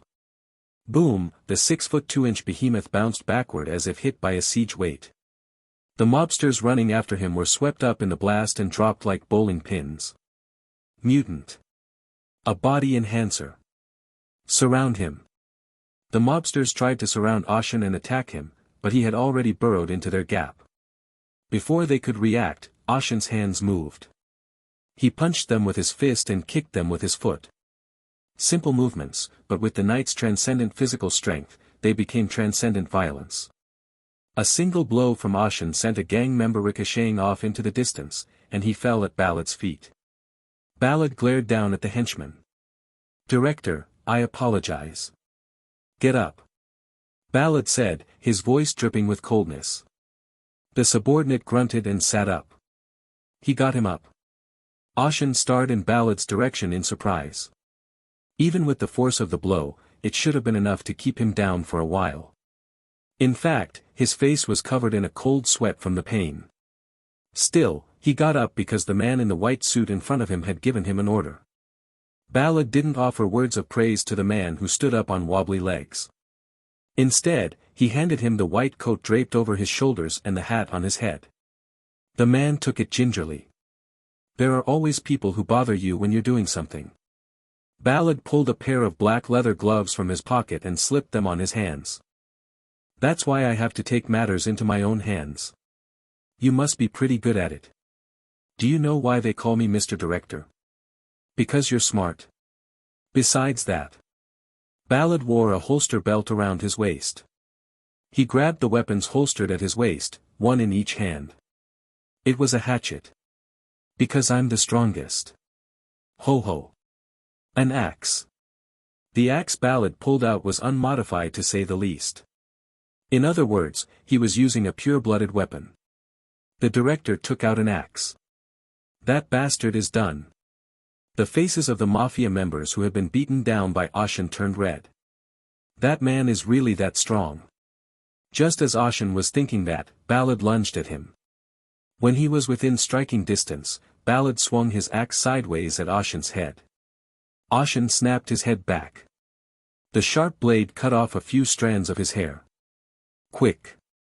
Ballad swung the axe in his other hand as the first blow missed. Ashen judged from the look on his face. If he backed off, he'd be taken out of the flow. He immediately drew the sword at his belt. A silver blade emerged from its scabbard and engaged Ballad's axe.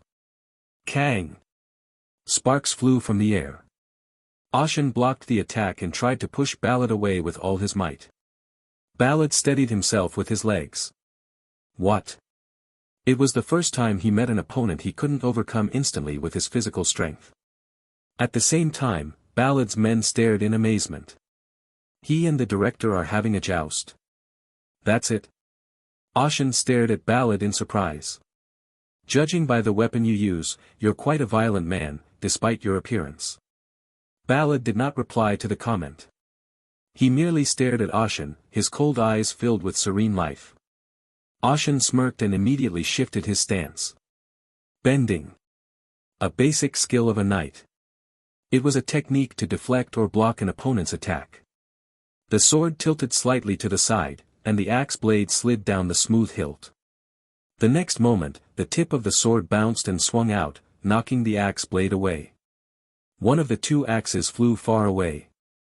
As Ballad, bereft of one of his weapons, clicked his tongue, Ashen swung his sword.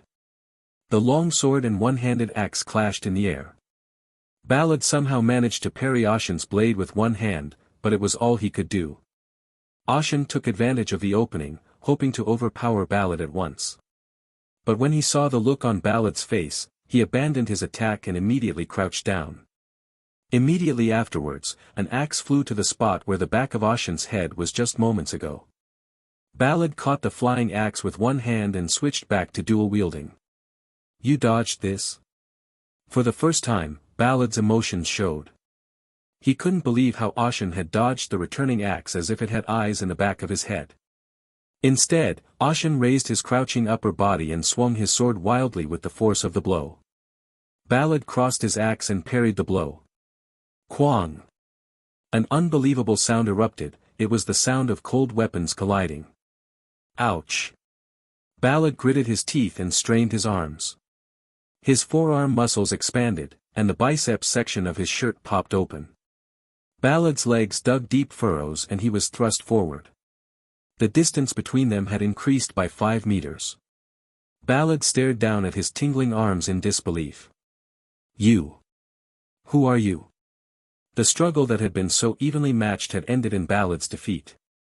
Ballad realized then that Ashen had been controlling his power even as he fought. When Ballad questioned him, Ashen didn't answer, but instead sheathed his sword and glared at his arms. The axe that had been deflected returned to his hand. It was like the throwing axe he'd seen in Eldon's workshop, but Ballad's axe hadn't been modified. On his forearm, hidden beneath his shirt, a black tattoo covered his entire forearm.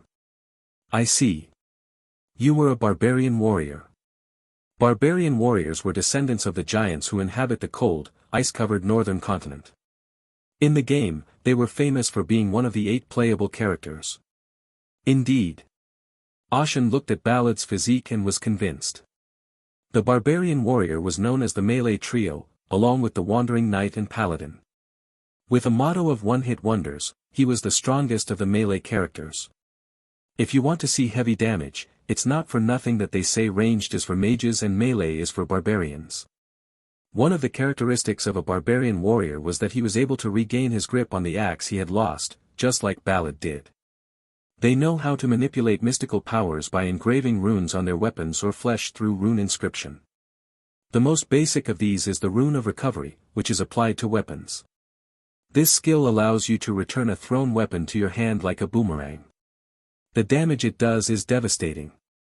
The first time you fight a barbarian warrior, you'll often be killed by the weapon that comes back. However, Ashen was able to react immediately. If the opponent was using the rune of recovery, the natural target would be the back of his head. "I thought you were strong. If you're a barbarian warrior it makes sense." Hearing Ashen's muttering, the Mafia members' expressions turned pensive. "How dare you say that word in front of our director?" Ashen asked, puzzled by the reaction. "Is there anything wrong with calling a barbarian warrior a barbarian warrior?" "Yes. There is a problem, a big problem." It was Ballad who answered. He stared at Ashen with kind, sunken eyes. They were like the cold northern winds, threatening to freeze anything they touched. "I'm not very fond of where I come from, so I try to be as polite and gentlemanly as possible." That doesn't sound like something a man who wields an axe in each hand would say.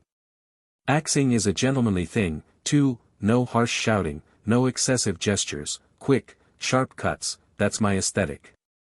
Ballad's behavior was out of character for a northern barbarian warrior. Most barbarian warriors kept things simple, shouting loudly whenever they did something.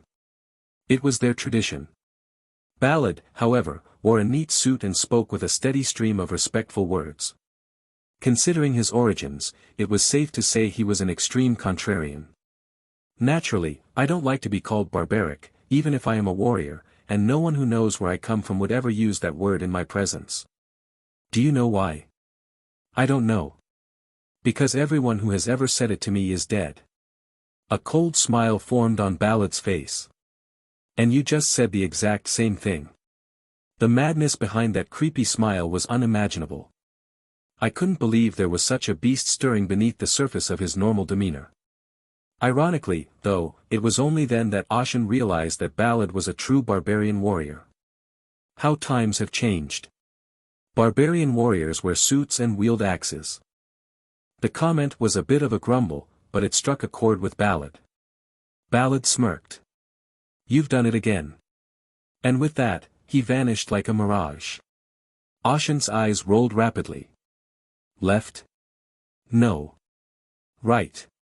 Just as he was thinking that, as he brought his sword upright, two axes struck his blade. Quang! The wind whipped around with a huge impact. Ashen strained his arms. He didn't just want to withstand it, he wanted to push it away. At that moment, a faint red glow emanated from the black tattoos on both of Ballad's forearms. The force pushing against Ashen's blade increased. Oh no!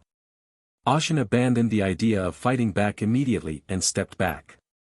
Enhancement Rune. It was a typical rune for barbarian warriors that temporarily boosted their physical abilities. I see you're familiar with it. Ballad quickly caught up to Ashen. His movements were even faster than before. It was probably because of the runes on the bottom of his suit pants. This time, it's the rune of speed, which increases movement and attack speed. Kagagagang. Ashen retreats backwards and Ballad follows behind him. Meanwhile, their arms flailed as they swung their weapons, and countless flashes of light flashed in the air. The gang members, barely able to recover themselves, could only watch with open mouths as the superhumans dueled. Who the hell is that guy? How can he fight as an equal against the rune-using director? The one they didn't understand the most was Ashen. At first, they thought he was just a physically enhanced mutant who could wield a sword, the kind of guy who would die when Ballad used a rune. They thought he was a common fixer in Turna, but in reality, their fight was a back-and-forth affair, with neither man getting the upper hand. If anything, Ashen seemed to have the upper hand. At that moment, their movements stopped. Their weapons were locked in a grapple and Ballad frowned. Even after using the rune of enhancement and the rune of speed, Ashen still wasn't pushed back. On the contrary, his movements became even faster than before, as if he had shifted gears to match this side. Not full power yet, is this it? Then that laxity will get you killed. Ballad swallowed that backhanded remark and used another technique as a pure white frost began to form on the blade of Ballad's hatchet. The frost's chill spread to the surroundings, even to Ashen. Soul of Frost. You can actually use the power of frost? But his reaction was far from panic. Ashen had seen through Ballad's technique naturally. Boom! Ashen lifted his leg and stomped down hard on the ground. A stormy wave surged from its center, pushing the chill in the air in all directions. Taking 2 or 3 steps back, Ballad stared at Ashen in disbelief. How the hell did you? Most opponents would panic and die before they could react, but not Ashen. It was the same when he dodged the axe from behind, and it was the same now. No matter what hand Ballad dealt him, he took it all in stride and kept his cool. It was unbelievable. Were you from the north? Do I look like it? Ashen's appearance was far from Nordic, to say the least. He had none of the distinctive physical features of someone from the north. How else could you? I just know. No matter what hand Ballad dealt, Ashen could handle it. He'd fought barbarians countless times in the game. Barbarians are characterized by their lack of stiffness when attacked and their bulldozer-like nature. As a result, it was one of the most favored classes in PvP among players. Ashen met countless barbarian players there and he defeated them all. Ballad's abilities, amazing to others, were just one of the many things he had to deal with. Still, you're amazing, boy. I can't believe you're using 2 barbarian traits. Barbarians have 3 traits. Rune Raven, which is tattooing runes on his body to activate runic magic. Frost Wolf, which grants cold and storm lightning powers to their weapons. And the final talent is the Berserk Bear, which grows stronger as your health decreases and even drains your health. Ballad was using 2 of the 3 talents. This is unusual considering that NPCs usually only have 1 talent, but it wasn't unheard of. Heroic NPCs can do that. Heroic NPCs carry a lot of weight and power in the game. Most of them are the pinnacle of their talents, but there are a few who have mastered other talents as well. Ballad was one of them. It's nice to be reminded of something from my gaming days. In a world that had become too real and too changed, it was quite pleasant to find traces of a favorite pastime. So much so that Ashen found it amusing to watch Ballad attack him. So. What are you going to do now? Are you going to use Berserker's Roar? Maybe Stormhawk's Call? Or you can use the Rune of Immortality and charge. How on earth did you? Ballad was overwhelmed with embarrassment as Ashen's mouth spilled out all the secrets of the tribe. There were many names among them, names that are now lost and only legends. Ballad had forgotten that he must kill Ashen for crossing his line. The embarrassment was overwhelming and Ashen was puzzled by Ballad's reaction. What? You can't use them? I see. You're still a kid. Visibly disappointed, Ballad bit his lip hard. Just as his eyes were about to glaze over, he heard a desperate cry from behind him. Hey, Director, we're in trouble. What is it? A subordinate came up to Ballad and whispered quietly while Ashen watched in silence. When Ballad heard the news, he glanced at Ashen, clicked his tongue, and sheathed his axe in his belt. He gestured to his men and the men stiffened but moved in unison as they gathered themselves. Even Aina Grunt, who had been watching them nervously, narrowed her eyes at the sudden change in mood. Backing down. So suddenly. Ballad turned to Ashen. You're in luck. What? There's been a change of plans. We're giving up the witch. We'll leave you alone. Ashen narrowed his eyes. Giving up so suddenly. Something's up. I don't think I need to tell you that. Ashen was relieved to hear that he was backing down. If he stalled out here fighting Ballad, the pursuers would catch up to him in no time. No. Maybe he'd heard the news, and that's why he'd backed out. But to give up the prey just because of a tracker? Ashen felt a twinge of disbelief. For a man who had brought such a large force to fight the Holy Order of Petra, he gave up so easily. Moreover, Ballad's expression as he retreated showed no sign of resentment toward the witch Aina. Even more surprising, Ballad and his men had left behind a jeep that Ashen had been trying to capture. Why are they suddenly leaving, and why are they leaving the car behind? Are they telling us to get in and drive away? It looks like it. Why on earth would? There is no need to turn down what has been given to you. Hurry up and get on board. We are leaving here too. Ashen climbed into the vehicle with Aina. He was glad he'd gotten a first-class normal in his previous life. At least he won't be stuck here because he can't drive. With that, Ashen stepped on the accelerator and pulled away with an indescribable sense of dread. The vehicle sped out of Sadnafal and across the plains. It wasn't hard to find the way back. Using the railroad as a guidepost, he simply followed it. Contrary to their fears, there were no tracks and no signs of disturbance. Are we safe? Aina asked, relieved, but Ashen didn't answer. If anything, the thought of being so safe made him feel even more uneasy and it didn't take long to see why. Ashen immediately slammed on the brakes. Bam! Aina yelped, nearly hitting her head on the windshield as the car came to a sudden stop. She looked back at Ashen with a questioning stare, then shut her mouth. What the hell are you looking at? Aina stared straight ahead, too, and kept her mouth shut. A field of gold stretched out before them and in the center of the field, a grey-robed figure stood still, as if he had been waiting for them. From beneath the pressed grey hood, they could feel its inorganic gaze, devoid of emotion. Monster! Aina said, with a voice trembling. A large military jeep raced through the wilderness. Inside, the Mafia members froze in their tracks, watching Ballad in the back seat. Ever since the fight with Ashen earlier, Ballad had been in a bad mood, and it would be good for them to be caught in the wrong place at the wrong time. But there was always someone who didn't realize it. Mr. Director, why did you let the witch out from under our noses?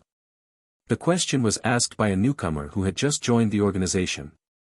Before the man behind the wheel could say anything in surprise, Ballad spoke up. Is that what you want to know? Yes. Yes. I mean, you let them go, but I didn't think it was necessary to leave the car behind. Well, you're right to wonder, since we just walked away without explanation, which is definitely out of character for me. Ballad glanced out the window. I've been informed that there's a very dangerous man in the midst of the Holy Order of Petra's pursuit of the witch. A dangerous figure, you say, but we, the North Blinders. It's good to have loyalty and trust in an organization, but sometimes you have to see things rationally, and this is one of those times. When he said that, even the most clueless of them couldn't help but realize that something was up. Who the hell would? One of the swords of the Church of Petra, a madman who burns heretics to death with golden flames. He's called the Purifying Judge, and he's the one who wiped out the scrap heap guys just now. What? You mean, the, biker gang? Just because they were bikers didn't mean they were weak. The special drugs they used enhanced their bodies, and some of them were beyond human through illegal modifications. They were wiped out. The mages who participated in this mission have withdrawn. They know they can't fight against the Purifying Judge. That goes for us as well. Then why did we leave the vehicle behind? It's bait for the Purification Judge to eat from as far away as possible. We'll go around in the meantime and make it safely back to Turna. The gang member at the wheel said. So the knife man and the witch are effectively dead, then. They will be. Ballad added as an afterthought. No one has ever survived the hands of that creature. Aina Grunt's face went pale. It was him, a monster of the faith, sent by the Church of Petra to chase her. It's okay to be chased by another paladin or priest, even if it was a high-ranking paladin or high priest, but this one is different. She should never have faced him. You've been waiting. Ashen's eyes narrowed as he let go of the wheel.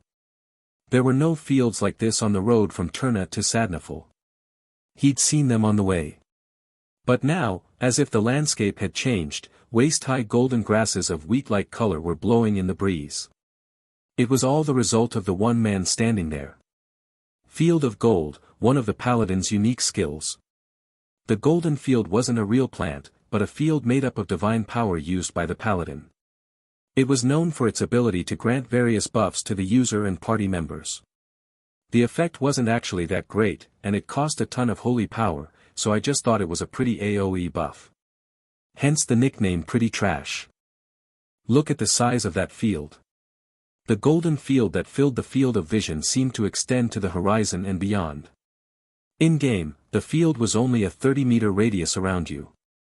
This one, however, seemed to be at least 20 times that size. He's already known for his ineffective skills, and he's spreading them out like that. How much divine power could he possibly have?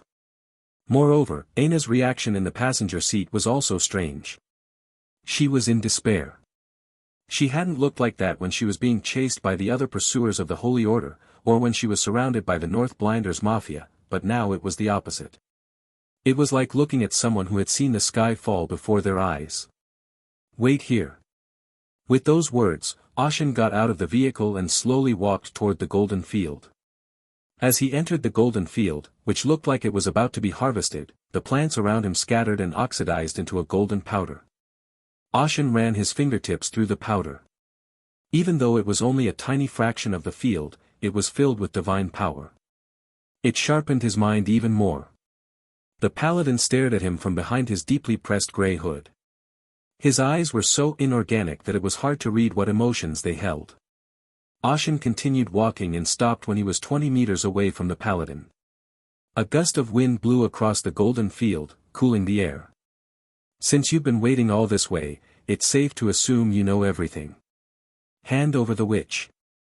The paladin said nothing more than that. It was almost a unilateral declaration. And if I don't? Ashen asked, but in reverse. The paladin's eyes narrowed slightly, but sharply. I would consider you in league with the witch and judge you as a heretic. I don't believe in any other religion, and I've only been assigned to take the witch. It's a heresy if you accompany a witch, no matter who it is. Ashen gave a small laugh at the non-negotiable answer. You just want to believe that, don't you? Heresy. As a faithful servant, I ask you. Are you willing to repent? If I'm willing to repent, are you willing to let me go? At the very least, I can send you away without suffering. Madman. Ashen shook his head. That won't do, because I can't turn back after coming this far. Ashen drew the sword at his belt. Sunlight and golden light mingled and scattered over the crystal-clear hilt. Then I can only purify you. The judge reached to his waistband and pulled out a sheathed blunt weapon. It was a weapon called the flanged mace. It was clean and simple in design, the kind of weapon a thrifty priest or paladin might use. Ashen and the judge stared at each other wordlessly as the wind blew between them. The hem of Ashen's coat fluttered, and the cloak of the paladin's robes fluttered wildly. A streak of pure white light shot from Ashen's sword. It was the unique trait of the wandering knight, the Starlight sword. In response, the judge's mace hovered with a golden stream of air. It was the holy power of paladins. The two of them lunged at each other without a word of warning. Across the golden field, they met in the exact center. The starlight and the golden light of faith clashed with each other. Kang! With a tremendous impact, the field lurched outward in concentric circles, then rose again. The divine power that made up the field was overwhelmed by the impact, oxidizing into powder and scattering golden hues around it. The sight was dreamy and beautiful, like something out of a fairy tale, but no one paid attention to its beauty. The first attack was a preliminary strike to roughly gauge the opponent's strength. Ashen applied just the right amount of force to his sword and the judge's body began to be pushed back, but he didn't feel stronger or relieved. The reason came immediately. Father in heaven, protect this lamb by your holy mercy. With the prayer, divine power began to hover over the judge's body. The gradual disparity in power soon became equalized. Buffs that enhance physical abilities were the reason why paladins were called a melee class. However, Ashen, who already knew this, was not surprised and pulled his sword back slightly, twisted his waist, and spun in place. Clang! The 2-meter-long starlight sword spun in a circle. The golden spikes that touched it were sliced off and scattered like powder in the air. The judge, seeing the flying starlight sword, raised his mace. Immediately, the golden divine power within the mace became clearer and took the form of a shield. Boom! The sword slammed into the top of the shield. Unable to withstand the impact, the judge was thrown backward. A furrow was dug into the ground, a scar across the golden field. But Ashen's expression was not pleased. For beyond the shield, the judge was unharmed. No. The impact must have been transmitted to his body. But he recovered in real time. He can tell just by looking at the golden light that permeates the body, albeit little by little. The judge lunged at Ashen. Ashen watched the judge's movements and swung his starlight sword. In the beams of white and gold that clashed in the air, it was the white that dug deeper into the enemy. Aya! This time, the blow landed. Ashen's sword had cut off the judge's left arm starting from the shoulder. The judge stepped back, his expression unchanged. Despite the loss of an entire arm, he showed no sign of hesitation. It was easy to see why, as the severed arm, along with its clothing, regenerated. It was as if a ring of golden light had gathered around it, forming an arm. This is why I don't want to fight paladins. Paladins don't excel in melee combat like barbarians and wandering knights. However, what made them a close-quarters group capable of fighting on the most dangerous front lines was their tenacious vitality. They can always heal from wounds and health if you don't cut them off at once. They don't call paladins cockroaches in the game for nothing.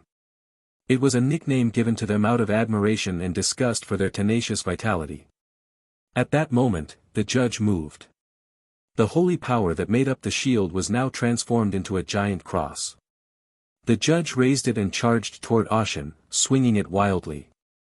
Instead of parrying it head-on, Ashen held his starlight sword at an angle to deflect the attack, but the deflected cross changed form, transforming into a golden spear that shot toward him. Ashen, as if expecting it, dodged backward with a backflip. Golden flames erupted where Ashen had been, scorching the area around him. And the traits he's using are not just one or two, so he's a heroic class, not just an ordinary paladin after all. Paladins also exist as playable characters, and their traits change depending on the direction of their development. A paladin's abilities are a type of prayer called divine chants. These divine chants are divided into 3 main characteristics based on their discipline. The Eternal Golden Rule. The Rule of Divine Judgment. The Rule of Divine Protection. They specialized in recovery, attack, and defense, respectively. The chants used by the current judge were a combination of all 3. The judge retrieved his golden spear and replaced it with a large golden tonfa in each hand. Seeing the judge's posture, Ashen muttered. Holy gold. If wandering knights have starlight, paladins have holy light. Whereas the starlight could only draw immense cutting power and strength in the form of a sword, the holy light could manipulate divine power into any form it wished. While it is inferior to the starlight in terms of power output, it is superior in terms of situational awareness. And a paladin with that much holy light would be a force to be reckoned with, at least in the eyes of the Holy Order. You know well. Our Heavenly Father is the one who sanctifies us with his sacred blessings. The Holy Order has nothing to do since they sent someone of this caliber to hunt down a mere witch. It is my duty to hunt down and root out heresy in this world. No job is too big or too small. He's lost his mind. In the army, a general with a star would go around the army and pick up cigarette butts. Yet he pursues the behavior with unwavering conviction that it is right. If I stall, I'll be at a disadvantage. Ashen had fought paladins before, so he knew the opponent was a tireless monster. If that was the case, he would have to make it a one-shot, short battle. But is it possible to do that against a creature that uses not just one talent, but all of them? Ashen glanced to the side, then lunged at the judge. No fancy swordsmanship this time, just sheer brute force. Ashen was a natural melee fighter, and the judge was slowly pushed backwards as he calmly went into defense. However, it was an overly aggressive attack that didn't land a single effective hit on the judge. The judge was about to call it a pointless move, but then he felt something and turned his head to the side. Bam! And there it was. The sight of a steam train rushing towards him with huge steel bellows. Before the judge could mutter a word, the steam train smashed right into him. That's it. Ashen thought to himself as he watched the judge disappear into the steam train. This spot, obscured by the golden field used by the judge, was once a railroad track. I thought the tracks were destroyed and the train couldn't get here, but they removed all the useless compartments and just moved the locomotive. It wasn't impossible if the people who were stuck on the train worked together. Some of them must have had some pretty unusual abilities or powers. He was able to drive the judge up to the railroad tracks and push him into the train. Huh. Looks like we just hit something. Who cares, the clueless bastard did it to himself. The fixers on the steam train didn't seem to mind that they'd run over the judge. At that moment, the golden field began to lie to one side, as if drawn by something. Ashen narrowed his eyes at the sight of the field still standing. Isn't the golden field supposed to cancel itself when the user dies? And yet, it hasn't disappeared yet. Ashen's pupils dilated. Oh no. As Ashen muttered that, the divine power that made up the golden field began to gather into one place. The golden light, blowing in the wind like dandelion seeds, was headed toward the front of the steam train. It was then that the train that had crashed into the judge stopped. What? What is this? Why did the train stop again? The people on the train made puzzled noises. Some of the more perceptive people stiffened. Immediately, a golden pillar of light shot out. The golden pillar exploded soundlessly, literally shredding the steam train. The black front of the steam train was engulfed in golden flames and burned, as were all the people on board. There were no screams. Those who were touched by the purifying flames were reduced to golden ash and scattered like dust. It was an unbelievable sight to behold. At least 30 people, all but a handful of them had been swept away by the explosion, except for those who had seen it coming and escaped. And from the center of the still-rising golden pillar, the judge rose to his feet. A gust of wind blew his hood back, revealing his bare face. Despite his name and stern demeanor, the judge was a blond boy with fairly fine lines. He looked to be in his late teens at most. I'd have thought he'd be quite a bit older from the way he talks and acts. His eyes, however, were empty, as if he had seen the world, which is not something a person his age should have. Moreover, the endless flow of golden divine power, like underground water, suggested that the judge's talent had reached the heavens.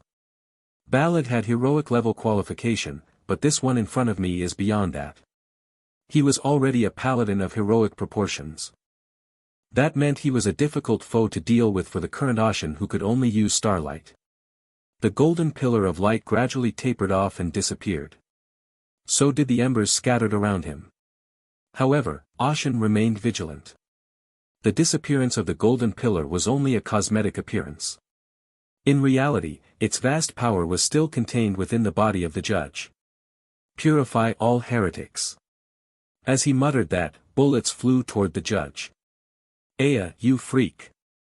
The fixer who had just narrowly escaped death by jumping from the train fired a barrage of large-caliber bullets from his specially modified rifle at the judge, but before the bullet could reach the judge's body, it was consumed by a golden flame and turned to dust. What the? It didn't bounce the bullet off, or even melt it with high heat, but disintegrated it. And not just any bullet, but a large-caliber bullet that would crush a monster's solid skull in a single shot. The fixer stared blankly at the judge, even as he slowly extended his hand toward him. Help me. Just as he was about to say that. Boom. Golden flames rose up and consumed his body. It was a colorful, yet silent death, with no screams and no mercy. The sound of steam puffing out forcibly drew the judge's impassive gaze behind him, and what he saw was a massive brass fist. It was a reinforced human in a suit resembling an old-fashioned diving suit, called the Bleeding Edge. The super-heavy punch, fueled by the recoil of a burst of compressed steam, was an attack of tremendous power, capable of blowing a hole through even thick, massive plates of steel. No one can react or block it, unless the opponent is an even bigger monster. Boom! The enhanced human's fist began to burn with golden flames. The enhanced human tried to extinguish the flames, but they spread further and further up his suit, engulfing his entire body. The high-tech suit, resistant to bullets, gunpowder, and magic, melted away in a matter of moments. The fate of the human inside was obvious. The judge, having cleared the way, stared at Ashen, his cold gaze held death. I never thought I'd have to fight such a monster before I accepted this commission. But after coming this far, there was no turning back. Ashen wordlessly sheathed his sword. The judge's eyes widened at the sight of him. Heretic. You're not running away.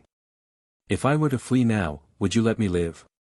The answer to the provocative tone was surprisingly affirmative. Yes. Why, I'm a heretic in your eyes. Certainly you have rejected the will of God by allying yourself with that wicked witch, but because of the courage and strength you have shown, that pure power says you deserve the mercy that is bestowed upon you. He meant the holy light. That favor is likely due to Ashen's maxed-out faith stat. Ashen glanced at the white-hot glow of his sword. So you're going to turn a blind eye this time? Leave the witch behind, and if you do, I'll let this one slide. The words bordered on arrogance, but after what the judge had shown him, he had every right to be arrogant. He shouldn't be considered a human being. It was certainly right to walk away gracefully, especially when he was offering to spare his life. It was the right thing to do. I can't do that. Are you serious? If you fight me, you'll die. You turn away from a fight because you're afraid of dying. Ashen muttered that and turned his attention to the jeep they had gotten into. Aina was sitting in the passenger seat, her gaze filled with fear and worry. She had stayed where she was, doing as Ashen had told her, when she could have left them alone and run away. She was either stupid or a good listener. Ashen smirked at the sight. When the judge looked puzzled, Ashen glared at him with clearer eyes. That is not honorable. Dying is scary. I hate it, of course. But what I hated even more was running away from this place right now. I did my best to show mercy. Hot, golden flames burned in the judge's hands, it then took the form of a giant hammer in each hand, a flame of judgment that consumed all things mortal. The robed judge solemnly pronounced. Look to God for mercy now. I never asked for mercy in the first place. The Starlight sword burned more intensely, as if in sympathy with Ashen's emotions. At Ashen's provocative glare, the judge moved. Clang. His arms swung it from side to side. The distance between them was over 30 meters. But along the trajectory of the judge's weapon, the golden flame spread out like a fan. A giant flame raced across the golden field as Ashen swung his Starlight sword wildly toward it. From top to bottom, the golden flames crackled to the left and right, forging a path. Ashen sprinted down the open path. With a superhuman burst of momentum, he was within striking distance of the judge in no time. Could he attack from a distance? If so, he could close the distance. Ashen swung his Starlight sword. The Holy Light sword was certainly a versatile technique. But in terms of power density and cutting power, the Starlight sword was superior. The judge recognized this and parried Ashen's attack with two crossed weapons. The golden hammer shook violently as the golden flames flared. The judge closed his eyes as he entered into the struggle. Ashen didn't accuse him of insanity for closing his eyes in the midst of battle, since it was the paladin's way of praying. I believe. Holy Father, grant me the glory that is yours. A short and simple prayer, but a faithful one nonetheless. As it was recited, a golden sigil hovered over the judge's back like a halo. Boundless gold. The most powerful buff available to the paladin class. A hand-to-hand combat is not possible in this condition. If so, change the approach. Ashen immediately withdrew his sword. Naturally, the judge's body was forced to turn toward him. The judge tried to regain his stance, but Ashen seized the moment. In that brief moment, as the judge attempted to correct his stance, Ashen's sword curved fluidly. Two massive battle hammers followed the movement of the sword and a gaping hole appeared in the judge's body. Ashen retracted his sword from its wild spin and plunged the Starlight sword into the judge's throat. It was a blow that stabbed right through the gap created by his opponent's heavy buffs. It was said that even if you cut off a limb, it would regenerate, but would he do so if you struck him in the neck? However, Ashen's expression quickly hardened. The tip of the incandescent Starlight sword was stuck right in front of the judge's throat, and he didn't move. The Great Father favors me. In the meantime, the judge had used a new prayer. This is crazy. He's deploying Bastion of Light this quickly. The Bastion of Light was the highest level prayer in the Holy Rule of Divine Protection. The effect was simple, 3-second invulnerability. For 3 seconds, the paladin would be immune to all physical and magical damage. In the game, even max-level paladins required a minimum casting time of 2 seconds to use it. Even then, he had to ramp up his mentality stat to 99, reducing his casting speed as much as possible, but this monster unfurled in less than a fraction of a second. Oh no! He was so shaken up by the blocked attack that the gap on the other side was exposed. The judge held out his hand toward Ashen. Purify. Immediately, a golden torch radiated toward Ashen, engulfing his body. Ashen reflexively covered his face with his arms, but he didn't feel the heat of the flames against his skin. To his dismay, neither did the judge. The golden fire that should have burned him had suddenly snuffed out. Someone had interfered with the divine power. How dare you! The judge's voice was angry and he glared at one side. At the end of his gaze was the witch he wished to kill, Aina Grunt. She stepped out of the jeep and stood with a match in her hand. The head of the match she held blazed with golden fire. My, how dare you use fire in my presence! Aina's eyes were still filled with fear as she turned to face the judge. She spoke with bravado, but she couldn't hide the tremor in her voice. Did you think I'd let you get away with it? But Aina didn't run away. For the same reason as the knight in front of her, Ashen. Alive. Or so Ashen thought as he looked at Aina Grunt. She had unintentionally helped him. Then Aina's gaze met Ashen's. You owe me your life for this, so you must win. Ashen chuckled at her bravado. Gladly. The judge frowned, as if offended by the sight. You dare. The divine power emanating from his body grew stronger. How dare a heretic mock the will of God? Kayak. Aina screamed. The flames of the match burning at her fingertips grew stronger, and before she knew it, it had consumed the entire match. Aina reflexively let go of the match, and the sealed flame was reinserted into the judge's body, but that brief moment was enough for Ashen to close the distance. The judge ignored Ashen and reached for Aina. His purpose was to kill the witch in the first place, so he didn't need to waste time playing games with Ashen. Aina hurriedly pulled a fresh match from her matchbox, but the judge's flames were faster. The golden flame spewed out in a radial motion, rushing toward her like wildfire, but it was instantly sliced in half by the Starlight sword. Seeing the hot golden light scattering to the left and right, Aina stared at Ashen's back with a trembling gaze. Ashen ignored her reaction and continued to stare at the judge. This guy was strong, and not just strong, he was a monster. Even he, with most of his stats maxed out, was no match for that monster. He'd be outmatched by sheer strength, so it was only right to give up and retreat from this fight. Ashen may call himself a knight, but at his core, he's just a small-time office worker who loves to play games. It was natural for him to prioritize the calculations in his head over the courage of his body, but he didn't run away because his body was screaming at the top of his lungs. Fight like a knight. Don't run away. The gap between body and mind that had existed up until this point was non-existent in this moment. Not when he was fighting the Blood Brotherhood, and not now. Ashen laughed self-deprecatingly. Perhaps I was meant to be a knight. That's why Ashen never ran away, no matter how hopeless the situation, no matter the endless darkness in front of him. The darker the world, the more brilliant the stars burn. What? The judge noticed the subtle change in Ashen's mindset, and he maximized his divine power. The golden field churned like a stormy sea, bending to his will. That incandescent sword is definitely dangerous. Its cutting power could easily slice through his divine gold, splitting even the flames of purification and judgment. In terms of sheer power density and sharpness, any prayer he could use would be no match for that sword. But it is a double-edged sword. As a sword, it could only cut what came from one direction. Father in heaven, let them all burn with the fire of perfect mercy.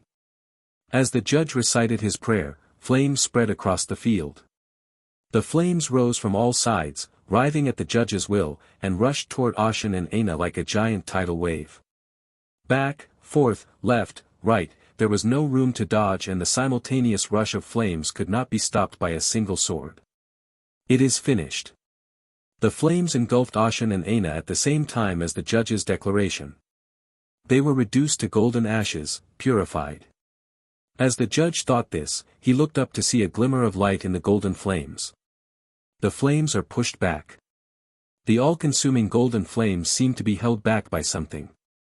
The flames, exhausted, slowly subsided and quieted, revealing the power that sustained it.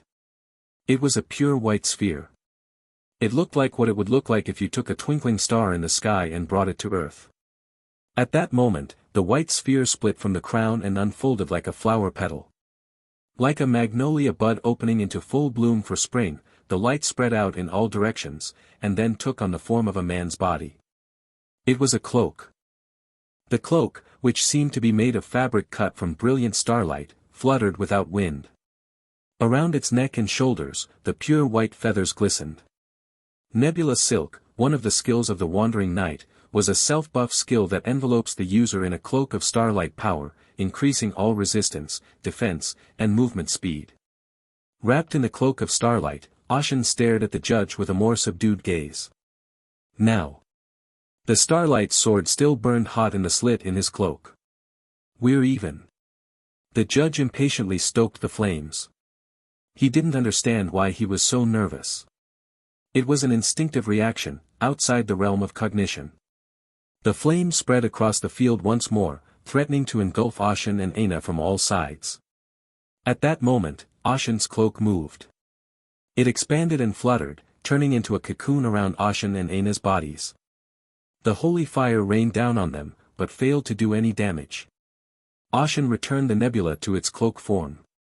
It was a beautiful sight to see the cocoon unfurl like a flower in full bloom, then transform into a cloak and attach itself to Ashen. Aina watched in disbelief.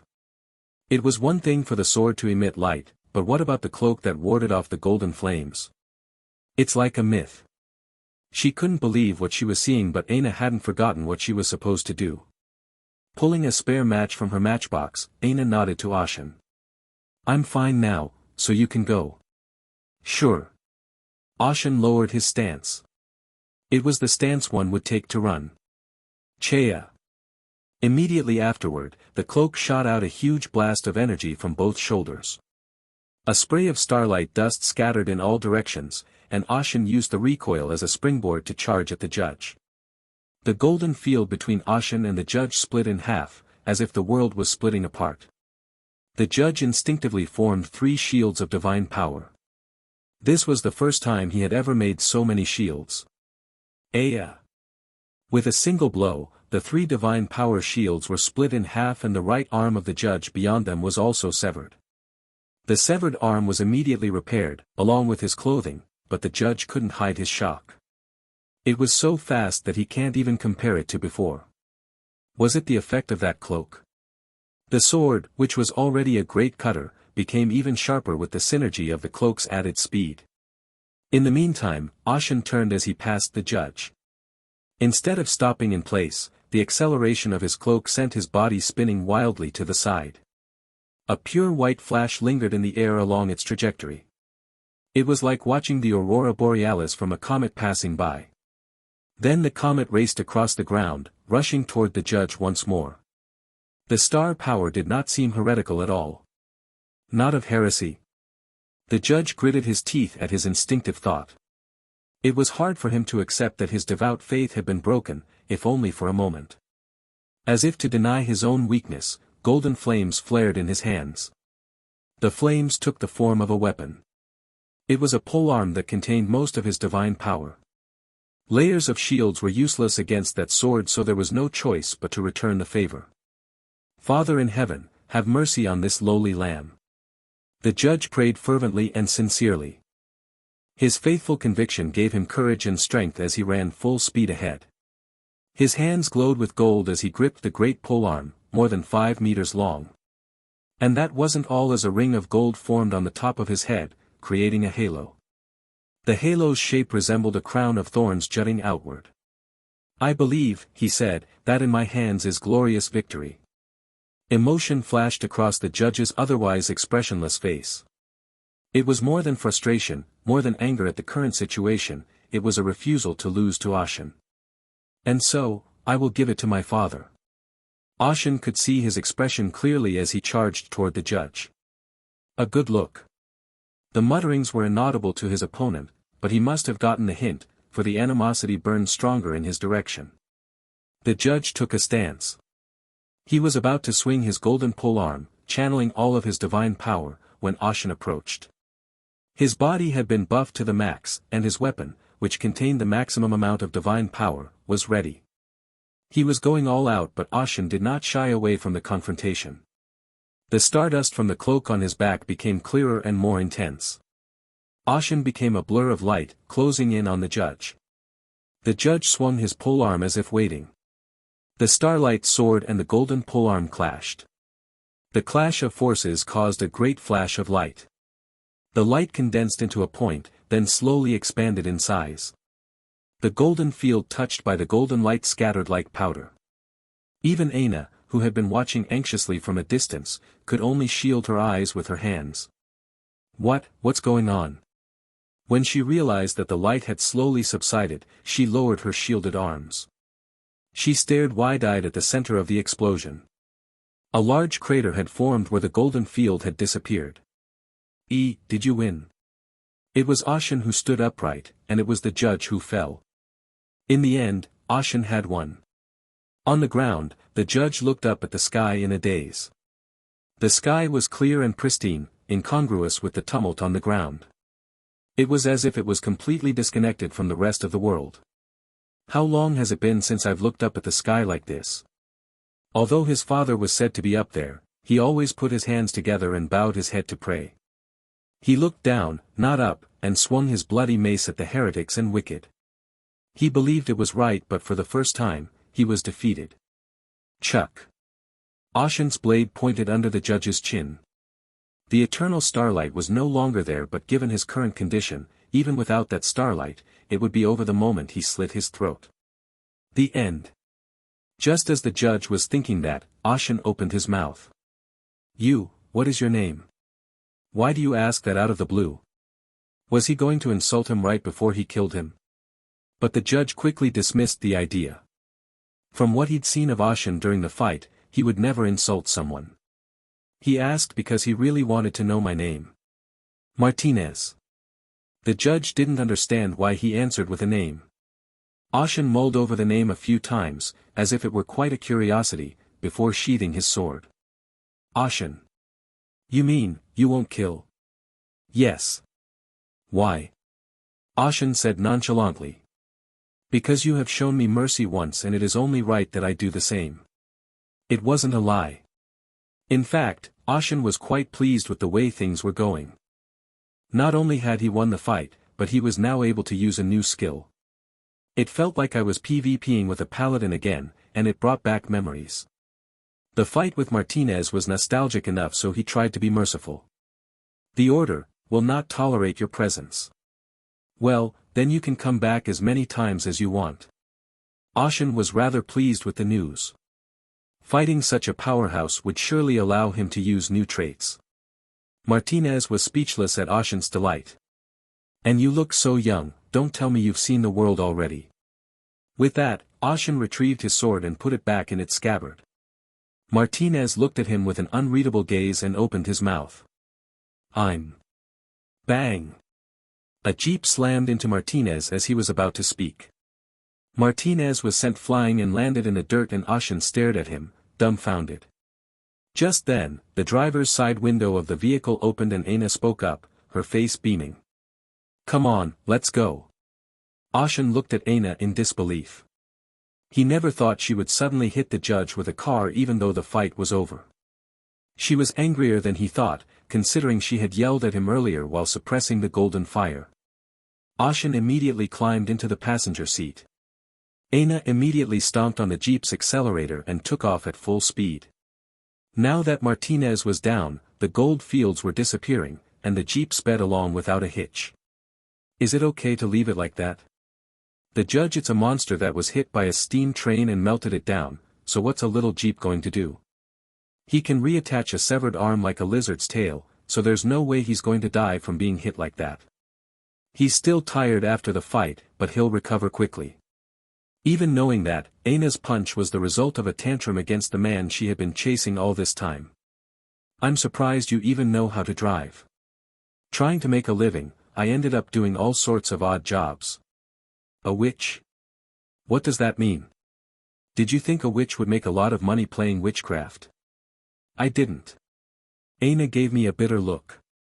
Of course, I've made some money doing it, but not exactly for the money, and I did it out of the goodness of my heart. That ability to show illusions. It's not just an illusion, I can show you anything you desire, even touch it, not even a complete illusion.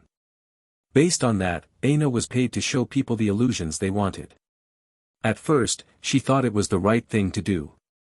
By showing it to someone who had lost a loved one, she could help them heal their wounds. The world condemned witchcraft, but Aina thought differently.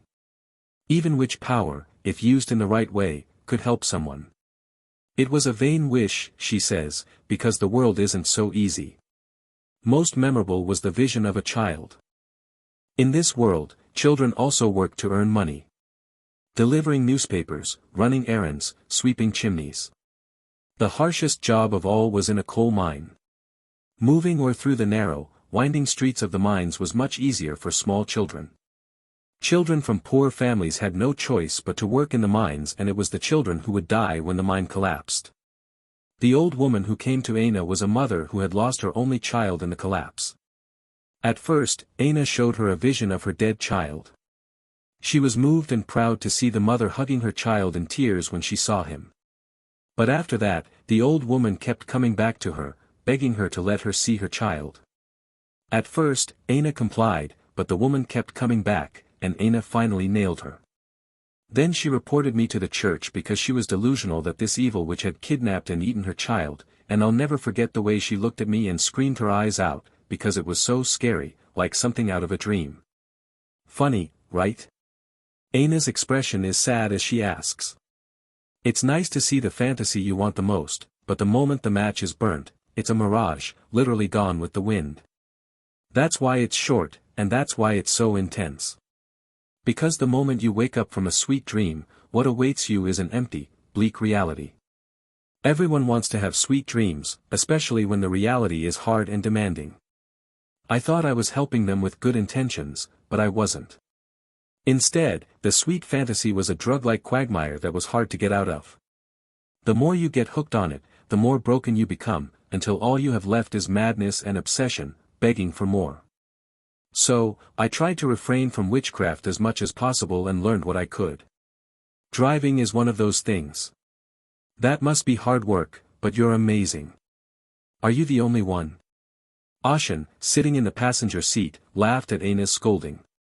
The light-hearted retort made it seem like no big deal, and she couldn't help but wonder. What the hell was that? What are you talking about? Well, the cloak you wore with the light from your sword. It's a basic knight skill. Ashen could only explain. Indeed, the Starlight sword was one of the basic skills used by the Knights of the Sky. A knight? Aina asked, as if she had misheard something. You're joking, right? If that's what it sounded like, I suppose I can't help it. But it's not something a witch would say, is it? No, witches still exist. Knights exist, too, right here, right now. Aina opened her mouth to ask if that made sense, then shut it. Come to think of it, what else could Ashen be but a knight? His sword emitted a blinding white light and he wore a cloak of pure white starlight. Not magic, not holy power, not mutant powers, not science and technology. It was something unique to Ashen himself. If Ashen called it knight power, he was a knight. Besides, something about it makes sense. There must have been knights in the past. Although they were now only legends, or fairy tales, they had existed. They were said to have traveled the world, guided by the stars in the sky, doing what they believed was right. Aina had heard such stories from her grandmother as a child, like a righteous knight, defeating an evil dragon and saving a princess. As she listened with wide eyes, she remembered imagining that she, too, would one day have a knight like that. A knight. Aina laughed softly as she remembered the nostalgia and compared it to her current situation. In the fairy tale, the knight defeated the evil dragon and rescued the princess, but the knight in the passenger seat defeated the paladin and saved the witch.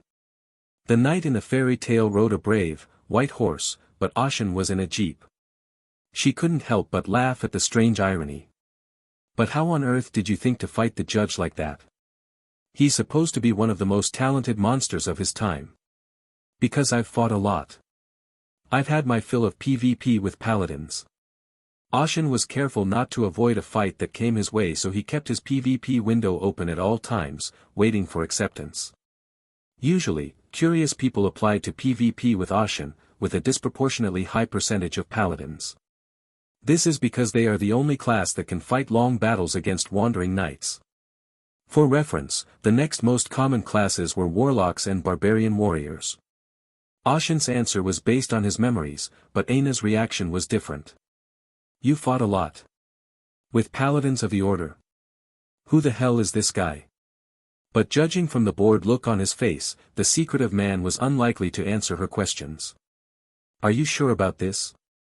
You've ended up in an adversarial relationship with the Holy Kingdom and you've even given them your name. Wouldn't it have been better to erase the evidence even now?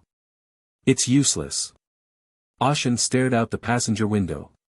His dark eyes reflected the desolate landscape as it rolled by. If the young judge is dead, the order will be on his trail, and it will be known that he has confronted us.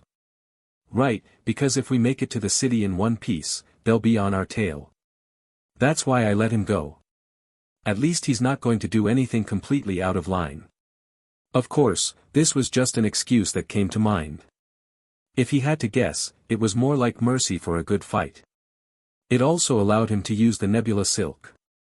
I'm tired. I need to get some sleep. What? Drive safe, please. Despite his outward appearance, Ashen was on the verge of passing out. It was a good thing he'd gotten to use the nebula silk, but it was the first time he'd used it, and it had taken a huge mental toll. If only he hadn't used it so casually. He used his first skill at full power and ran non-stop to deal with the judge. The recoil came like a tide now that the fight was over and the tension was gone. Ashen immediately closed his eyes and drifted into a quiet sleep. Behind the wheel, Aina's eyes widened in disbelief at the sight. Really? He's actually sleeping here? No. Of course it was a struggle. But he managed to win against the judge. What about that starry sword?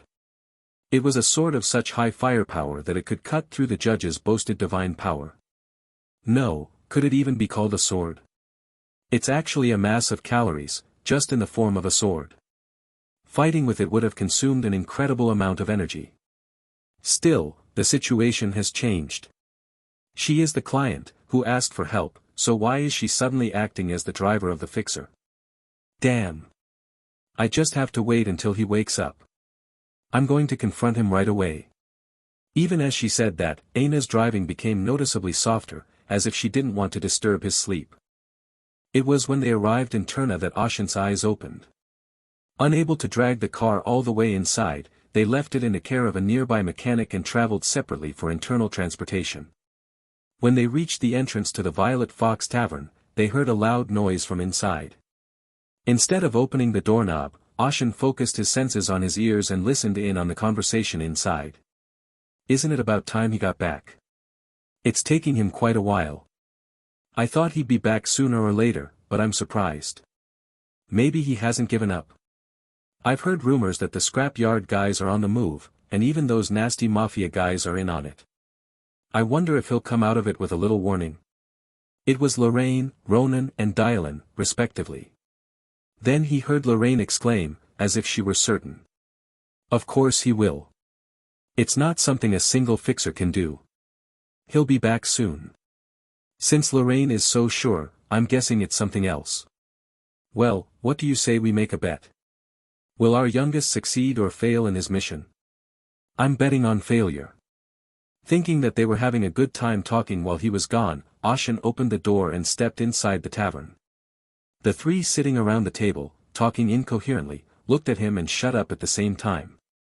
Ronan was the first to wake up, and he greeted Ashan with his usual suspicious smile. Hoo. Welcome, Mr. Ashan. You're a little late. I was taking care of some business, so I'm late. Well, you shouldn't feel too bad. Being a fixer isn't always about success, is it? Sometimes you fail, and we don't mind. What are you talking about? I never said I failed. What? What does that mean? Instead of answering, Ashan moved to the side. Then, from behind Ashan's back, Aina Grunt appeared. The three's expressions changed when they saw her. Ronan's smile vanished from his face, and his narrowed eyes grew longer. Dylan looked bewildered, and Lorraine's expression was the most telling.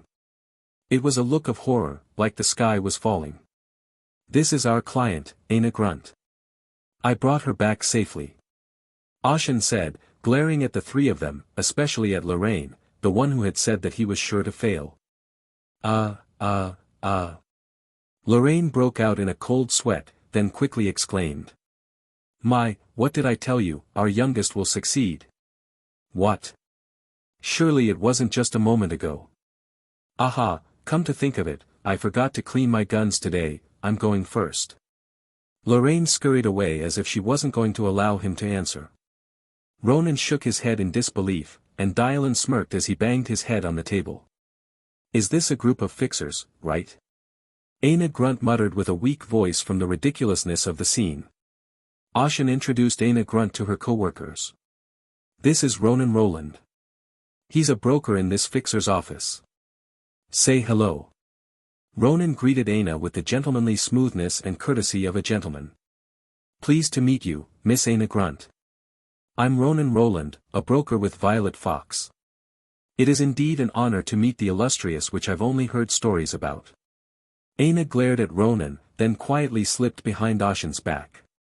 Ashan turned to face Aina, who had only her face peeking out. What's wrong? That guy. He's too suspicious. He couldn't ask her what was so suspicious. In fact, Ashan was thinking the same thing. It's his eyes. People like that must be hiding something.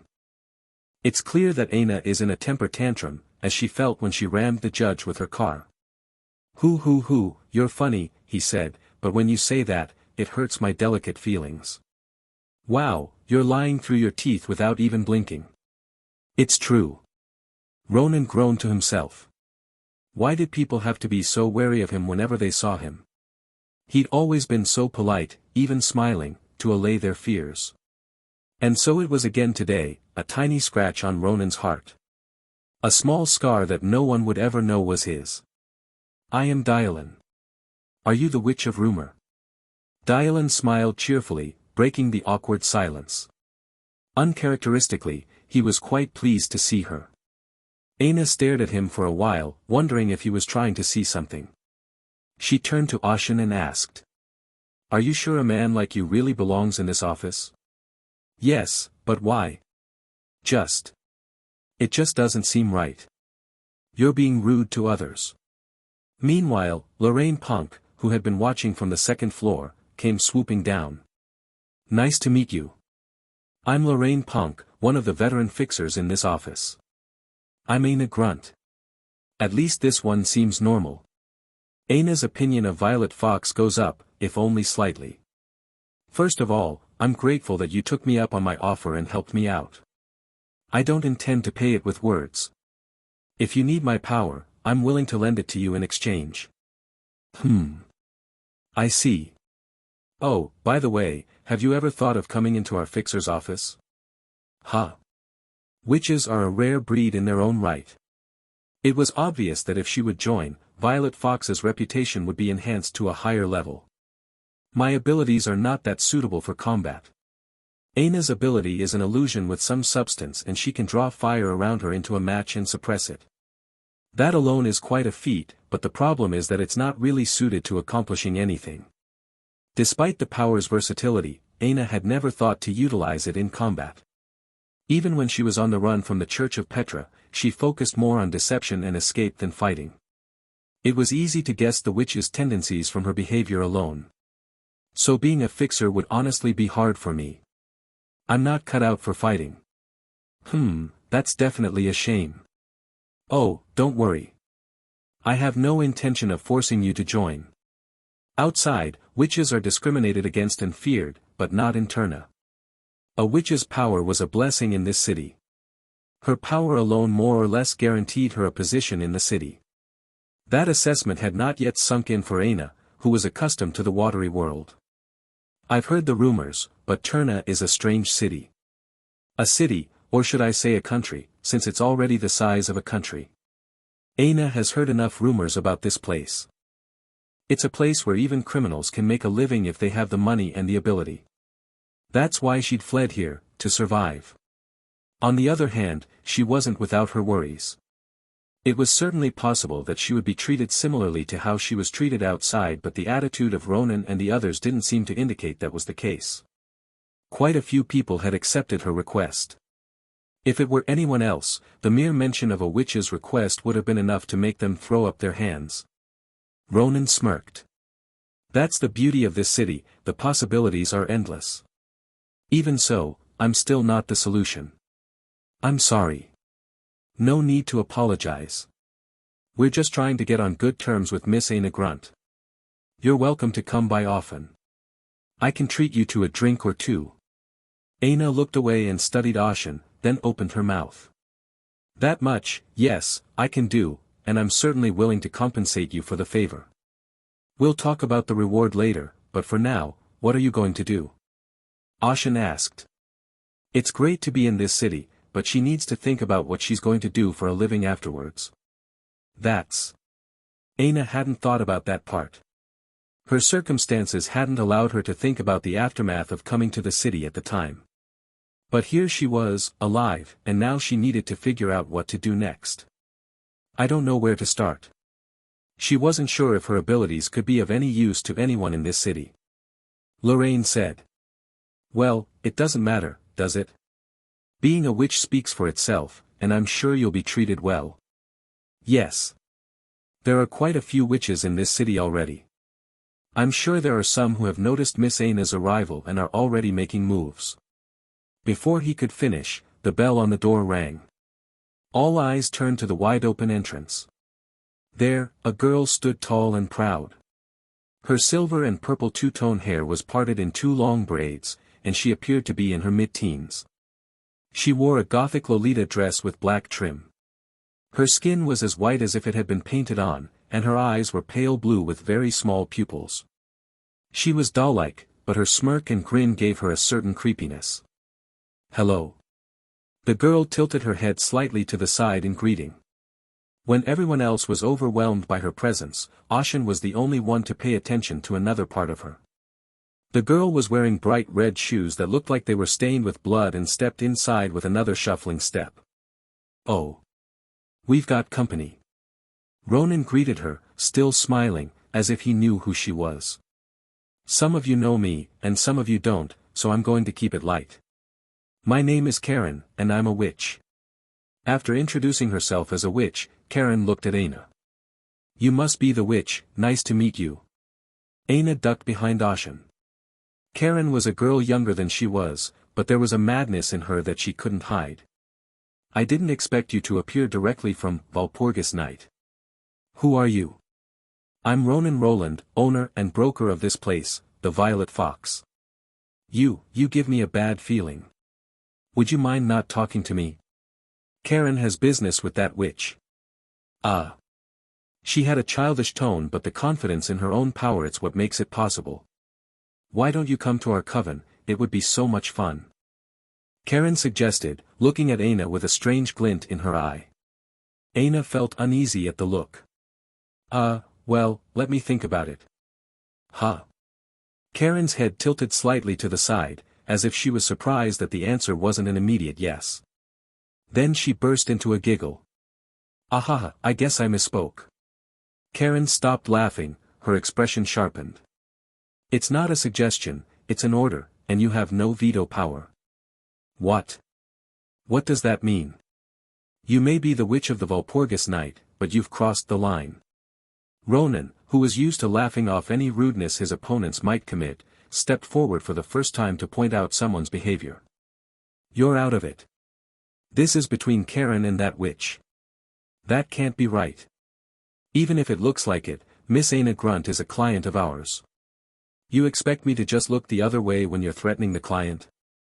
Ronan didn't back down from Karen's eerie glare. There was a faint hint of irritation in Karen's expression. That means you're going to rebel against me now. The atmosphere grew increasingly hostile. The piercing aura emanating from Karen's body made their skin tingle. Lorraine, who had been smiling mischievously a moment ago, turned grim and reached for the gun at her waist. Dylan, who was resting his head on the table, also became sharp. The sight made Karen's mouth twitch in amusement rather than horror. That's funny. Are you guys going to dance with me? Boom. Immediately after, something was held in Karen's hands. What suddenly appeared was a sharp halberd with a very large blade. Somehow, with those slender arms, Karen was able to lift a large halberd with such ease. What's even more surprising is where she had hidden it, and then suddenly pulled it out of nowhere. What now? Aina fidgeted at the sight. She had gotten herself into this fight for nothing. She wondered if she should follow Karen now, but then she felt a hand on her shoulder. Aina's gaze snapped to the side, and there was Ashen, a handsome man with dark hair. He looked at her with a straight face and shook his head. At the sight of him, Aina felt her fear wash away and her heart calm. She didn't know why, she just felt an unfounded confidence that it would work out. Suddenly showing up like this, I'm not sure what kind of rudeness this is, but... In a place filled with suffocating tension, Ashen's calm voice pierced the space. You'd better back off while we're being polite. Karen's gaze snapped to Ashen. Her tiny, unreadable pupils pierced gently into Ashen's face. Who are you? Does it matter now? Humph. Ashen drew the sword at his waist and pointed it at an angle toward the floor. A warning to back off or he would slash. Ahaha. You use something similar to mine, huh? Karen chuckled as she saw the sword in Ashen's hand. Too bad, Karen's is a much better weapon than that old thing. Warwick. Karen spun the halberd in each hand like a windmill, using only her fingers. With each spin, the halberd cut through the air, generating fierce wind pressure. Ashen smirked at Karen. I think your weapon is even cheaper. Karen's smile faded for a moment. The maniacal grin returned, but her mood seemed much lower than before. A tremendous energy surged towards Ashen. Even Aina behind him would have paled in color, but Ashen remained unaffected. He opened his mouth nonchalantly. If anything, I'm the one who feels bad. What do you mean? I thought you said you used something similar. Ashen tightened his grip on the sword. Snap. The palm and the handle rubbed together, making an eerie sound. How dare you compare a weapon forged by sorcery to mine? Starlight burst forth from the sword. The Starlight sword. Karen's face stiffened at the sight of the starlight that descended on the ground. What is that? Her eyes remained fixed on the sword in Ashen's hand. The sword suddenly emitted a pure white light. Is he a witch too? But witches can only be women. The thought was crazy, but Karen didn't think the sword was fake. She could feel the immense power of the flames, a blur of blue and white. It's a high-energy sword that cuts through anything it touches. At the same time, Karen couldn't help but think, it's beautiful. What are you going to do? Try to fight it here. Ashen gave Karen a final warning. This was the Violet Fox, so he didn't swing it right away, but he had no intention of avoiding a fight if she ignored his warning. Karen didn't answer him, instead glaring at Aina for a moment before tucking the halberd in her hand into her waistband. The large halberd shrank in size as soon as it was around her waist and disappeared. This is getting boring. I'm out. Karen turned and left the Violet Fox Tavern without another word.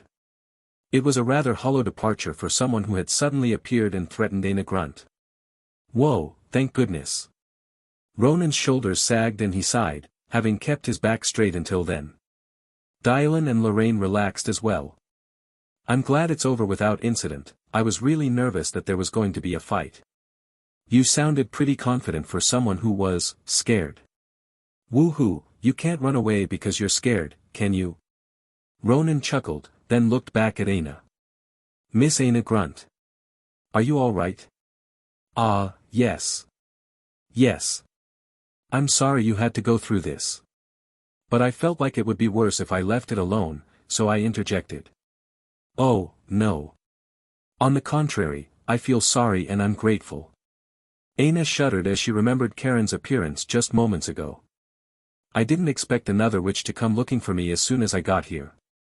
I've told you, witches are quite valuable in Terna, so it's no wonder other witches are greedy. Is that the place called the Witches' Coven? Aina asked, and Ronan nodded. Yes.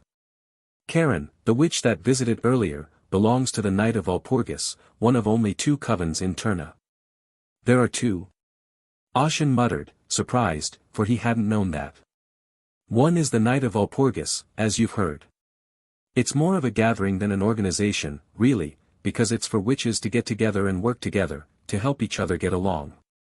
They banded together to do whatever they wanted, but as an organization, they didn't have what it took. Nevertheless, the reason it could not be looked upon lightly was because all the members were witches. The other one is the Witches' Tea Party. That's a pretty cute name. This one is more of a public organization. It was created in collaboration with the city of Terna, as witches have powers but are not allowed to do anything in the city. It's where we go to deal with those who threaten the city, or when there are other important matters. Witches come in all flavors, I suppose. The Tea Party tends to be the more powerful, though, and I'm told they have a legendary witch among their ranks. A legendary witch. Ashen suddenly remembered the witches in the game. If witches didn't have a specific lifespan, perhaps the one he knew was still there. The thought was interrupted by Ronan's next words. Miss Aina Grunt must be an outlier in that sense, a witch who has yet to find her rightful place. Now that you're in Terna, you'll be in direct contact with those who were previously only on the sidelines. Aina's value was far greater than she realized. She would be drawn into this, even if she didn't want to be. Aina's expression sank heavily as she realized the gravity of the situation. But that goes for you, too, Mr. Ashen. You mean me? To be honest, I didn't think you would complete this request, and even if you did, I put the odds at less than 1 in 10. That's quite an ego-bruising assessment. No offense, it's an objective assessment. However you, Mr. Ashen, did it like it was nothing between the Mafia, the Bikers, the Wizards, and the Order Pursuers. This signified that Ashen will be recognized as a powerhouse fixer, but it also meant that from now on, he would be the subject of gossip, facing hindrances and envy from others. Maybe even now, they are keeping an eye on Mr. Ocean somewhere. So be careful, Ronan didn't bother to add. Ballad led his men to the meeting. The North Blinders, of which he is a member, meets periodically as the board of directors discusses various matters. How is the market, how are the city's factions playing out, how are the bribes to officials, how are the current projects going? Ballad was one of the directors, so it was mandatory for him to attend the meetings. He wore his usual crisp white suit and kept his hair unruffled. "Oh, look who it is, isn't it our always presentable Mr. Ballad? You've traveled a long way." A flippant voice greeted him as I entered the conference room. "Your words and actions are still of a low standard, Kursha." The speaker is a man with fiery red hair that looks like a lion's mane. His free-spirited demeanor was evident from the way he sat in his chair and had his shirt untucked to his chest. Kursha, one of the directors of the North Blinders Mafia. The corners of his mouth curled up as if he'd heard something interesting. "How's business these days? I heard something interesting the other day. Are you going to exercise your right to remain silent?" "Well, even if I had 10 mouths, I wouldn't have anything to say." Ballad experienced failure against a rookie fixer. "Ha!" Ballad ignored Kursha's words and took his seat. The other seats were occupied by directors who had already arrived, but none of them joined in the conversation, they just watched. Still suffocating, Ballad thought, slowly running a hand through his hair. Everyone was an equal board member, but they were also each other's fierce competitors. If one failed, it was only natural for the other to bite, but if he stood still, it was only to finish stronger and more certain. "I'll leave the role of the mad dog to Kursha, who has never gotten along with me. He knows it, and he's willing to take on the role. It's a ploy. If you don't react and ignore him, he'll just go off into the weeds." But contrary to Ballad's thinking, Kursha was not about to let go of the opportunity he had just gotten. "I think our director has grown weak. He can't even take on a single rookie fixer." "I don't know what you're talking about. I mean, maybe your skills are too rusty." Kursha's scowl brought Ballad to life. Ballad lifted the glasses on his face with his fingers. The lenses glowed white, making his eyes invisible. "Well, would you like to check it out here and now?" "Oh, that's funny." Kursha chuckled, showing his pearly whites. His red hair flowed in the breeze. Throwing cold water on the heated atmosphere was an elderly man, his face gray with age. "Enough, both of you. The chairman will be here soon." At that, Ballad and Kursha jumped to their feet. Ballad maintained his usual demeanor, as if he hadn't said it in the first place, while Kursha snorted. Judging by that reaction, it looks like he wasn't able to properly fight against that rookie fixer. Despite their snarling relationship, Kursha knows Ballad's skills. In an organization with a long history, the North Blinders, a northern barbarian who joined one day out of the blue, has risen through the ranks. Ballad is a skilled fighter in his own right, but he is even better at manipulating people. As such, his departments were centered around services and manpower. He made money with people, unlike everyone else who made money with things. So the other board members didn't like him very much. They thought it was outdated and crude. It's a very barbaric thing to do, but it's the real deal. He was intrigued. Who was this brilliant fixer, who had taken in the rumored witch who had asked for asylum? It's amazing that he took on Ballad alone, not with a team, and even survived the order hounds that followed him. I don't know if he survived the encounter or if he was lucky enough to escape. Survival alone means that Ashen is a rare breed of fixer these days. Violet Fox's office, right? An office that is one of the very few in the fixer world and has managed to maintain its gray status under tight regulations. Wahahaha, this is interesting. I'll have to check it out when I get a chance. They say there's a new witch in town. A dark room. A thin voice echoed in the pitch-black darkness, coming from a table with nothing but a white tablecloth spread out in front of it. The words were met with an exclamation from the other direction.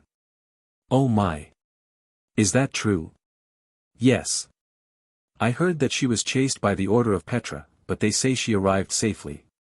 "That's good to hear. The outside of the city must still be harsh on us, and I can't believe there are still children alive. I suppose that's why the night of Walpurgis has already begun." That's faster than I thought. We're late. Rumbling laughter echoed throughout the room. They sip our tea, set their teacups, pour a fresh pot of black tea and chat. This was what a witch's tea party was like. I have some exciting news. At that moment, golden flames leaped up from the center of the table. At the sound of the voice, all the laughing witches fell silent. Though invisible, all eyes were focused on the golden flames. I hear there is a fixer who has brought a new witch safely to the city. That's remarkable. Not a wizard from the tower, not a criminal organization from the underworld, but a simple fixer. He survived the purification judge, and she told me a very funny story. What is it, big sister? She said he uses Starlight. At the mention of Starlight, the witches around them murmured. I thought it was gone, said the golden fire. Only time will tell if this is the reappearance of a legacy from the past we thought was gone. The decision would be made afterward. To let it go, to take it by the hand or nip it in the bud. The top floor of a restaurant overlooking the city. Grace Seeker stared out the window, swirling the wine glass in her hand. So I wasn't wrong after all. The man had done it again. Of course, rumors like this are kept to those in the know, so it's not like he's about to make a big name for himself. Grace Seeker knew instinctively that this was just the beginning. Hoo-hoo. Fun. Life in the city was about to get a little more interesting. Especially those who failed to recruit the witch after this, they'll be even more hostile to Mr. Ashen. I suppose so. That's the way it is in this business, you look up to someone who's better than you and you try to trip him up somehow. There's awe, but the desire to take his place is stronger. It's like that here. That was the underworld of Turna. With this, Ashen had stepped into it for good. Now, even if he tried to escape, he couldn't. The only way to survive the hell and quagmire he has entered is to keep moving forward. There will be many crises ahead. Nearly fighting with Karen like he did just now was only the beginning. More people. Turna's guards, enforcers, gangs, criminals, wizards, warlocks, and the inquisitors of the order. More dangerous and powerful organizations. The Fixers Union, the city's big business, the Mafia, the Warlocks Guild, the Turna Defense Force, the Witches' Tea Party. The lesser-known powerhouses. The Blood Brotherhood, the Knight of Walpurgis, the 12 of the Holy Order, and other secret societies that lurk in the city. Mr. Ashen will gradually wear out, sometimes clashing with them, sometimes collaborating with them, sometimes ignoring them. For a moment, Ronan's smile fades and his expression turns serious. Are you prepared for all of that? Ronan thought that it was inevitable that Ashen would get scared and withhold his answer here. It was the same with Dylan and Lorraine. There's a lot more variety out there. But Ashen was different. In fact, he even had a sly smile on his face. Interesting, anyone's welcome. Hello everyone! As we wrap up this video, I want to share a quick note. I have a Patreon account. If you'd like to support me and enjoy on-demand audiobooks, you can become a Patreon member. Alternatively, you can check out my Google Drive link, which has 500+ novel audiobooks available through my Ko-fi or Patreon shop. I appreciate your support.